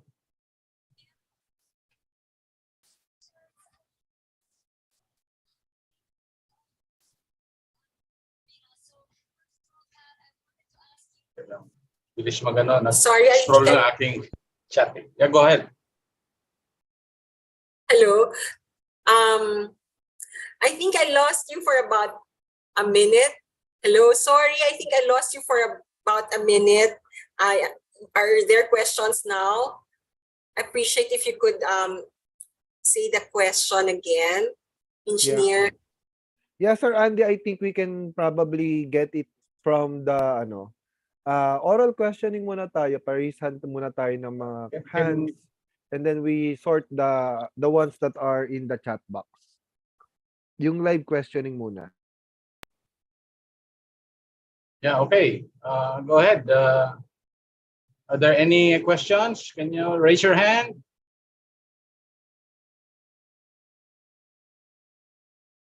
I'm seeing Engineer Dominador, Diguit.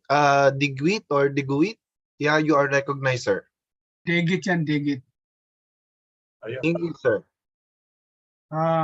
Address kay Ma'am Gak ito. Yes, sir. Ako, isa ko sa board of directors ng OFW Cooperative. At kami ay may 21 business lines. Ang inuuna namin ngayon ay ang solar.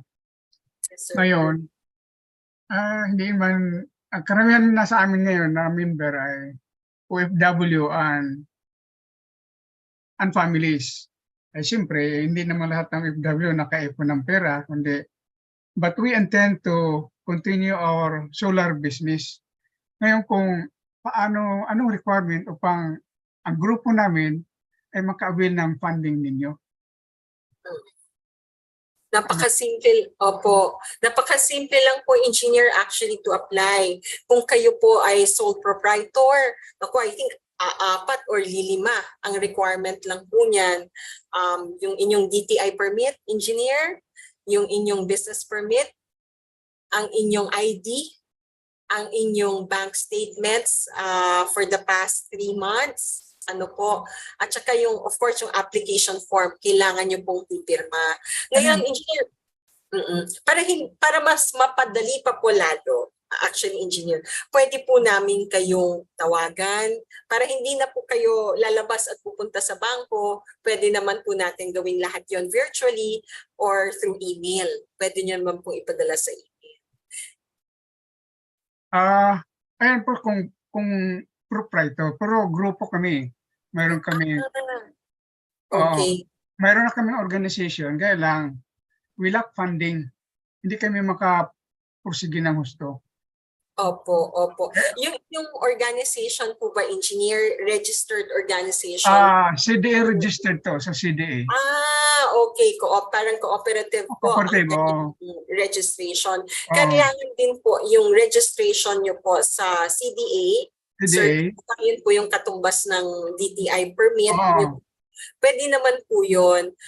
Tapos syempre kailangan po ng mga kumbaga yung miyembro o yung mga officers po. Parang yung grupo nitong business line ito, yung sa solar renewable. Oo. Engineer, ang importante po niyan would be sino po yung magiging main contact person po doon sa sasabihin namin sa inyo, dahil isa ako sa member, meron kami operation manager. Yes, sir. Ayun po, sir. Sir, maganda po niyan. Nakascan po kayo kanina ng Oh, appointment. nagpipill up ako ng form. Ay, nag-fill up ka, sir. Oh, thank you so much, sir. Sige po, Yung, para po hindi, mapag-usapan hindi yung sa natin. raffle, yung raffle kanina, hindi ako tumama. Nakita ko. Sana dalawa, sir, yung inano mo. Malay mo, ikaw nanalo ka din sa raffle kung dalawang QR. Ngayon, ang pinipil up ako yung scan ng QR ngayon.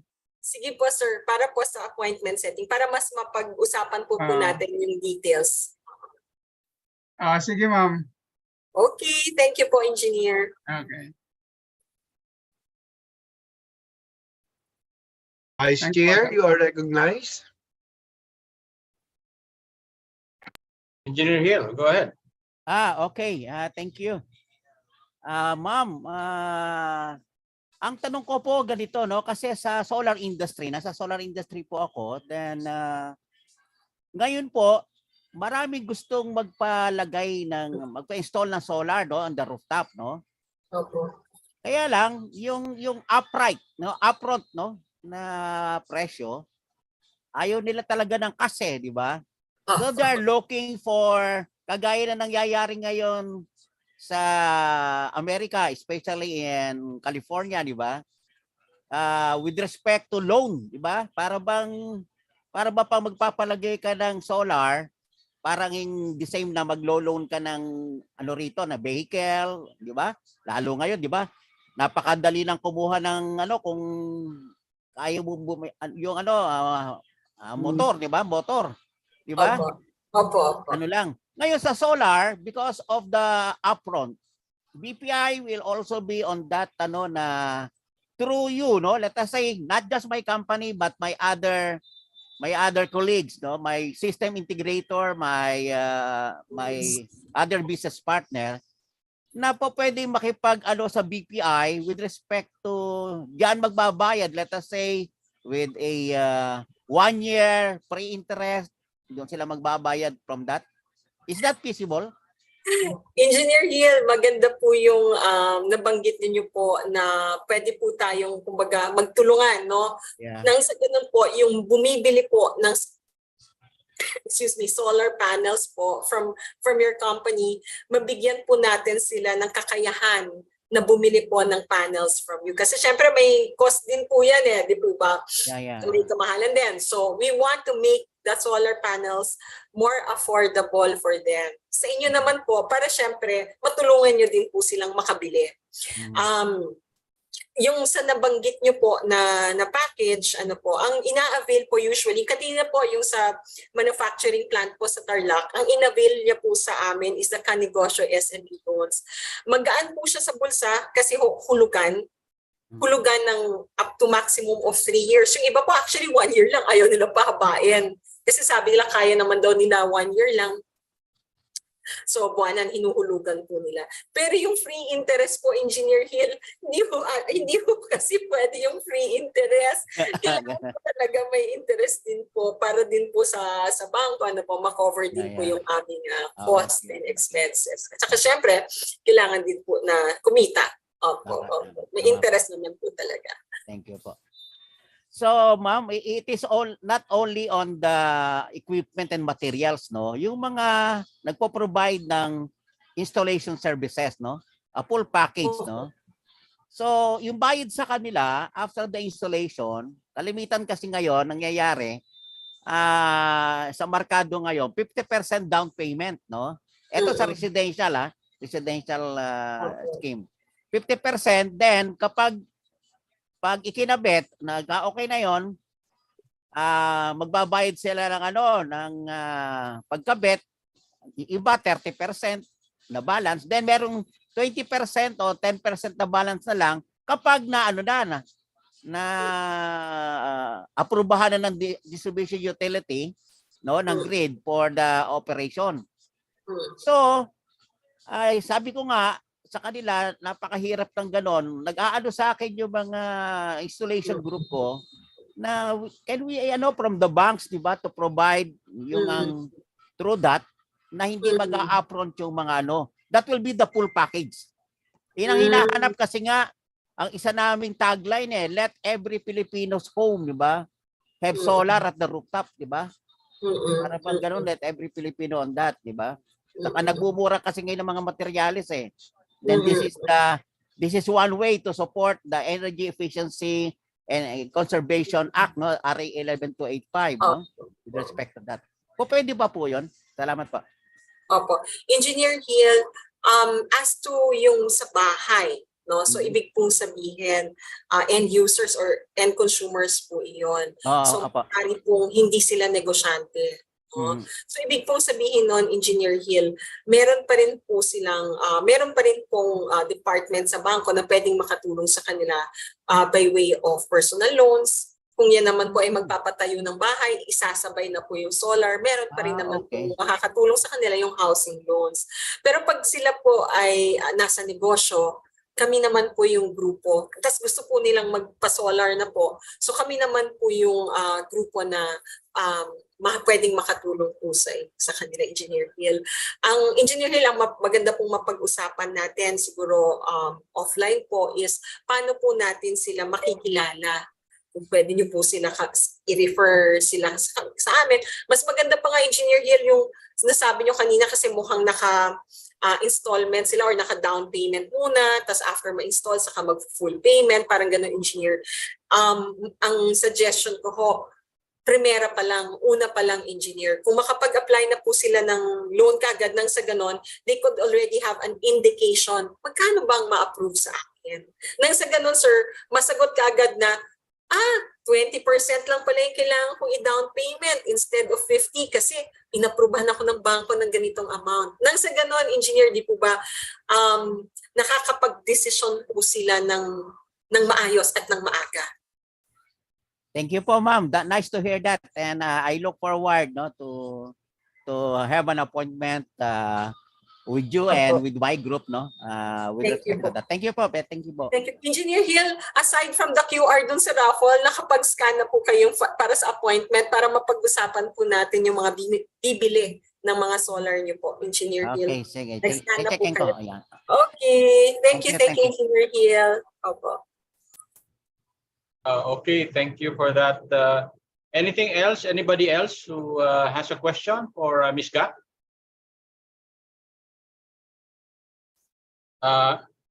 May I request Ms. Gak to show again yung link of the appointment, the QR code, please. Okay. All right. All right. Ayun.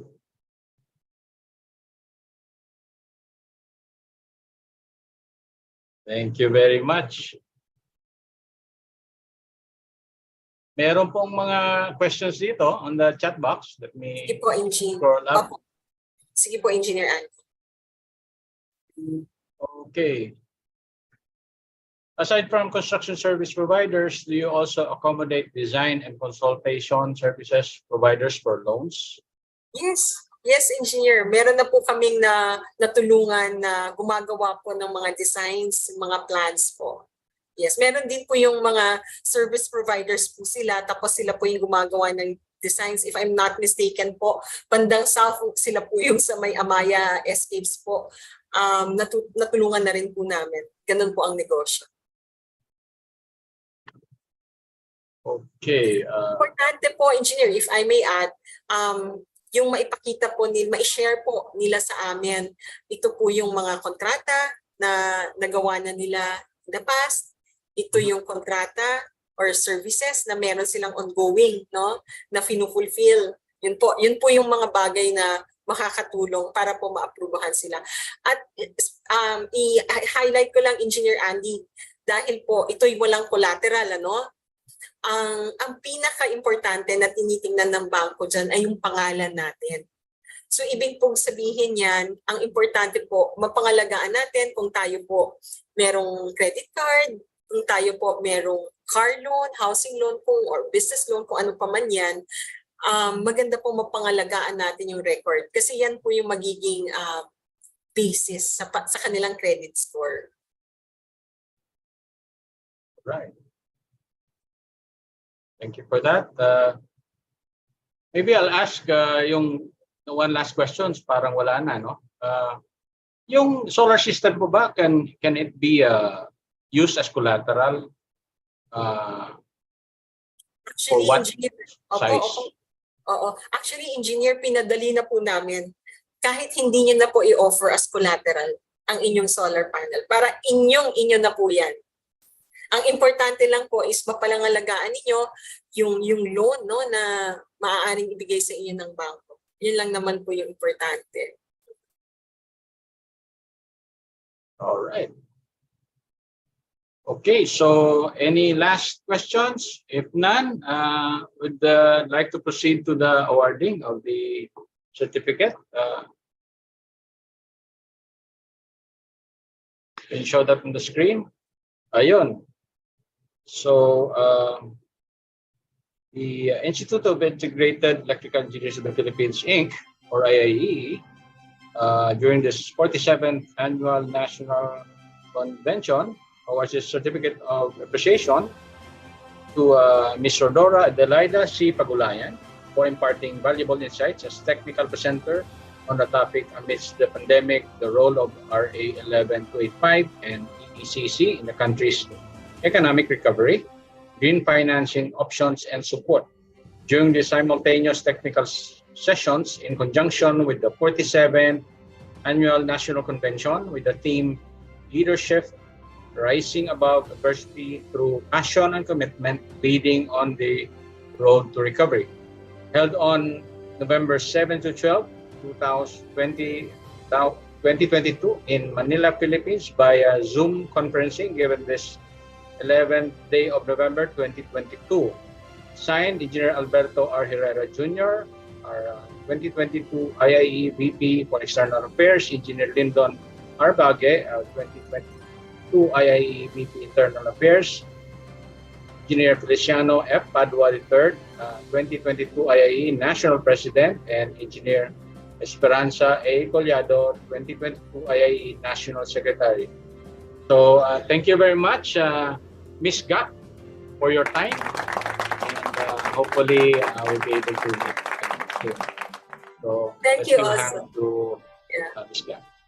Thank you, Okay. thank you also so much. Huwag niyo po kaming kalimutan. We would be happy to join you anytime. Ano po ang inyong events. Even sa local chapters po. Thank you. Okay, thank you. Ingat po kayo. All right, so now to go to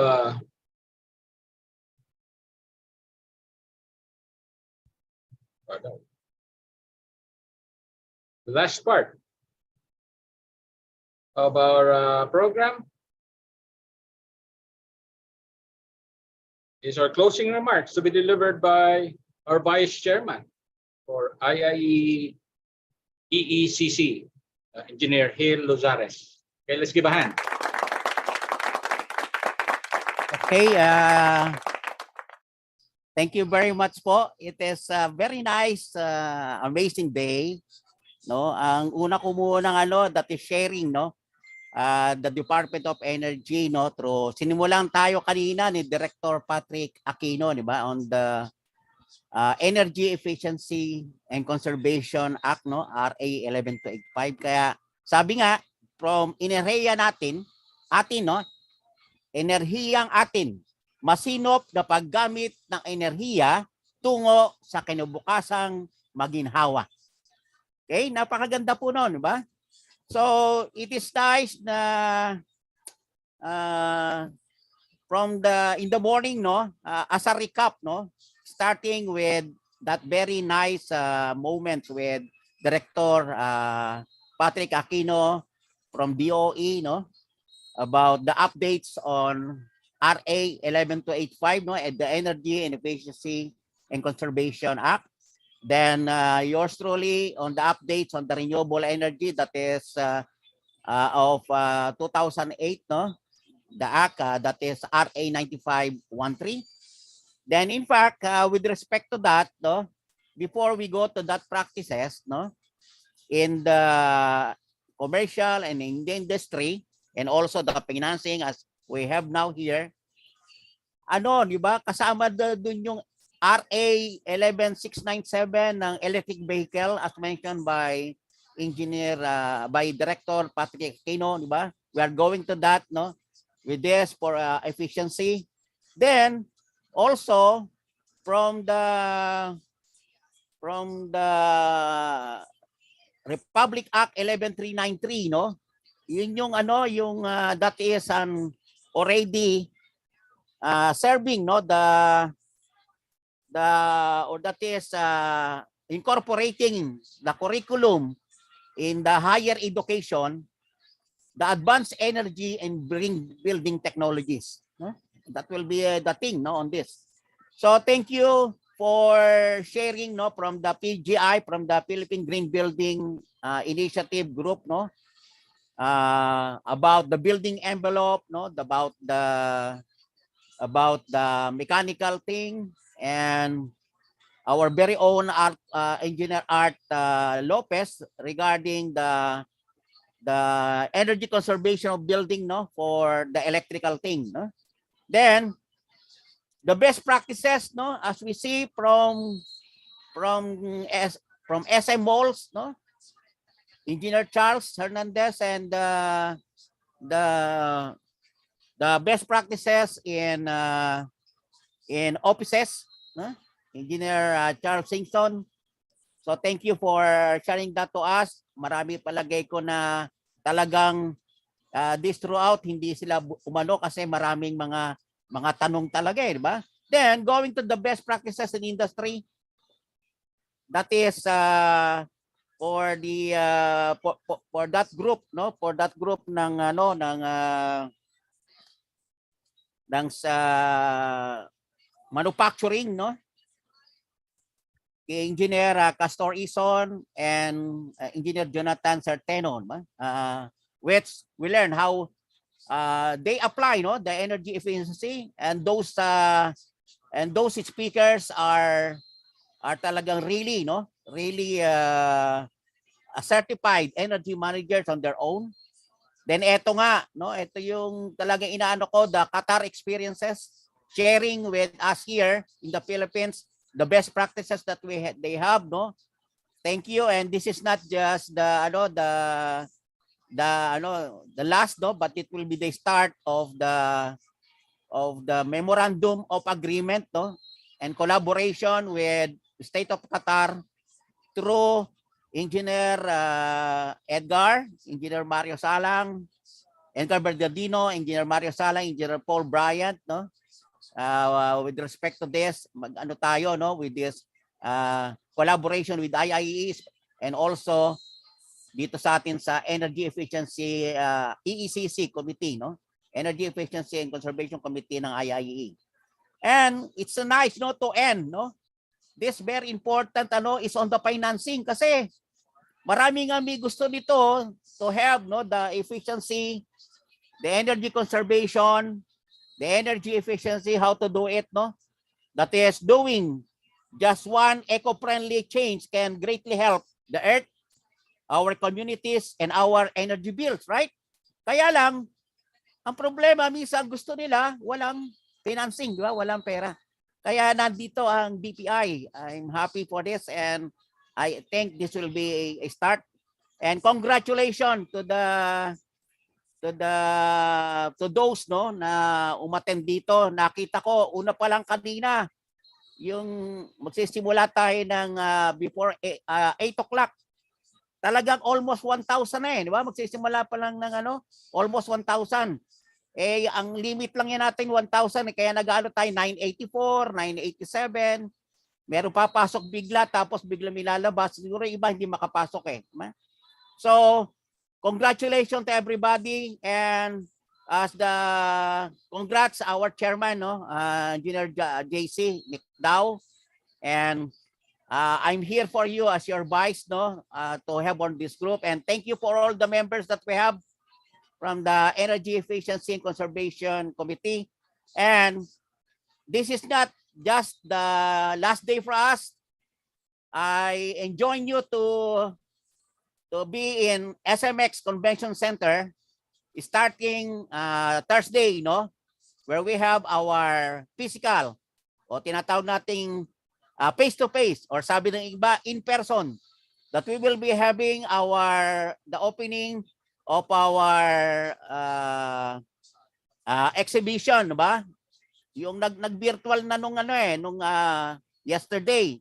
Then sa Thursday, simula na po ng ng face-to-face sa mga technical. Then nandyan din po yung simula ng face-to-face opening ng exhibition natin. Then the opening ceremonies on Friday, and with everything in the activities that we have, and also up to Saturday, and I also invite you, speaker ako sa November 12 on the topic of battery energy storage system integration into solar photovoltaic power plant. That will be at 10 o'clock in the morning on Saturday. Okay? And in fact, sa opening, sa natin, sa Thursday nga pala, yung mga technical session, iba-ibang klase siya. Meron siya rin about renewable energy, So may iba-iba silang room with respect to the different So it is a very nice very nice great day, amazing day for us, Parang kompleto. Sabi nga, pinag-usapan namin ni Chairman JC nung dati. Marami ba tayong, baka wala tayong kulangin tayo na speaker for the whole day, di ba? Kaya pala, kaya sabi nga ni Chairman, I salute you, Chairman JC. Di ba? Great thing on that, And for all our groups here, maraming salamat. And I think, before we end on this, our chairman has a message for us, I saw that in our chat, and again, thank you. I'm honored and I'm proud to be a member of this Energy Efficiency and Conservation Committee of the Institute of Integrated Electrical Engineers. Magandang hapon po sa inyong lahat, and magandang umaga. Umaga pa ba sa sa Qatar? Yeah. Okay, and good evening to other parts of the world, di ba? So hello world and hello Philippines. Thank you po. Ay, teka. Vice Chair, salamat. Before the message of our chairman, let me first thank our sponsors. Can we show that? Our sponsors have been very supportive of this event, so would like just to express our appreciation. So EIIE on this 47th Annual National Convention awards a certificate of appreciation is to JYN Construction Engineering Services for imparting valuable insights as sponsored technical presenter during the simultaneous technical sessions in conjunction with the 47th Annual National Convention with the theme Leadership, Rising Above Adversity Through Passion and Commitment, Leading on the Road to Recovery, held on November 7 to 12, 2022 in Manila, Philippines via Zoom conferencing, given this 11th day of November 2022. Signed, Engineer Alberto R. Herrera Jr., our 2022 IIE VP for External Affairs. Also signed by Engineer Lyndon R. Bage, 2022 IIE VP Internal Affairs. Signed by Engineer Feliciano F. Padua, the third 2022 IIE National President, and signed by Engineer Esperanza A. Collado, 2022 IIEE National Secretary. So there you go, JYN. We have a representative here. JYN. Po yan? Kay Chairman. Chairman. Kumpanya po ni Chairman. Thank you. Thank you, JYN. Thank you, that is John Christian Nicdaw. Sir Andy, Biro lang po. Okay. Okay na po yan. Yung next natin, yung next. Next sponsor. I hope IIEE on the 47th Annual National Convention has this certificate of appreciation to Exquis Engineering for imparting valuable insights as a sponsored technical presenter during the simultaneous technical session in conjunction with the 47th Annual National Convention with the theme Leadership, Rising Above Adversity Through Passion and Commitment, Leading on the Road to Recovery, held on November 7 to 12, 2022 in Manila, Philippines via Zoom conferencing, given this 11th day of November 2022, signed Engineer Alberto R. Herrera Jr., 2022 IAE VP External Affairs, signed Engineer Lindo R. Bague, 2022 IAE VP Internal Affairs, signed Engineer Feliciano F. Padua III, 2022 IAE National President, signed Engineer Esperanza A. Collado, 2022 IIEE National Secretary. Do you have a representative here from SQuiz? Exquis Engineering? Parang wala. Namigay lang ng pera. All right, so thank you, Exquis. Hope to see you again. And the last but not the least, last na ba? Ayun, so IIEE and the 47th Annual National Convention for the Certificate of Appreciation to EconoServe Solutions International Incorporated for imparting valuable insights as sponsored technical presenter during the simultaneous technical sessions in conjunction with the 47th Annual National Convention with the theme Leadership Rising Above Adversity Through Passion and Commitment Leading on the Road to Recovery, held on November 7 to 12, 2022 in Manila, Philippines via Zoom conferencing, given this 11th day of November 2022. Assigned Engineer Alberto R. Herrera Jr., 2022 IAE VP External Affairs, signed Engineer Lyndon R. Bague, 2022 IAE VP Internal Affairs, signed Engineer Feliciano F. Padua III, 2022 IAE National President, and signed Engineer Esperanza A. Collado, 2022 IAEE National Secretary. Do you have a representative from EconoServe? Sir Ram. Advisor natin yan, Sir Ram. Sir Ram. So, Sir Ram, thank you very much to your contribution. So let's give a hand to our sponsors. Ayun, salamat po sa inyo. Mabuhay kayo. And okay, last Chairman, you have a reminders for us? Yeah, a quick reminder lang. Definitely, the closing remarks has already been given by our Vice Chair, Engineer Gil Sares, and we are also rooting for you in this election, Sir Gil, ha? So, for the participants, I do hope na lahat kayo nakaboto, no? Sana nando sa balota si Sir Gil Sares for the next No, BOT. mali. Wala, ano yung tawa? Anong mali, sir? Walang election, wala. Oo nga pala. For the anyways,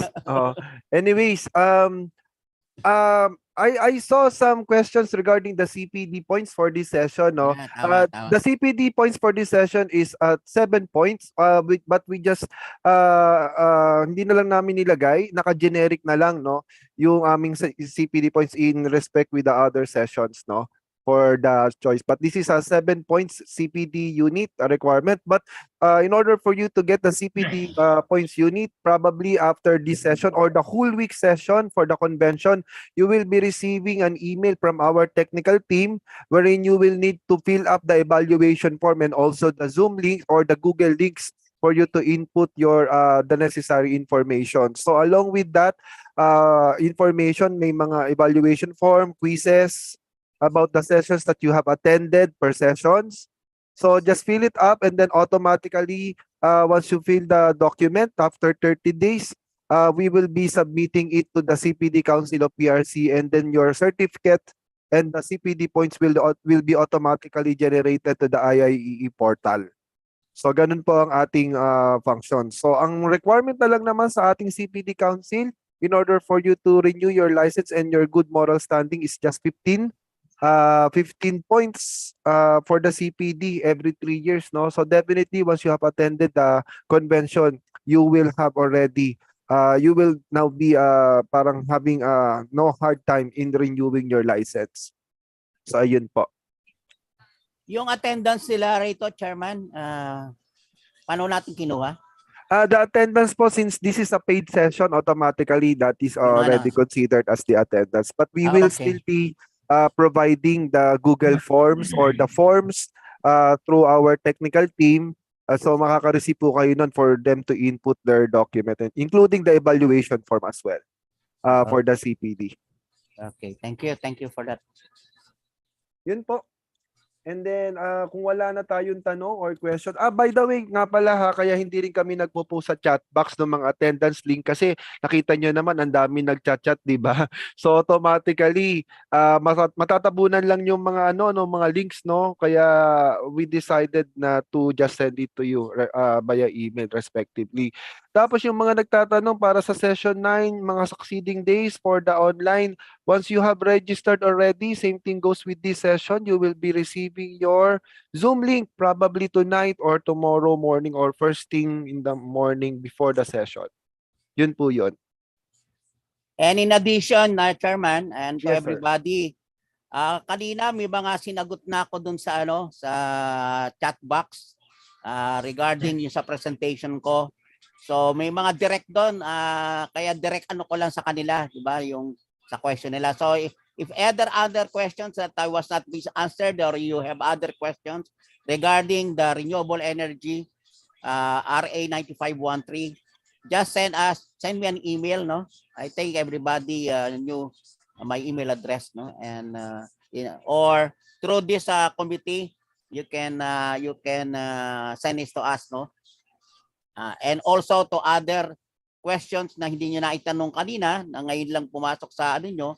So you can still do it and we can get connected. Thank you po. Okay, All tech right. team, you're in charge, and our MCs.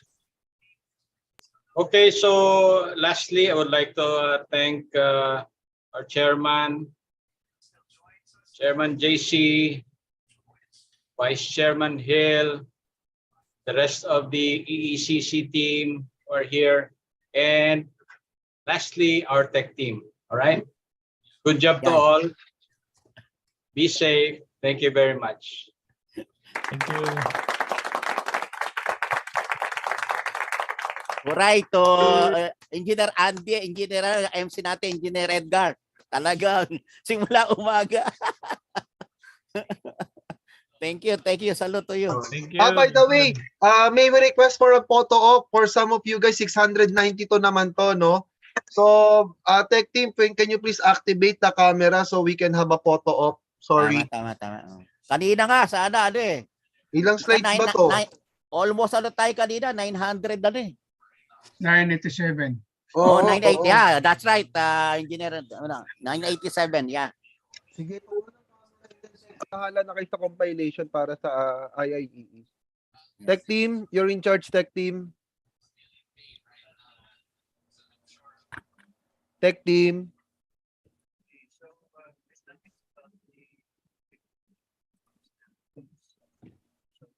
Tech team, can you hear me? Hello, sir. Yes, so you are already in charge pa take ng screenshots for gallery mode for the whole for the whole session and activate the camera. Yes po, sir. Thank you.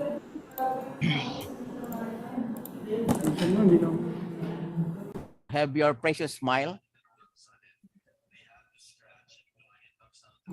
Okay na po, sir. One more, sir. One more. Uy, batchmate ko si Engineer Jason Tumbali. Congratulations sa Masters. 1, 2, 3, smile. Okay na po. Sa ano lang yan? Ano yan 27 ano yan Yes. Bilis naman. Ang bilis naman, tech team. Hindi lahat. Mga video ang kinuha eh. Sir, marami pong participants, sir. Hindi po. Mahirap. Mahirap po yun. Okay. O sige, bibigyan namin kayo ng mga 5 minutes siguro, no? Hanapin niyo yung sarili niyo.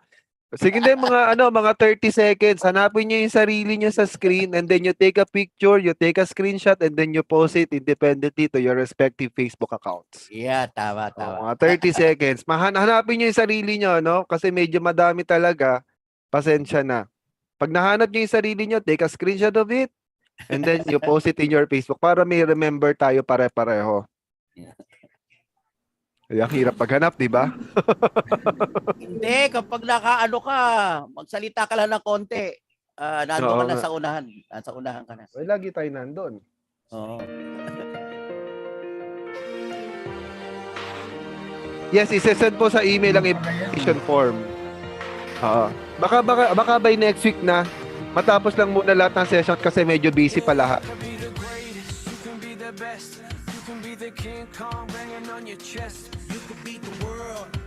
Sir, okay na po, sir. Thank you po. Okay, thank you. Alright, thank you, IAE. everyone. Maraming salamat. Maraming salamat. Thank you, everyone. Thank you, everyone. Thank you, tech team. Bye-bye. See you all in the face-to-face. Bye-bye. Salamat. I will now leave. Bye-bye.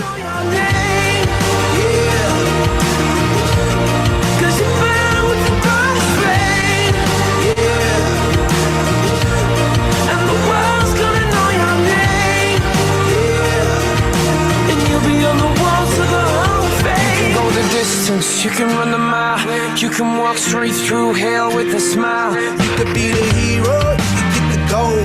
Breaking all the records they thought never could be broke. Yeah, do it for your people, do it for your pride. And you're never gonna know if you never even try. Do it for your country, do it for your name. Cause there's gonna be a day when you're standing in the Hall of Fame. Yeah. And the world's gonna know your name.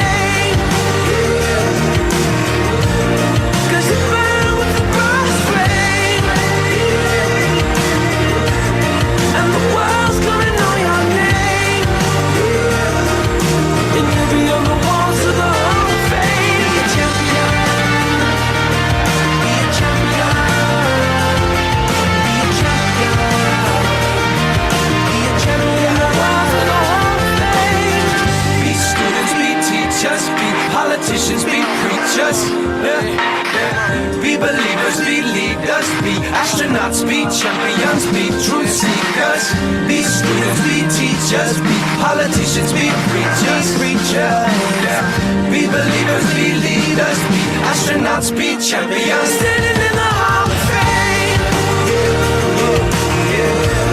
And the world's gonna know your name.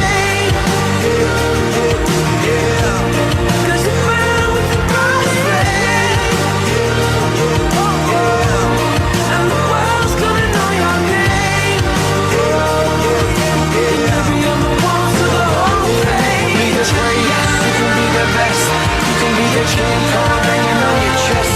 You can be a hero.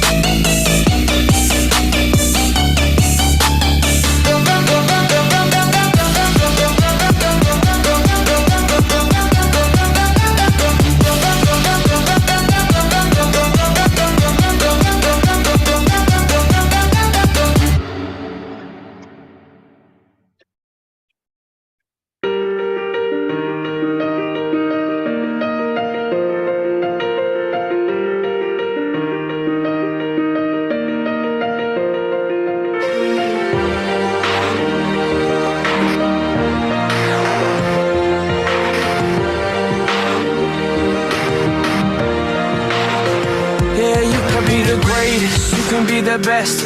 You can be the King Kong banging on your chest. You could beat the world, you could beat the war. You can talk to God, go banging on his door. You can throw your hands up, you can beat the clock. You can move a mountain, you can break rocks. You could be a master, don't wait for luck. Dedicate yourself and you go find yourself. Standing in the Hall of Fame. And the world's gonna know your name. Cause you burn with the brightest flame. And the world's gonna know your name.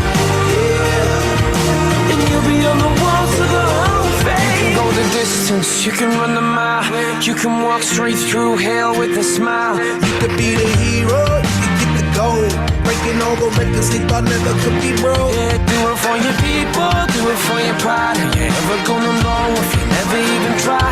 Do it for your country, do it for your name. Cause there's gonna be a day when you're standing in the Hall of Fame. And the world's gonna know your name.